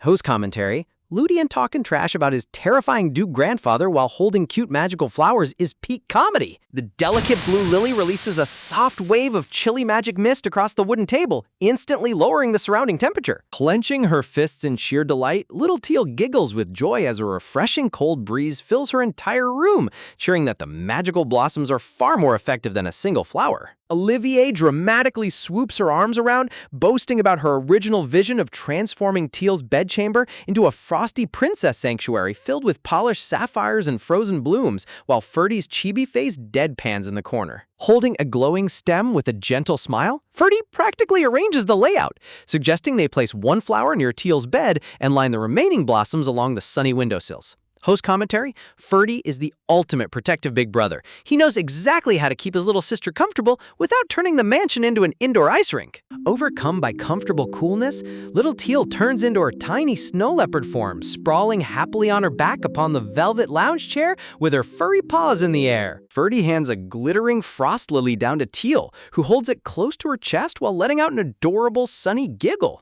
Staring at the glowing petals, Teal recalls the intimidating, stern face of Duke Nestian, marveling that such a harsh grandfather who once refused to give her a single crust of bread sent such a precious treasure. A blinding aura of golden light erupts around Teal as she reflects on her growing spiritual power, feeling deep within her soul that she is evolving into someone far stronger than before. Host commentary: the visual glow-up in this panel is insane! Teal went from a neglected child to a radiant divine princess surrounded by holy light. Closing her eyes with a peaceful smile, Teal gently nips the cool blue petals against her cheek, cherishing the soothing warmth of family love around her. Fast forward 4 days later, under a crystal-clear summer sky, as final departure preparations are completed across the estate. Sliding the grand wooden door open, Ludian, in his fur-trimmed traveling coat, pokes his head inside, calling out that Ian and the Imperial escort troops have arrived at the main gate. Wearing her adorable blue winter dress with white fur trim, Teal gazes warmly at her mother's framed portrait, softly promising to stay safe on her journey and return home victorious. Host commentary: look at her in that little blue winter coat with flower ribbons. She's literally a walking fluff ball of cuteness. Ludian steps inside, noticing Teal leaving the portrait behind on the vanity, realizing she brought it along during their previous trip to the Imperial capital. Teal looks down with a melancholic expression, sighs, explaining that since the northern wilderness is brutally cold, she worried her mother in the picture would freeze without warmer clothes. Both twin brothers instantly freeze in place, their eyes shrinking into tiny blank dots as dramatic lightning bolts crackle behind them in pure disbelief. Sweating profusely with a blank stare, Ferdy nervously stammers that a painted portrait cannot feel hot or cold temperatures. Host commentary: laughs. Teal's wholesome child logic just broke two elite magical prodigies in less than 3 seconds. They don't even know how to react. Teal's cat ears pop straight out of her hair as her jaw drops in sudden realization, recalling that her mother possessed extraordinary thermal control over her body temperature. Ludian recalls a hilarious memory cloud of their mother standing inside Asterian's massive walk-in ice freezer, happily wearing a sleeveless summer dress while surrounded by sub-zero ice cream crates. Ludian adds with a sweat drop that even inside a freezer capable of instantly solidifying food, their mother strolled around in short sleeves without feeling a single chill. Teal's eyes widen into massive shock circles as her inner snow leopard chibi collapses in existential horror, screaming inwardly if she's the only weak snow leopard in the family who gets hot easily. Host commentary: the existential crisis of realizing your mom was an absolute tank who casually chilled in sub-zero freezers while you get heat stroke in normal summer weather. Teal's soul floats out of her body as a sobbing leopard ghost, while Ludian and Ferdy frantically wave their hands in total panic, desperately trying to comfort their crying little sister. Suddenly, Olivier kicks the door wide open in her pink fur coat, yelling at the top of her lungs for the lazy twin brats to stop wasting time and move their butts to the carriage. High above the grand Asterian palace grounds, voices echo across the sunlit courtyard, announcing that everyone is already gathered by the vehicles and is fully prepared to depart. Stepping forward with a deeply solemn expression, Duke Alpheus urges them to travel safely and take utmost care of themselves, reminding the group that personal safety comes first, and they should flee instantly if any real danger arises. Overcome by unbearable emotion, the old Duke suddenly scoops little Teal up and squeezes her in a suffocation-level embrace, while Ludian flatly asks if he intends to let her go today, making Teal groan in agony that her own grandfather might be the biggest threat on this trip. Duke Alpheus went from a formidable military leader to a hysterical, overprotective grandpa in less than 2 seconds. He's literally squeezing the air out of her. Squeezing out of his tight grip, Teal beams with a bright smile as she promises to return completely unharmed and safe, while the crying Duke wipes away his tears and apologizes for leaving red pressure marks across her adorable cheeks. As the final farewells wrap up around the courtyard, the magical aura of departure settles smoothly over the grand estate, signaling the official start of their long northern expedition. Staring at the opulent gold-trimmed vehicle from the courtyard steps, someone questions in mild confusion whether their father intends to climb inside the carriage with them. Riding alongside the window atop his dark steed, Ferdy looks down warmly at Teal, reassuring her that he'll personally escort them on horseback right next to the frame, though Teal presses her hands against the glass, worried he'll freeze in the bitter outdoor air. Host commentary: look at Ferdy acting like a total main character bodyguard dad. Riding on horseback right outside his daughter's window is peak royal protection. Teal's cat ears pop out in sudden realization, as she assumes her dad must be constantly channeling Fireman to stay warm, inwardly panicking that she might be the only weak snow leopard in the family who freezes easily. Chuckling softly at her sweet concern, Ferdy explains that he plans to wrap both himself and the entire carriage in a controlled heat barrier, though he reminds her to keep her winter coat tightly buttoned since northern air hits differently. Leaning over inside the plush seating area, Ludian eagerly offers to wrap Teal in his own flames if she gets cold, prompting a tiny deadpan warning bubble from Ferdy outside, asking if he's trying to incinerate the carriage. Ferdy sternly warns both boys from outside, reminding them that because the carriage frame is reinforced with rare treasure metal, unleashing excessive elemental mana could cause the entire vehicle to burst into flames. Whose commentary: imagine surviving ancient demonic curses only to get roasted alive because your overly enthusiastic brother tried to act like a space heater.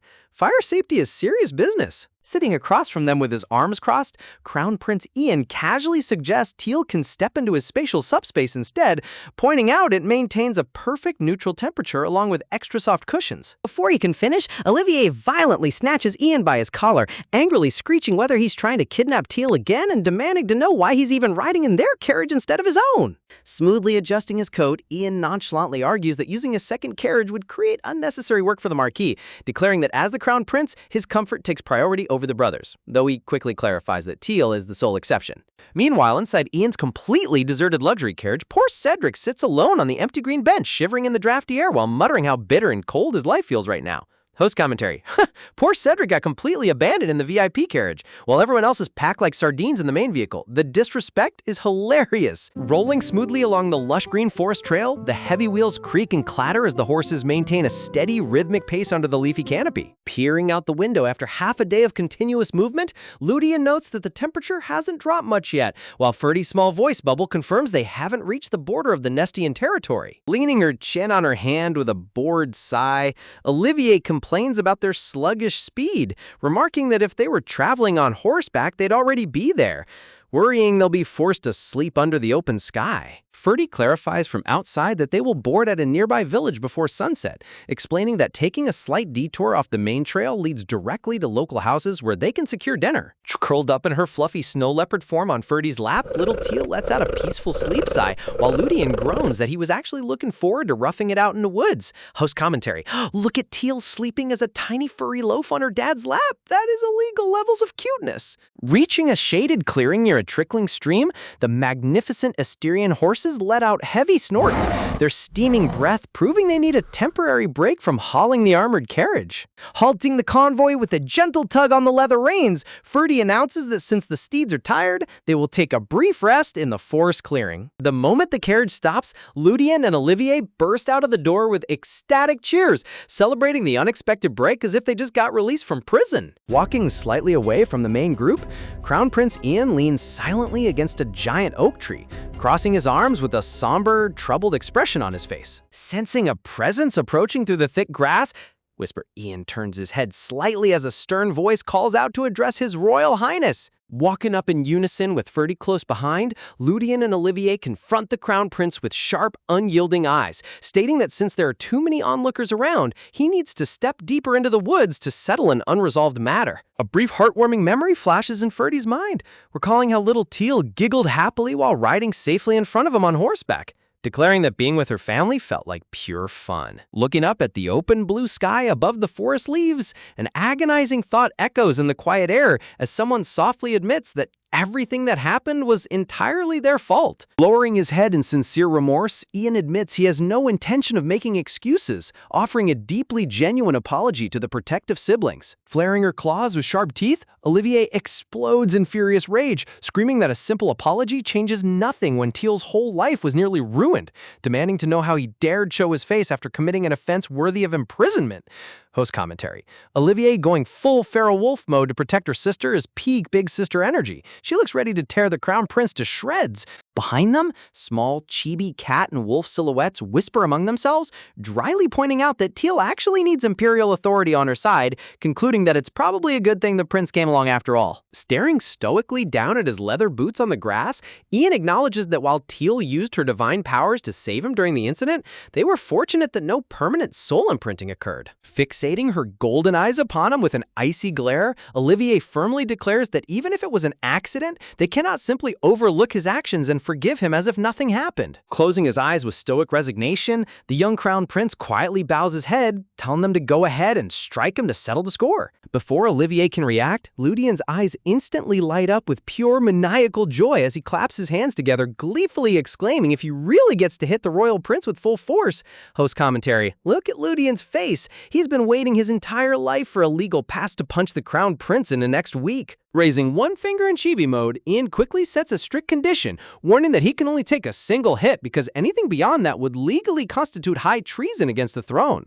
Clenching her small fists with sparkling anticipation, Olivia eagerly asks if she can infuse her punch with a little bit of elemental wind magic. Sighs, only for Ian to flatly shut her down. Holding his forehead with a stressed sigh, Ian reminds her that while the twin brothers belong to a prestigious ducal house, her family holds a marquise rank, meaning her status is lower. Flipping his blonde hair with dramatic elegance, Ian smugly adds that if she strikes him, it won't be considered a fair duel, it will simply be executed as direct treason. Host commentary. Wow, look at the crown prince using feudal hierarchy loopholes to avoid getting obliterated by a wind-boosted punch. That is top-tier lawyering. Next thing you know, Ian stands there winking with a massive swollen black eye and a bandaged cheek, having taken a brutal blow directly to the face. Staring at the prince's battered cheek in absolute shock, Duke Alpheus stammers in alarm as he asks what happened to his face, while Ian casually waves his hand and whistles, claiming he just happened to slip and fall. Turning toward Ferdy with a heavy heart, Ian grips his sleeve tightly, admitting he should have formally apologized to the Marquis as well, but feared it was already too late. Turning his head in mild surprise, Ferdy questions what he means, realizing the prince is speaking about Teal's continuous struggles. Bowing his head under the dappled sunlight, Ian sorrowfully expresses how deeply remorseful he feels for causing another heavy burden for Teal after everything she has already suffered. Ferdy stands in silence for a brief moment, staring right back at the young prince without saying even a word. Breaking the quiet breeze, Ferdy firmly states that he cannot accept the prince's formal apology,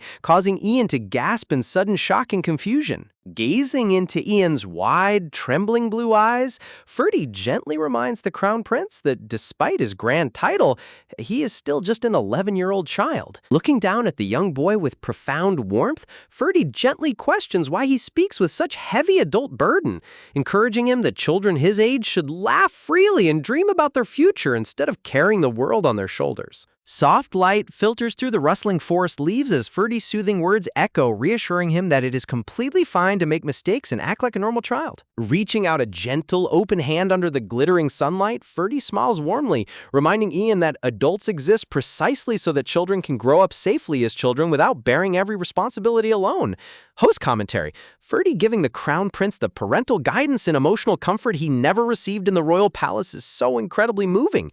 He really is the ultimate father figure in this entire story. Continuing his heartfelt guidance, Ferdy softly reassures the young crown prince that he can finally set his heavy burdens down, at least while he stays under their care. Listening to those comforting words, Crown Prince Ian remains completely motionless as tears shimmer in his wide blue eyes, deeply moved by the unexpected kindness. Deep within the tranquil forest trail, a gentle wild deer wanders out from the bushes, carrying little Teal in her adorable white leopard form right between its antlers. Turning toward the horizon where the sun paints the sky in fiery orange hues, Marquise Ferdy notices the fading daylight and calls out to the group that they should head toward the nearby village. Host commentary: look at how gorgeous the sunset lighting is in this panel. The artist really went all out with those warm golden gradients.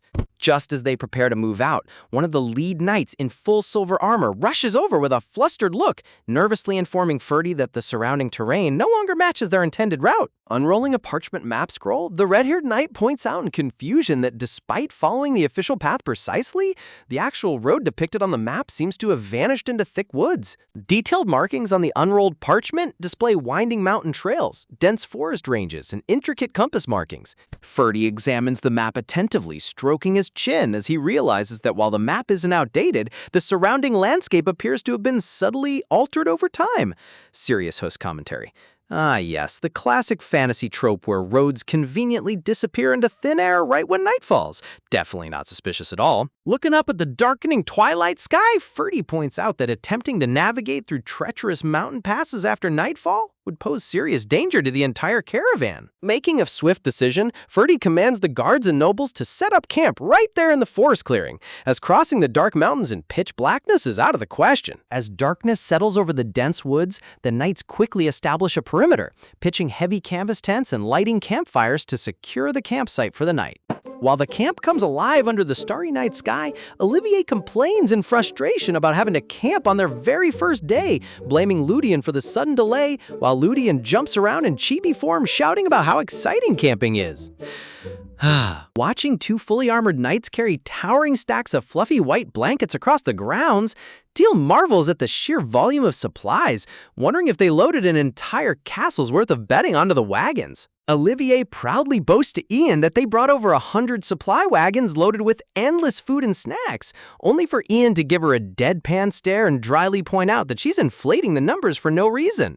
Host commentary: Olivier boasting about supply wagons like she personally packed every single cookie is top-tier big sister flexing. Meanwhile, little Teal clutches a cute blue treasure box and begins to panic, realizing that over 100 extra soldiers joined their escort party and worrying that her homemade snacks won't be enough for everyone. Unlatching her light blue box to reveal rows of beautifully decorated cookies and sweet treats, Teal hangs her head in dismay, worrying that even if she gives up her own portion, there still won't be enough to go around. Standing in the center of the camp with her tiny treasure chest, Chibi Teal agonizes over whether cutting the cookies in half would seem too stingy, while the onlookers silently squeal in their heads over how impossibly adorable she is.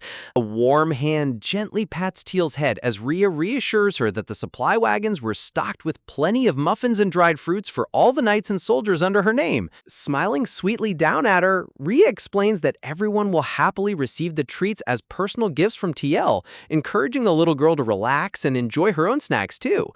Host commentary: Rhea being such a thoughtful and supportive attendant is so wholesome. TL really has the best protection squad in the whole empire. Overjoyed by the surprise treats, the giant armored knights weep tears of pure happiness and blush as they thank the young lady, while Teal giggles happily that her sweet gifts made them so glad.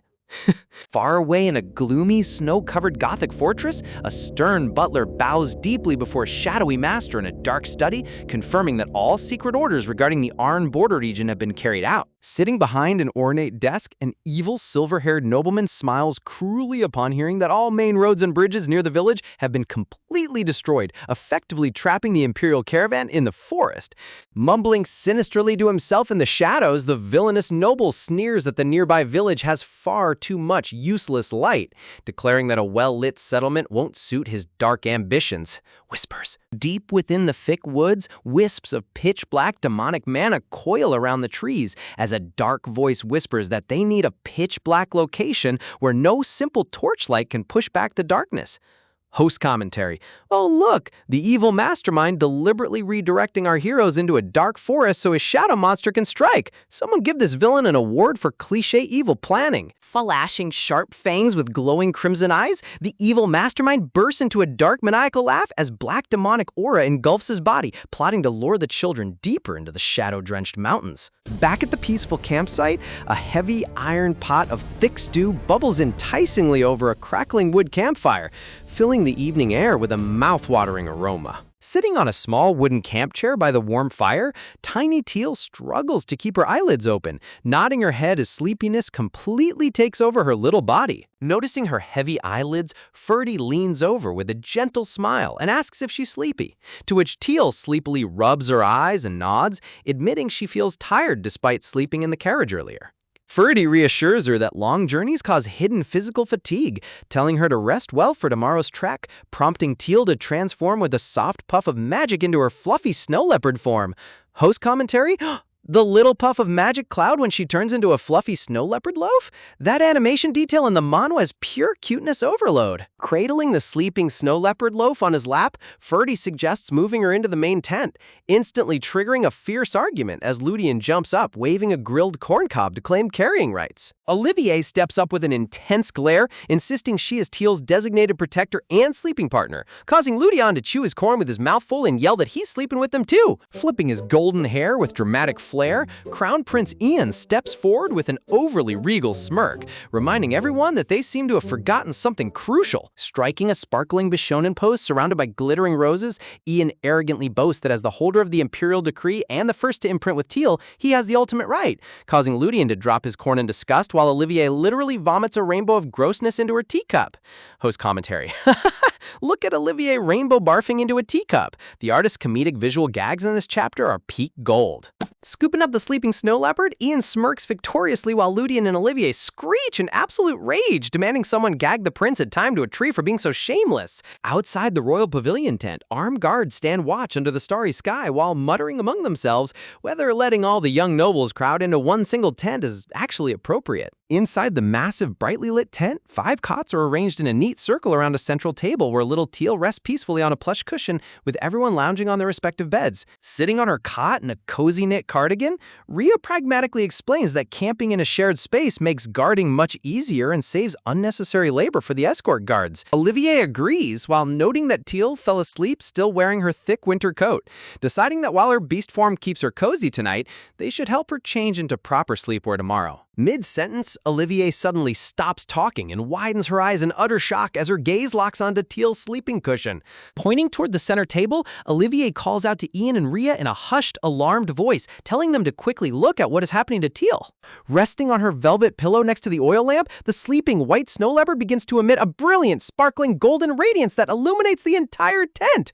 Host commentary. Wait, is she literally turning into a glowing nightlight? That golden aura effect looks breathtaking. Kneeling on her bed in disbelief, Olivier stammers that Teal is glowing like a lamp, recalling that she never emitted divine light during past sleepovers. Ludian marvels that she looks like a glowing snow leopard statue, and jokingly wonders if she's having a sweet dream, while Olivier worries if the strange light could be an unintended side effect of her soul imprint. Ian thoughtfully suggests waiting to see if the glow fades naturally, agreeing that if Teal shows any signs of distress, they will wake her immediately, as guards maintain a vigilant watch outside the tent. Outside in the pitch-black woods, an eerie owl hoots as darkness, heavy with malevolent intent, settles over the sleeping campsite.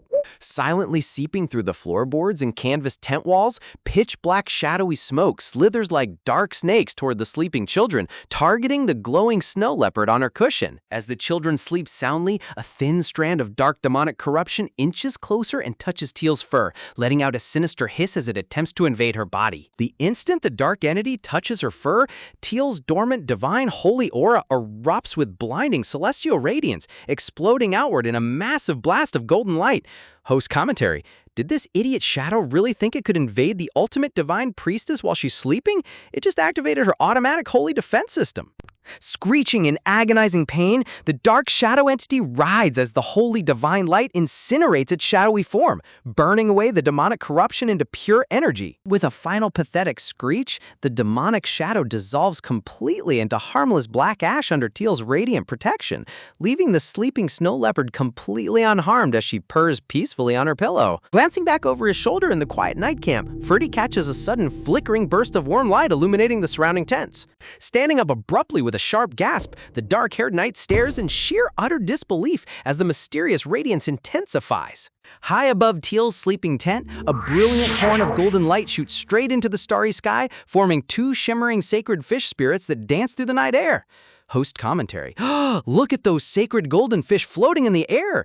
That divine aura effect looks like an absolute masterpiece. As the blinding sacred luminescence slowly settles over the quiet woods, a peaceful stillness returns to the entire forest campsite. As dawn breaks over the forest, bright morning sunlight illuminates the rows of white tents where the Imperial Guards prepare for another long day of travel. Sitting comfortably in her folding camp chair while clutching a massive morning sandwich, Tiny Teal blinks her big golden eyes in pure confusion as her companions stare at her in awe. Cute little Teal takes a tiny bite of her lunch while everyone gathers around asking if she remembers emitting a massive holy light last night, leaving her scratching her head in total ignorance.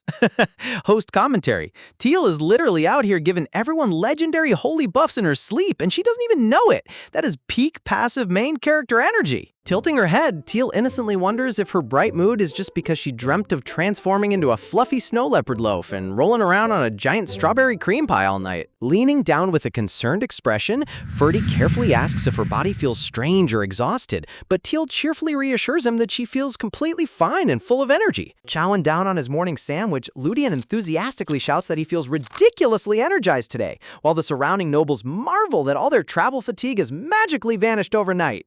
Letting out a relaxed sigh, Ferdy smiles softly, relieved to confirm that the mysterious divine explosion caused no harm to anyone in the camp. Host commentary. Oh, sure, no harm done except completely curing everyone's chronic exhaustion. Imagine having a living saint as your personal sleep light. But deep down, Ferdy's mind races with suspicion as he recalls that every single guard on Night Watch inexplicably fell into a deep, unnatural trance right before the shadow attack. Realizing that an invisible magical force deliberately put the entire escort squad to sleep, the stern knight resolves to maintain absolute vigilance when night falls once again. Soon, the journey resumes as cute little winter boots crunch softly against the freshly fallen white snow along the mountain border.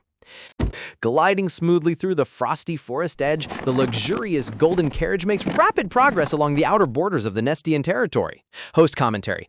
Look at that gorgeous winter scenery! The artist's background details in this snowy arc are so dreamy. Inside the cozy carriage cabin, Ludian notes that the convoy made several unexpected stops to inspect the road, discovering that multiple side paths had completely vanished under mysterious landslides. Resting his chin on his hand, Crown Prince Ian thoughtfully analyzes the situation, suspecting that an unknown enemy deliberately sabotaged the main roads to force their caravan down a specific path.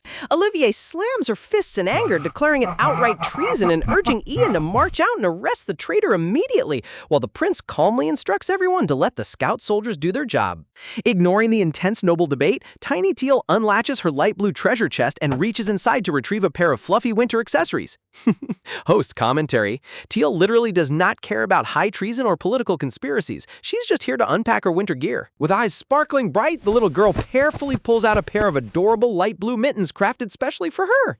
Noticing her busy hands, Rhea gently inquires what she's doing, prompting Teal to proudly announce that she's slipping on the custom warm gloves given to her by her loving father. Holding up her fluffy mitten hands with a radiant beam, Teal sweetly boasts that her dad promised these special gloves would keep her hands perfectly warm even when playing in deep freezing snow. Host commentary. Her father giving her enchanted warm mittens so her tiny paws don't get cold is so precious. Best dad in the whole Manhwa universe. Overwhelmed by sheer adorable energy, Rhea clutches her cheeks with a swooning smile, barely holding back her desire to squeeze the little girl right on the spot. Looking out the glass window at the towering snow-draped pine trees, Teal softly remembers how terrifying winter blizzards used to feel back in Nestian, feeling relieved she is now surrounded by warmth and love. Imagining the pristine snowdrifts waiting outside, her mind fills with excitement at the thought of leaving tiny footprints across the virgin snowfield. She imagines building a giant, cute snowman adorned with pinecone buttons and a bright red scarf together with all her dear friends. Host commentary? A snowman building montage in the middle of a villain ambush setup? Only this manhwa could pull off such wholesome, chaotic contrast. Suddenly, the carriage comes to a gentle stop beneath the snow-capped trees as the guards announce a temporary break for the entire caravan. Tossing open the carriage door, Rhea leaps onto the glittering blanket of pure white snow with her arms held wide, cheering happily at the untouched winter paradise. Teal scoops up a soft snowball with her mitten hands, her golden eyes twinkling as Ludian enthusiastically challenges Ian to an all-out snowball war. When Ludian hurls a dirt-filled snowball at Ian, the Crown Prince casually summons a glowing magic barrier to deflect the projectile midair, while Rhea calls Tile over to show her something fascinating. Host commentary. Ian literally using high-level Imperial defense magic just to block a dirty snowball from Ludian is top-tier petty genius. Pointing towards subtle mounds in the snow, Rhea expert-level explains that wild forest creatures hide underneath the snowpack during winter, teaching Teal how to track their scent and movement. Little Teal tilts her head in utter bewilderment at the concept of hunting, just as a rogue snowball bursts with a loud pop right beside a foot. Deep within the soft snow layer, a tiny wild forest stoat scuttles around, leaving cute little paw prints as it sniffs the chilly air. Spotting a cozy hollow beneath the snowbank, the little furry creature dives headfirst into the white fluff with its tail wiggling in the air. Host commentary.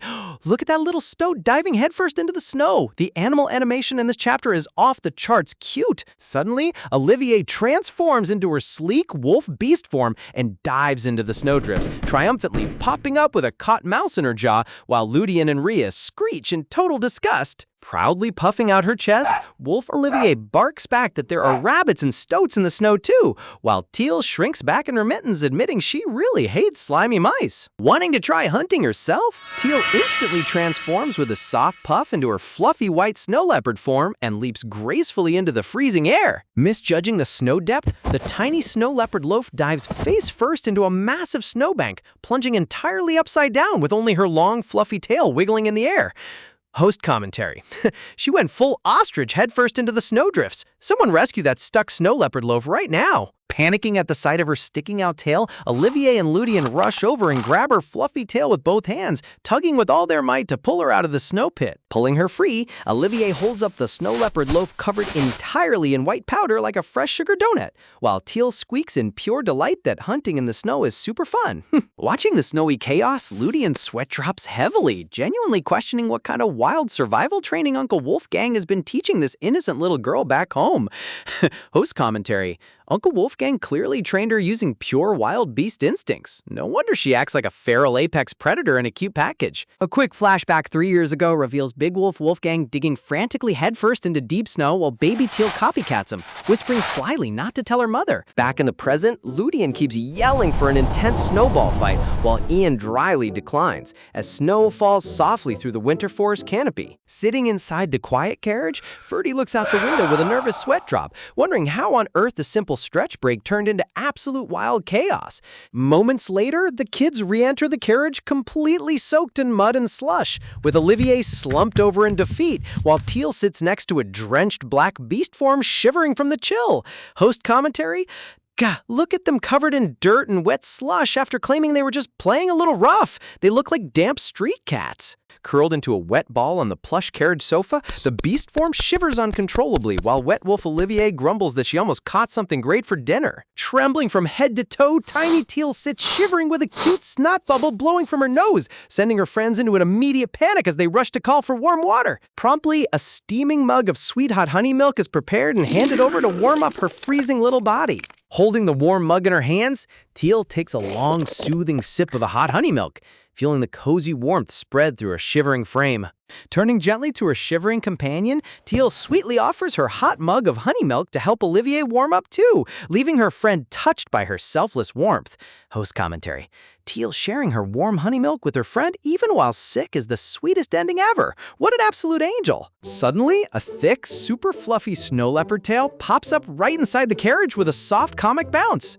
Tiny Teal happily grabs her own massive tail with both hands and holds it right up to her mouth, surrounding herself in absolute cute energy. Ludian turns around with a bewildered look on his face, asking her what on earth she's doing while she lets out a muffled hum. Host commentary. Look at Ludian's confused face. He has no clue snow leopard instincts are about to take over. Holding her tail tight, Teal sweetly explains that whenever she feels chilly, biting her fluffy tail warms up her mouth and body all at once. Ludian stands there totally stunned, imagining if every single snow leopard like Grandpa Chender casually bites their own tail to stay warm. Host commentary. Seeing Grandpa Chender and Ludian's imagination biting his own tail with sparkling anime eyes is absolute top-tier comedy. Gently offering her tail forward, Teal asks if anyone else wants to try, sending a shockwave of stunned disbelief through the entire carriage. Wave-handing in panic, Ludian nervously laughs that he can just wrap himself in fire energy, questioning how anyone could possibly bite her tail. But Olivier's eyes light up with pure starry excitement as she claps her hands together, eager to bite into the soft winter fluff. Host commentary. Olivier was waiting for this moment her entire life. Zero hesitation, pure beast mode. Teal eagerly guides her to the unbitten spot, while Prince Ian quietly mumbles in the background that he wants a turn too. Without holding back, Wolf Olivier bites down with full force, causing a sudden painful yelp to echo across the snowy trail. Spotting actual blood droplets on her tail, Ludian screams in total terror at the savage wolf, while Rhea shrieks in sheer horror. Host commentary. Wolf instincts went way too far. She took a full predator bite instead of a soft nibble. Crying with big tears, Olivier frantically apologizes while sweet little Teal insists she is completely fine despite the chaos. Turning away from the drama, Rhea asks Ian what he was trying to say just a second ago. Crown Prince Ian stands completely frozen with a lifeless deadpan stare, his dream of fluffing the tail crushed into pieces. Host commentary. Look at his soul leaving his body. The prince missed his one golden chance. With a single tragic tear streaming down his face, Ian fake smiles and pretends it was absolutely nothing at all. 3 days later, along the snowy mountain borders, Wolfgang stands thoughtfully near the imperial tents, pondering the strange events surrounding them. Recalling how he held tiny Teal in his arms at night, Wolfgang worries deeply about the mysterious sleeping spell coming over everyone in the mountains. Suddenly, Ludian slams both hands onto the wooden table with a loud bang, proudly shouting that he figured out the whole mystery.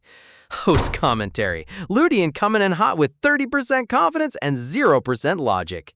He triumphantly points to the sky, declaring Teal glows when she sleeps, making Rhea sweat drop that he's stating the plain obvious. Holding a warm mug, Prince Ian thoughtfully notes that the Marquis mentioned people unnaturally falling asleep in the dead of night. Cupping her tiny hands together, Teal innocently suggests that maybe she glows at night specifically to protect all her beloved friends. Splashing bright golden light from her palms, magical energy begins to swirl around her tiny fingers with a radiant burst. Host commentary. Her divine light power manifesting on command is so breathtakingly gorgeous. But instead of majestic holy beasts, two hilarious paper flat glowing fish float out, leaving everyone completely speechlessly dumbfounded.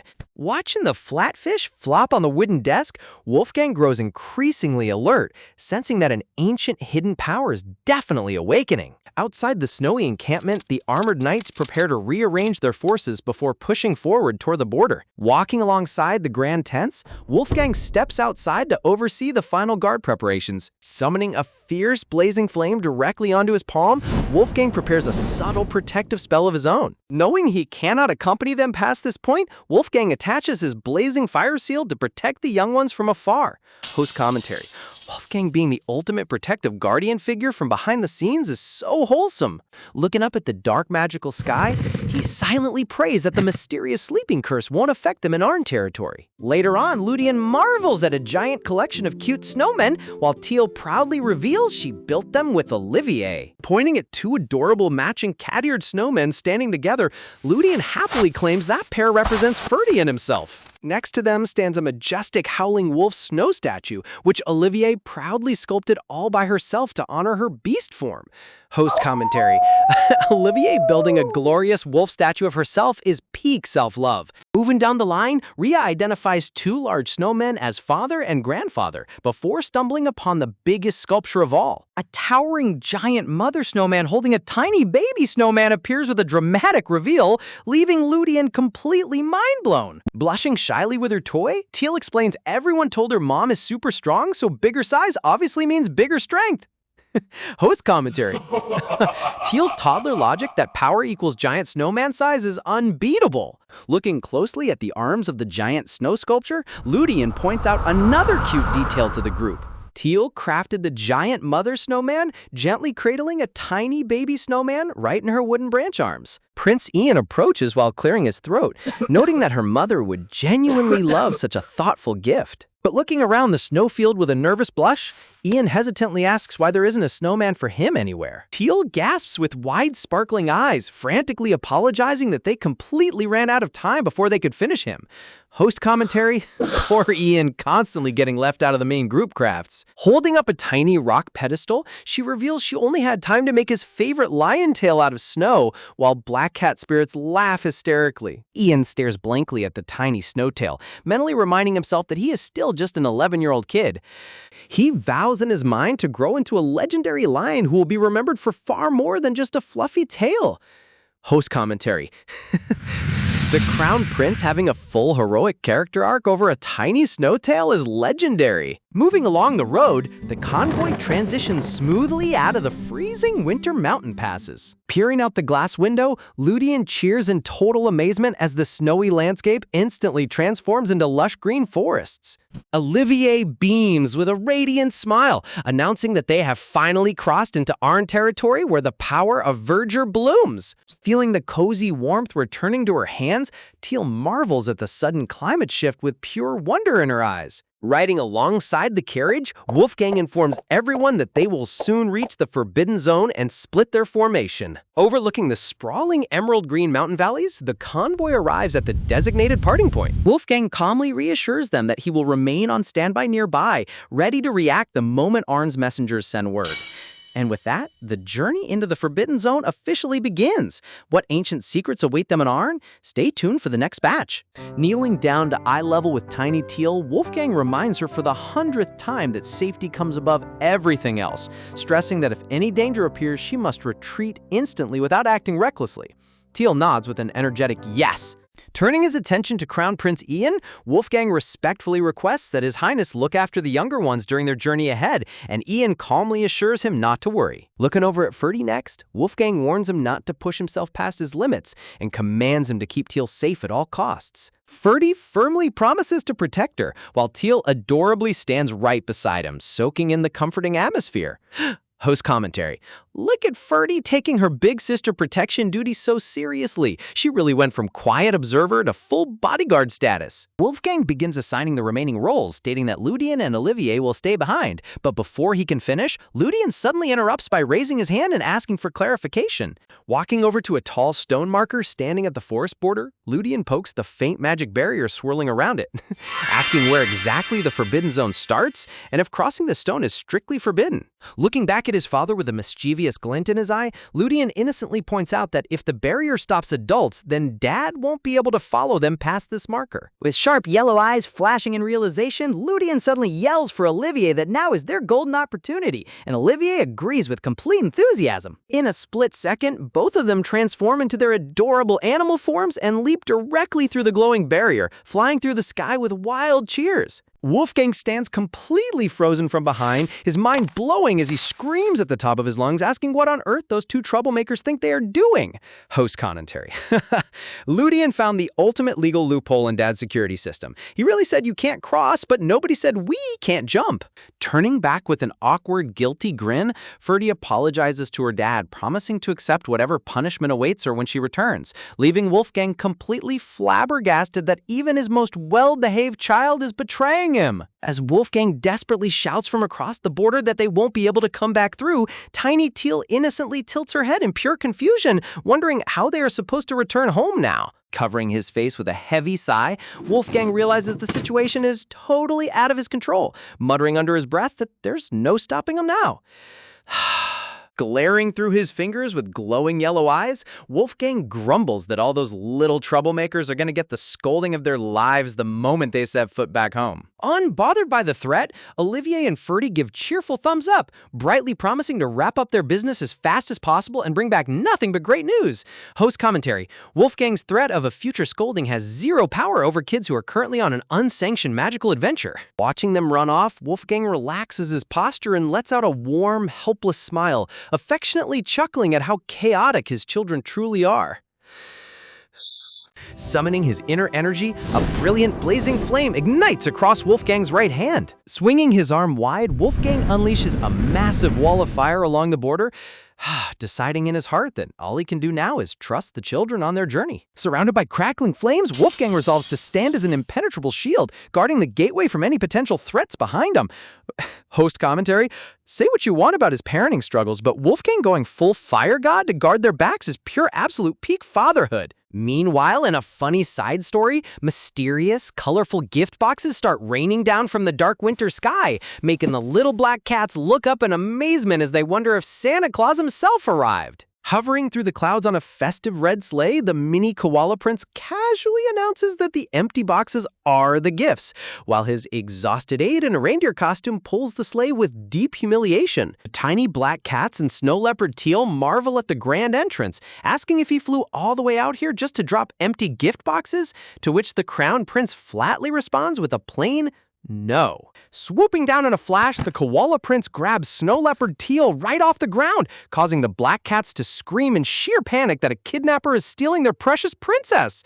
Host commentary: the aide dressed as a literal reindeer pulling a sleigh while the crown prince commits animal kidnapping is top-tier comedy side content. Transitioning to the grand estate of Arn, Lady Iris Hilde Arn receives news that the young lady of Asterion will arrive shortly, requesting a guide to navigate their lands. Looking over the list of potential guides, Iris ponders out loud who among their candidates would be the best fit to welcome such important guests.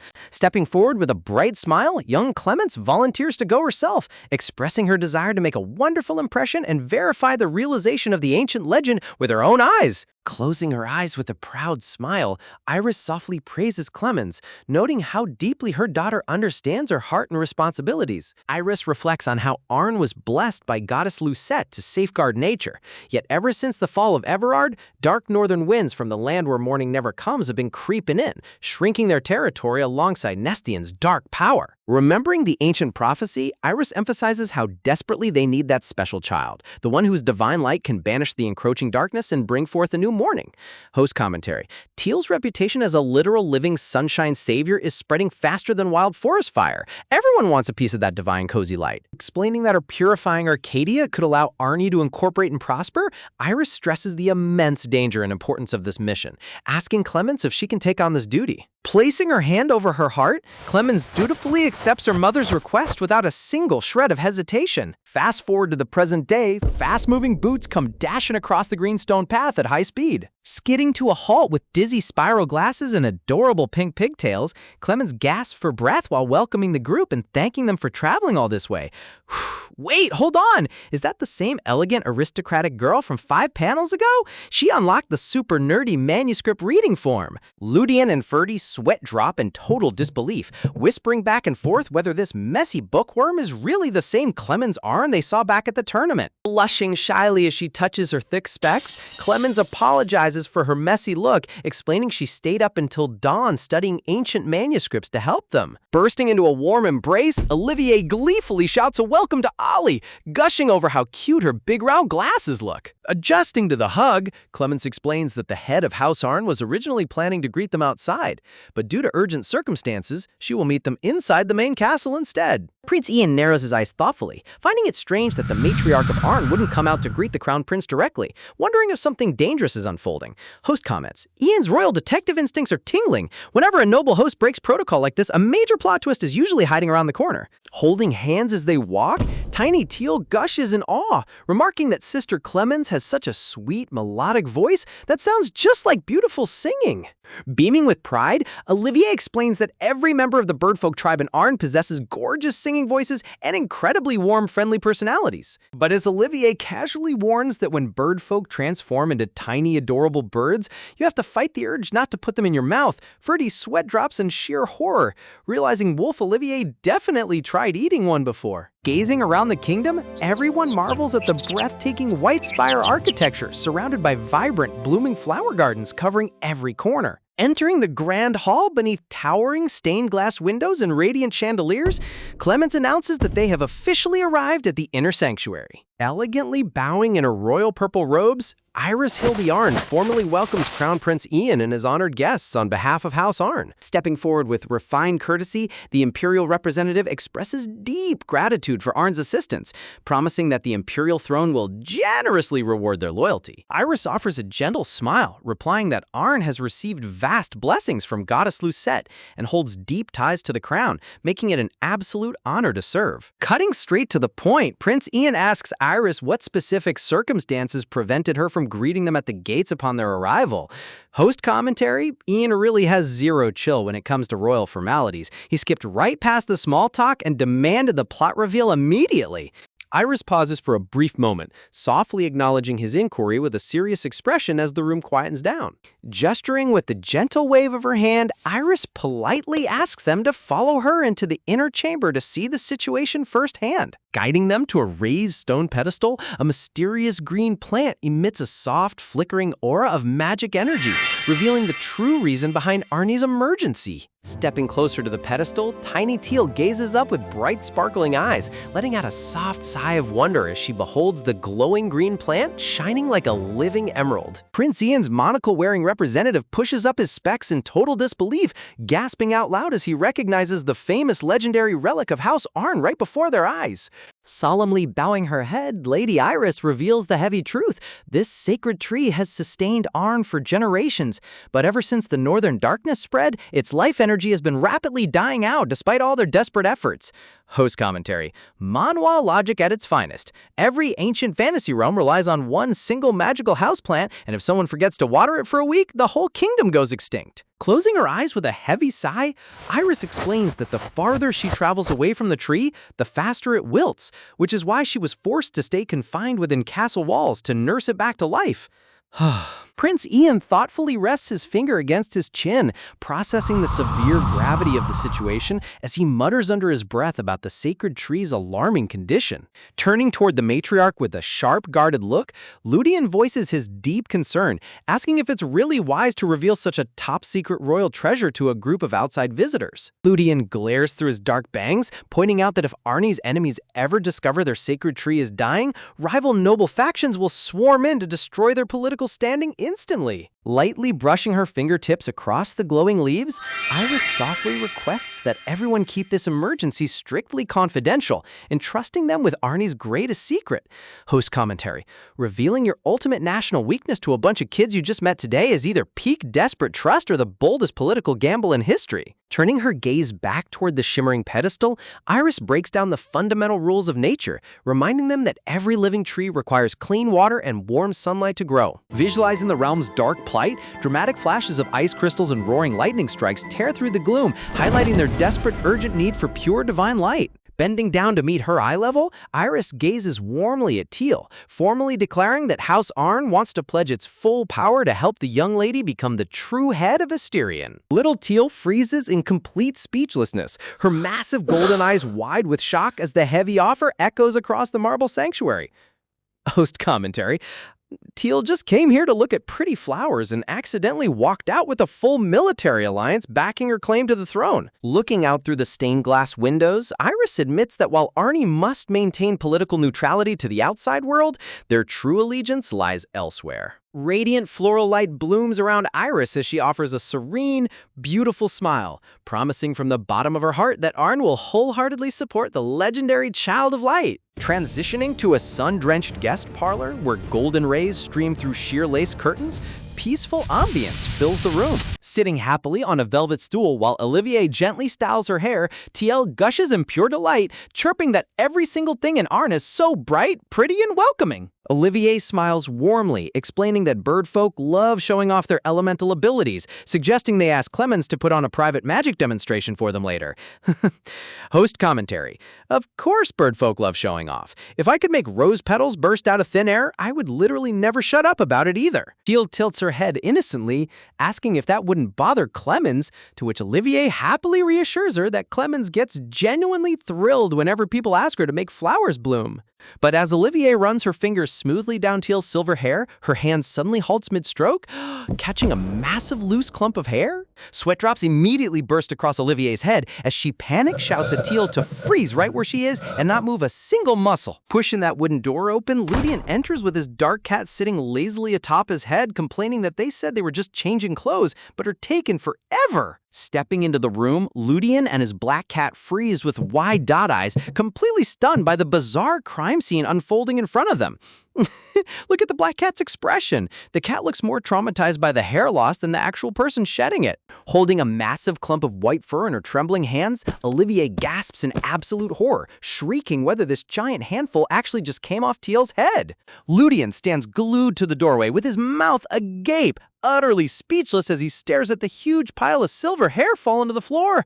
Terrified out of her mind, Teal imagines herself completely bald with a shiny egg head as Ludian casually points out she's just molting her baby fur. Olivier wipes a heavy sigh of relief off her forehead, while Ludian in the background violently rages at her, screaming that he thought the savage wolf literally ripped all of Teal's hair off.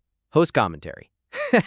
Poor Teal genuinely thought she was going to turn into a bald eagle overnight. The sheer agony on her face is top-tier comedy. Clenching her tiny fists against her dress, Teal trembles in sheer panic, whimpering if molting means every single hair on her body is going to disappear.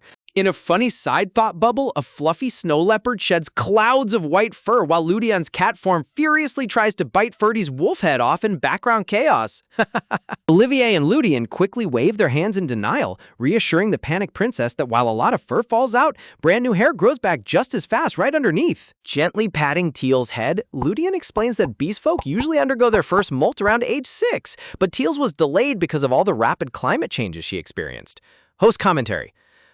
Moving across different territories and fighting shadowy villains at age 6 will definitely mess up your shedding schedule. Give the little leopard a break. Ferdy bounces enthusiastically, mentioning that back in Asterion, they throw huge traditional parties for a child's first molt, promising to demand a grand feast the moment they return home. Teal looks down with worried eyes, muttering anxiously that even if it's normal, losing this much hair might make her look totally awful and patchy. Ferdy asks why she's so worried, and Teal blushes shyly, confessing that she's deeply afraid the thin bald spots where fur fell out will be super noticeable to everyone. Nodding sympathetically with her hand on her chin, Olivier agrees that Teal's concerns are valid, suggesting they leave her hair worn down loose to cover up any thin areas.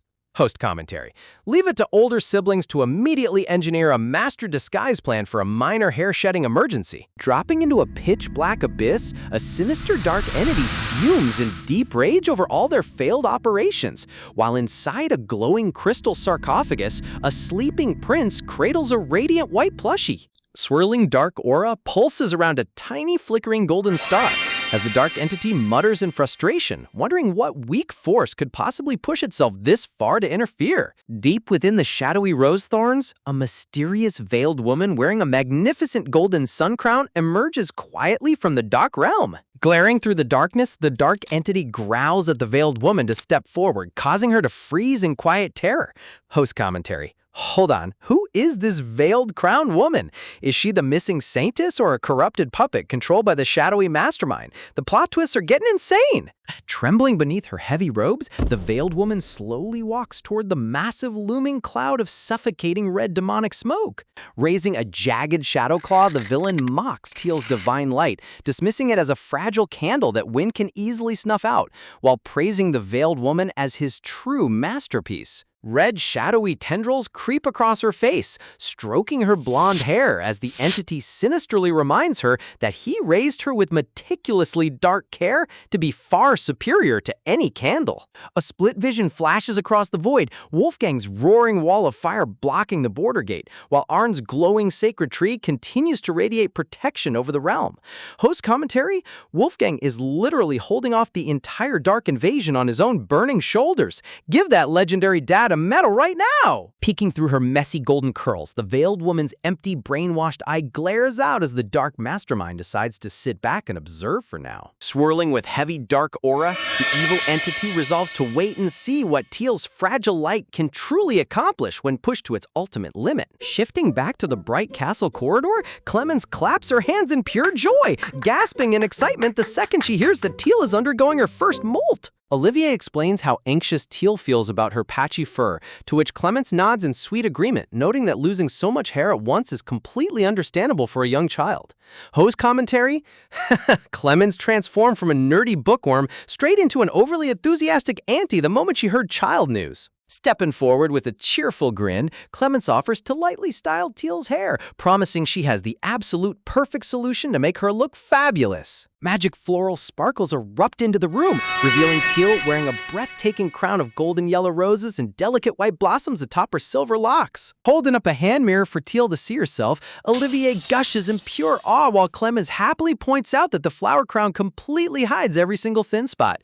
Giggles, Clemens beams with a proud smile, explaining that in House Arn, making a handcrafted flower crown for a beast child's first molt is a cherished tradition, hoping Teal adores her special gift. Host commentary. Gasp! Look at how adorable Teal looks in that yellow rose crown. She went from worrying about bald spots to looking like the ultimate fairy princess of the forest. Perfect wholesome ending. Beaming with absolute delight, Teal gently adjusts the gorgeous yellow rose crown resting atop her silver locks, chirping in awe at how incredible House Arn's flower blooming magic truly is. Soft magnolia blossoms and delicate butterflies flutter across the backdrop, while Olivier gently explains that Clemens's verdure magic is extraordinarily delicate, allowing her to control plant life down to the smallest petal. But as chaotic wild vines and hilarious carnivorous plants suddenly erupt across the garden courtyard, Clemens nervously admits that without absolute focus, green magic can instantly turn into a wild, overgrown mess. Host commentary. Look at those Pac-Man look-alike carnivorous plants arguing in the grass. Clemens' magic went from fairy garden straight to Super Mario level real quick. Suddenly, Prince Ian steps out from the shadows with his arms crossed in a majestic pose, announcing he wants to ask a serious question right away, catching Teal completely off guard. Clenching his fist as his golden crown shimmers in the light, Ian gets straight to the point, revealing he heard House Arn possesses secret records regarding the mysterious land where morning never comes. Adjusting her round glasses, Clemens nods in full confirmation, admitting that their secret archives hold the most extensive historical records on the realm, having just been inside earlier that morning. Pointing toward the towering glass sanctuary structure rising into the bright blue sky, Clemens invites the group to follow her down into the subterranean northern archives. Host commentary. Amazed. That glass architecture is gorgeous. You can always count on manhwa artists to go all out when designing secret library entrances. Standing near the edge of the ornate marble terrace, Clemens explains that entry is strictly restricted, requiring them to disable Arn's hidden security mechanism before the doors will open. Transforming into a tiny pink songbird, Clemens takes flight, soaring effortlessly up into the air with bright glowing wings. Gliding toward the topmost arch of the monumental sanctuary doors, the little bird swoops down toward a hidden clockwork lock embedded in the frame. With precise little pecks, the bird presses the secret gears in exact sequence until a soft, magical chime hums from within the mechanism. Heavy ornate doors slowly creak open, unlocking a shadowy stone stairwell leading into pitch-black depths, as Clemens warns them that the ancient books inside are incredibly fragile and sensitive to intense sunlight. Host commentary. Gasp. Leaving a tiny bird in charge of the master security key is either genius or a massive safety hazard. What if a stray cat chased her mid-lock sequence? Stepping cautiously onto the dark stone threshold, Teal peers into the gloomy abyss with wide, curious eyes. Cupping her tiny hands together, Teal manifests a soft, warm sphere of divine light right above her palms, asking softly if this gentle glow is dark enough. Suddenly, a dozen radiant golden light orbs burst forth, cascading gracefully down the dark spiral staircase and filling the gloom with a breathtaking starry glow. Watching the shimmering light float around them, Clemens gasps in utter realization, explaining that House Arn's verdure magic relies heavily on sunlight, and lately, strange darkness has been blocking natural sun rays from reaching their domain. Host commentary. So Teal's light isn't just pretty decor, it's literally artificial sunlight that can recharge the entire birdfolk kingdom. She really is a walking power bank. Holding on to Ludian's hand as they descend the glowing staircase, Teal finally connects the dots, realizing why the head of House Arn pledged their allegiance so desperately. Stepping into the massive subterranean library, the group gazes up in pure awe at towering bookshelves stretching into the vaulted ceiling, surrounded by the rich scent of ancient paper. Walking over to a dark wooden cabinet, Clemens carefully slides an ancient, dust-covered leather book off the shelf. Holding the dark volume close to her chest, Clemens turns to the group with a grave expression, asking if any of them know the tragic history of the Fallen Water clan Everard. Host commentary. Who, whenever a quiet librarian pulls out a black book and asks, "Do you know the Fallen Clan?" you know a massive lore drop is about to drop. Clemens explains that long ago, the land where morning never comes was known as Arcadia, the proud territory of Everard, a legendary clan that once stood equal to Asterion itself. Turning the yellowed pages of the tome, Clemens shows them how entire chapters of history were violently erased from public records. Pointing at the ripped margins and censored passages, Clemens reveals that almost almost nothing of Everard's former glory was allowed to survive in modern history books. A sinister crimson seal glows against the shadows as Clemens reveals the dark truth. Members of the Everard clan had secretly begun worshipping the ancient evil deity, Orfeo. Host commentary: a forbidden evil god worship circle? No wonder the records got completely wiped. History books love sweeping demonic cults right under the rug. As dark red malevolence clashes against blinding divine light, Teal's heart suddenly thumps violently, her eyes widening in sheer horror at the mere mention of Orfeo. Ear-piercing static rings in Teal's head as her pupils suddenly narrow into sharp golden cat slits, sending a terrifying, bone-chilling shiver down her spine. Swirling crimson dark energy surges around her consciousness as her inner instincts scream out, recognizing the horrifying demon that once terrorized the realm. Feeling Teal tremble violently, Ferdy quickly places a reassuring hand on her shoulder, shouting her name in deep concern. Host commentary: look at Teal's eyes dilated into predator slits. Hearing that name literally triggered her innate beastfolk trauma response. That evil god must have done something horrifying in her past life. Ludian and Ferdy panic as they notice Teal's pupils dilated completely, shivering in absolute terror as she tries to catch her breath. Clutching her tiny chest with trembling hands, Teal exhales softly, reassuring her friends that while hearing Orfeo's name gave her a sickening sense of dread, she's all right now. Deep down inside, Teal wonders why a name she's never heard before instantly fills her soul with such suffocating familiar horror. Ludian explains in a low, serious voice that Orfeo is a malevolent god of chaos whose very presence inflicts madness and curses. Realizing Teal's inner light naturally reacted against the dark deity's name.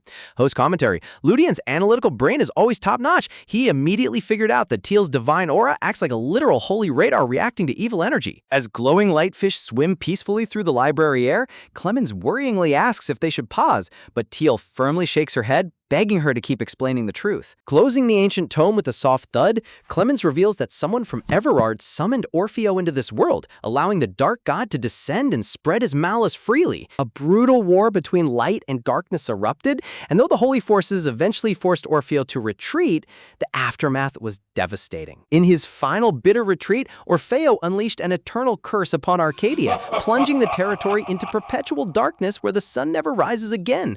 Host commentary: an entire territory cursed into perpetual nighttime? That explains why Arcadia is literally called the land where morning never comes. The villain really left a permanent bad review on the whole region. Prince Ian rests his hand on his chin in deep thought, realizing that Everard's entire lineage was annihilated and wiped from history because of their catastrophic betrayal. Looking up at the endless dark bookshelves, Clemens adds that House Arn's secret archive is one of the few places where uncensored history survived the purge. Smiling warmly, Clemens invites everyone to search the shelves freely for clues, reminding them only to handle the ancient books with extreme care. Ludian glances around the dimly lit study area, remarking that reading in such dim light is difficult, prompting Clemens to apologize that she only has one single desk lamp available.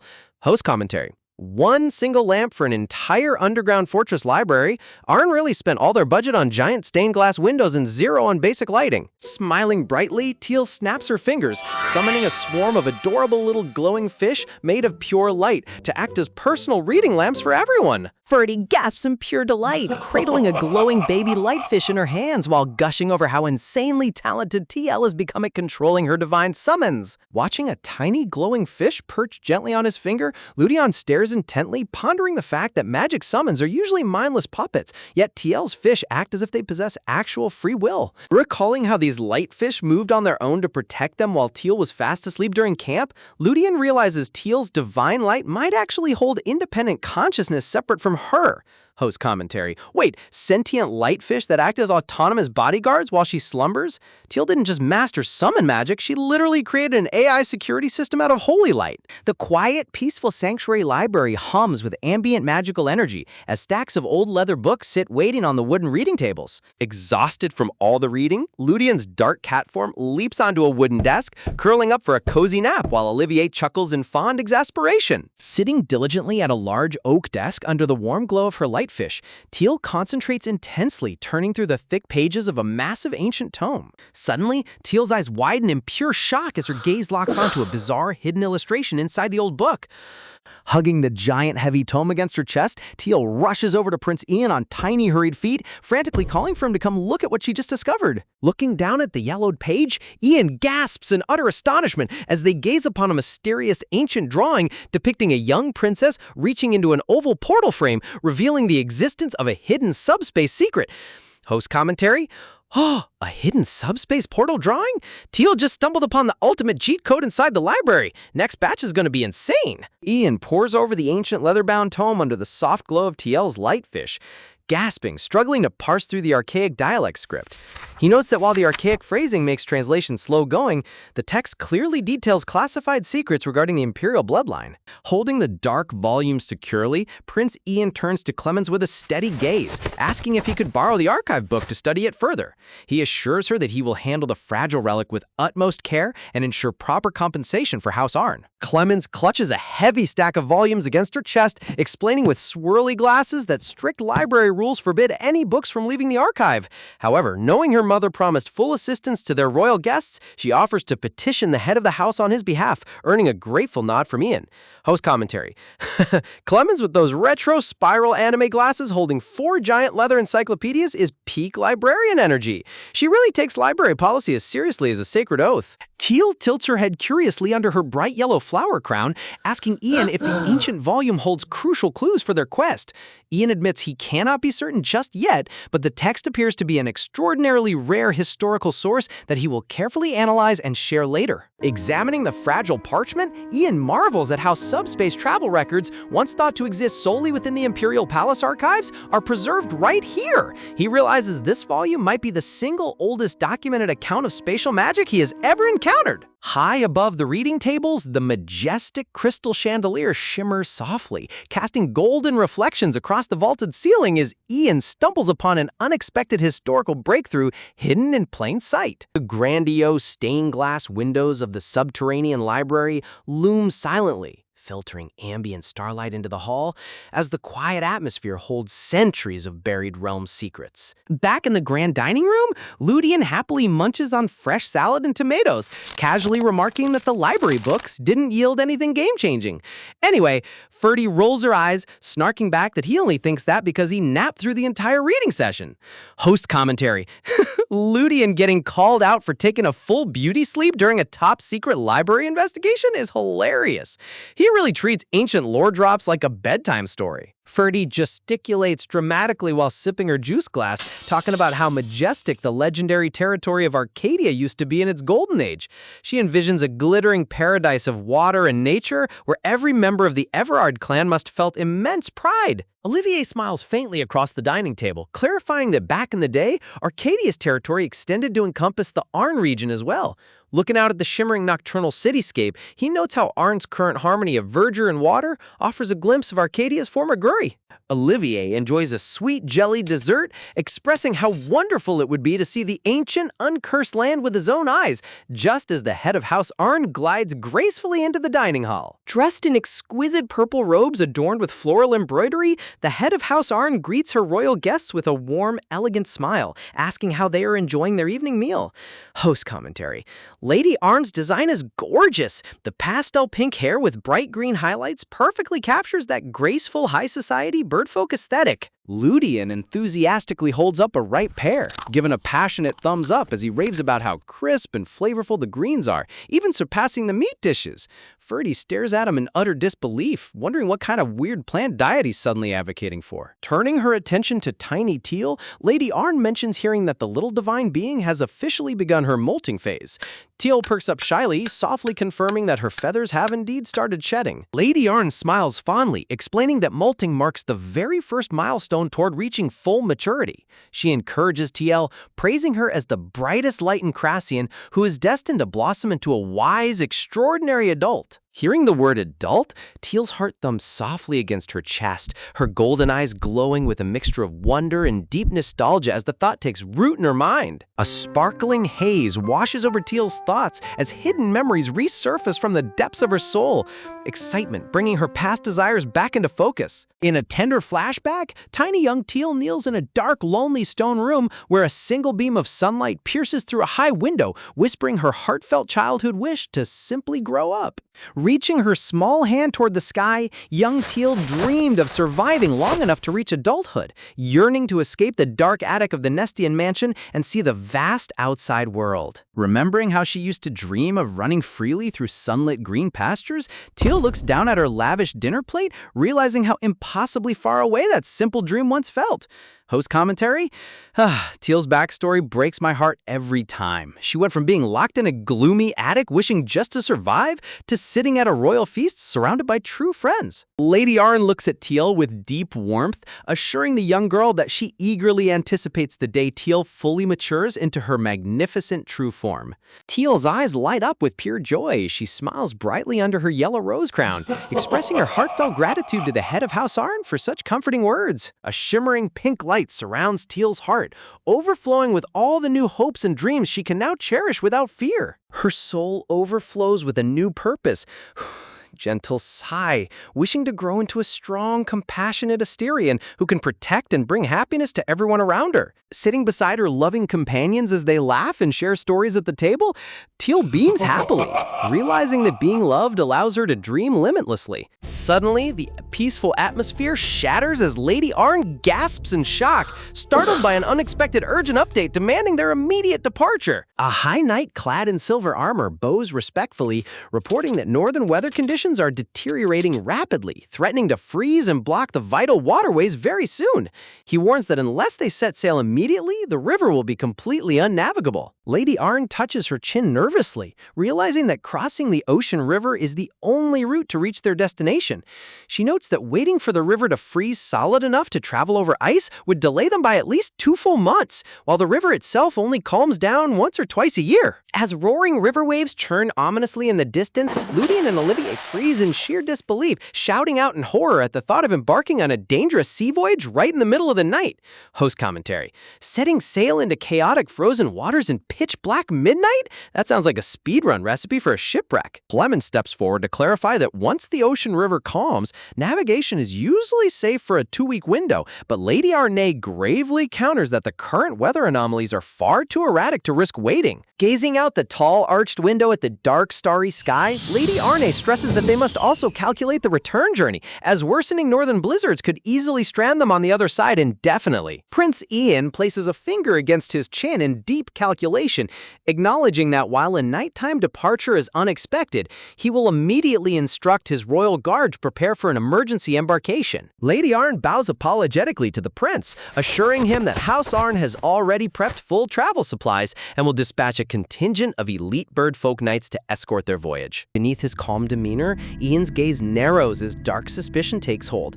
He connects the strange pattern, the disappearing village paths, everyone falling asleep simultaneously whenever Teal glows, and now the sudden forced departure driven by unnatural weather. Surrounded by shadowy crimson tendrils and heavy spectral chains, Ian inwardly realizes that an invisible hand is deliberately manipulating events to trap them in perpetual darkness. Host commentary: serious. Ian's detective skills are insane. He realized that all these unfortunate coincidences are actually a calculated trap set by an evil puppet master. Dressed in his fur-lined winter cloak, Ludian initially boasts with a confident smirk that a little chill is nothing compared to Nestian's glaciers, claiming his fire magic will keep everyone warm, only to immediately shrink back shivering in defeat. As the royal carriage barrels through the pitch-black forest, howling freezing winds batter the windows. Ludian's teeth chatter violently as he screams about the extreme chill, prompting Ferdy to snark that if a fire user is freezing, things are dire. Olivier adjusts his heavy collar, his golden eyes turning sharp as he senses an eerie, malicious energy riding upon the freezing Dale. Pitch black mist and dark aura swirl around the carriage wheels, revealing that this black wind originates directly from the cursed territory where morning never comes, blotting out all natural sunlight. Inside the carriage, Teal's small white cat form curls up into a tight, shivering ball, emitting a tiny squeak as Ferdy coos over how ridiculously adorable she looks even while freezing. Host commentary.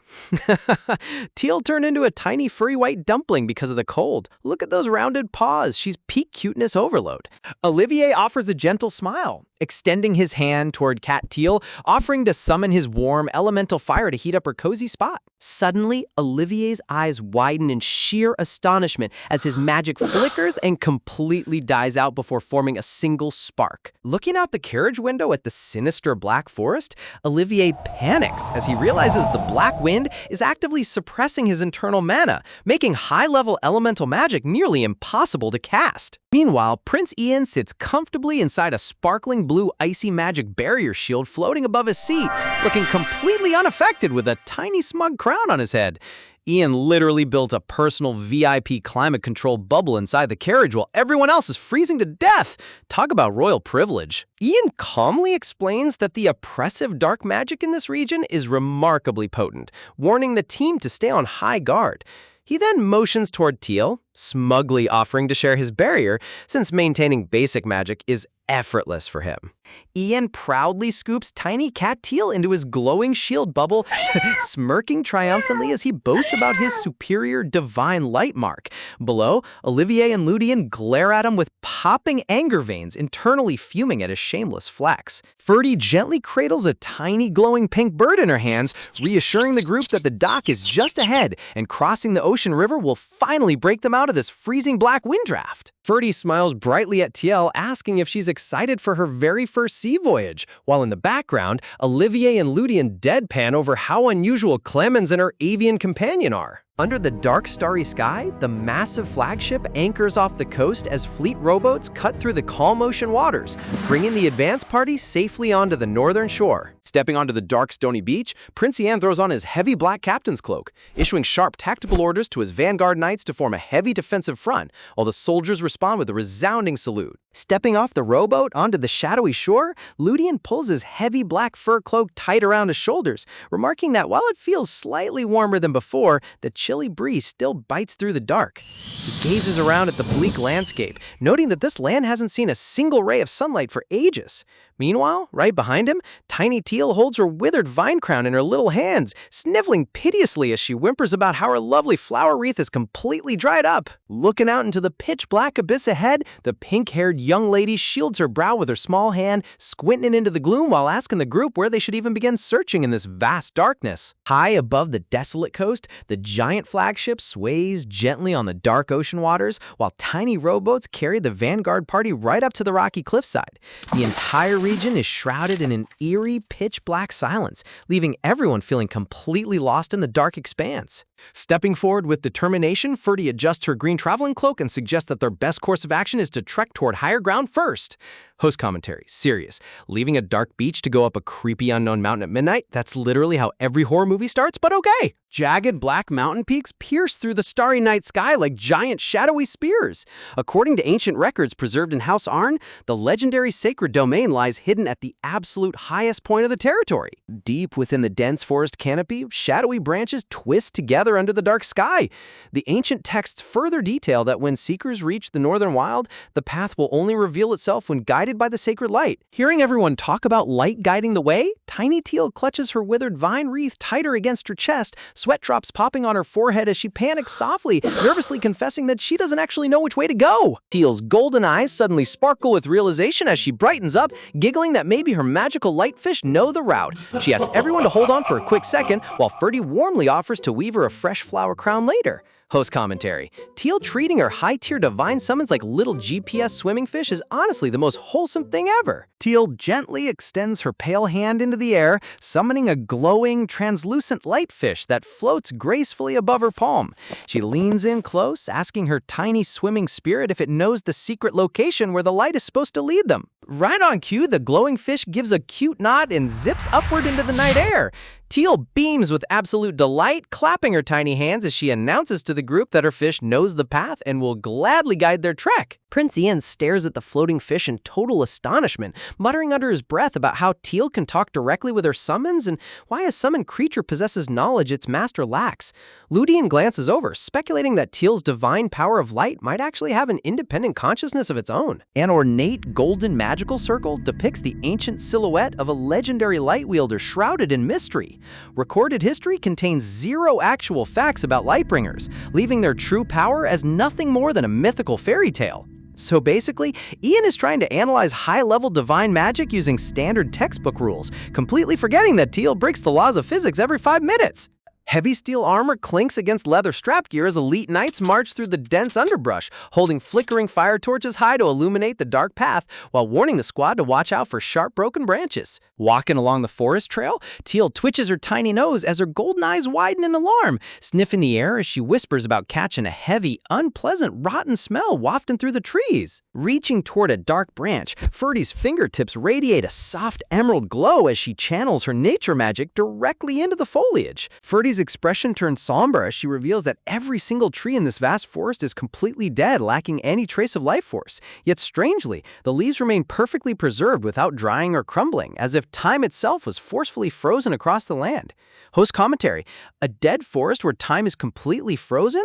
That dark magic puppet master is definitely operating on a terrifying continental scale. Suddenly, a sharp rustle snaps through the bushes right beside the trail.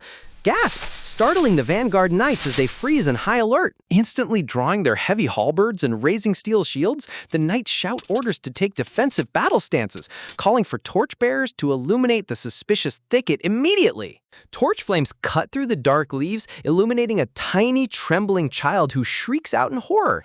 The guard knights gasp in total bewilderment upon realizing the dangerous intruder is just a dirty, frightened little girl. Staring at the bright burning torches, the bruised blue-haired child recoils in sheer terror, her eyes trembling as she whimpers about the light being terrifying before trying to back away. Panicking completely, the small child turns on her heel and bolts into the thick forest dark, prompting the High Knight to yell out in frustration for his men to catch her. Teal's heart breaks at the sight of the terrified, injured girl fleeing, her eyes widening as she shouts for the little child to wait. Host commentary: a child running away into a monster-infested frozen forest at midnight? Teal's motherly instincts just hit maximum overdrive. With a magical poof-puff of sparkling smoke, Teal instantly shifts into her adorable white snowcat form and zooms across the forest floor at lightning speed. Leaping gracefully over tangled roots, Cat Teal inwardly frets about how injured and tearful the child was, realizing the poor girl only ran away because she was terrified by a wall of armored soldiers. Cutting off the girl's path with a quick leap, Cat Teal transforms back into her sweet child form with another soft cloud puff, extending her little hands while gently assuring the child that they aren't here to hurt her. The blue-haired girl skids to a sudden halt, staring back in stunned silence at Teal's soft, compassionate eyes. Tears stream down the child's dirt-smeared cheeks as her knees shake violently, whimpering out a heartbreaking plea for help. Post commentary: my heart is breaking for this poor little kid. She's covered in dirt and bruises, barely able to stand on her feet. Before Teal can comfort her, gasp! Heavy armored knights charge in with sharp spears drawn, shouting for Teal to step back, while Ludian dashes over and scoops Teal safely out of harm's way.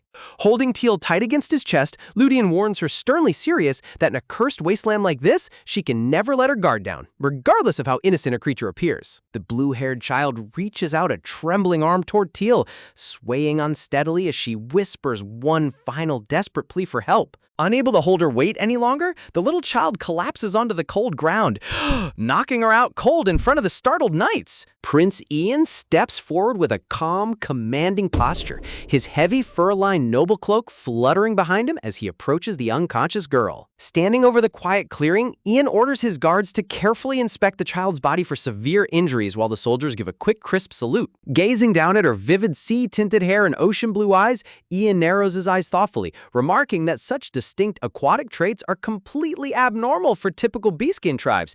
Serious host commentary. Ian's detective brain never turns off. While everyone else is worried about first aid, he's already running a full background check on her physical traits. Lying motionless on the soft grass while shimmering magical specks float around her body, the bruised child remains lost in unconsciousness, leaving the group wondering about her true origins. The midnight wind whistles softly across the quiet clearing as the squad takes a brief breath, holding their collective breath while preparing to treat the mysterious young girl. Murmurs ripple through the guard ranks as soldiers whisper about how tiny the unconscious girl is, noting that she appears roughly the same age as Teal, who is already remarkably small for her age. Ludian and the pink-haired young lady lean down curiously, wondering what exact species of beastkin she could be, and speculating that since Everard is a water territory, she might belong to an aquatic river tribe. Ferdy studies the girl's striking azure hair, noting that even in pitch darkness, her locks shine with intense blue color, suggesting she could be a survivor from a high-noble vassal family of Everard host commentary.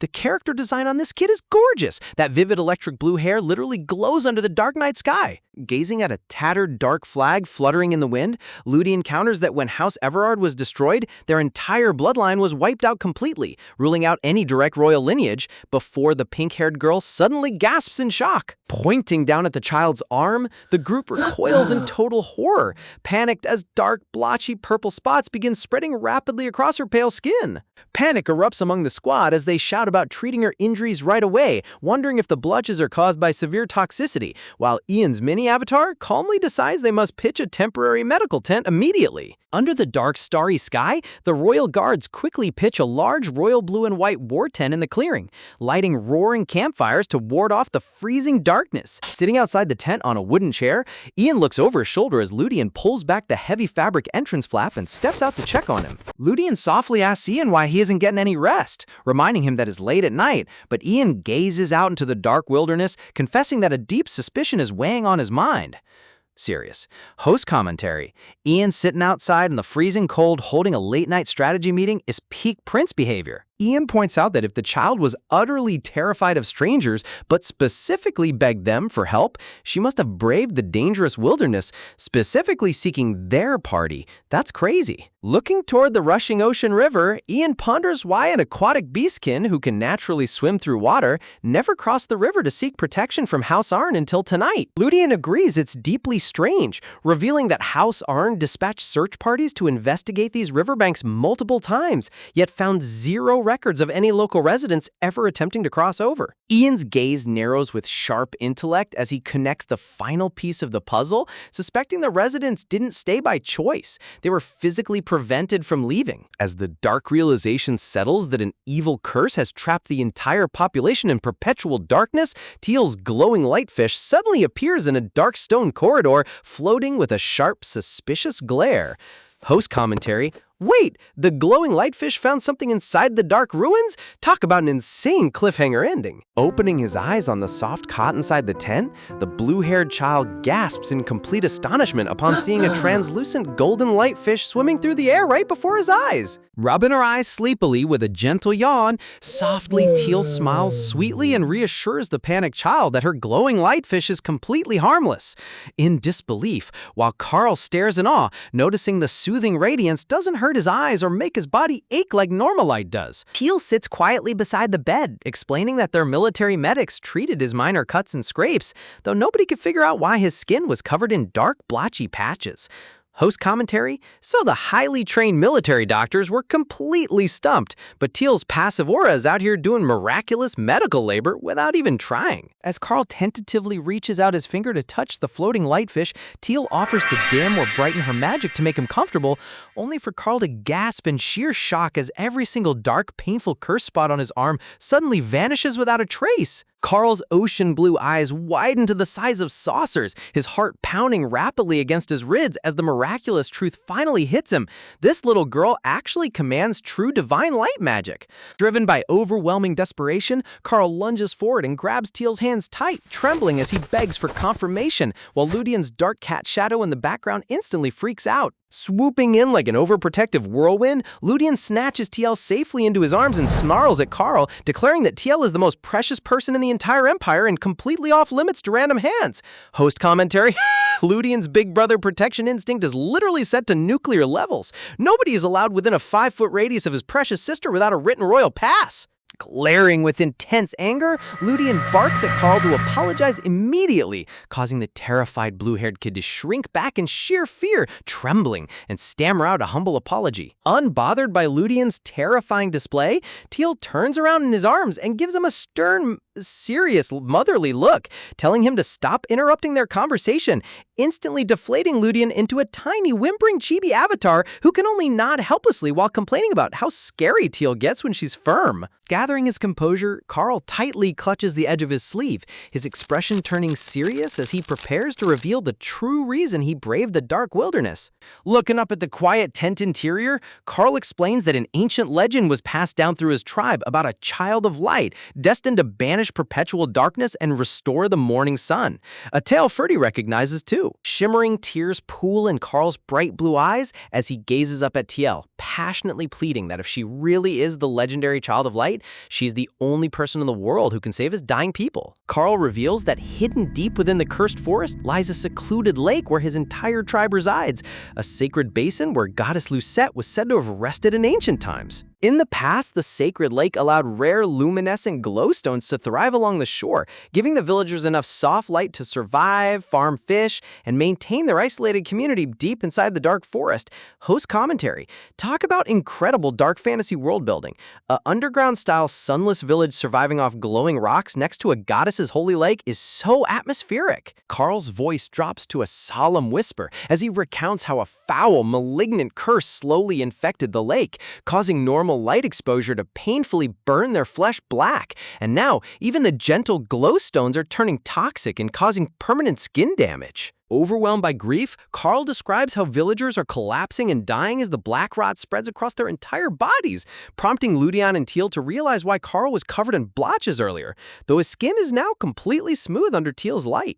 Carl gazes at his pristine, spotless hands in utter disbelief, realizing that while normal light burns his tribe to death, Teal's divine light completely purges the curse from his body without causing a single drop of pain. Host commentary, Teal isn't just a light wielder, she's literally a walking cure for dark continental plagues. This kid just found the ultimate cheat code. Teal sits quietly with a serene, compassionate aura surrounding her, accepting the heavy responsibility as Carl gazes at her like a holy savior descended from the heavens. Pulling back the tent fabric with a smooth rustle, Prince Ian steps inside and calmly notes that this strange affliction is almost certainly connected to Orfeo's dark curse, advising that their medical staff evaluate Carl's condition thoroughly. Stepping closer, Ian glares down at Carl with a sharp, intimidating stare, sternly commanding the boy to address Teal with proper royal respect, emphasizing that she is the future crown princess of the empire and far above his rank. Carl recoils in utter bewilderment, his mind completely short-circuiting as he stammers out a response, barely able to comprehend that the sweet, tiny girl who just healed him is actual high imperial nobility. Host commentary. Ian out here dropping geopolitical status flexes on a traumatized, sick kid who was just trying to say thank you. Prince behavior at its finest. Teal covers her blushing cheeks with a cute giggle, playfully teasing Ian about why he doesn't scold himself for being so bossy, leaving Ludian whimpering off to the side about feeling terribly wronged. Ian folds his arms thoughtfully and asks for the child's name, receiving a simple response as the boy introduces himself as Carl. Leaning over to whisper in total secrecy, Ian, Ludian, and Ferdy gasp in shock upon realizing that Carl is actually a young boy, having completely misidentified him as a girl due to his long sea blue hair and delicate features. Host commentary. The classic anime gender misunderstanding trope strikes again. You can't have a fantasy manhwa without at least one pretty boy being mistaken for a princess. Carl rubs his neck self-consciously and asks if they can douse their bright campfire torches since the harsh glare stings his eyes. But Ian points out that without fire, the royal guard won't be able to navigate the dark forest. Teal eagerly offers to replace all the guard's torches with her own divine magic, but Ian turns to her with a gentle, protective gaze, insisting she save her energy since lighting the entire path would drain her out before reaching the village. Teal taps her chin cute and pouts slightly, frantically racking her brain to come up with a clever way to keep Carl comfortable without exhausting her magic reserves. Clapping her hands together with a brilliant idea, Teal excitedly asks Carl if he can shift into his animal beast form, reasoning that if he turns into a tiny creature, she can easily carry him inside her coat pockets away from the torchlight. While Ian raises a skeptical eyebrow, Carl smiles brightly and agrees to the idea. instantly engulfing himself in a magical cloud of sparkling smoke. With a soft puff, a tiny, adorable light blue sea turtle emerges in Teal's open palms, causing Teal to gasp in absolute adoration at how unbelievably cute his beast form is. Host commentary: a tiny blue sea turtle? Oh my goodness, the cuteness overload in this scene is completely off the charts! Gently cradling the little turtle close to her chest, Teal coos softly and vows to protect baby turtle Carl from any harsh torchlight, while Carl lets out a tiny, contented rumble. A dark, terrifying wave of intense jealousy erupts behind Teal as Ian, Ludian, and the royal guards loom in the shadows like menacing silhouettes, glaring enviously at the random boy getting gentle head pats from Teal. Host commentary: look at that terrifying aura! Ian and Ludian are ready to declare war on a literal baby turtle just for taking Teal's attention. Marching deeper through the dense, pitch-black woods, Ferdy points out a faint blue shimmer sparkling between the dead trees, prompting Ian to identify the luminescent glow as natural glowstones. Reaching the edge of the expansive Erie Lake, Ian gazes out over the quiet water, marveling at the vast quantity of glowstones lining the shore, a rare and valuable mineral usually reserved only for imperial nobility. Crouching down to pick up a dim, dull mineral rock, Ian notices that several stones have completely lost their brilliance, suspecting that whatever dark mutation is corrupting the lake is actively draining the magic from the environment.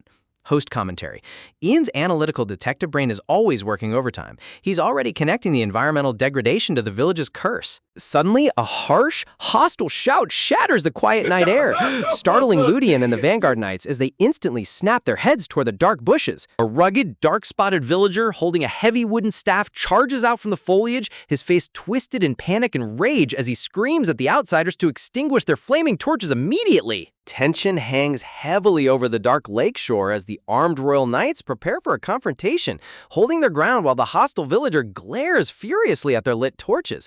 Host commentary: serious. The atmosphere here is super tense. These villagers are terrified of light, and a squad of heavily armed knights barging in with burning torches looks like an invasion force to them.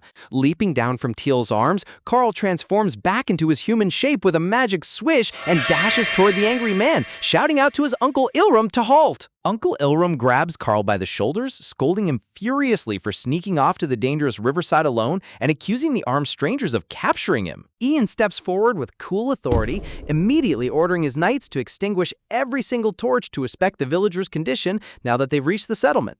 Host commentary: say what you want about Ian's strict noble attitude, but he is an incredibly considerate leader when it matters. Carl shakes his head frantically, explaining to his frantic uncle that he wasn't kidnapped by the soldiers, but personally begged them to follow him back to the village. Ilrum's face turns pale with terror as he yells at Carl for leading heavily armed outsiders directly into their hidden sanctuary, terrified of what the Imperial soldiers might do to them. Desperate to make his nephew understand, Ilrum cries out in despair, declaring that no one in the outside world can save them and that light exposure will only bring them agonizing deaths. But Carl passionately insists he found the true savior from the ancient legends. Carl turns and points directly toward Teal with unwavering faith, loudly proclaiming her to be the legendary child of light who will banish their curse. Host commentary: look at Teal standing there looking like an absolute divine fairy tale princess. The artist went all out on her majestic character design. Ilrum freezes dead in his tracks, staring in total disbelief as he stammers out the legendary name, unable to comprehend that the mythical child of light actually exists in real life.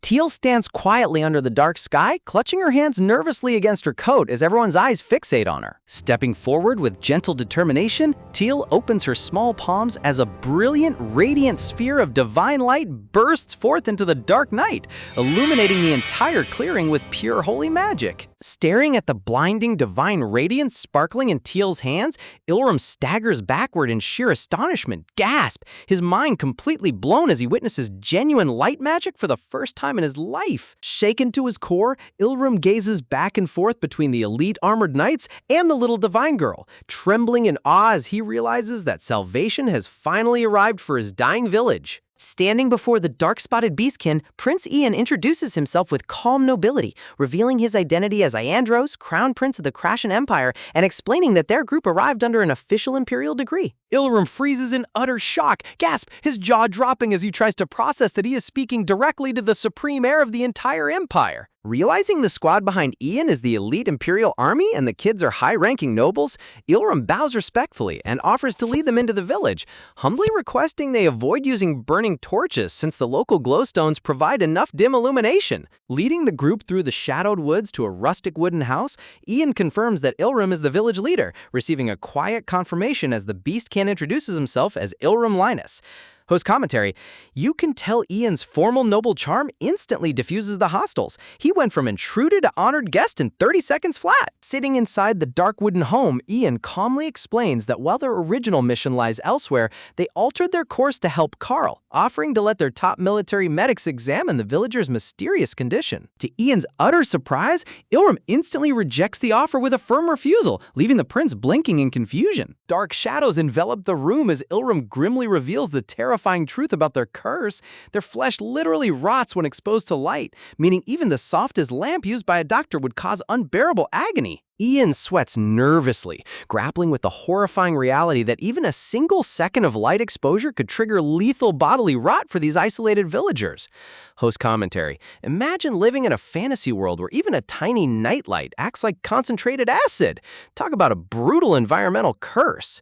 Glancing toward the ancient wooden chests in the dim room, Ian inquires whether this sinister affliction is tied to the legendary prophecy of light that brings the morning. A question Ilram grimly validates. Clenching his fists in agonizing desperation, Ilram begs on behalf of all beastkin that the prince never bring the morning to their sunless land, fearing complete, total extinction. In the background, Ollie leans over to Ludian and whispers nervously, asking if these villagers are secretly servants of darkness, prompting Teal to quickly hush him with a quiet scold. Host commentary?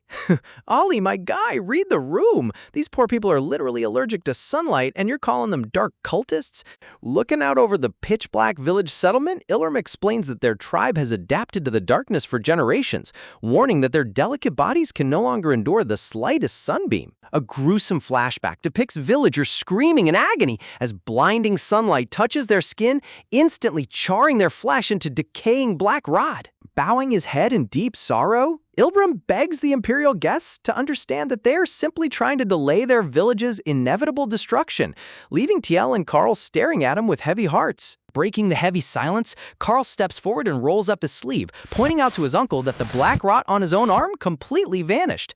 Host commentary: Carl is out here bringing the receipts. Seeing is believing, and his spotless skin is proof Teal is the real deal. Ilram gasps in total shock as Carl grabs his arm, passionately swearing that when he was exposed to Teal's divine light magic, his agonizing illness actually began to heal. Stepping forward with gentle footsteps, Teal addresses the Beastkin leader with a quiet, compassionate tone. Teal recalls how she previously purified a wave of pitch-black living darkness using her divine holy magic, promising that her light isn't destructive like the corrupted light plaguing their valley. Pleading earnestly with her hands clutched against her chest, Teal begs Ilram for just one chance to heal his people.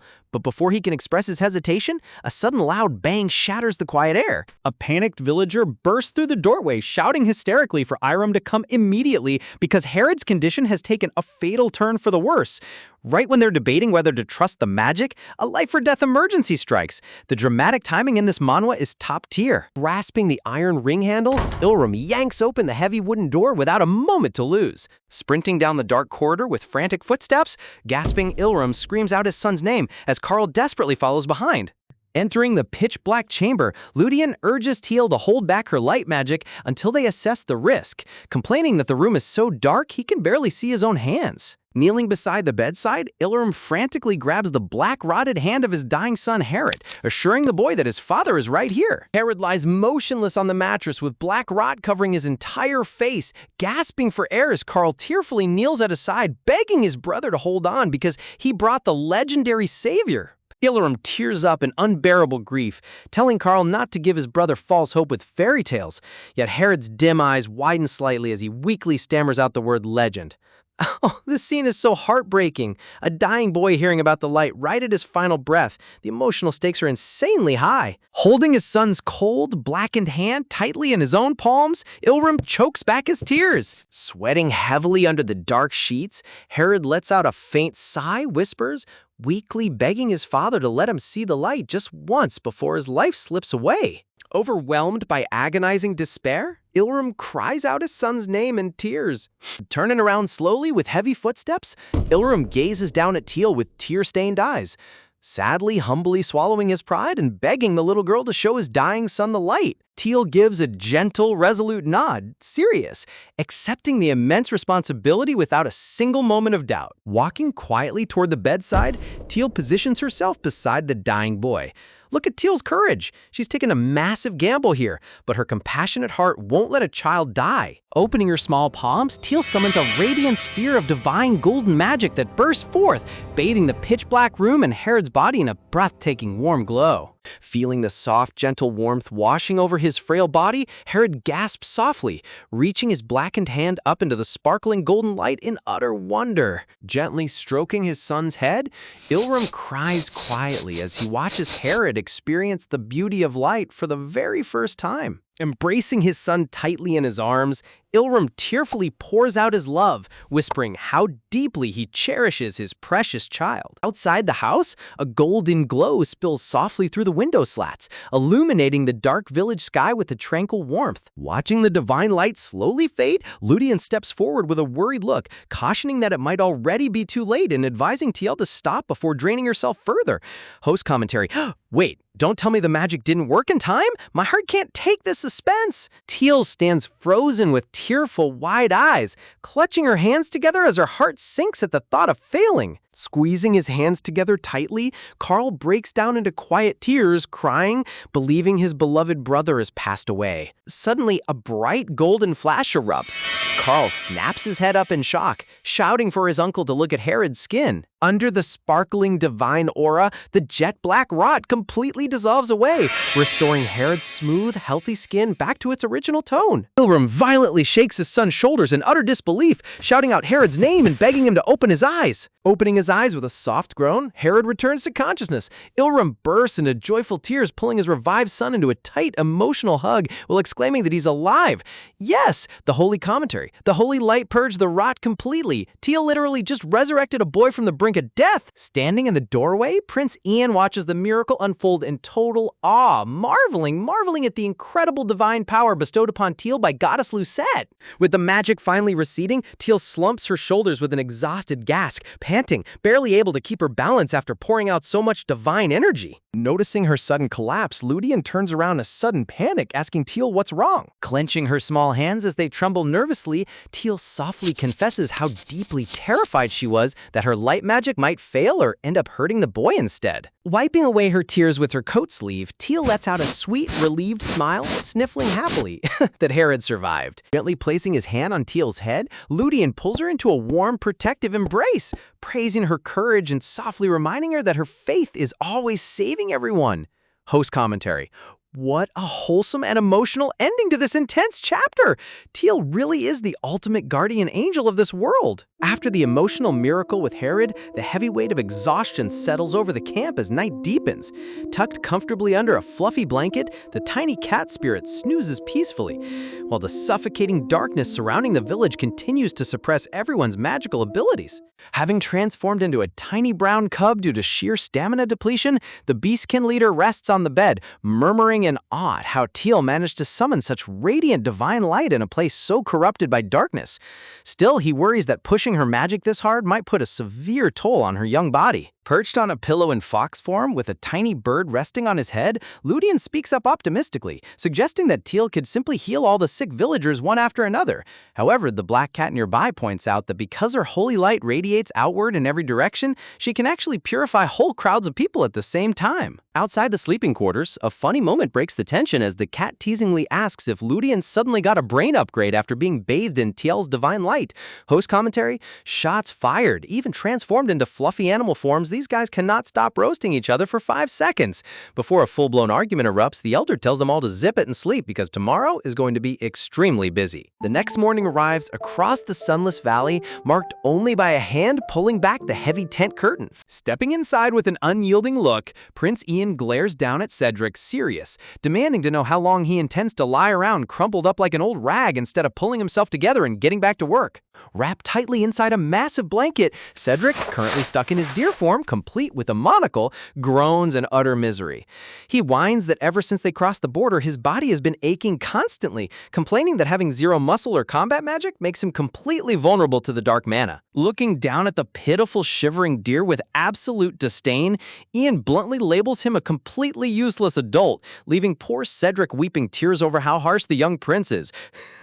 His commentary. Imagine getting roasted so ruthlessly by a 10-year-old prince while you're literally wrapped up like a burrito in deer form. Talk about zero respect for your elders. Stepping outside into the perpetual gloom, Teal gazes across the shadowy settlement with her black cat plush strapped to her back, sighing that it's so pitch black you can't even tell if morning has actually arrived. Still, she notes that even in eternal night, the locals need breakfast to survive. A beastkin herald shouts across the camp, announcing that breakfast is served and inviting everyone over, prompting one of the young boys to get super excited, wondering what kind of delicious local food they eat around here. The grand feast is finally presented, revealing a completely wild spread. Raw whole fish, slabs of uncooked meat and poultry, dried whole fish, raw mushrooms, and freshly picked wild grass. Staring at the bloody raw platter with a nervous bead of sweat on his face, flustered, embarrassed, Prince Ian asks if they seriously eat all of this raw.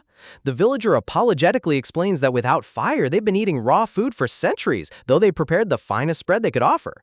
Host commentary. A raw chicken, raw fish, and wild grass breakfast buffet? Yeah, I'm definitely skipping breakfast and fasting until dinner. Sitting side by side at the wooden dining table, the dark-haired girl and boy sweat profusely, whispering to each other to maintain their composure.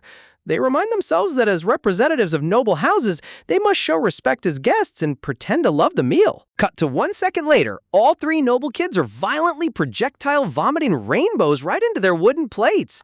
Meanwhile, Teal bites down hard on a tough piece of dried fish, tears welling up in her eyes as she mutters to herself that she must power through for the pride of House Asterion. The dark-haired boy next door drools rainbow bile, utterly stunned by her terrifying willpower. Unable to take it anymore, Prince Ian slams his hands onto the wooden table with a loud bang. He slams the meal, declaring that as the future of the Empire, they can't afford stomach infections, ordering his men to immediately fetch non-perishable cooked food from their ship. Watching the Imperial nobles throw a dramatic tantrum over the food, a local beastskin child holding an empty plate blinks in confusion, silently thinking to himself that these outsiders are insanely fussy. Host commentary? You know you've hit rock bottom when a literal child is judging you for refusing to eat a raw whole chicken. Looking across the foggy riverbank where a ruined wooden structure sits shrouded in darkness, the young beastkin boy wonders curiously, dreaming about what kind of bright, magnificent world exists beyond their sunless valley. Sometime later, a villager man approaches Teal and bows deeply with tears in his eyes, reporting that Herod is fully stable and ready to walk outside. He adds that even his own symptoms vanished after being touched by her divine light yesterday, tearfully thanking her for granting them a true miracle. Smiling sweetly with bright eyes, Teal cheerfully replies, giggles, that she's just happy she could help, earnestly asking him to bring her to the rest of the sick villagers so she can cure every single one of them. A beastskin woman nods in agreement, promising to alert the whole village and gather those with the most severe symptoms first. In the background, Teal softly whispers to her companion, asking her to tie her hair back so it doesn't get in the way. The dark-haired boy gazes at Teal with a worried expression, asking if healing so many people back to back won't completely exhaust her. But Teal puffs out her chest proudly, assuring him that she slept super well and feels completely fine. A second later, however, her stomach groans as she lets out a cute gasp, admitting she's actually still stuffed from that dried fish. The dark-haired boy's sweat drops, making a mental note to bring plenty of sweet puddings and pies for her later. Host commentary, fueling her god-tier holy magic on pure determination and dried fish is honestly iconic. We must protect this girl at all costs. Out in the village square, armored Imperial knights carry stretchers through the gloom, gathering the sick beastkin residents together. Cedric, now restored to his human form with his monocle adjusted, explains the strategic setup, noting that placing the patients in front of a temporary tent will allow Teal's light to reflect inside, minimizing the energy she needs to use. Prince Ian narrows his eyes, suspicious at Cedric, questioning whether he was just faking his illness earlier to get out of work. Cedric's sweat drops nervously, claiming he's barely holding his soul together while secretly resolving to apply for vacation leave the second they get back. As the stretchers are laid on the ground, a chilling close-up reveals a female villager lying motionless, her throat and chin covered in severe black rotting patches. The armored soldier carefully sets the stretcher down as the victim's young daughter bows politely, thanking the knight for carrying her fragile mother so gently. Kneeling by her mother's side on the cold ground, the tearful daughter holds her hand tightly, begging her to hold on just a little longer since Herod was completely cured. Suddenly, the mother's eyes shoot open in sheer terror as pitch-black rot rapidly spreads across her entire face. She violently coughs up blood, leaving her daughter screaming out in total terror. Horrifyingly, as the daughter touches her mother, the black rot violently jumps onto her own arm. Her hand instantly turns jet black, causing her to grab in pain as she staggers and collapses against the knight's armor. An Imperial soldier turns toward Prince Ian and screams at the top of his lungs, alerting him that a catastrophic crisis has just erupted in the square. Panicked shouts echo everywhere through the darkness as the dark curse violently metastasizes, rapidly turning both patients and healthy guardians into blackened corpses. Prince Ian stands completely frozen in shock, gasp, his eyes wide with horror as the peaceful medical tent transforms into a terrifying nightmare in seconds. Host commentary. Gasp! Wait, what is going on? The light magic was supposed to cure them. Why is the rot exploding like a contagious airborne virus all of a sudden? The Beastkin leader spins around in complete panic, shouting in despair that there isn't even any light in the square, making it impossible for the rot to hyper-accelerate like this. A mother collapses on the ground, weeping hysterically, holding the pitch-black, lifeless body of her child who was completely stable just moments ago. Sweat pours down the dark-haired boy's face, panicked, as he realizes in utter shock that this dark corruption isn't just spreading, it's erupting simultaneously across the entire village all at once. Prince Ian rushes up to the Beastkin leader, asking if their tribe has ever suffered a sudden outbreak like this before. But the leader shakes his head in absolute terror, swearing that nothing this violent has ever occurred in their history. Standing in the doorway of the tent, Teal clutches her chest as her eyes tremble in shock, her mind racing as a horrifying realization dawns upon her. Swirling vortexes of crimson and black mana fill her vision as she realizes that channeling her divine holy light inside a valley completely domain-locked by ancient darkness triggered a catastrophic magical reaction. Overwhelmed by unbearable guilt, Teal covers her face with her small hands, her heart breaking at the thought that her desire to heal everyone accidentally triggered this lethal outbreak. Wiping away her tears, a fierce flame of determination burns in her golden eyes. She slaps her cheeks resolutely, declaring that if her light caused this disaster, then she will take full responsibility and save every single life. Host commentary. Look at Teal's courage. Instead of panicking or making excuses, she immediately steps up to take total accountability. That is a real protagonist.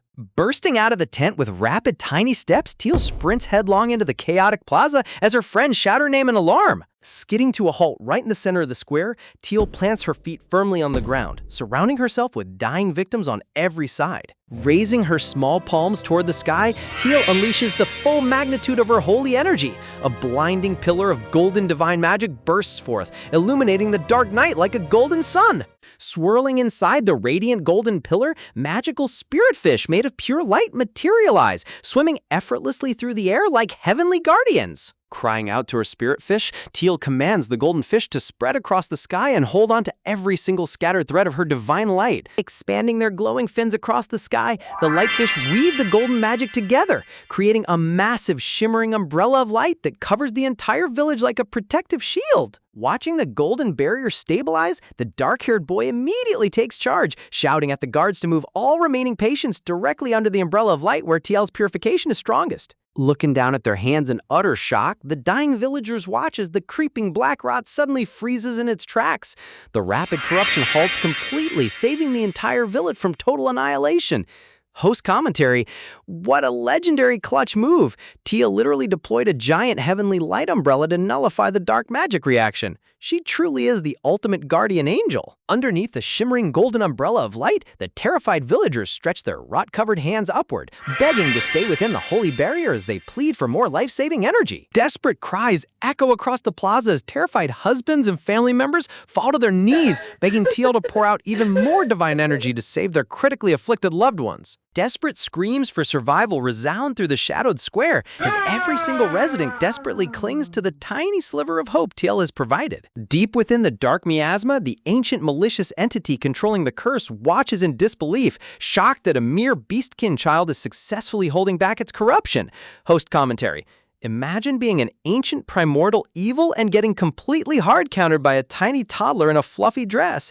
That villain ego is definitely taking a major hit right now. Spreading its pitch-black shadow energy across the valley, the entity growls in anger, furiously reminding itself that this sunless realm belongs entirely to darkness. The sinister entity reveals that the villagers' life force serves as its primary sustenance, admitting it has been greedily draining their vitality for months while attempting to corrupt the ancient seal. The Shadow Lord fumes as it realizes Teal's holy magic didn't collapse under the dark domain lock. Instead, her divine light is actively eroding the curse and purifying the Shadow Realm. Refusing to let a child overpower it, the dark entity violently surges forward, resolving to siphon the life force of every creature in the square to overwhelm Teal's barrier. Host commentary? Oh wow, this ancient shadow boss is literally going all out just to bully a kid. Talk about losing gracefully. Back in the square, Teal pants heavily, her chest heaving as the sheer strain of maintaining a village-wide holy barrier begins to weigh down on her tiny body. Slumping into a wooden chair, Teal trembles from sheer fatigue, clutching her small hands together as sweat drips down her pale face under the golden canopy. The dark-haired girl steps up with a worried expression, anxiously asking about the patients while reassuring Teal that she's doing an incredible job holding the line. Looking out over the crowd, Cedric notes that the terrifying black rot has frozen in place, and for those with mild symptoms, the dark patches are gradually fading away. Host commentary. Look at that holy glow. TL basically deployed a passive healing aura with maximum coverage. Her magic stats are completely broken. But Teal looks down at her hands with tear-filled eyes, crying, disappointed in herself because the umbrella barrier is only stalling the disease rather than completely wiping it out. Her companions immediately shout back to comfort her, reminding her that halting a lethal airborne curse across an entire village is an absolute miracle that saved countless lives today. The pink-dressed girl casts a diagnostic spell, warning the group that outside Teal's light barrier, the atmosphere has turned completely toxic, rotting away all plant life in seconds. Staring intently into the glowing particles, a fierce flame burns in Teal's golden eyes, knowing she must push her magic even further to protect everyone from the encroaching death field. Host commentary. Excited. That focus in her eyes is unbelievable. When Teal gets that serious look, you know she's about to unlock another insane power-up. Realizing Teal needs instant stamina, the dark-haired boy yells out for food, prompting their companion to sprint off like a lightning bolt to grab soft pies, muffins, and fruit juice. Gazing out at the plaza, Teal watches a tearful mother tenderly holding her sick child, causing a deep, poignant memory to stir within her heart. Teal softly asks her dark-haired companion to fetch the precious framed photo of her late mother from her bag, and the girl quickly nods to search for it. Looking up at the shimmering golden canopy, Teal silently prays to her mother in heaven, begging for the emotional strength to endure this crushing trial. Host commentary? Okay, who started cutting onions in here?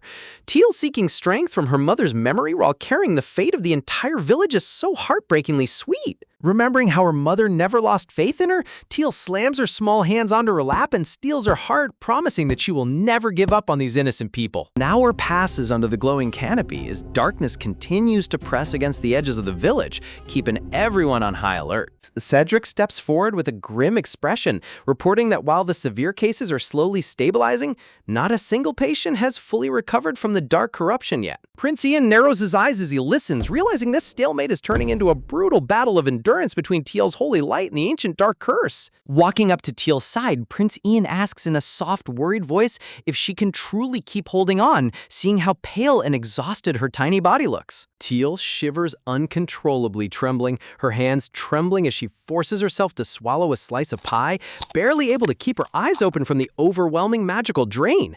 Host commentary. Seeing poor Teal shaking while trying to force pie down just to maintain her spell is so brutal. She is literally putting her entire body on the line right now. Clenching her fists tightly, the dark-haired girl frustratedly complains that their powerful offensive elemental magic is completely useless against an airborne dark curse. Prince Ian stands frozen in deep thought, blaming himself for only having a half-formed soul imprint with Teal, which prevents him from directly taking on her physical burden. Clenching his fist until his knuckles turn white, Ian rejects his doubts, realizing that even an incomplete soul imprint still forms a magical bridge between their spirits. Turning around, Ian authoritatively orders the dark-haired girl to lift Teal up, causing her to yell out in total confusion. Host commentary. Ian gives zero explanation and just orders people around like a true prince. The absolute sheer audacity of this guy in a crisis. Asking Teal if she can shift while channeling her light, Teal nods softly before transforming with a cute puff of magic smoke into her fluffy white kitten form. Gently reaching down, Prince Ian carefully lifts the tiny, tired white cat into his arms with the utmost care. Holding Teal close against his heart, Ian cradles her tiny feline body, surrounding them both in a gentle, shimmering aura of affection. The gray-haired girl explodes with anger marks, accusing Ian of snuggling a cat during a crisis, but Ian coldly tells her to shut up and stay out of his way. Host commentary. Out of context, Ian holding a cute cat during an apocalyptic viral outbreak looks completely insane. You can't blame her for losing her mind. Remembering back to when their imprint was first established, Ian recalls how Teal channeled her divine holy light while maintaining direct physical contact with him. Ian analyzes the core mechanism of soul imprints, Sirius tone, knowing that their primary function is to suppress magical overloads and split physical pain directly between both host bodies. Pressing Teal tighter against his chest, Ian silently prays to the divine power, begging the imprint to transfer all of Teal's agonizing fatigue and pain directly into his own body. Suddenly, a sharp pulse of magic resonates between them, activating the dormant bond inside their shared imprint. Ian's eyes shoot open in absolute shock as the crushing weight of Teal's accumulated exhaustion violently surges into his own nervous system. Host commentary. Holy shredded manna, look at Ian's face! Taking on the fatigue of holding up an entire village barrier's no joke. He just took a massive nuke to his own soul. Seeing Ian instantly turn deathly pale, the gray-haired girl gasps in terror, panicked, screaming at him as she realizes something terrifying is happening to his body. Free from her unbearable exhaustion, Cat Teal lets out a surprise meow, looking up at Ian in awe as her companions notice her sudden energy boost. The dark-haired girl gasps as the truth clicks in her mind. Realizing Ian successfully forced their half-formed imprint to siphon Teal's physical strain away. Sweating profusely, Ian grits his teeth through the excruciating agony, amazed that a tiny child was carrying such a monstrous, crushing load all by herself. Looking down at Teal's tiny paw, Ian gently squeezes her fur, silently swearing that he will serve as her anchor and endure every ounce of pain alongside her. Host commentary. Okay, Ian just earned major respect points. He went from arrogant prince to ultimate loyal guardian shield. That's real character growth right there. Floating inside their shared spiritual space, Ian vows never to abandon Teal alone in the darkness again, promising to protect her light forever. As the divine light stabilizes across the square, the sacred barrier shines brighter than ever, giving the exhausted heroes a brief moment to catch their breath. Golden Umbrella continues to hold that corrupting shadow magic at bay, maintaining a safe sanctuary for every living soul in the village. Although Ian successfully took over Teal's physical drain to buy them precious time, the companions realize that relying on human endurance won't solve the core crisis forever. Watching Ian hold the line, the gray-haired girl points out that if Ian collapses, Teal will instantly be crushed again, prompting the dark-haired boy to humorously comment on Ian's ridiculous berserker stamina. Host commentary.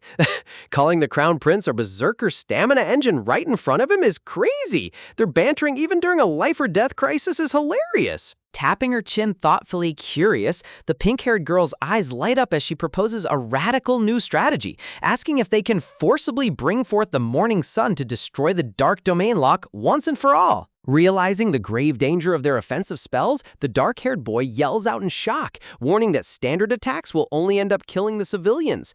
The dark-haired girl gravely nods in agreement, explaining that any magic other than Teal's holy light will actually accelerate the corruption. Stepping into the center of the group, the pink-haired girl folds her hands thoughtfully, revealing that she has been analyzing how this ancient domain curse operates across the land. Pointing toward the distant horizon, she breaks down the environmental phenomenon, showing how black gales blew directly from the core territory to form an impenetrable darkness, completely blotting out the sky once they crossed the river.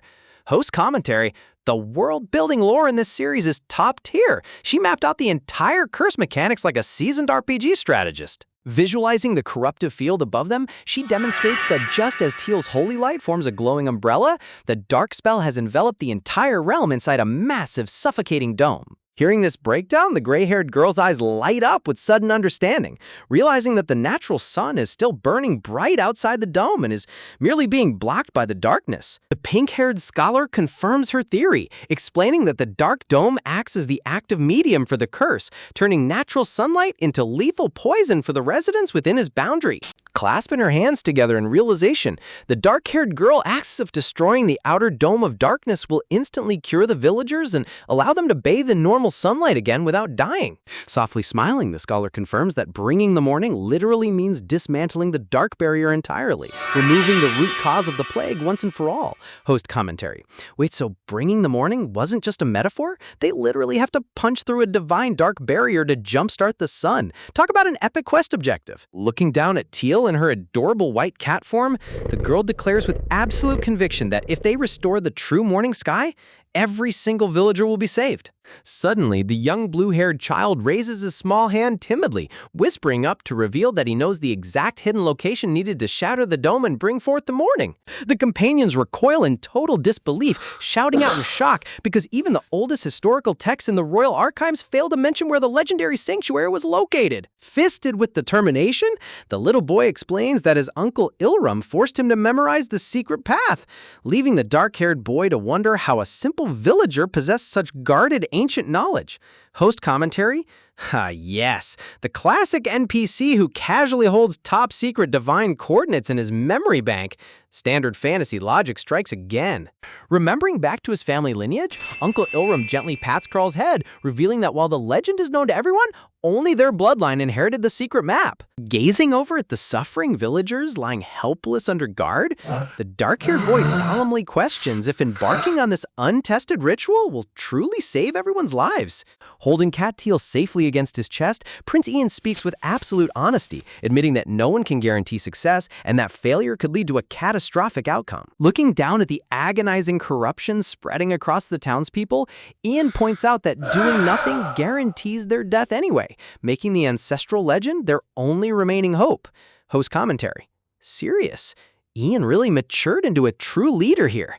He isn't making fake promises. He's giving them hard facts while standing by their side. Turning directly toward Uncle Ilram, Prince Ian places the ultimate choice in his hands, promising that the entire group will carry whatever heavy burden and consequences follow. With tears welling in his eyes, Uncle Ilram looks down at his trembling hands, begging the young heroes from the bottom of his heart to bring back the morning sun. Covering his face in emotional torment, crying, Ilram vows that no matter what tragic fate awaits them, he will accept full responsibility and never blame a single soul. Firmly nodding his head, Prince Ian accepts the heavy responsibility, holding Cat Teal tightly as they prepare to set off on their dangerous journey. Host commentary. Look at that solemn nod. When the Crown Prince gives his word like that, you know shit is about to go down. With unwavering resolve burning in his eyes, Prince Ian announces their departure, leading the party forward into the pitch-black night toward the sanctuary. As they march into the dark wilderness, the dark-haired girl worryingly checks on Cat Teal, who lets out a cute, tired meow to reassure her that she's still holding the village barrier intact. Suddenly, Ludian bursts into a hilarious rage-mark explosion, screaming at the top of his lungs that he is definitely not okay with current management. Trudging through the mud, Ludian angrily complains about being forced to carry both Cat Teal and Prince Ian's lion spirit form, while the lion cub glares back at him indignantly. Host commentary. Poor Ludian turned into the party's designated pack mule. Carrying two royal divine pets at the same time is crazy.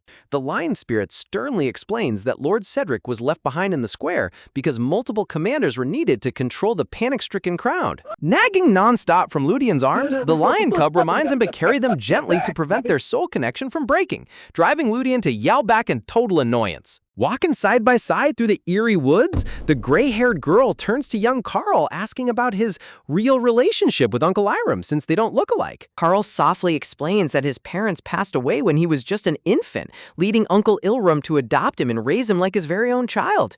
Host commentary. Carl's backstory is so precious. Ilram taking in an orphan and trusting him with the ultimate family secret shows how pure their bond is. Crossing her arms thoughtfully, the gray-haired girl notes that despite their lack of physical resemblance, holding such a crucial family secret proves he is true family. Suddenly, a massive, deafening impact echoes ahead, making the gray-haired girl scream out in total terror as the ground violently shakes. Stumbling backward onto the dirt, she frantically shouts that their glowstone lantern is too dim to navigate the darkness, nearly causing them to crash headfirst into a giant barrier. Looking up at the blocked path with wide eyes, young Carl gasps in total confusion, stating that this narrow mountain trail was supposed to be completely clear. The dark-haired girl steps forward with a shocked expression, pointing out that the massive boulder obstructing their way definitely wasn't there moments ago. Black corruptive tendrils violently pulse out of the rock face, writhing and expanding into a colossal shadow beast right before their eyes. Host commentary: spoke too soon. The dark domain literally spawned a giant rock monster to cut off their only path. Instantly igniting a roaring fire spell in his right hand, Ludian grins wildly, shouting that a physical target means his magic can finally blast it into oblivion. Ludian unleashes a violent firestorm explosion, shattering the rock creature into flying debris, while Ferdy calmly tells him to stop spraying lethal rock shards everywhere. Seizing the opening, Cat Teal leaps down onto the dirt, dashing forward on her tiny paws to inspect the battlefield. Spotting a tiny, injured shell spirit cowering on the ground, Cat Teal meows softly in concern, whispers, asking if the holy light hurt it and promising to heal its wounds immediately. Host commentary: Teal is an absolute saint. Even in the middle of a monster ambush, her first instinct is to comfort a helpless little spirit. Meanwhile, Ludian grabs the lion cub by its tail and swings it around like a club, prompting Prince Ian to scream out in absolute rage to put him down. The remaining fragments of the dark rock monster crumble into fine dust, disintegrating completely under the heat of Ludian's residual flames. Wiping sweat from her forehead, the dark-haired girl pants heavily alongside Ludian, admitting that fighting inside the toxic domain drains their stamina at a terrifying rate. Spotting Prince Ian's lion spirit lying completely face down on a rock, Ludian teasingly asks if he ran away, causing Ian to angrily threaten him with royal treason charges. Host commentary: threatening someone with treason while lying flat on your belly as a stuffed lion is peak comedy. Ian's dignity is completely gone. Looking around the dark forest, the gray-haired girl gasps as she finds Cat Teal lying exhausted on the grass, tightly hugging the little blue shell creature. Scooping up Cat Teal into her arms, the gray-haired girl declares she's taken over carrying duties, coldly telling the lion spirit to drag along by her leg. Ordering her summoned black panthers to clear the remaining rocks, she steps forward to inspect the path ahead. Suddenly, her eyes widen in total shock as her foot hovers over a sheer, terrifying drop-off into the abyss. Staring down into the pitch-black canyon, the group freezes in disbelief upon discovering the narrow path has completely collapsed into a giant cliff. Host commentary: a collapsed bridge right after a mini-boss fight? Talk about the ultimate roadblock. Cradling Cat Teal tightly, the gray-haired girl realizes with a grim expression, serious, that the path collapse and rock monster ambush were calculated moves to permanently block their journey. Ludian asks who could have set such a deliberate trap, prompting the gray-haired girl to glare into the darkness and spit out the name of the dark god Orfeo. Floating over ancient magic runes, the pink-haired scholar explains that divine entities cannot directly affect the mortal realm without using a human medium, just as Orfeo once used Everard in the past. That lore reveal ties everything together. Orfeo is puppet mastering someone on the ground to block Teal's path. Picking up right where we left off, the dark-haired girl solemn-facedly notes that Everard still carries Orfeo's foul curse deep within his very soul. Because of this lingering corruptive tether, Orfeo can actively project his divine dark authority right onto this cursed land. The gray-haired girl recoils in total horror, panicked, asking if they even stand a chance against an actual dark deity. She desperately recalls that in ancient times, the holy power of light triumphed and forced Orfeo into retreat, hoping history can repeat itself. A radiant golden light shimmers around them as she realizes that if an ancient sanctuary exists here, there must be a sacred relic strong enough to channel that holy power and bring back the morning. Crouching low while holding Cat Teal gently in her lap, the gray-haired girl sighs, knowing that their only path forward is reaching that legendary sanctuary no matter what traps Orfeo lays out. Host commentary: yes, when in doubt, just trust the mysterious ancient ruins to solve all your world-ending problems. Works every time in Fantasyland. Looking over at pink-haired Remy, the gray-haired girl innocently asks if she can carry 2 cats and fly across the giant abyss. Remy blinks in utter confusion, while Ludian recoils at the absurd request. Sweating nervously, the gray-haired girl confesses that her own Wolf Clan abilities aren't as powerful as summon panthers. However, if she carries Ian and Teal in her arms while flying, she might barely manage to clear the gap. Remy's eyes sparkle with bright enthusiasm, eagerly agreeing to carry the 2 young lords across the gorge. Meanwhile, Ludian groans in total disbelief at being categorized as a helpless kitten. Pointing back toward the main path, the gray-haired girl yells instructions to the royal guards, ordering them to find a detour, while those who cross the abyss focus entirely on shielding Teal. Host commentary.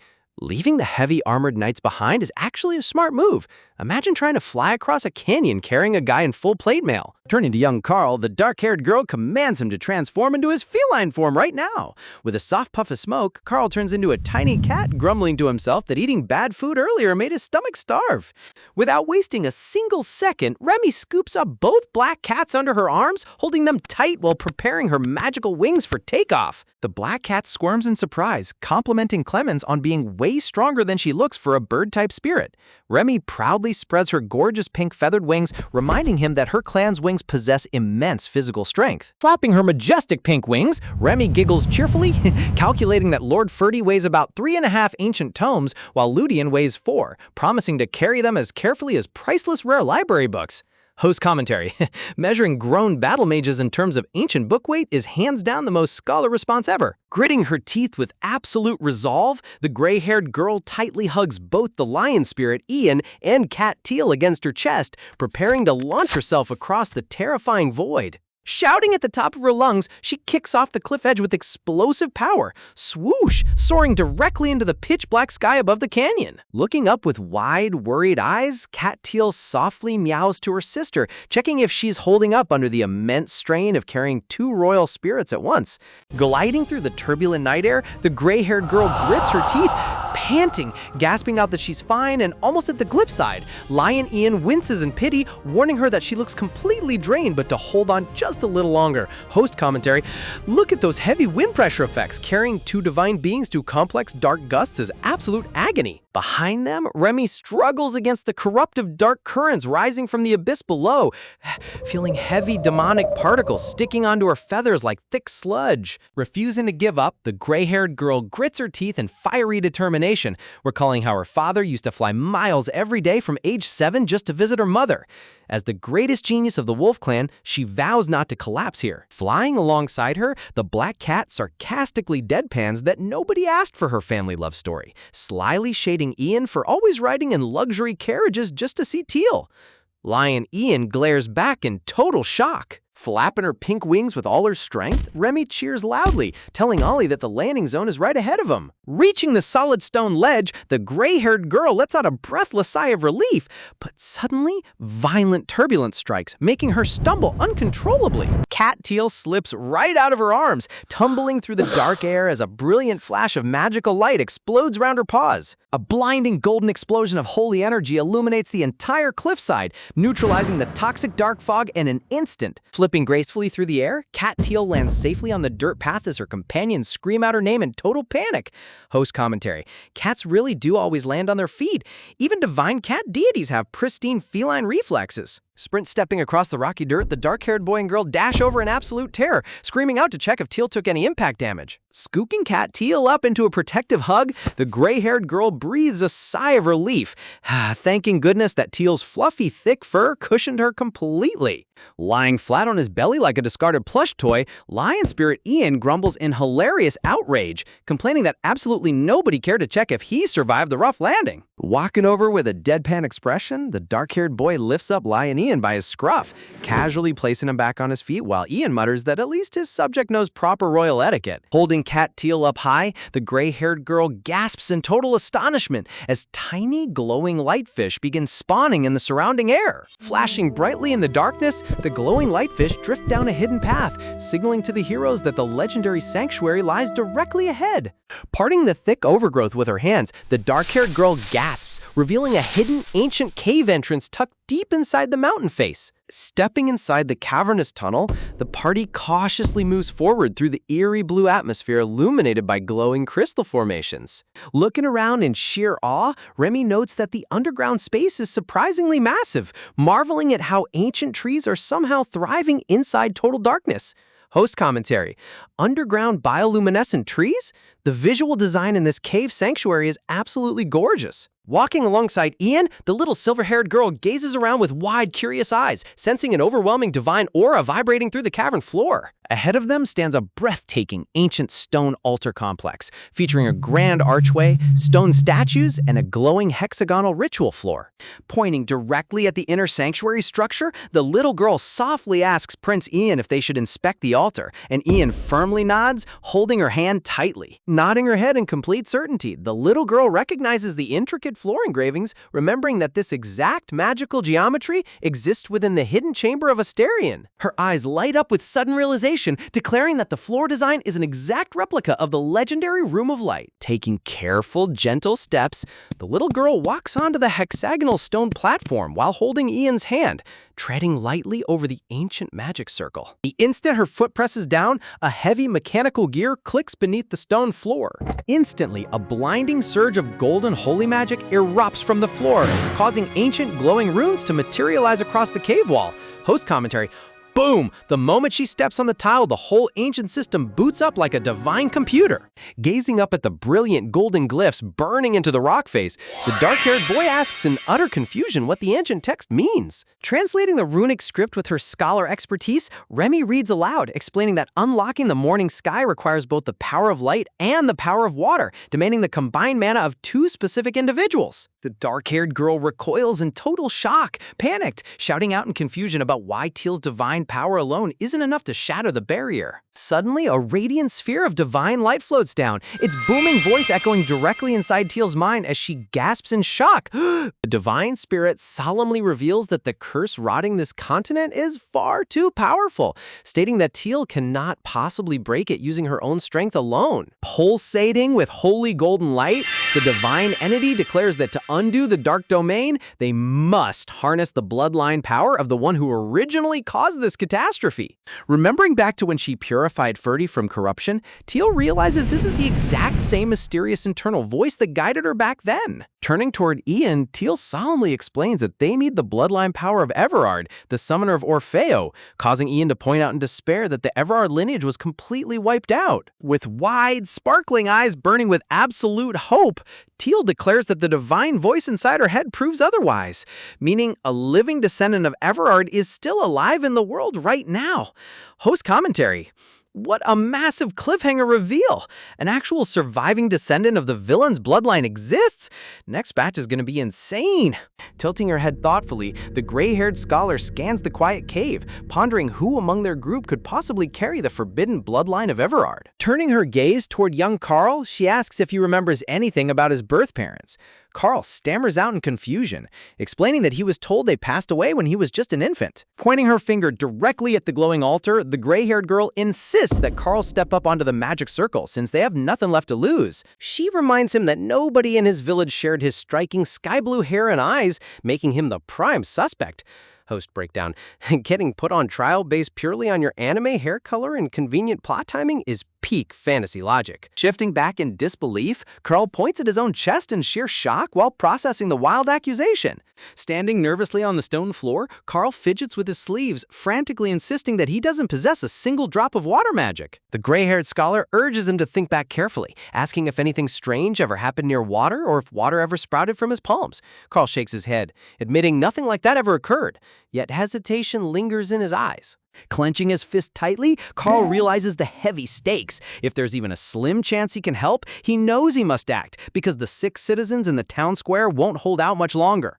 Host commentary: look at this brave little guy step up. He might be terrified, but his heart is absolute hero material. Taking a deep breath to steady his trembling voice, Carl agrees to step onto the ritual floor, gathering every shred of courage in his small frame. Treading lightly onto the golden platform, Carl's foot presses down, causing the ancient magic circle to hum beneath his boots. Suddenly, a sparkling yellow lightfish materializes in thin air, floating gracefully through the subterranean hall. Shocking everyone present, the lightfish swoops down and merges directly into Carl's chest, making him gasp in sudden pain. Gah! Shimmering particles of divine energy burst into a brilliant cascade, illuminating the entire cavern. Carl blinks in utter bewilderment, looking around as the magical warmth spreads rapidly through his body. Overwhelmed by the sudden influx of divine force, Carl loses his footing and tumbles backward onto the stone floor. Host commentary: getting blessed by ancient divine entities always comes with a standard safety warning. Watch your step. A booming cosmic voice echoes inside Carl's mind, solemnly addressing him as the final surviving descendant of the Everard bloodline. A horrifying vision fills his consciousness,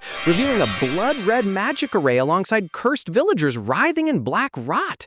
The divine entity reveals how his father committed a monstrous sin by defying the natural order and abandoning his duty, asking Carl if he is truly any different. A massive, radiant golden eye opens within the divine realm, staring directly into the depth of Carl's soul. Shivering in sheer terror, crying, Carl drops to his knees, panting heavily as the weight of his father's guilt chokes the breath right out of him. Flashback visions flicker through his thoughts, showing little Teal weeping over her plush toy alongside memories of the town elders.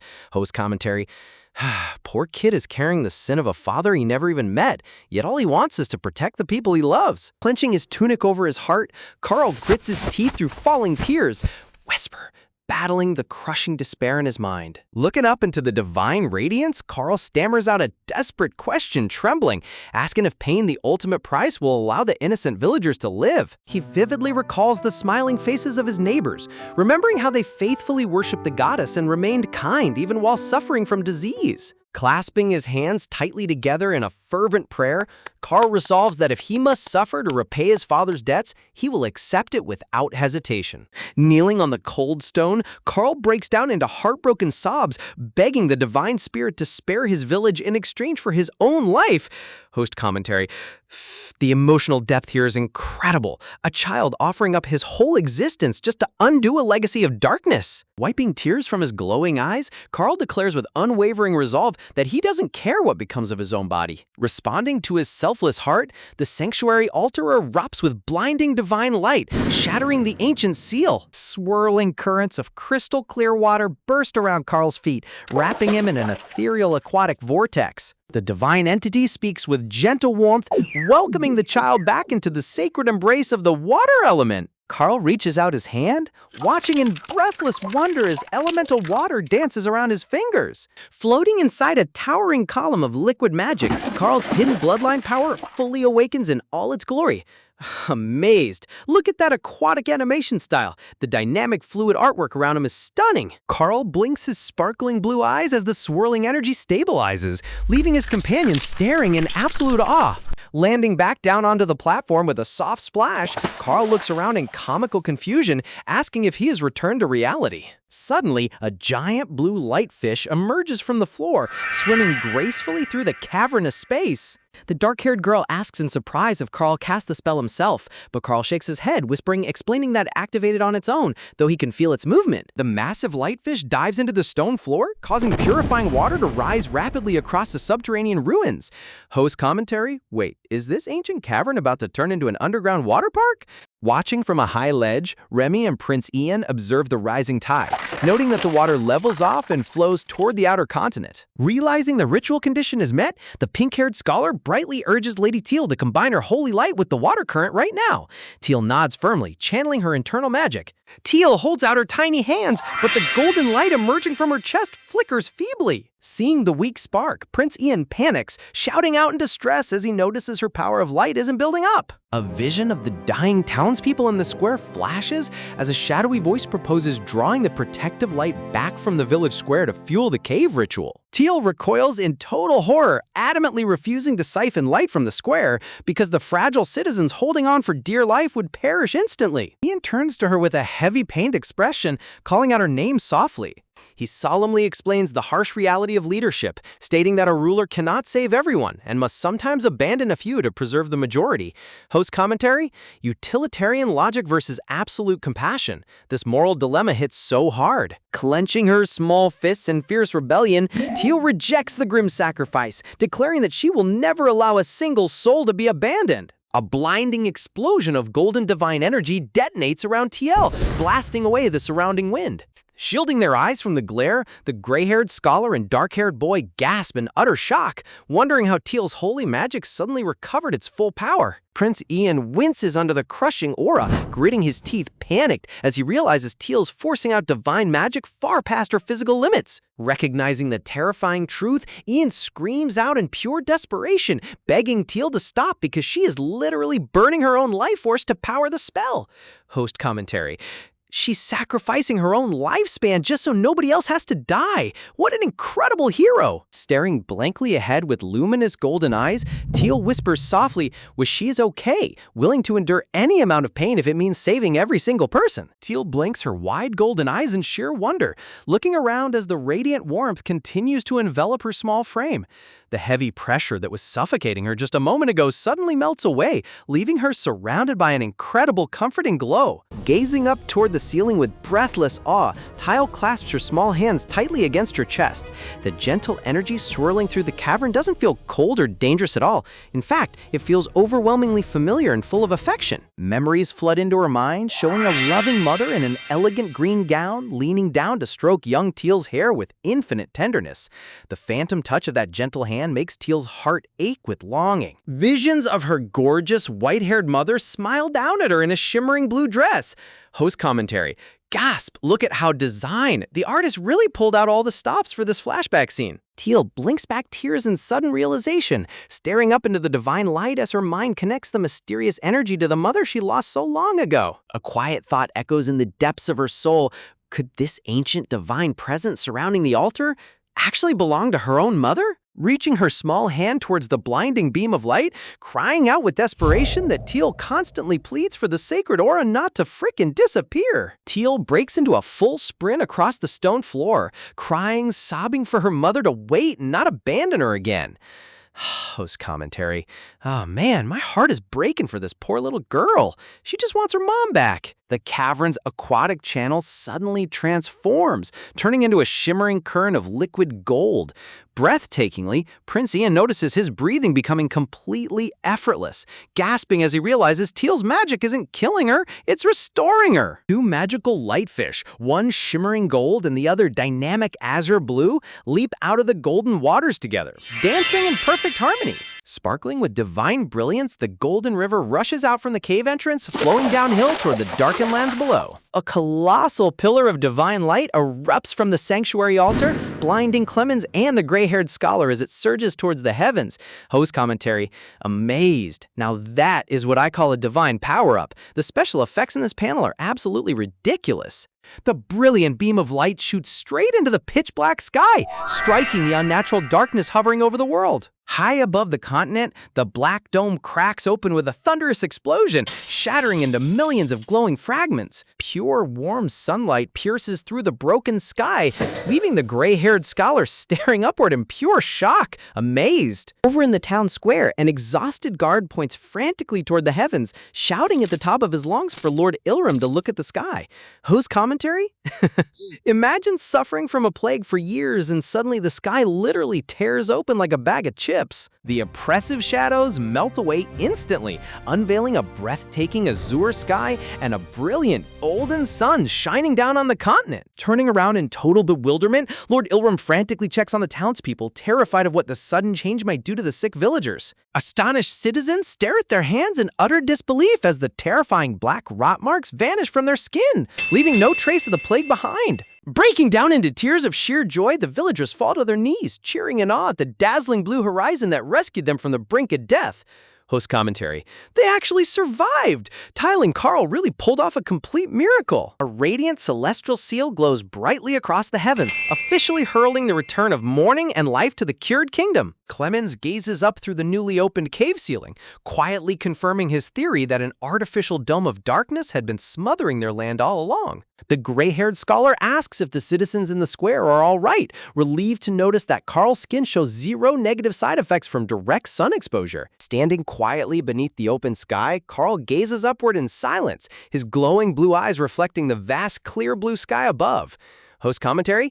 Look at Carl. He's seeing the real sun for the very first time in his entire life. Deep within his heart, Carl remembers how he spent countless lonely nights dreaming about this exact moment. He visualizes sitting on a quiet rooftop, watching the morning sun rise together with the people he holds dear, even if the intense brightness stings his unaccustomed eyes. Tears stream down Carl's cheeks, trembling, feeling a profound, nostalgic warmth as he whispers to himself how unfathomably beautiful the sky really is. Watching the young boy's quiet wonder, the gray-haired scholar shares a gentle, knowing smile with Clemens, happy that their desperate gamble paid off.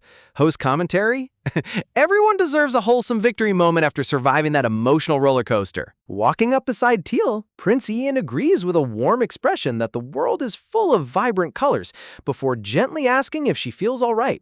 Teal twitches in sudden shock, jumping startled as Ian's voice snaps her straight out of her deep trance. Sweat dropping with funny question marks hovering around her head, Teal stammers out that she kinda spaced out, while Ian chuckles that she overused her magic power. Pointing his finger toward the open sky, Ian smiles softly at Teal, reassuring her that she successfully saved everyone in the realm. Host commentary.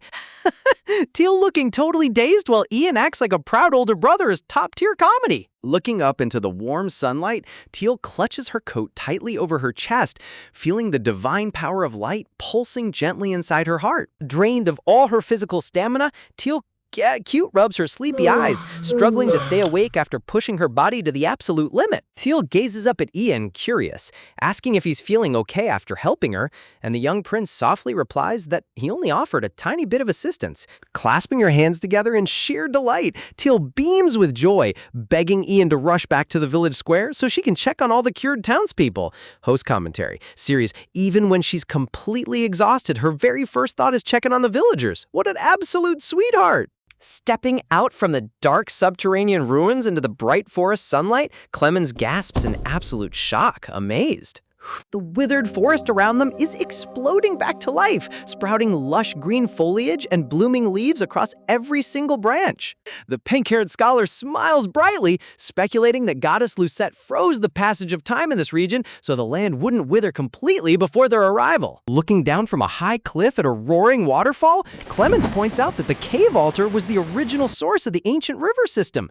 Host commentary, wait, so fixing the altar restored the whole continent's water supply and forest ecosystem in one go? Standing on the grassy slope, Carl looks down at his hands, curious, feeling an odd tingly sensation spreading rapidly through his chest. Raising his palm into the air, Carl accidentally forces the entire waterfall to reverse direction and blast into the sky, terrifying Clemens and the scholar. A massive, swirling arch of water shoots across the canyon, constructing a giant floating bridge of liquid magic between the two cliffs. Carl casually solidifies the bottom of the water bridge, leaving Clemens sweating bullets as he screams in utter confusion about how water can be solid.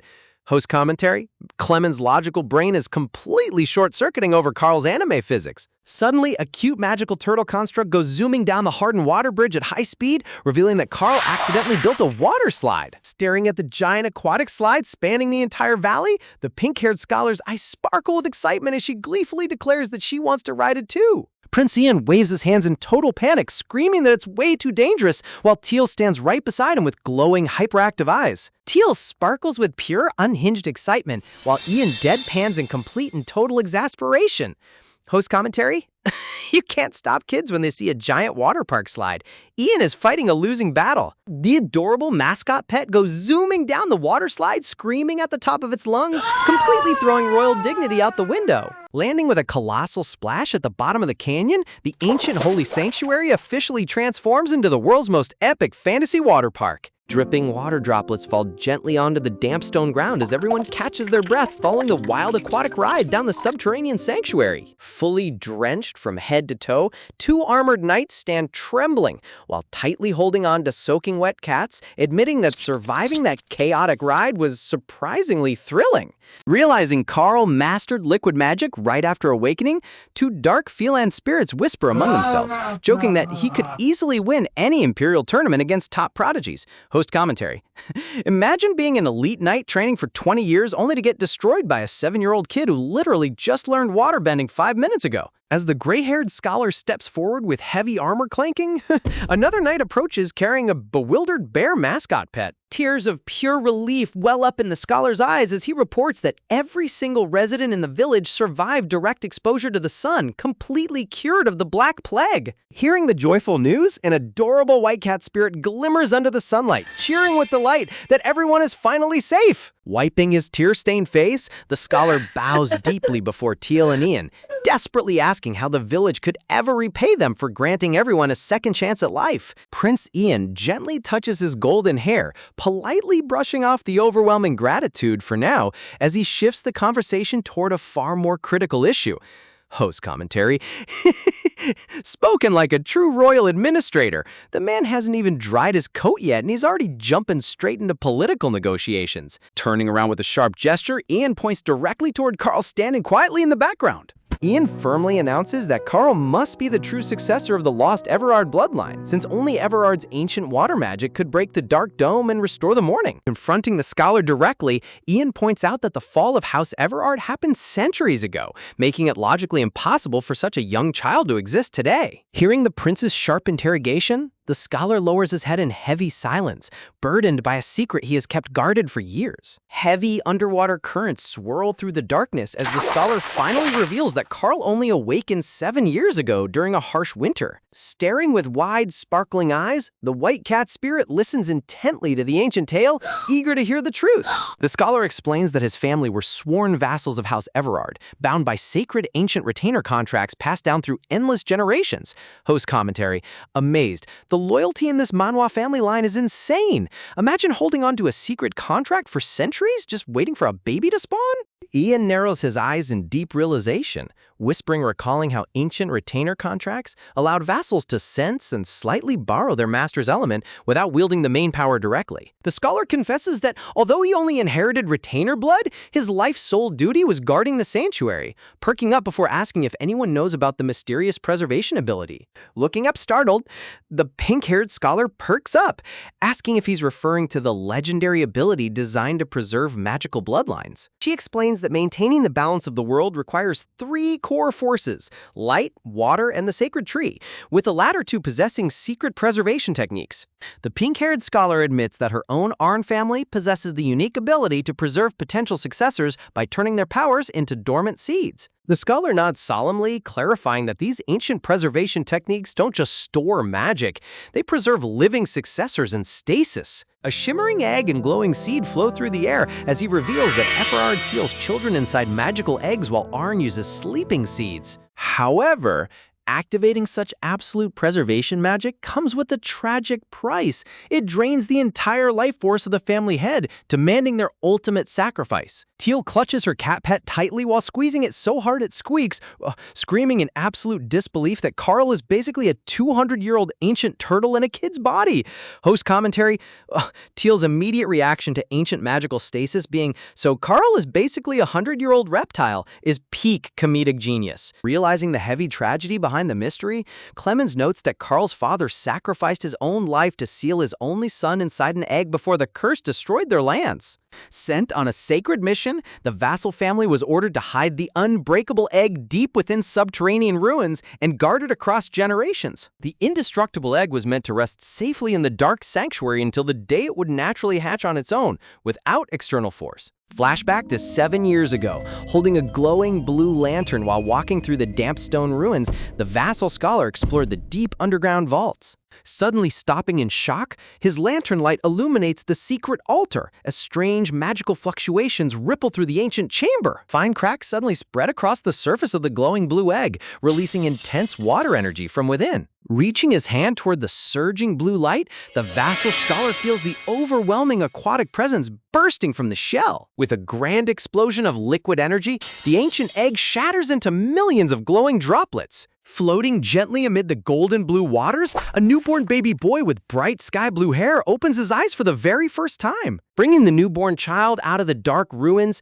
the scholar and his wife decided to hide Carl's true identity by claiming he was just an orphaned relative's baby. Teal squeezes the poor black cat even harder as it flails its paws, deadpanning how everyone in the village blindly accepted a random blue-haired baby showing up out of nowhere. Standing completely frozen in shock with lightning cracking in the background, Carl turns into a total chibi as he realizes he was lied to his entire life and isn't actually related to anyone. Host commentary. Poor Carl is having a full identity crisis right now while everyone else is just discussing politics around him. Ian rubs his chin thoughtfully, stating that the vassal scholar must accompany them as an official witness to verify Carl's noble lineage before the imperial court. He adds that reclaiming the cured lands and deciding territorial ownership requires formal negotiations between the royal family and the major duchies. The scholar gasps in disbelief, stammering as he asks if both he and Carl are really being invited to travel beyond the border river. The pink-haired scholar confirms with a gentle smile, explaining that House Arnie holds border rights and deserves to oversee the final outcome of the realm's restoration. Ian authoritatively instructs him to pack his belongings, promising that imperial knights will guard the village while the residents adapt to their newly restored world. Overwhelmed with profound emotion, the vassal scholar gazes toward the horizon, realizing he is finally stepping into the bright outside world after a lifetime of hiding. Carl stares out with wide, glistening eyes, filled with quiet wonder as he prepares to embark on his very first real journey. Bright green sails billow against the mast as their massive wooden ship glides smoothly across the sparkling azure ocean waters.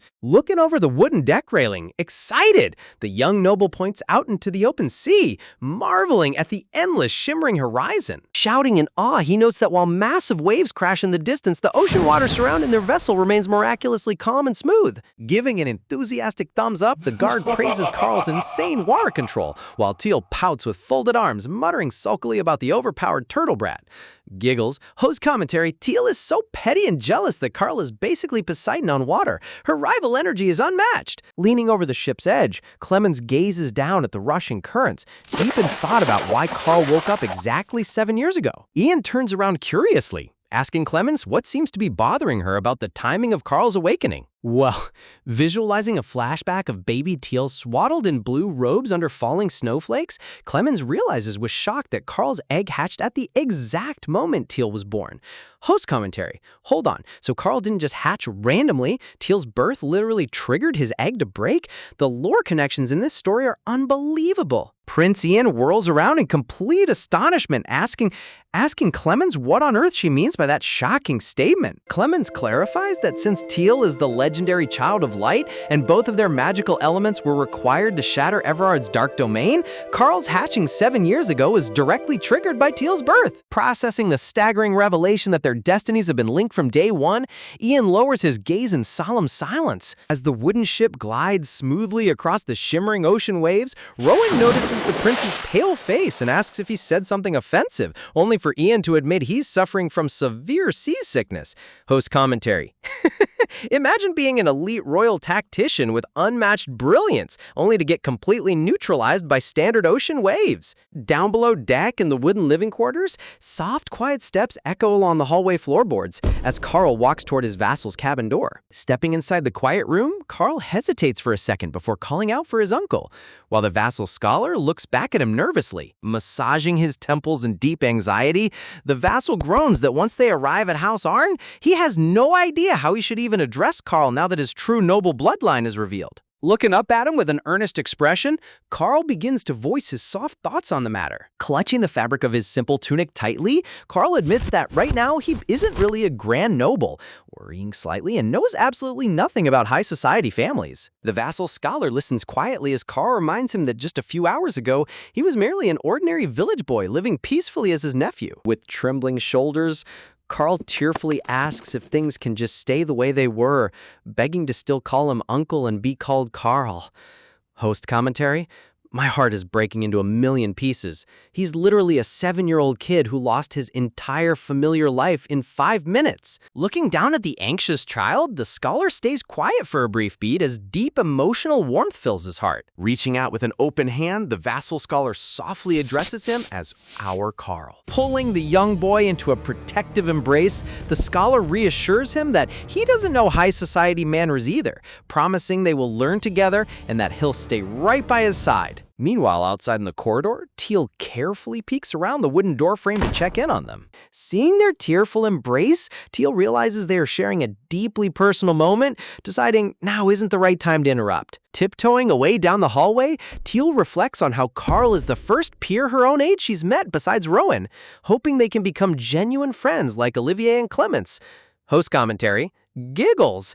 Teal going from calling him an overpowered turtle brat to secretly wishing to be besties is top-tier character development. But the instant Teal walks back into her private cabin, she suddenly freezes in place, gasp, staring ahead in utter shock. Smoke slowly rises from her blue travel suitcase, which has a giant charred burn mark scorched right across its bottom panel. Panicking completely, Teal frantically rummages through her suitcase to see if her precious keepsakes were damaged inside. Clutching a wooden picture frame to her chest with tears of relief, she lets out a huge sigh that her mother's portrait is unharmed, noting it was completely fine back in the town square. A loud, echoing horn blast sounds across the ship deck as the sailors announce their arrival at the Arn territory docks. Stepping off the wooden gangplank, their boots finally touch solid earth once again. Rowan stretches his arms out with pure joy, exclaiming how fresh the clean air feels now that the dark miasma winds are completely gone. Listening to birds singing in the leafy branches, Teal holds her suitcase tight, soaking in the beautiful restored sunlight.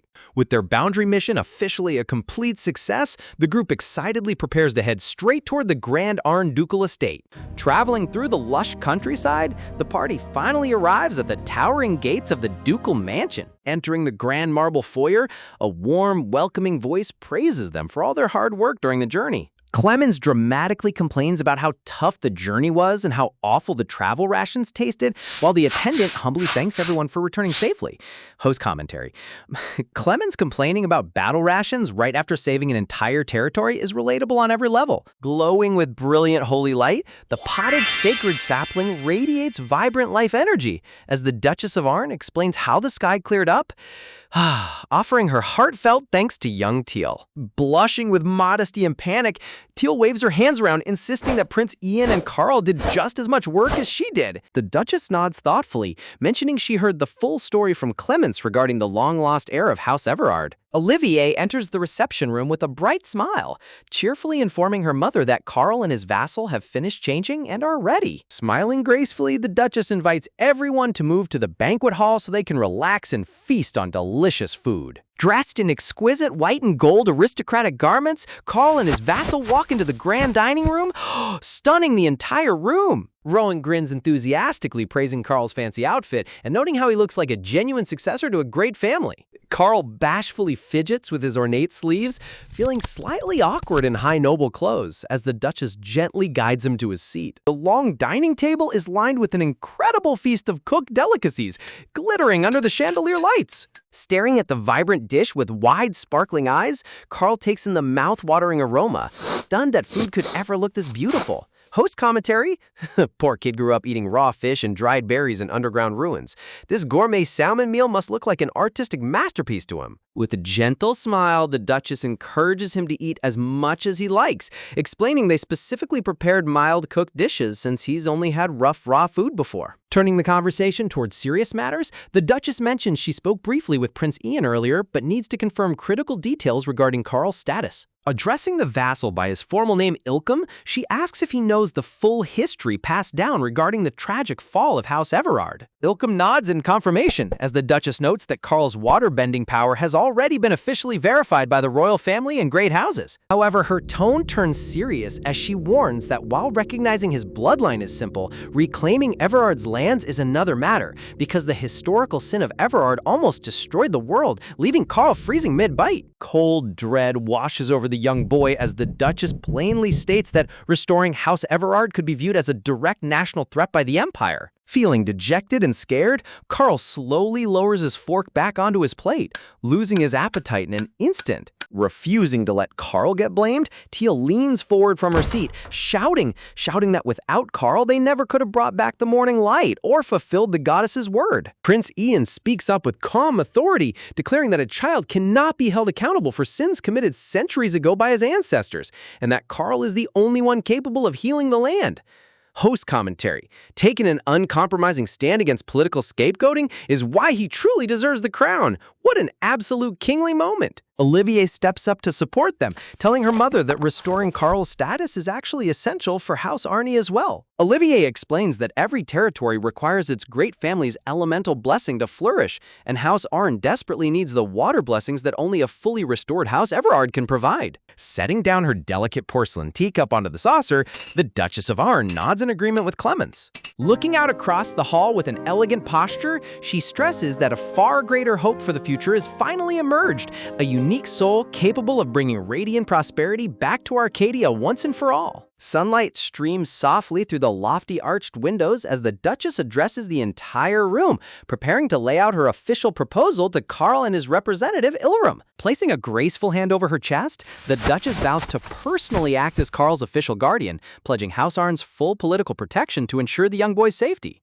Host commentary, having a Duchess take you under your wing right after you accidentally blew up a dark dimension is the ultimate high-tier political safety net. Prince Ian sits quietly at the banquet table, taking in every word as the Duchess explains she will petition both the Emperor and House Asterion for their formal blessing. Touching his chin thoughtfully, Prince Ian agrees that the petition makes total sense, noting House Arn has managed the region for centuries without seizing ownership, allowing the imperial crown to step in while respecting Everard's autonomy. Adjusting his monocle, Ilram cautions the group that neighboring House Nestian will undoubtedly claim territorial rights, sparking intense debate among the great families over readmitting House Everard. Sinking back into her golden seat with a heavy sigh, the Duchess admits they still need to figure out how to prove House Everard won't ever threaten the Empire again.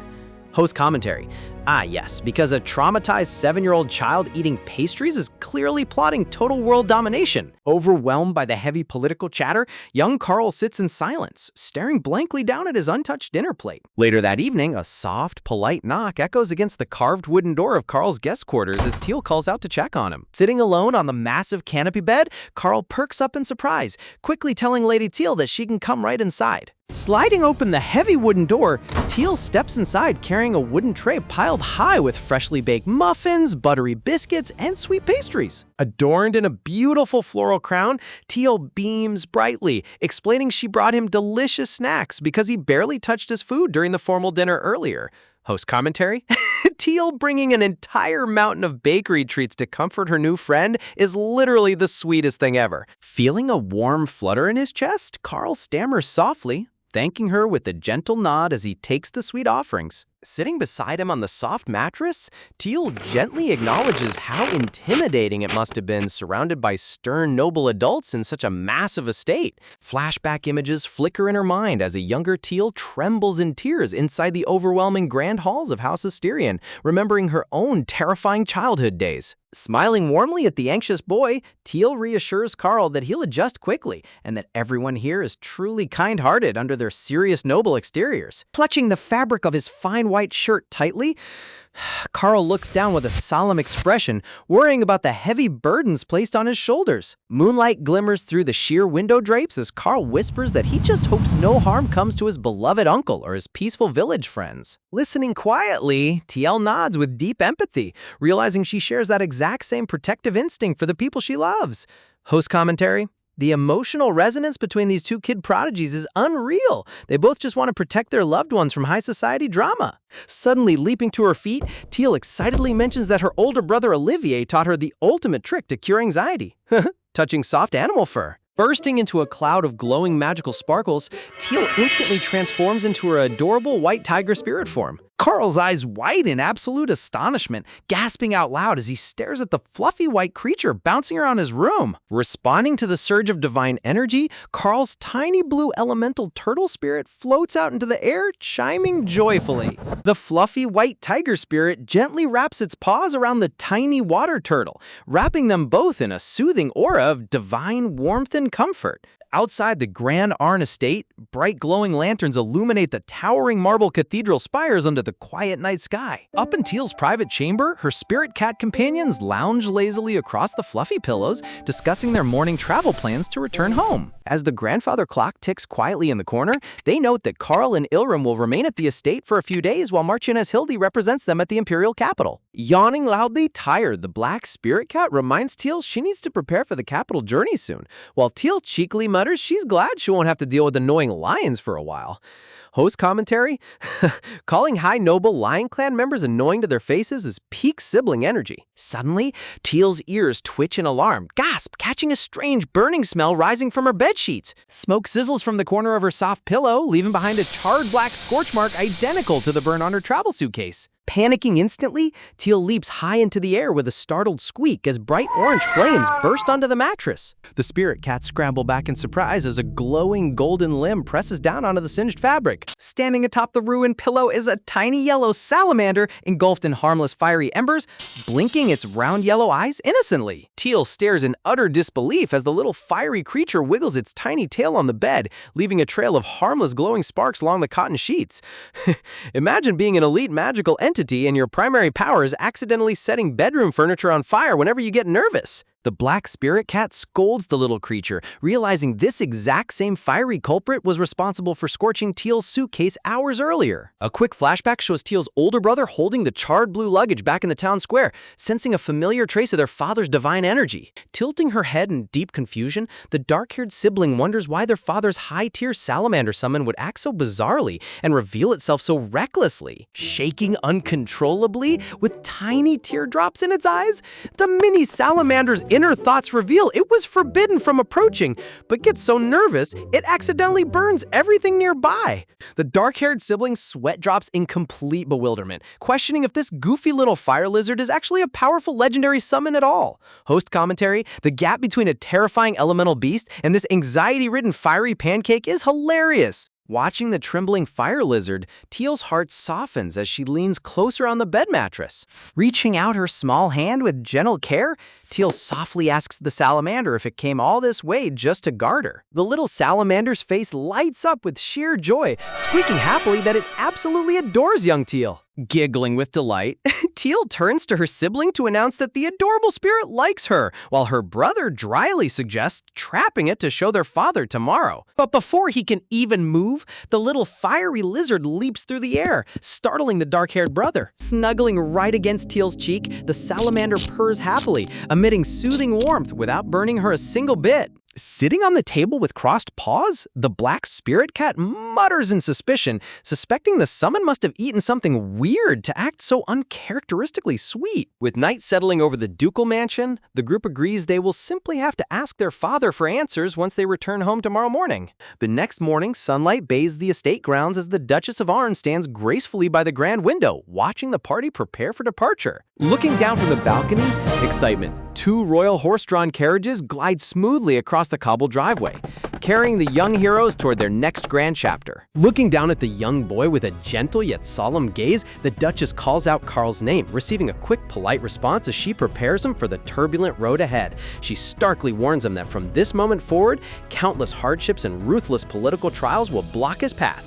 Host commentary: serious. Talk about a reality check. 1 minute you're eating cake and the next you're getting a masterclass in noble cutthroat politics. Her tone darkens as she cautions him that powerful figures across the empire will view him with hostility, constantly plotting to strip away his rightful noble standing. Deep breath. The Duchess leans in, emphasizing that becoming stronger as fast as possible is his only true line of defense. Watching him quietly, she admits that while she may have to treat him strictly during his training, her vow remains absolute. She will deploy every resource at House Arn's disposal to protect him until he takes his place as the true Lord of Everard. Fixating her sharp green eyes on the young heir, the Duchess gently urges Parl to hold on to his courage. Hushed, serious, knowing full well the weight of the crown he must eventually carry. Carl's tiny fingers clench tightly together as her powerful words resonate deep within his soul, stoking an undeniable fire inside him. Glancing up with unwavering determination, Carl's radiant blue eyes shine with newborn resolve, silently promising to endure whatever trials await him. Host commentary, look at those glowing blue eyes! This kid went from scared sweet child to full main character mode in 5 seconds flat! Meanwhile, fast-paced little footfalls echo across the paved garden pathway as quick boots scurry forward in pure excitement. Adorned in a fluffy blue coat and a delicate flower wreath, young Teal dashes across the courtyard with open arms, squealing out in pure joy the moment she spots her father. The Duke of Asterion instantly swoops down, scooping Teal up into a tight, warm hug that completely swallows her tiny frame. Resting his cheek against her soft hair, the Duke murmurs with deep pride, praising his daughter for her unbelievable courage and hard work in resolving the Everard crisis. Snuggling her small face right against his shoulder, Teal giggles softly, reveling in the comforting warmth of her father's long-awaited embrace. Standing nearby, an armored knight informs the young noble heirs that the Duke barely slept a wink, keeping a non-stop vigil at the estate until everyone returned safely. Host commentary. A ruthless, legendary warlord staying up all night like an anxious helicopter parent is honestly the most wholesome thing ever. Shocked by the news, Teal's dark-haired brother gasps softly, realizing why their formidable father looked so visibly drained when they arrived. Turning toward the rest of the group with a gentle smile while cradling Teal's spirit cat, the Duke beckons the other children forward to join them. Her silver-haired relative steps closer, her eyes glittering as she commends the kids for accomplishing a dangerous feat that would stump most seasoned adults, overjoyed that everyone returned unscathed. Overcome with emotion, the children leap forward together, tackling the Duke in a chaotic, heartfelt group embrace. Watching the emotional family reunion from a distance, Prince Ian and Ilram stand in awkward silence, completely left out of the affectionate chaos. Monocle clicking softly, Ilram turns to Prince Ian with a straight face and offers him a hug, only for the prince to immediately shut him down with a hilarious, ice-cold no. Host commentary.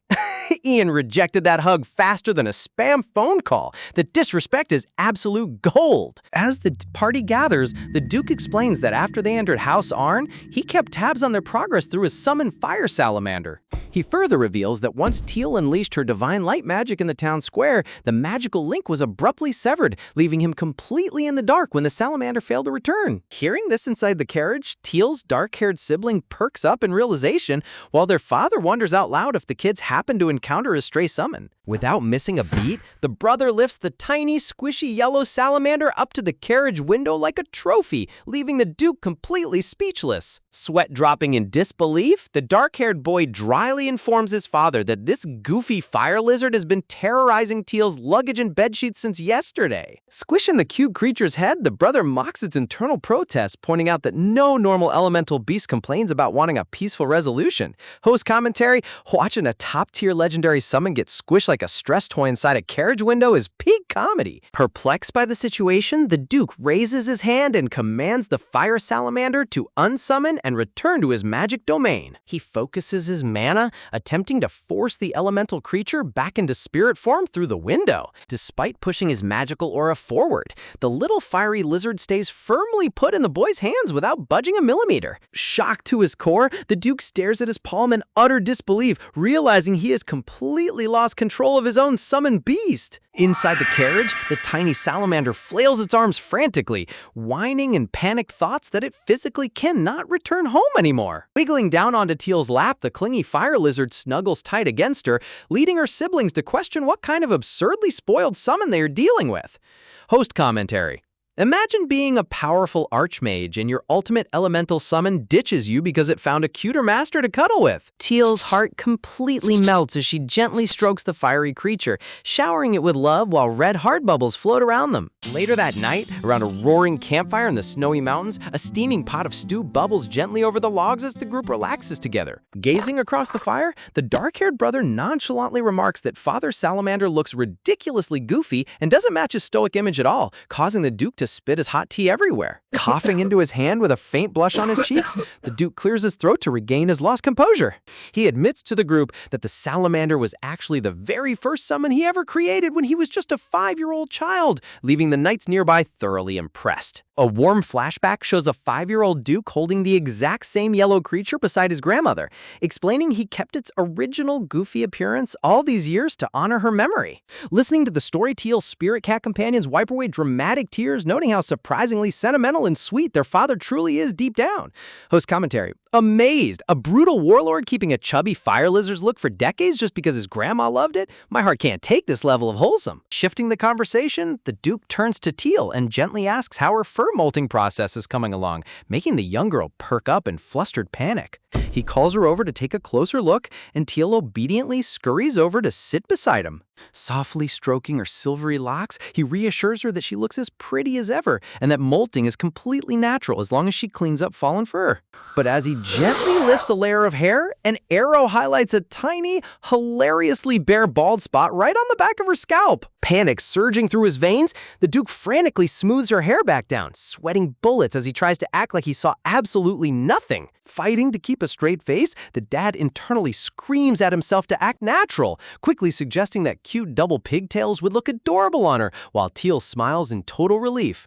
Host commentary: the panic of a father trying to hide his daughter's accidental bald spot is top-tier parenting drama. Cradling her head, the Duke changes the topic, mentioning that they must prepare a grand celebration once they return home. Looking out over the starry, snow-covered encampment, he notes that Teal needs to get accustomed to high noble duties before the grand investiture ceremony. Tilting her head in confusion, Teal blinks her big bright eyes, asking what an investiture ceremony even entails. The Duke formally explains that as the future head of Asterion and the official leader of the Leopard clan, her official succession ceremony is mandatory. He clarifies that while standard noble titles can sometimes be passed down quietly, House Asterion holds a sacred standing representing all the great houses of the Empire. Because of their immense status, her ceremony cannot be simplified and will attract heads of state from every major faction, rivaling an imperial coronation in scale. Hearing how massive the event will be, Teal's silver-haired relative worries she'll collapse from exhaustion, but her brother reassures her that they will strictly shield Teal from overwhelming crowds. Host commentary: get ready, folks, because a full-blown imperial political summit centered around a tiny snow leopard child is about to blow the roof off the Empire. Ian sits inside the luxurious carriage, gently stroking his white spirit cat while offering some surprisingly pragmatic advice. He dryly notes that the attending nobles won't actually care about the main guest of honor, as they'll be far too consumed with gossiping and flattering influential figures. He advises Teal to offer a swift formal greeting before slipping away inside to avoid the political posturing. Teal's silver-haired relative and her brother immediately burst out laughing, poking fun at Ian for sounding like a lonely kid who's terrified of being left out at a party. The silver-haired girl playfully promises to keep him company if they attend, causing Ian's forehead to bulge with a massive anger mark as he threatens to punish them for insulting imperial royalty. Host commentary: Ian trying to sound like a suave political mastermind only to get instantly roasted by literal children is peak comedy. As the horse-drawn carriage glides past lush green trees, the dark-haired brother turns his attention to the bigger picture. He admits that he understands their father's true intentions, reasoning that before the massive investiture ceremony takes place, the Duke wants Teal to comfortably socialize with familiar peers around her own age. Hearing the word friends, Teal's spirit cat perks up its furry ears in total fascination. The young girl marvels at the unexpected prospect, quietly wondering if she will finally get to meet and play with children her age. The story transitions to the Grand Asterion estate, where the impressive white castle stands tall under a clear blue sky, setting the stage for the next chapter of their noble journey. Suddenly, the estate doors burst open as Teal's grandfather rushes out into the garden with tears streaming down his face, completely overcome with emotion the moment he spots his precious granddaughter. Sweeping Teal up into a smothering hug, the old Marquis dramatically wails about how much she must have suffered out in the wilderness, smothering her while desperately checking if she ate and slept properly. Watching the chaotic embrace from the side, the two brothers notice a hilarious detail. Their grandfather deliberately wore a pullover sweater completely devoid of front buttons, so he wouldn't accidentally hurt Teal during his ferocious hugs. Host commentary: the level of tactical planning this granddad put into hugging his granddaughter without poking her with jacket buttons is pure genius. Gently setting Teal down, the overjoyed Marquis excitedly ushers the entire group inside, proudly announcing that he personally has arranged a lavish banquet featuring delicious Asterian delicacies to celebrate their safe return. But as they step through the palace threshold, the joyful atmosphere instantly evaporates into sub-zero horror when Teal's mother appears in the doorway, radiating a terrifying dark dark aura that makes Teal freeze in total terror. Fixating her sharp yellow eyes on her daughter, the Duchess steps forward with a bone-chilling smile, pointing out that Teal snuck beyond House Arryn into the treacherous land of darkness without giving her a single word of warning. She further reveals that Teal secretly plotted the whole excursion with her father, leaving the Duke tied up in burning ropes in a chaotic mental visual, while Teal shrieks in total panic after getting caught red-handed. Teal frantically stammers out an apology, feebly defending herself by arguing that they still managed to eat all 3 meals every day, only for her mother to smile serenely and instantly ban her from eating snacks or leaving the estate for a full month.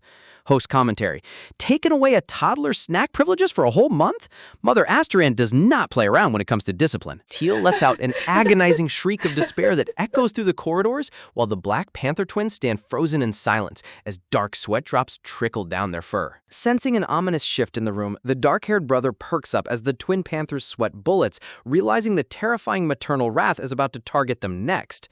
Stepping into the hall with a sparkling, handsome smile, the Duke cheerfully reminds his sons about his prior warning, playfully announcing that it is finally time for them to receive their massive scolding. Prostrating themselves flat on the polished marble floor, the 2 black cat forms whimper out pitiful apologies, desperately throwing their older brother Olivier under the bus for talking them into the dangerous journey in the first place.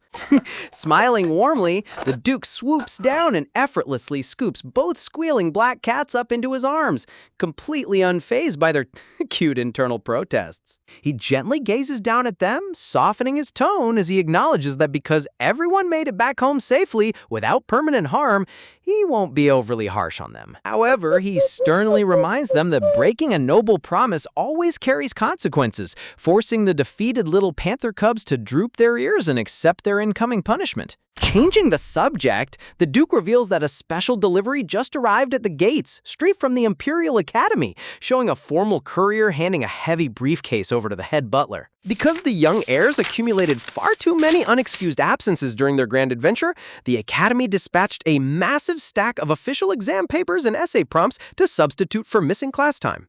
The Duke firmly informs his sons that the exams are scheduled in exactly 3 weeks, warning them that if they fail to meet the cutoff score, they will be forced to repeat the entire academic year. Host commentary?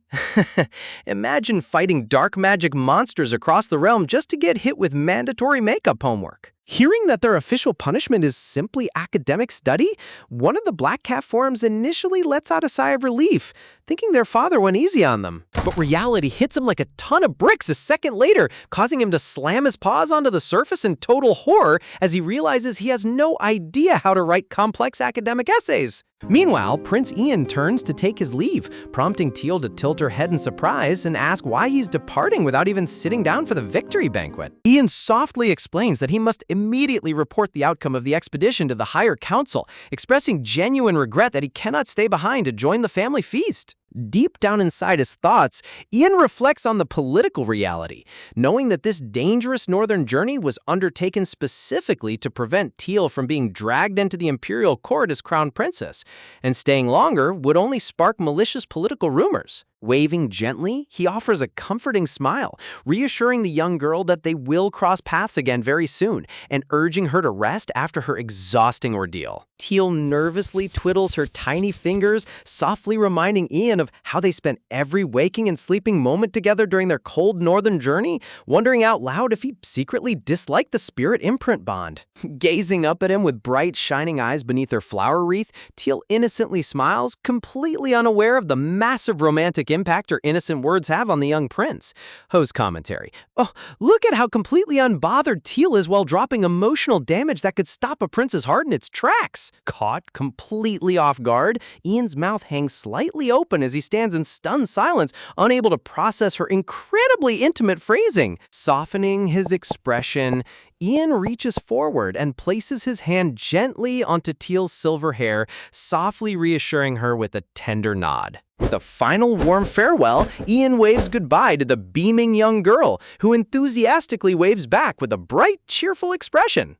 As Ian turns and begins walking down the long palace corridor, dramatic whisper, his stoic posture hides the intense emotional storm raging within his chest. The moment he is out of her sight, Ian's face flushes vibrant red as his heart beats wildly against his ribs, struggling to maintain his royal composure after her adorable onslaught. Later, at the luxurious dining table loaded with roasted chicken and fresh dishes, the Duchess sips her tea and casually inquires why the summoned fire salamander still hasn't returned to its original realm. The Duke turns to his wife, admitting that while the fiery creature is harmlessly clinging to Teal's side, he finds it deeply puzzling why his own elemental summon is defying his magical unsummoning commands. Sipping her teacup, the Duchess points out how bizarre it is that a basic elemental summon is displaying an independent will of its own, questioning if something unusual happened during their battle in Everard. Joining the conversation, the dark-haired brother raises his fork, pointing out that Teal's light spirit fish also manifested distinct personal wills, hypothesizing that her divine light magic might be permanently elevating the intelligence of summoned creatures.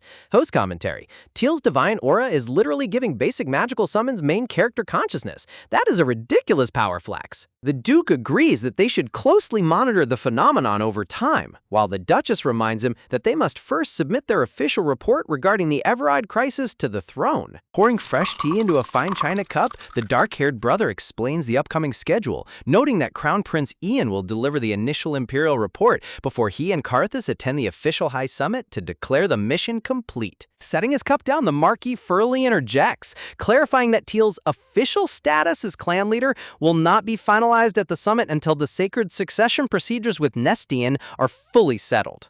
The brother nods in understanding, verifying that this strategic delay deliberately postpones the selection of the crown princess, which the Marquis approves as essential to secure her independent authority first.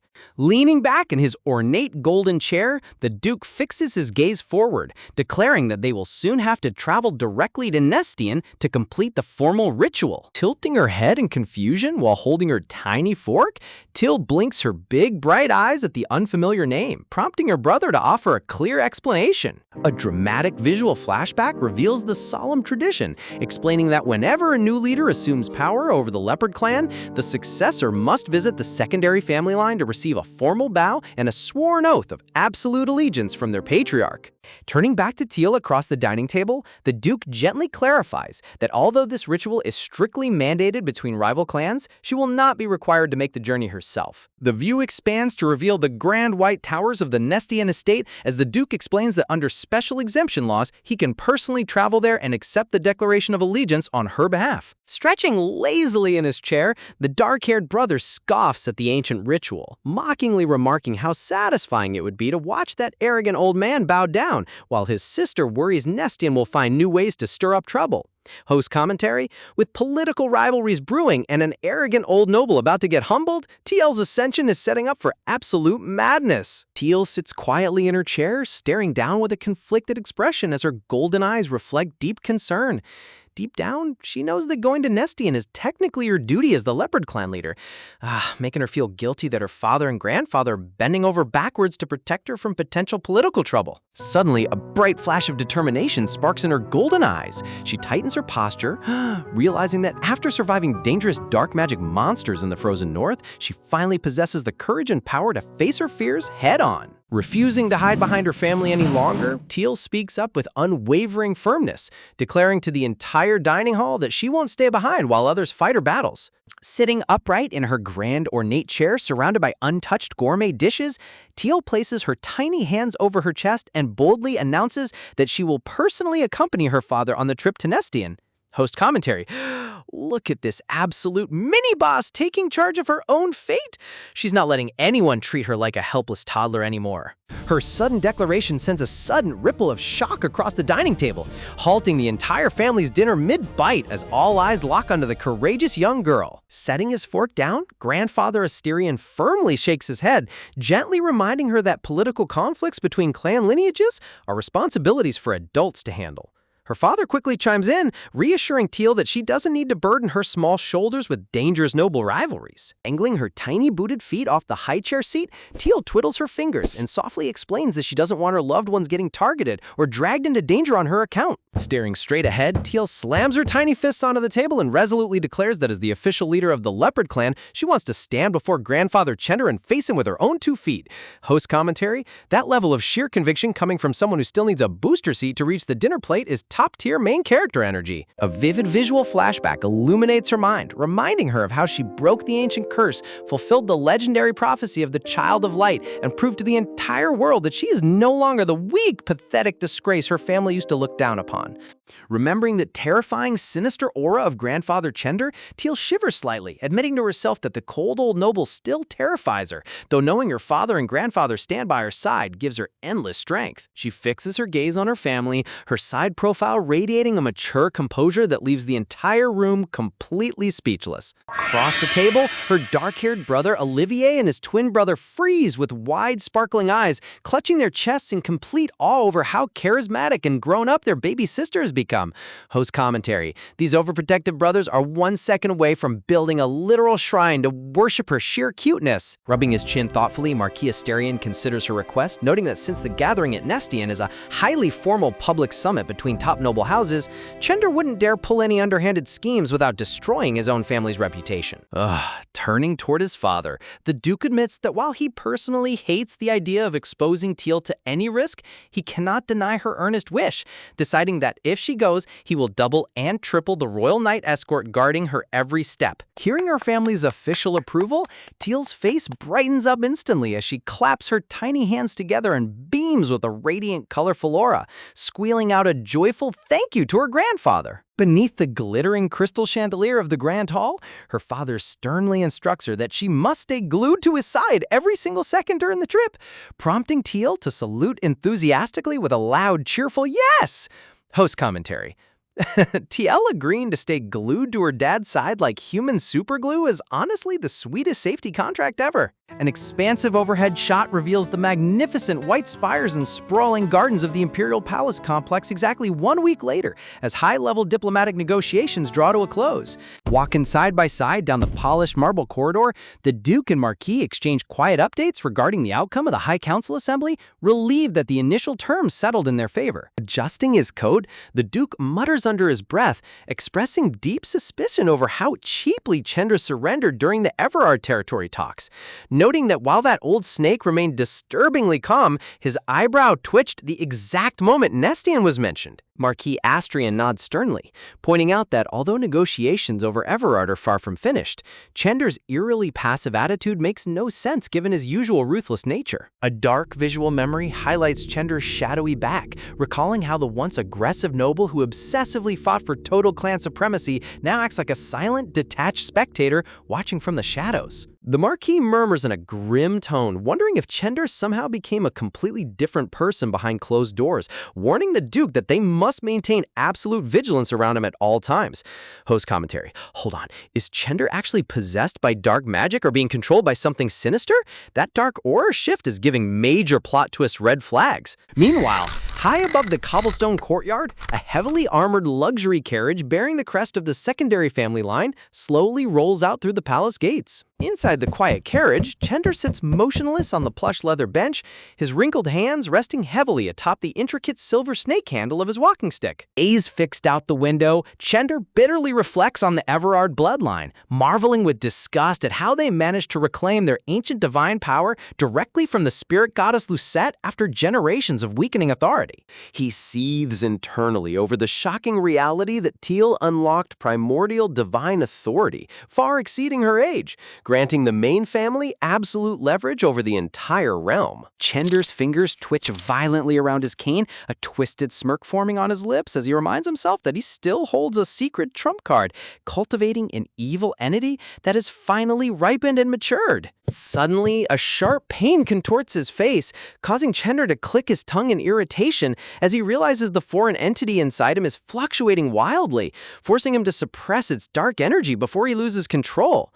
Host commentary: Bro thinks he's a dark mastermind, but he's literally fighting for his life against his own body corruption in the back of an Uber. The carriage continues its silent journey down the empty estate road. Dramatic sigh, the quiet atmosphere masking the intense internal struggle taking place inside. With a sudden violent snap, Chender grips the silver snake handle so hard his knuckles turn white. Gasping, dynamic speed lines accentuating his excruciating physical agony. His mouth opens wide in a silent scream as he gasps heavily for breath, sweat dripping down his pale face, while dark energy surges through his veins. Chender clutches his snake cane and curses Teal and the entire Asterian bloodline with pure venom, vows of ruthless vengeance boiling in his chest. Host commentary, the sheer villain rage is unreal. This old man is so consumed by petty spite, he's practically vibrating his way out of the carriage. Light beams stream through the grand archways of the sunlit Asterian mansion, casting warm reflections across the polished wooden floorboards as quiet footsteps echo through the corridor. Dressed in an adorable pink ruffle dress, little Teal strolls aimlessly down the carpeted hallway, wondering aloud if her father and grandfather will finally return home from their imperial meeting today. A floating memory frame shows her older brothers trapped at their study desks, surrounded by stacks of heavy textbooks, with one brother completely collapsed face down on his open notebook in pure academic defeat. Another visual panel shows Wolfgang Castle under bright blue skies, where her eldest brother Olivier is under strict house arrest, dramatically screaming Teal's name from his locked room. Teal sulkily admits to herself that back when she was completely alone, she never felt lonely. Yet now that her family fills her life with warmth, being apart from them leaves a hollow feeling in her heart. Suddenly, a tiny blob of bright orange flame pops out right from her dress sleeve with a cute soft chirp, catching her completely off guard. Teal stops dead in her tracks, raising her arm in surprise to look at the summoned fire salamander, amazed by how incredibly tiny and squishy the mighty flame beast has become. Puffing its tiny round yellow chest out with immense pride, the miniature fire salamander boastfully exclaims that it can transform into a giant blazing dragon whenever it wants, declaring itself the ultimate cool spirit. Host commentary? Look at this tiny fire nugget acting like a terrifying mythological beast. It's literally the size of a chicken nugget and twice as cute. A warm, glowing light surrounds the little spirit as it reflects internally, realizing that absorbing Teal's divine aura permanently altered its soul structure, preventing it from ever returning to its original primitive elemental form. Realizing its grand dragon days might be over, the tiny salamander droops its chubby little body and squishes down onto Teal's arm in adorable disappointment. Gazing at the sulking creature with soft, compassionate golden eyes, Teal feels an immediate bond forming between them. Cupping her tiny hands gently beneath the warm spirit, Teal offers a radiant smile and sweetly asks if the fire salamander would like to become her official best friend. The tiny flame spirit leaps high into the air with pure ecstasy, cute little hearts exploding around it as it squeals out joyful poo-poo sounds, happily agreeing to be her loyal companion. Holding the floating fire blob in her palms, Teal tilts her head thoughtfully, remarking that salamander's far too long and formal of a title, deciding to nickname it Poo-Poo after the adorable chirping noises it makes. Host commentary. Naming an ancient legendary fire elemental Poo-Poo is peak wholesome energy. No monster stands a chance against this level of cuteness. Poo-Poo floats merrily around Teal's head in a bright golden orbit while Teal bursts into joyful giggles, her heart filled with warm happiness. Twirling happily in the grand hallway, Teal excitedly proposes that they go on an epic mansion exploration tour together, promising to introduce Poo-Poo to her mother's grand portrait and her prized stuffed doll collection. Time passes peacefully as dusk settles over the estate, transforming the bright sky into a quiet, starry night canopy above the lush estate gardens. The moment the main doors open, Teal sprints across the marble foyer with arms outstretched, leaping straight into her father's waiting arms as the Duke bursts into dramatic tears of joy, while Marquise Asterian deadpans in the background, warning him not to get messy tears on her clean dress. Host commentary. Duke Asterian going full weeping dramatic dad the second he sees Teal is why he's the undisputed king of wholesome girl dads. With a magical sparkle, Marquise Asterian proudly presents a custom purple hardcover fairy tale book featuring an adorable cartoon snow leopard and inside an ornate floral frame. Blushing with paternal pride, Grandfather warmly explains that he personally authored a special bedtime story starring Teal and himself as the grand heroic leads. Hearing that she's the literal main character of her grandfather's book, Teal's eyes sparkle like diamonds as she clasps her hands over her mouth in pure joy. Unable to contain her curiosity, Teal begs to read it immediately, prompting Marquise Asterion to chuckle warmly as he leads her straight to his study. Host commentary. Grandfather literally wrote self-insert fanfiction starring himself as the ultimate hero. This man's dedication to being the favorite family member is unmatched. Opening the golden-trimmed pages, the story begins with a fairy tale illustration of a fluffy baby snow leopard possessing radiant golden eyes, described as the sweetest creature under the sun. The next page reveals the poor snow leopard locked inside a dark dungeon cage by wicked spotted cats, while Teal deadpans and internally at her grandfather's extremely subtle real-life allegory. The story describes how the helpless baby leopard spent cold nights praying for a valiant hero to rescue her from captivity. Suddenly, a dazzling frame showcases a grand black leopard hero wearing a dramatic red cape with the text boldly declaring him 10 times cooler than the nagging Duke. Host commentary? Not Grandfather taking a direct personal jab at his own son inside a children's storybook. The petty family rivalry is top-tier comedy. Page 5 depicts the muscular black leopard hero blasting the evil white-spotted boss into the stratosphere with a single mighty blow. The story concludes with the heroic black leopard taking the baby snow leopard back to his glorious castle where they live happily ever after. Closing the book, Teal stares silently at the grand final page, completely speechless by her grandfather's masterwork. Blushing nervously while coughing into his fist, Marquise Asterion admits he was rushed for time, anxiously asking Teal if she enjoyed his creation. Host commentary. Look at this legendary warlord sweating bullets like an author waiting for his first book review. Teal politely thanks her grandfather for the lovely book, but gently adds that there's just one tiny flaw in his story setup. Holding the purple book high with absolute conviction, Teal solemnly declares that the real legendary hero is her dad, Lord Ian. Grandfather's jaw drops in utter despair, his soul leaving his body as the cold reality hits him like a freight train. An adorable fantasy panel reveals Teal's dream version of Dad as a majestic golden lion prince lounging on velvet cushions wearing a golden crown. Host commentary, the artist drawing Duke Ian as a lazy, adorable Lion King is peak art visual perfection. Clutching the book to her chest, Teal softly murmurs that she wants a storybook starring her father as the ultimate hero instead. Devastated to learn he isn't number one in his granddaughter's heart, Marquise Asterion clutches his chest while dramatic tears flood his face. Out of nowhere, a firm hand lands heavily on Grandfather's trembling shoulder. Duke Ian smirks arrogantly behind his weeping father, a smug official ranking chart revealing Grandfather didn't even make Tile's top 3 favorites. Host commentary, Ian coming in just to flex his rank on his crying dad is toxic father-son banter at its absolute finest. Late into the night, Grandfather's furious shouts echo through the estate courtyard as Ian calmly tells him to stop yelling, while Teal resolves to write her own book someday. The morning sun casts brilliant golden light across the white domes of the Asterion estate as final travel preparations draw to a close. Standing beside the royal gold-trimmed carriage, inhale, Duke Ian sternly orders the elite knight escort to guard Teal without losing sight of her for a single second. Beside the carriage, Ludian holds up a sniffling black cat, sweetly wishing his sister a safe journey while the adorable spirit cries tears of sadness. Teal cradles her brother's weeping shadow form, while Duke Ian dryly reminds him to stay focused on his grueling upcoming academy exams. Host commentary?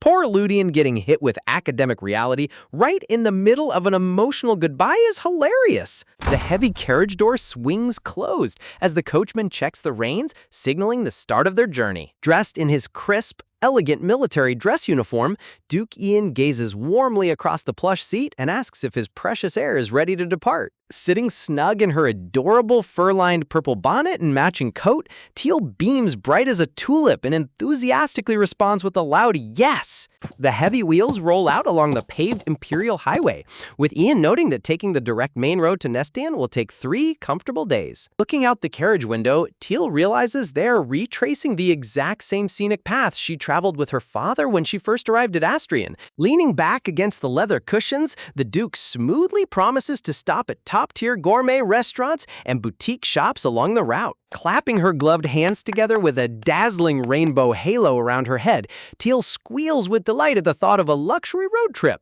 Host commentary: Duke Ian turning a tense political summit trip into an all-expenses-paid luxury vacation for his daughter is top dad behavior. Teal's heart swells with warmth as she realizes this travel journey feels like a sweet, private father-daughter vacation. At their first stop, Teal gazes wide-eyed at a grand dessert tower loaded with delicate strawberry macarons, frosted cupcakes, and whipped cream pastries. Next, they visit charming toy boutiques where rows of handcrafted wooden blocks, tiny painted figures, and fancy music boxes line the shelves. As night falls, they stroll through bustling streets illuminated by glowing lanterns, with Duke Ian carrying armfuls of shopping bags while Teal munches on sweet treats. Host commentary: Duke Ian acting as a human shopping rack for a 7-year-old is proof that tough, cold warlords are completely helpless against cute daughters. Back at the inn, Teal transforms into her chubby white snow leopard form and rolls around on the soft bed in complete food coma bliss. Gently stroking his daughter's extra chubby fur,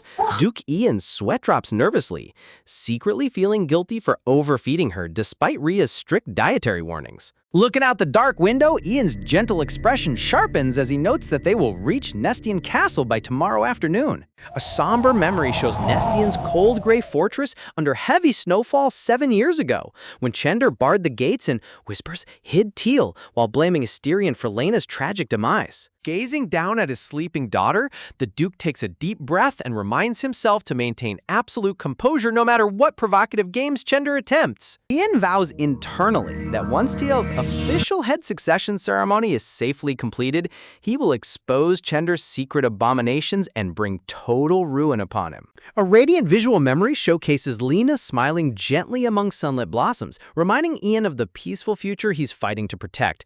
Host commentary: gasp! Seeing Lena's portrait always brings out the emotional feels.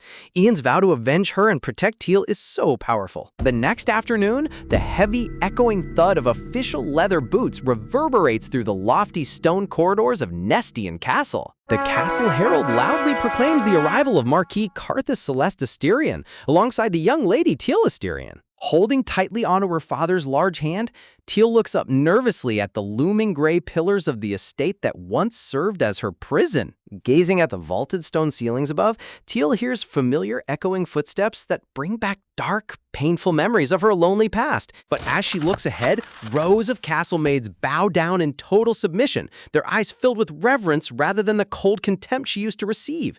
Host commentary: look, the servants bowing down in absolute fear. The table turn from unwanted outcast to high-ranking lady heir is so satisfying. The trembling maids drop their heads in silent terror, terrified of drawing the wrath of the powerful Asterion Duke standing behind her.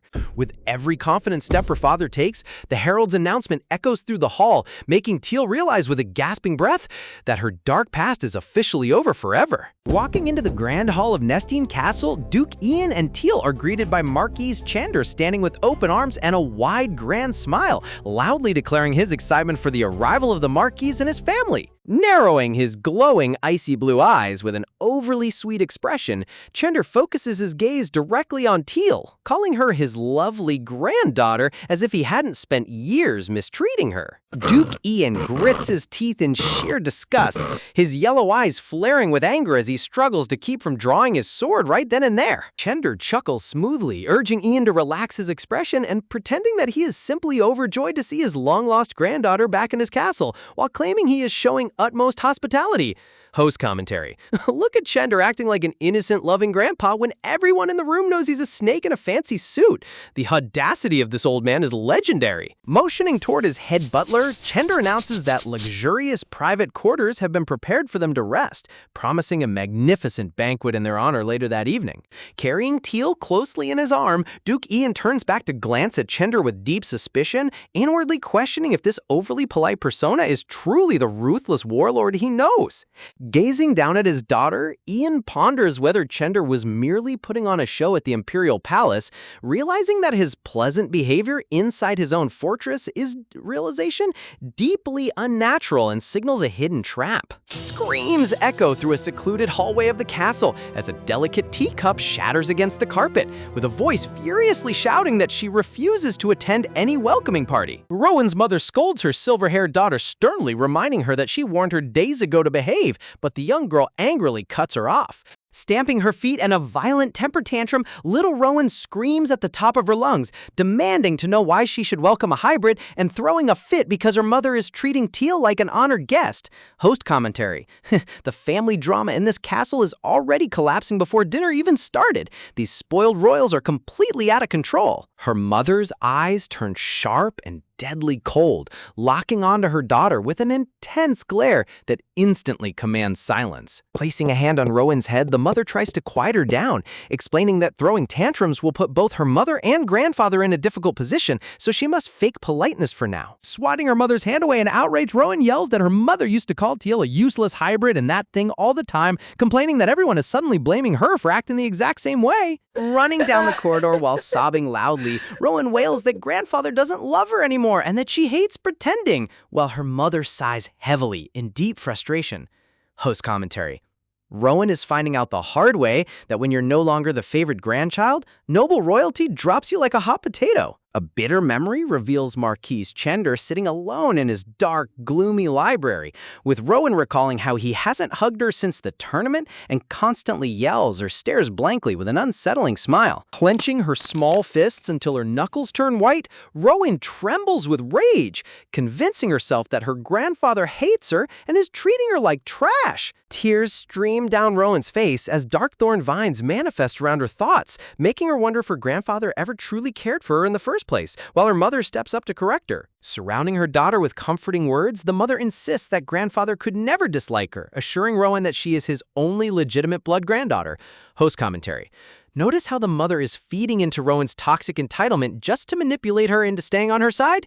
Parent of the Year award right here. A dark memory displays little Teal glowing in a violet aura, with the mother recalling how a true snow leopard should only have snow leopard eyes, claiming that a child with a black leopard's golden eyes is an unnatural hybrid that should never exist. Crouching down beside her daughter, the mother whispers slyly that Teal is threatening their status, warning her that they must bow their heads temporarily until the right moment strikes. Staring into Rowan's eyes with a dark, sinister smirk, the mother vows that together they will reclaim everything that rightfully belongs to them. Pulling Rowan into a tight embrace, the mother whispers a sinister plot into her ear, pointing out that the old Marquis won't live forever, and once he dies, she will take over as head of the family, while Rowan's powers fully awake him.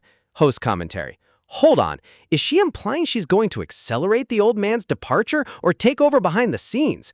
This woman is pure villain material. With glowing, unhinged snake-like eyes and a terrifying smile, the mother whispers cryptically that she is capable of anything, boasting that she has accomplished secret dark deeds far greater than anyone suspects. Back in the lavish guest bedroom, the cozy fireplace crackles warmly as TL sits on the plush bed, cutely asking if she gets to sleep in the same room as her dad tonight. Duke Ian explains that although the servants prepared separate rooms, he demanded a single shared room, warning that they cannot lower their guard even for a second, making Teal beam with joy at staying together. Gazing down at his daughter with a tender look, Ian softly asks if she is feeling okay or if being back in this fortress is bringing back traumatic memories from her past. Looking up into the warm air, Teal murmurs that memories are returning, but they feel distant and blurred, as if she is reading about someone else's life inside a storybook.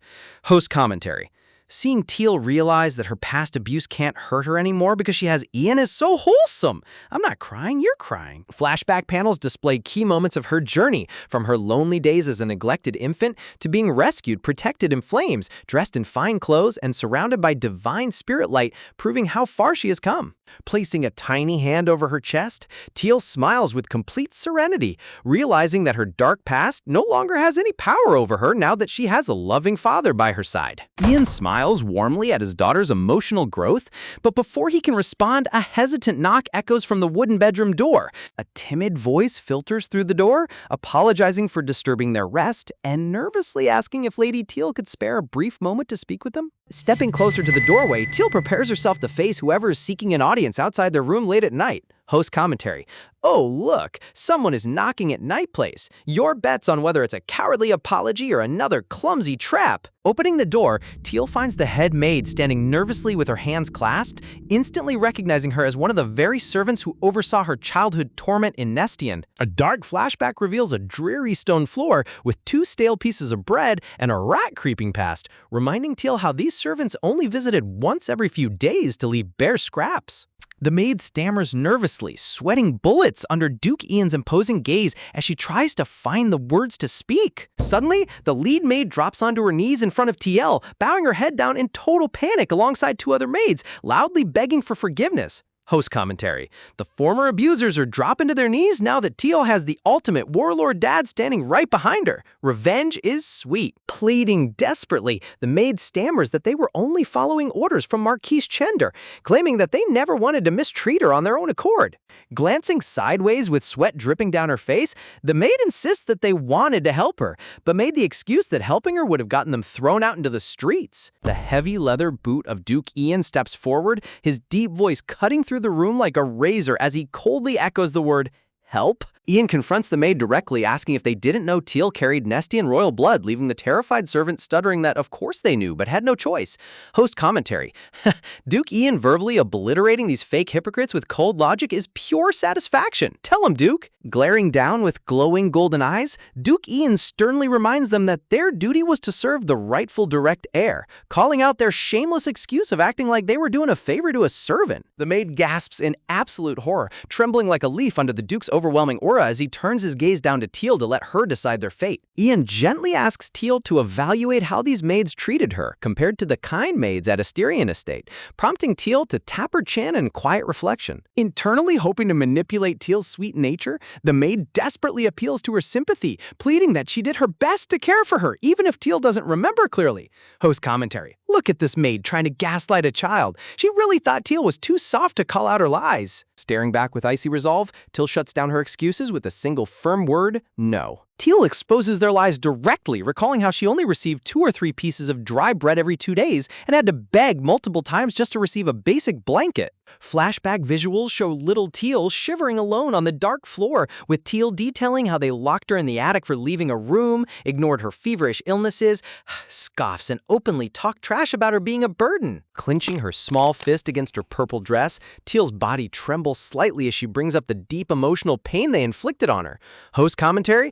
Teal dropping exact facts and receipts on her former abusers. She is not the pushover child they thought she was. Placing her hand over her chest, Teal looks straight at the cowering servants, declaring that back then she truly believed she was a worthless burden because of their cruel treatment. Panic explodes across the maids' faces as they stammer in utter desperation, frantically making excuses that it was all a huge misunderstanding and blaming their superiors as Ian's dark aura closes in around them. Host commentary. They thought appealing to a kid would get them off the hook, but Teal's memory is 4K Ultra HD. Get ready for Duke Ian's absolute wrath. Gently resting his gloved hand onto Teal's head, Duke Ian speaks her name with deep warmth. Expressing his gratitude for her bravery in sharing such traumatic memories, Ian softly assures his daughter that she no longer needs to dwell on that painful past, reminding her that she is the most cherished child in the entire world. Turning his gaze toward the stone window, Ian's voice turns cold as he asks Teal what punishment she wants for the servants who abused her, emphasizing that even if they belong to Nestian, their past harm cannot go unpunished. Glaring down at the shuddering maids, Ian reminds Teal that as the future supreme leader of the entire leopard clan, she possesses absolute authority to demand whatever punishment she sees fit. Talk about the ultimate power move, going from locked in a dusty attic to holding the literal death warrants of your former bullies. A lethal golden light ignites within Ian's eyes as his terrifying aura overflows, growling that anyone who dared torment the entire Empire's living legend must suffer maximum retribution. Desperately slamming their heads against the cold ground, the maids shriek in pure terror, pleading that they committed unforgivable sins and begging for their lives to be spared. Teal gazes down at the cowering servants in complete silence, her brilliant golden eye reflecting deep contemplation as she weighs their fate. Remembering their genuine malice from years ago, Teal reflects that these maids mistreated her out of personal resentment rather than orders, wanting them reprimanded proportionately to the suffering they caused her, though she struggles to decide the exact punishment. Host commentary? Teal's emotional intelligence is insane. She saw right through their fake "we were just following orders" defense. Tapping her chin thoughtfully, Teal cutely admits that imposing harsh punishments feels foreign to her, so she trusts her loving father to make the final judgment on her behalf. Duke Ian nods smoothly, accepting her trust with an icy, confident composure. While pulling Tile into a gentle protective embrace, Ian promises to handle the punishment discreetly while secretly vowing to unleash a fate so devastating those maids will pray for death. Host commentary. Never let a protective tiger dad handle your grievances unless you want your enemies erased from existence. Trembling like autumn leaves in the shadow of Ian's wrath, the maids gasp when Teal suddenly interrupts with a bright idea. With a cheerful sparkle in her eyes, Teal requests that these exact maids be assigned directly to their quarters so she can order them to fetch endless snacks, cozy blankets, and warm comforts. A hilarious, awkward silence fills the room as the maids freeze in complete shock, completely dumbfounded by her unexpectedly wholesome demand. Host commentary. Look at their blank NPC faces. They were preparing for execution and got sentenced to room service. Relieved beyond belief, the maids aggressively bow until their foreheads hit the carpet, frantically promising to obey every single request, even if it means crawling on the ground. Teal begins enthusiastically listing her demands. Fresh bread, jam, pie, pudding delivered every 3 hours, along with piles of fluffy blankets and warm milk, causing Ian to chuckle internally that his daughter might turn into a cute little squishy ball. Suddenly, Teal's eyes swell with glistening tears as an overwhelming emotion washes over her small heart. Panic instantly flashes across Ian's face as he asks if she is feeling unwell, while Teal stammers in flustered embarrassment. Host commentary. Ian's protective instincts went into overdrive the instant he saw a single teardrop. Dad mode activated at 200.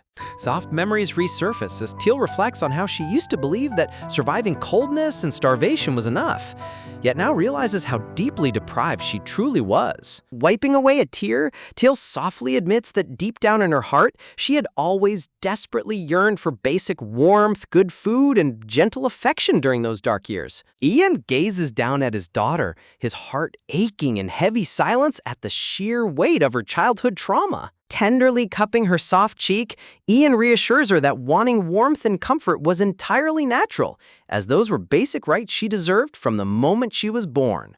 Host commentary. My heart can't take this wholesomeness.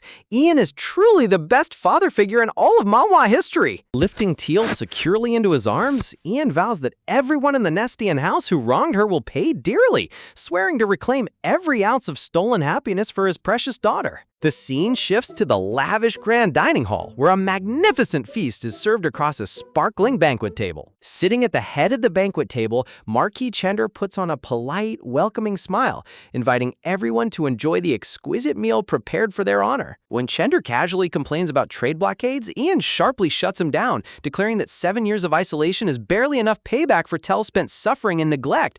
Host commentary. Marquis Chender complaining about trade routes when he literally left a toddler to starve. The audacity of this old man is unreal. Chender tries to mock Ian for lacking ambition compared to Teal, but Ian immediately counters with a razor-sharp reminder that Chender will soon be bowing at Teal's feet as her subordinate. Rather than bursting into anger, Chender chuckles pleasantly, agreeing that tomorrow's ceremony will proceed properly, and scoffing, boasting that he has no qualms bowing to the Empire's savior. Ian narrows his eyes in extreme suspicion, knowing the prideful Marquis would normally throw a tantrum, wondering what dark secret brought about this sudden, creepy change in behavior. Suddenly, a violent bang shatters the quiet dinner as Rowan slams her hands onto the table, standing up in absolute fury. Host commentary? Rowan is about to throw the mother of all noble tantrums right in front of the entire family. Popcorn time. Shouting that she refuses to eat another bite, Rowan storms away from the dining table while her mother desperately calls out for her to wait. Rowan sprints down the stone hallway, ignoring her mother's desperate pleas as the tension in the estate reaches a boiling point. Stuttering nervously before Marquis Chender, the mother tries to fabricate a flimsy excuse that Rowan is simply feeling unwell. Without even glancing up from his steak, Chender cold-heartedly dismisses the mother, telling her to leave the dining room as well. Host commentary. Ouch! The Grand Marquis threw out his favorite golden child and her mom without even blinking. Talk about cold-blooded royalty. Stunned into silence by his brutal dismissal, the mother turns away in bitter humiliation. Slicing into his meat with icy precision, Chender sneers that everyone around him is completely incompetent, complaining that the most unqualified people always harbor the greatest greed. A chilling, unhinged smile creeps across Chender's face as he holds up a knife dripping red liquid, whispering ominously that even useless trash can serve a dark purpose for Teal's sake. As Ian strains to decipher his cryptic words, little Teal gets goosebumps, sensing an invisible, sinister malice creeping through the air. Darkness twists around the dining hall as an overwhelming, unseen force begins to envelop the room. A terrifying blood-red magic array manifests around Chender's shadow, revealing that a sinister, dark entity has completely possessed the old Marquis. Host commentary? I knew it! The old man isn't just acting weird, he's being controlled by some forbidden demonic magic. The story takes a dramatic breath as the official chapter artwork showcases the adorable snow leopard baby theme. The next morning dawns over the snow-covered Nestian fortress, setting the stage for the historic leadership succession ceremony. Inside the Grand Hall, Teal stands atop a tall wooden footstool beside Marquis Chender, stepping up to sign the official succession documents before imperial witnesses. Holding the golden quill, Teal panics internally about her messy handwriting, wondering how she can make her signature look dignified like an adult's. Host commentary. She's about to inherit 2 entire duchies, but her biggest stress is her handwriting. That's relatable kid logic right there. Genius strikes in her tiny mind as she decides to add a little mustache next to her name. Realizing the mustache looks weird, she keeps adding cat ears, fluffy eyes, and whiskers until her formal signature turns into a cute snow leopard doodle. Freaking out over her ruined signature, Teal sweats bullets while Duke Ian gently whispers from the sidelines to just write normally. The Grand Herald steps forward, unrolling the sacred scroll to announce that both parties have officially signed the covenant. Host commentary. Imagine filing a legal treaty to govern an entire continent and the leader's signature is a cat doodle? Iconic! Facing his granddaughter, Marquis Chender solemnly recites the official oath of allegiance as the head of Nestian. Divine light radiates around Teal as Chender swears absolute loyalty, officially enthroning her as the supreme ruler over 2 vast territories and the entire leopard clan. Still trying to wrap her tiny mind around the surreal moment, Teal gazes ahead in quiet disbelief, realizing that her intimidating grandfather is actually offering his submission, something she never dreamed would ever happen in her lifetime. Stepping into the center of the hall, the Royal Herald clears his throat and projects his voice across the room, declaring that the time has come for the former patriarch to physically kneel down and pay homage to young Teal as the legitimate head. Chender's leg trembles violently as his body physically resists bending the knee, caught in an excruciating battle between his towering ego and the force compelling him. A sudden flicker of panic flashes across Chender's pale face as his mind freezes, utterly shocked that his own body is locking up against his command. Host commentary. Look at that arrogant face frozen solid.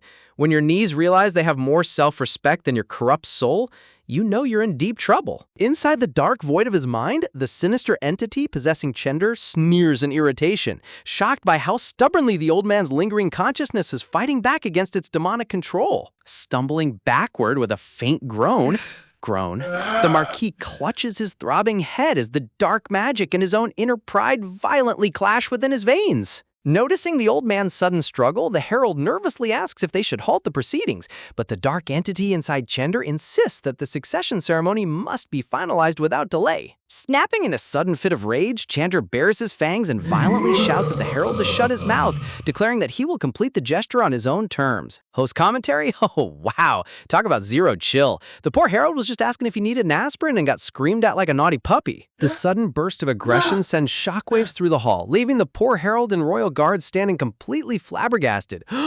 Gritting his teeth until they almost shatter, Chender seethes in absolute agony, internally screaming over the unbearable humiliation consuming his pride. Flames of dark resentment engulf his mind as Chender curses the shadow entity for continuously hijacking his thoughts and forcing him into this degrading surrender. Suddenly, an ethereal light breaks through their dark void as a gentle spirit resembling his late daughter Lena manifests before his eyes, softly pleading with him to stop his wicked rage.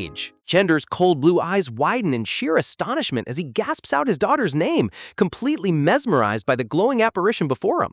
Host commentary? Wait a minute, is this a genuine vision, or is the dark entity using his dead daughter's memory to manipulate him? My conspiracy brain is firing at full capacity. Guided by the phantom image of his beloved daughter, the Marquis instantly drops to one knee, surrendering all remaining resistance. Bowing his head toward the floor, Chender forces out the words through trembling lips, formally paying his respects to Teal as the rightful master of the clan. Gazing down at the bowed old man with quiet grace, Teal utters a calm acceptance, cementing her new status with absolute authority. With the formal bow delivered, the herald joyfully claps his hands together, proclaiming to the entire realm that Teal is now the undisputed ruler of the Leopard Clan. It's official, guys! The snow leopard baby has officially taken over the entire continent! All hail the cute little overlord! Sighing in immense relief, Ian tenderly pats his daughter's head, whispering warm words of praise for her incredible bravery throughout the intense ordeal. A radiant sense of liberation fills Teal's heart as she realizes that her cruel grandfather no longer holds any power to torment or intimidate her ever again. As they walk along the grand carpeted corridor, Ian gently asks if there are any personal keepsakes from her past that she wishes to collect before they head back home tomorrow. Teal softly admits that she never possessed anything to call her own in this cold fortress, though a small part of her remains curious about the items her late mother left behind. Host commentary. Hearing a toddler say she never owned a single thing in her childhood home breaks my heart every single time. Reflecting on her mother's tragic life, Teal realizes that Lena likely suffered in sadness within these cold stone walls too, making the memories preserved back in Asterion infinitely more precious. Ian's golden eyes soften with profound empathy as he quietly absorbs his daughter's wise and mature perspective. Soft memories of Lena lounging peacefully by the water with her beloved panther companions highlight the quiet gentleness she possessed despite the cruel family surrounding her. Brightening up with a cheerful smile, Teal happily declares that her terrible nightmares about Grandfather Chender will finally vanish for good. Host commentary, defeating your trauma so thoroughly that even your bad dreams get canceled is top-tier emotional character growth. Cute cat ears pop over Teal's head as she pumps her tiny fist, hilariously boasting that if Chender dares enter her dreams, she'll order him to kneel on the spot, while Ian silently vows to spawn into her dreams as backup. Arriving at the heavy carved wooden doors of the Marquise's private study, Ian halts their footsteps as a tense aura settles over the hallway. Turning to his daughter, Ian softly requests that she wait in the corridor for a brief moment, prompting her energetic fire spirit to swell up with burning enthusiasm to protect her. Ian sharply commands his trusted royal guard to maintain maximum vigilance and strike down anyone who dares approach Teal while he steps inside. Posing like a mighty little warrior on Teal's shoulder, the fiery spirit proudly promises its creator that no force on earth will bypass its flaming guard. Host commentary? Look at this spicy little chicken nugget flexing his non-existent muscles. I would hire this fire spirit as my personal bodyguard in a heartbeat. With a heavy creak, Ian pushes the study door open, finding Marquis Chender seated at his grand desk waiting for him in the shadows. Fixing Ian with an icy glare, Chender sneers, demanding to know why the Duke insisted on confronting him when he claims to be feeling sick. Unmoved by the old man's hostility, Ian steps forward with unyielding composure, cutting straight to the point without wasting a single breath. Dark memories of a rainy, empty grave surface as Ian demands to know the exact location of Lena's final resting place, furious that they were forced to mourn over an empty casket years ago. Slamming his hand onto the mahogany desk, Chender growls back with venomous spite, refusing to reveal the secret. Host commentary? Sarcastic. Wow, withholding the grave location of your own daughter just out of petty spite? This guy is competing for the Worst Father in Fiction award. Flashbacks of blood-stained linens fill Chender's mind as he hysterically blames Ian for Lena's tragic death, delusionally believing his daughter would still be alive had she never met the Duke. Ordering Ian to leave his sight, the bitter Marquis vows that no force in the world will ever break his silence regarding where Lena is buried. Veins bulge across Chender's face as his blood boils with intense hatred, spitting that breathing the same air as Ian makes his very veins feel on the verge of exploding. Turning his back with cold disdain, Ian declares that he will personally uncover every single atrocious crime Chender has ever committed, down to the smallest secret. Casting a chilling glance over his shoulder, Ian delivers a terrifying promise, ordering the old man to stay alive so he can face full retribution before he dies. Host commentary, that death stare from Duke Ian gave me absolute chills. You know a villain is doomed when the protagonist tells him to stay alive just to suffer. The door slams shut with a loud crash, leaving Chender sitting in total darkness, a silent tension fills the study. From the dark shadows behind the desk, a mysterious black-suited man steps forward with slow claps, sarcastically praising Chender for holding back his temper. With a sinister smirk, the shadowy agent warns Chender that if his outburst caused their dark master to abandon him, his obsession with seeing his dead daughter again will be destroyed forever. Swirling purple miasma saturates the air as the entity reminds the Marquis that only their demonic master possesses the forbidden magic to fulfill his deepest desire. Host commentary, I knew it! They're dangling a fake promise of resurrecting his daughter to keep the old Marquis controlled like a puppet. A dark, twisted illusion of Lena appears once more, whispering manipulative pleas that she is trapped in a cold, lonely coffin, wanting to return to life. Completely brainwashed by the spectral trick, Chender tearfully mutters his daughter's name, desperately agreeing to do whatever it takes to bring her back. As the haunting phantom fades into the snowy night air, Chender sinks deeper into the abyss of his tragic delusion. The scene fast-forwards 4 days later to a sparkling, sunlit bathroom filled with warm water and sweet bubbles. A gentle maid stands by the bathtub, tilting her head with an amused smile while inspecting the tub. Host commentary. The sudden transition from demonic dark magic to cute bath time gives me emotional whiplash, but I am here for it. Observing Teal splashing around happily, the maid chuckles to herself, noting that after 4 days of endless pies and snacks, their cute little master is turned into a delightfully round dumpling. The gentle maid chuckles to herself while organizing the fresh laundry, reassuring her own mind that the young lady's new wardrobe will fit perfectly, since her clothes are naturally styled to be loose and comfortable anyway. Meanwhile, rumors circulate through the grand corridors that while Teal was away in Nestian, the head of the house traveled directly to the Imperial Palace, meaning distinguished visitors might soon arrive at Asterion depending on how the royal negotiations turn out. Flapping her fluffy white ears in the bubble bath, Snow Leopard Teal tilts her round head in wonder, trying to guess who could possibly be visiting them from the palace besides Lord Ian.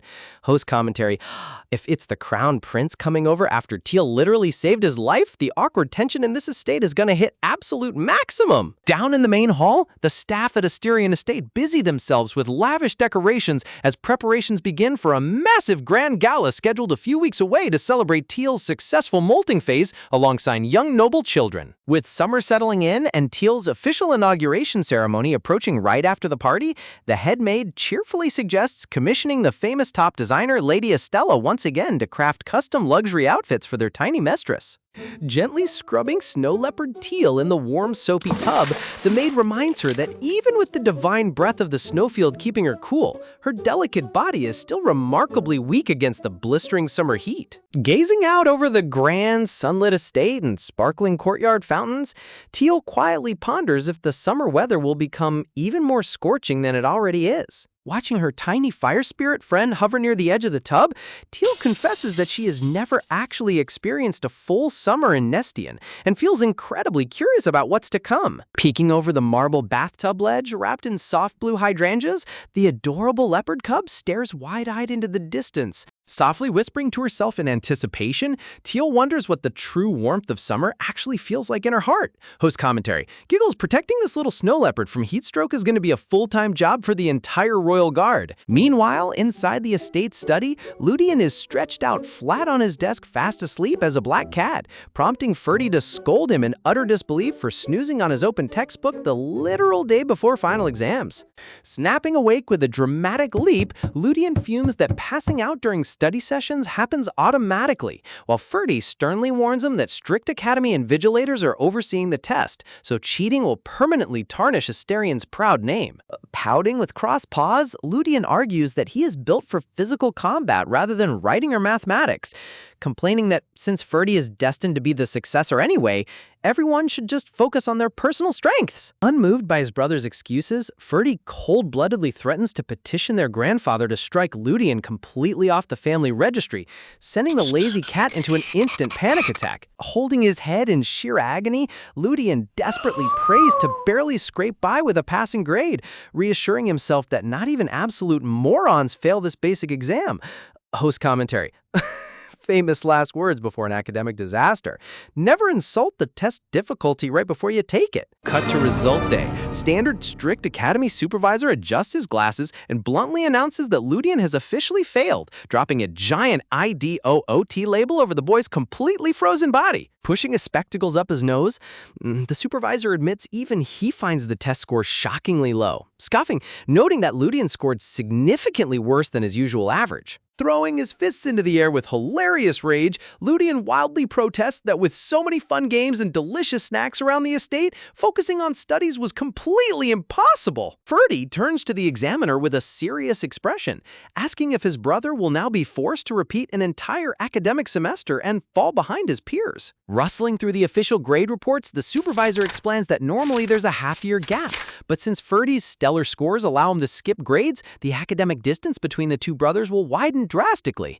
Host commentary: nothing builds brotherly love quite like one sibling skipping a grade while the other gets publicly labeled as the estate dummy. Ludian completely loses his mind, screaming at Ferdy for planning to graduate early, abandon him at that awful academy, and steal all the fun quality time with Teal for himself. Closing his eyes with a thoughtful sigh, Ferdy admits that while his original plan was to finish school early to manage family affairs, sticking strictly to that schedule isn't mandatory. With total composure, Ferdy calmly announces that he will voluntarily repeat the semester alongside his brother, leaving the academy supervisor utterly flabbergasted. Striking a stylish pose, Ferdy smugly claims he can easily audit advanced courses and take extra liberal arts classes for 6 months, insisting he's only staying back because Ludian would cause endless catastrophes if left alone. The supervisor stammers that such an academic arrangement is surprisingly allowed, while Ludian stares at his brother with giant, glittering eyes of pure adoration.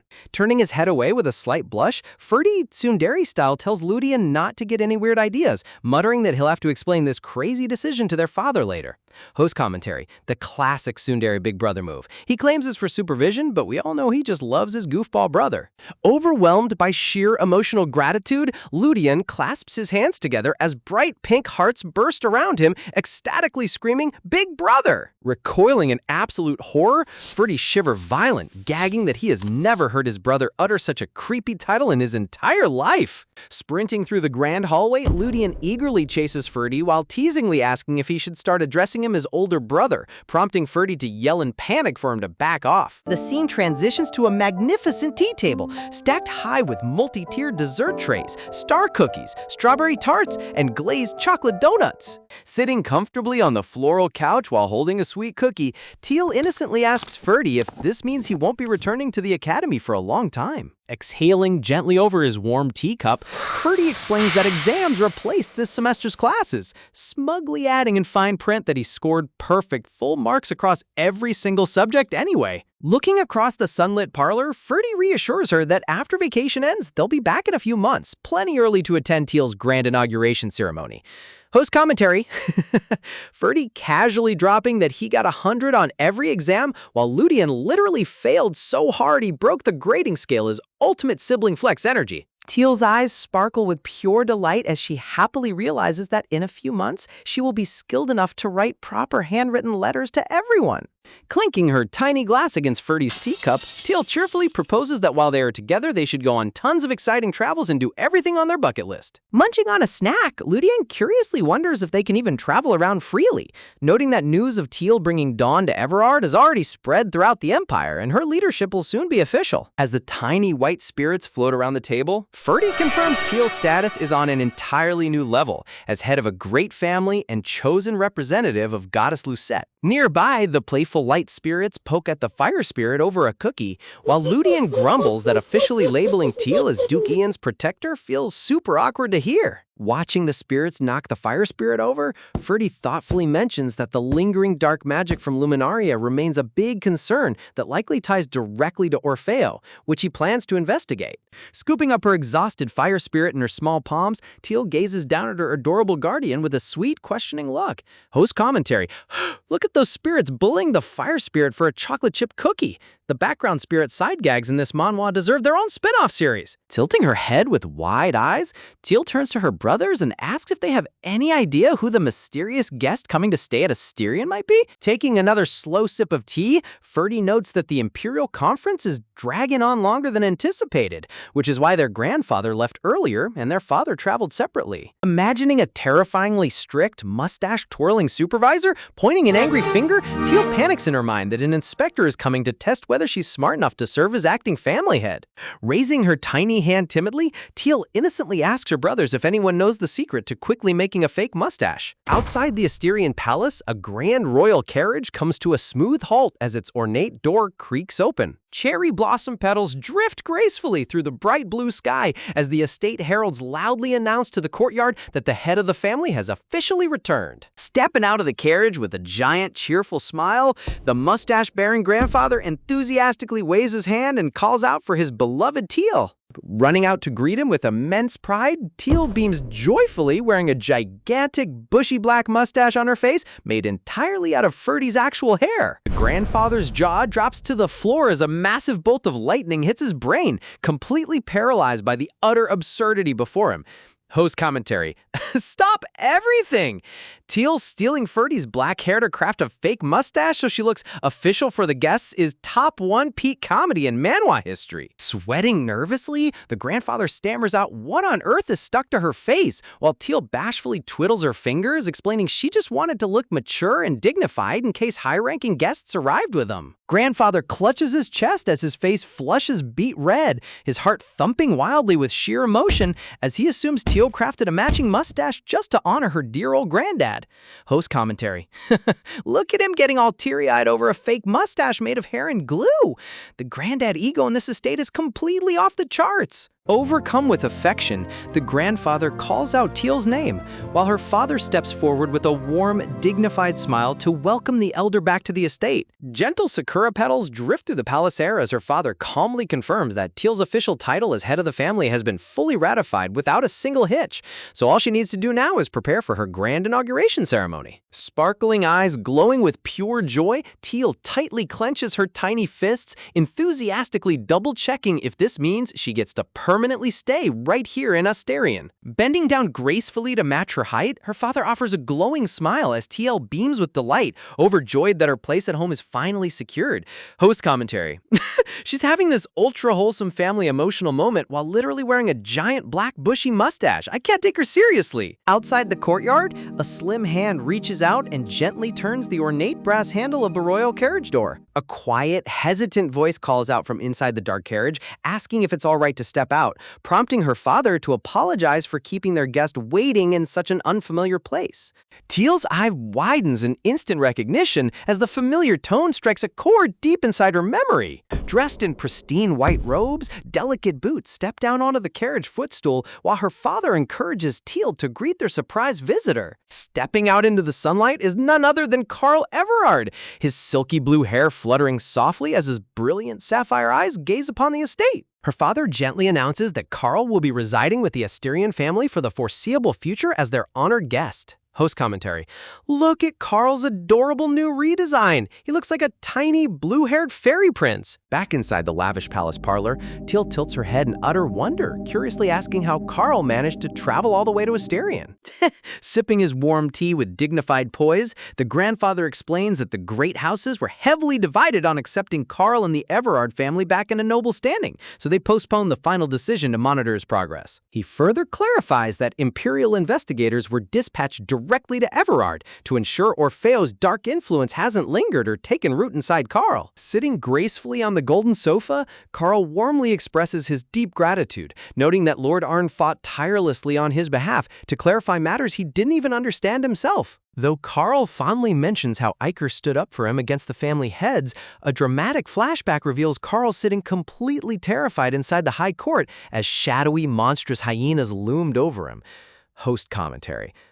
Yes. A friendly political debate in this empire basically means throwing a child into a room full of bloodthirsty political sharks. Fantastic hospitality. Crinkling his brow in confusion, Ludian questions why Carl was brought all the way to Asterion, arguing that the imperial family should be the ones evaluating his potential. Grandfather exhales a slow sigh, dryly pointing out that the imperial family is notoriously timid, terrified that if dark magic manifests in Carl, he'd turn into an unstoppable threat. Slamming his fist in frustration, Ludian angrily demands to know why Asterion has to take on such a dangerous risk, while Grandfather nonchalantly takes another sip of tea. Heavenly light bursts across the screen alongside blooming white lilies as Grandfather grandly declares that Asterion is the safest place on Earth because the legendary Child of Light resides here. Host commentary.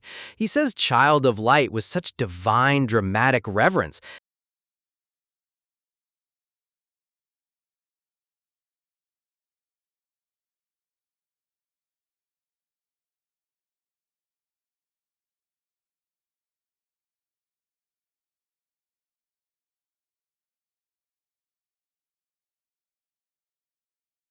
Sitting proudly with her drawn-on mustache, Teal cheerfully reassures everyone that Goddess Lucette personally confirmed Carl bears zero dark magic in his soul. Her father nods approvingly, confirming that since Asterion holds the divine authority to oversee imperial matters, hosting Carl is completely justified. Over a shadowy backdrop displaying the torn Everard turtle crest beneath deep ocean waves, Ferdy notes that while restoring Everard's lost glory won't happen overnight, proving Carl's noble character will pave the way for his family's comeback. Clasping his small hands against his chest, Carl's eyes sparkle with immense hope as he promises to study relentlessly and prove his worthiness. Later that afternoon, soft footsteps echoed down the grand red-carpeted corridor of the guest wing. Walking along the hallway, Teal glances at Carl out of the corner of her eye, secretly thinking to herself how remarkably mature and grown-up he seems now. Meanwhile, Carl sneaks a side glance at Teal, thoroughly bewildered as he wonders why she's wearing the exact same mustache as the Duke, silently questioning if snow leopards age at warp speed. Host commentary. Carl is out here having a genuine existential crisis, thinking snow leopard beasts can randomly sprout facial hair overnight. Somebody please save this poor boy. Reaching the grand guest suite, the butler sweeps his gloved hand forward, welcoming Carl to his official quarters. Carl stammers in utter shock, completely overwhelmed by the breathtaking scale of his luxurious bedroom and its towering canopy bed. Teal claps her hands in sheer delight, excitedly pointing out that his room is right next to hers and proposing they stay up late chatting and having a sleepover. Carl turns pale as a ghost, gasping in absolute terror as Teal's innocent offer sends shockwaves through his mind. Peering around the doorframe with menacing dark purple auras floating around them, Ferdy and Ludian coldly declare that sleepovers between boys and girls are strictly forbidden. Sweating bullets as they spy on the pair, the overprotective brothers panic internally, terrifying themselves over the thought of Carl stealing Teal's heart as they grow older. Host commentary. The BroCon alarm is ringing at maximum volume. Look at them creeping behind the wall like total mafia bodyguards over an 8-year-old.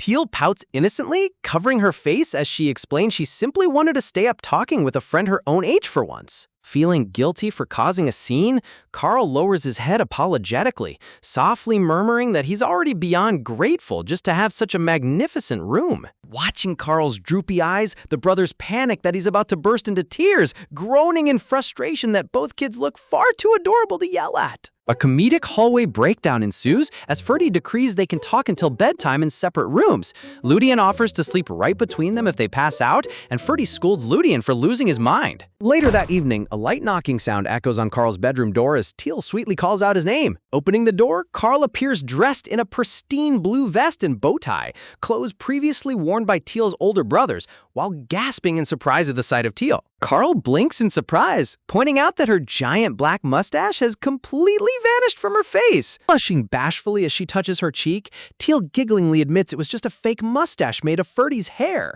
confessing she wanted to look like a proper adult before taking over the family. Host commentary? Ferdy is probably still looking for that missing patch of hair on his head. Teal's dedication to looking official is unmatched.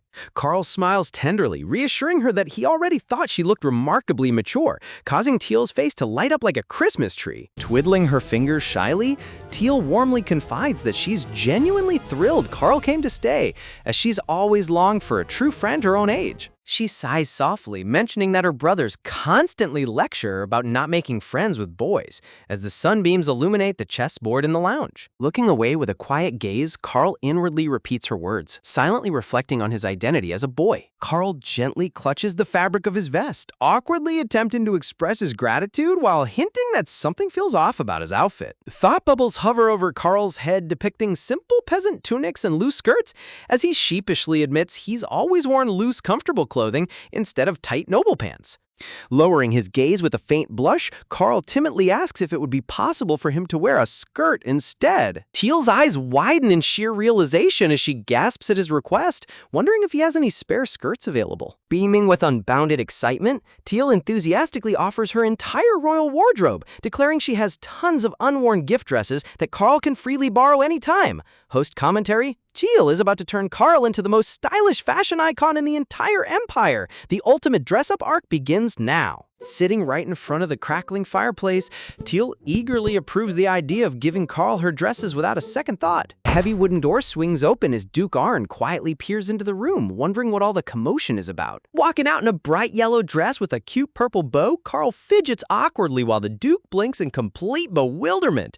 Host commentary: stop everything right now. Carl in a giant yellow princess dress is officially the cutest thing this entire imperial estate has ever witnessed. Teal brightly explains that Carl finds tight trousers completely uncomfortable and prefers wearing breezy skirts, so she happily decided to lend him her wardrobe. Rubbing his mustache, the Duke calmly points out that Carl must have gotten used to loose skirts in Everard, reminding him that proper etiquette will eventually require him to wear pants.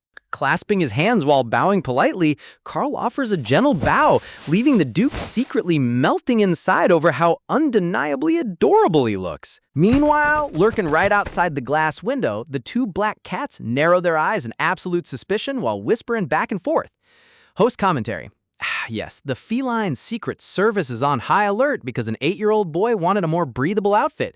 What a massive threat to national security! The mischievous cats imagine a sinister cartoon turtle wearing a yellow skirt, cackling with glee over conquering the household. Staring into space, one cat slyly points out that if Crown Prince Ian ever caught sight of Carl in a dress, he'd completely blow a fuse and throw a massive royal tantrum. With glowing eyes and sinister grins, both cats burst into evil chuckles over the hilarious chaos that's about to unfold. Meowing softly, the pair agree to sit back and enjoy the dramatic show as onlookers. A dramatic light bursts behind their scheme as they finalize their ultimate strategy of letting their rivals destroy each other. Host commentary: these two cats are literally running master-level political chess games while everyone else is playing dress-up. Meanwhile, high above the capital under a blazing golden sunset, the grand towers of the Imperial Palace stand in majestic silence. Inside the royal hall, Crown Prince Ian freezes in absolute disbelief, demanding to know why Carl Everard is currently staying at the Asterian estate. Sitting upon his golden throne, the Emperor calmly confirms Carl will be residing there for 2 months to evaluate his character before restoring his noble family title. Crinkling his brow, Ian questions why Asterian was chosen, prompting his father to gaze at him with deep suspicion over his sudden intense reaction. Host commentary: look at Ian trying so hard to sound like a serious diplomat when everyone knows he's just green with jealousy over Tile. The Emperor reflects on how unusual it is for Ian to speak up so aggressively, but before he can finish his sentence, Ian violently screams in frustration. Shocked to his core, the Emperor gasps in utter astonishment as his son abruptly turns his back on him. With heavy stamps echoing across the plush red carpet, Ian angrily storms out of the imperial throne room without permission. Sweating profusely, the Emperor stares in shock, unable to believe his normally composed son just lost his temper right in front of him. Host commentary: the Emperor is having a full parental crisis, thinking his kid reached his moody teenage rebellion 5 years early. Visualized as a confused lion prince, the Emperor scratches his head, trying to convince himself that Ian is just going through a completely normal childhood phase. days. Back inside his bedroom, Ian vents his bottled-up frustration by taking it out on a soft pink armchair while looking utterly miserable. Stretching a hand high into the bright blue sky, excitedly, a long-awaited arrival marks a brand new day. Stepping out of her luxurious carriage with wide-open arms, Olivia cheers at the top of her lungs, celebrating the end of her month-long confinement. Skipping down the hallway with light footsteps, Olivia happily hums to herself, eagerly anticipating how she'll tease Ludian about failing his exams. Host commentary? Olivia coming home with zero peace in her heart and maximum chaos on her mind is pure gold. Stopping dead in her tracks, Olivia gasps in utter shock at the sight of Carl dressed politely in a girl's blue dress. Ludian dryly explains that Carl is undergoing an important mission for the Empire and will likely become the official head of the Everard family soon. Clutching her collar with wide eyes, Olivia panics, internalizing whether Carl is about to become her fiercely new competitor in the upcoming Luminaria tournament. The two black cats cackle hysterically behind her, mocking her for being terrified of a 7-year-old turtle beaskin. Watching Olivia get utterly roasted by two tiny cats while trying to keep her cool is peak comedy. Wiping away a tear from laughing so hard, Ludian clarifies that as a future family head, Carl will only attend the opening ceremony rather than compete directly against heirs. Olivier's wolf ears pop out in instant relief as she gasps with wide eyes, realizing Carl isn't going to steal her spotlight after all. Clearing her throat with a dramatic cough, she quickly tries to regain her dignified composure. Stepping forward with newfound confidence, Olivier places a firm hand onto Carl's small shoulder. Clasping both his shoulders tightly, Olivier passionately lectures Carl, commanding him to take over his family line without delay. Host commentary. She went from being completely terrified of him to becoming his #1 motivational life coach in under 10 seconds. Right on cue, Teal comes rushing into the corridor with a massive smile, excitedly calling out her sister's name. Hugging each other tightly, Teal sweetly shares that her molting has finally finished, earning a warm praise from Olivier. Twiddling her small finger shyly, Teal hesitantly admits there's a big favor she wants to ask now that Olivier is finally back home. Olivier tilts her head in curiosity as Teal asks if she would be willing to teach writing lessons to both her and Carl together. Stepping forward with blushing cheeks, Carl softly adds that Lady Olivier is so strong and amazing, making her the perfect teacher for them both. Olivier's heart flutters with overwhelming pride as she blushes bright pink over Carl's adorable flattery. Host commentary. Look at Olivier trying to stay cold and aloof, while her internal ego is throwing a whole victory parade over a compliment. Sweat drops roll down her neck as she glances back at Carl's sparkling, innocent gaze, feeling completely cornered by his charm. Waving her hand dramatically, Olivier huffs that she normally only teaches girls, but agrees to make a special exception solely for TL. Later that evening, inside the estate office, light streams across the mahogany desk as a serious discussion about etiquette tutors begins. Etienne points out that bringing in outside tutors requires careful consideration, so Teal doesn't feel overwhelmed around unfamiliar strangers. Grandfather suggests bringing in Etienne first to teach the basics, noting that Wolfgang isn't particularly busy at the moment anyway. When Etienne asks if Stefano will get lonely without them, Grandfather slams his hands onto the desk, loudly declaring he couldn't care less. Host commentary.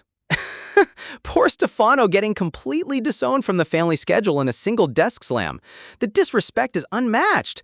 Agreeing to the tight 2-month timeline, Etienne notes that using Wolfgang's wolf mounts will make the journey take only a few short hours. Right before wrapping up, Grandfather suddenly requests a few shallow fish tanks to be ordered immediately, leaving Etienne completely confused. Grandfather explains that aquatic beastkins get extremely uncomfortable in the hot inland heat, so having shallow water spaces will keep Carl relaxed. Etienne imagines an adorable cartoon turtle floating peacefully inside a bowl of ice cubes with boba tea and sweet snacks, staring off into space with total dot eyes. Host commentary. Carl is out here getting treated like a high-maintenance exotic goldfish in a luxury spa. This estate truly caters to every beastkin requirement. Duke Arn reflects softly on the heavy struggles facing the aquatic beastkin, noting how difficult it must be for them to survive so far away from their natural ocean habitats. Host commentary. Look at the Duke getting all contemplative over turtle logistics while trying not to coo over Carl's adorable outfit. Looking back at the lost history, the fallen realm of Everard left its aquatic people scattered across foreign lands, without a place to call home, waiting centuries for their sacred waters to be restored. Etienne gazes down thoughtfully, admitting how heartbreaking it is that a young child like Carl must shoulder such an immense realm-shaping burden all on his own. High above the estate, sunlight beams over the grand clock tower as everyone holds on to the desperate hope that peaceful days will finally return for their families. Meanwhile, inside the hallway, a silver-haired visitor steps forward with an overly theatrical bow. Scooping up little Teal high into the air, the silver-haired wolf proudly boasts about how much the child resembles him, only to be instantly shot down by the household. Host commentary, man tried to claim genetic victory only to get universally shut down by the entire room. Laughing off the absurd claim, the Duchess teasingly asks if he secretly had a turtle relative in his family tree, causing Duke Arn to shut down the silliness immediately. Glaring with extreme annoyance, Duke Arn demands to know why he showed up unannounced, only for the man to proudly state he's simply escorting his wife home. Beaming with bright sparkles, the persistent guest boldly asks if he can visit every single evening after work, prompting Arne to instantly declare a full ban on adult dogs entering the estate. While the silver-haired wolf whines in despair in the background, the Duchess calmly outlines the 2-month training plan for Carl, focusing on imperial history and proper noble etiquette. Host commentary.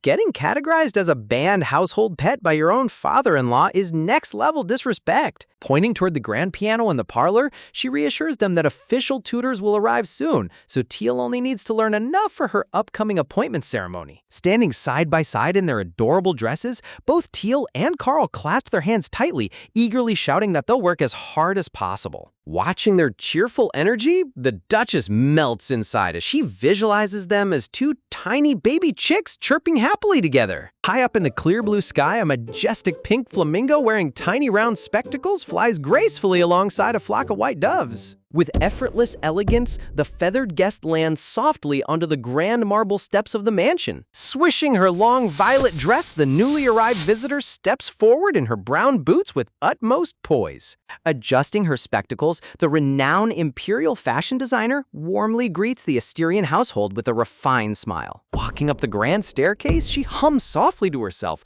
wondering if the newly arrived young master will make a good companion for her baby snow leopard back home. Super bright pink ball of yarn suddenly tumbles across the floor, catching her completely off guard. Host commentary, leave it to this household to throw a random yarn ball at a top-tier imperial designer. Looking down in complete disbelief, the designer freezes as she spots a tiny blue turtle waddling nervously near her feet. Clasping his little flippers together, Carl sits in his super cute beast form, sweating shyly under her intense gaze. Clutching her chest as her heart pounds violently, the designer gushes in total overwhelm at the absolute peak cuteness in front of her. Whispering behind their hands, the two young servants dryly comment on how the designer forced an instant transformation just to satisfy her obsession with beast forms.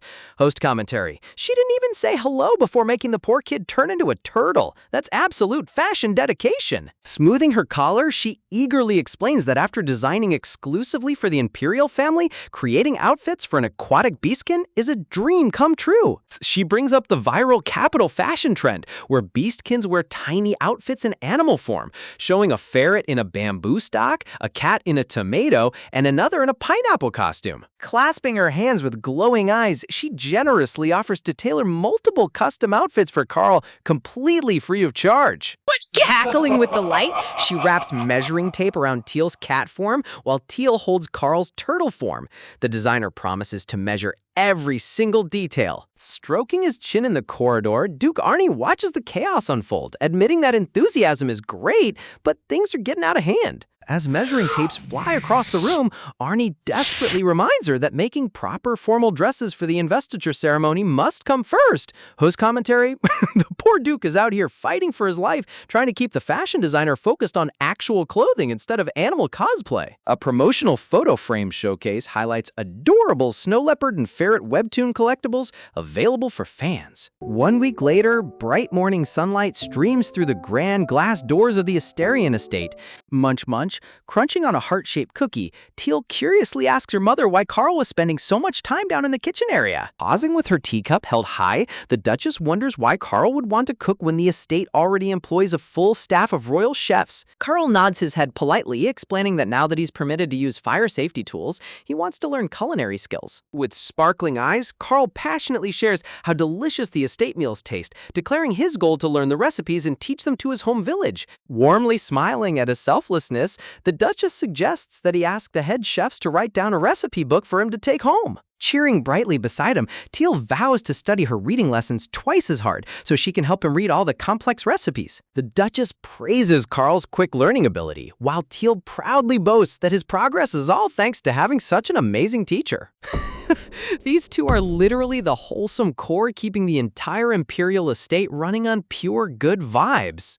Blushing gently, Carl admits he never expected to be welcomed so warmly by someone constantly surrounded by grand noble attention like Teal. Clenching her small fist with fierce determination, Teal firmly lectures him that family and friends belong in completely different categories. Tilting his head in confusion, Carl innocently asks whether Crown Prince Ian falls under her category of friends. Teal instantly freezes in place, her eyes turning into wide fried egg circles as shock hits her entire body. Pumping her fists in absolute panic with glowing red cheeks, Teal loudly blurts out that if she becomes the mommy, Ian will become the daddy. Covering her burning red face with both hands while her cattail fluffs up in total embarrassment, Teal begs him to keep it a secret, leaving Carl completely stunned with dot eyes. Host commentary, she just confessed her entire life plan for marriage and family to an 8-year-old turtle in broad daylight. The secondhand embarrassment is off the charts. Carl stares back in silent bewilderment, blinking his huge blue eyes as he processes her sudden dramatic outburst. Outside, near the sparkling garden waterfall, Teal reflects deeply on how Ian is far more special to her than just an ordinary friend.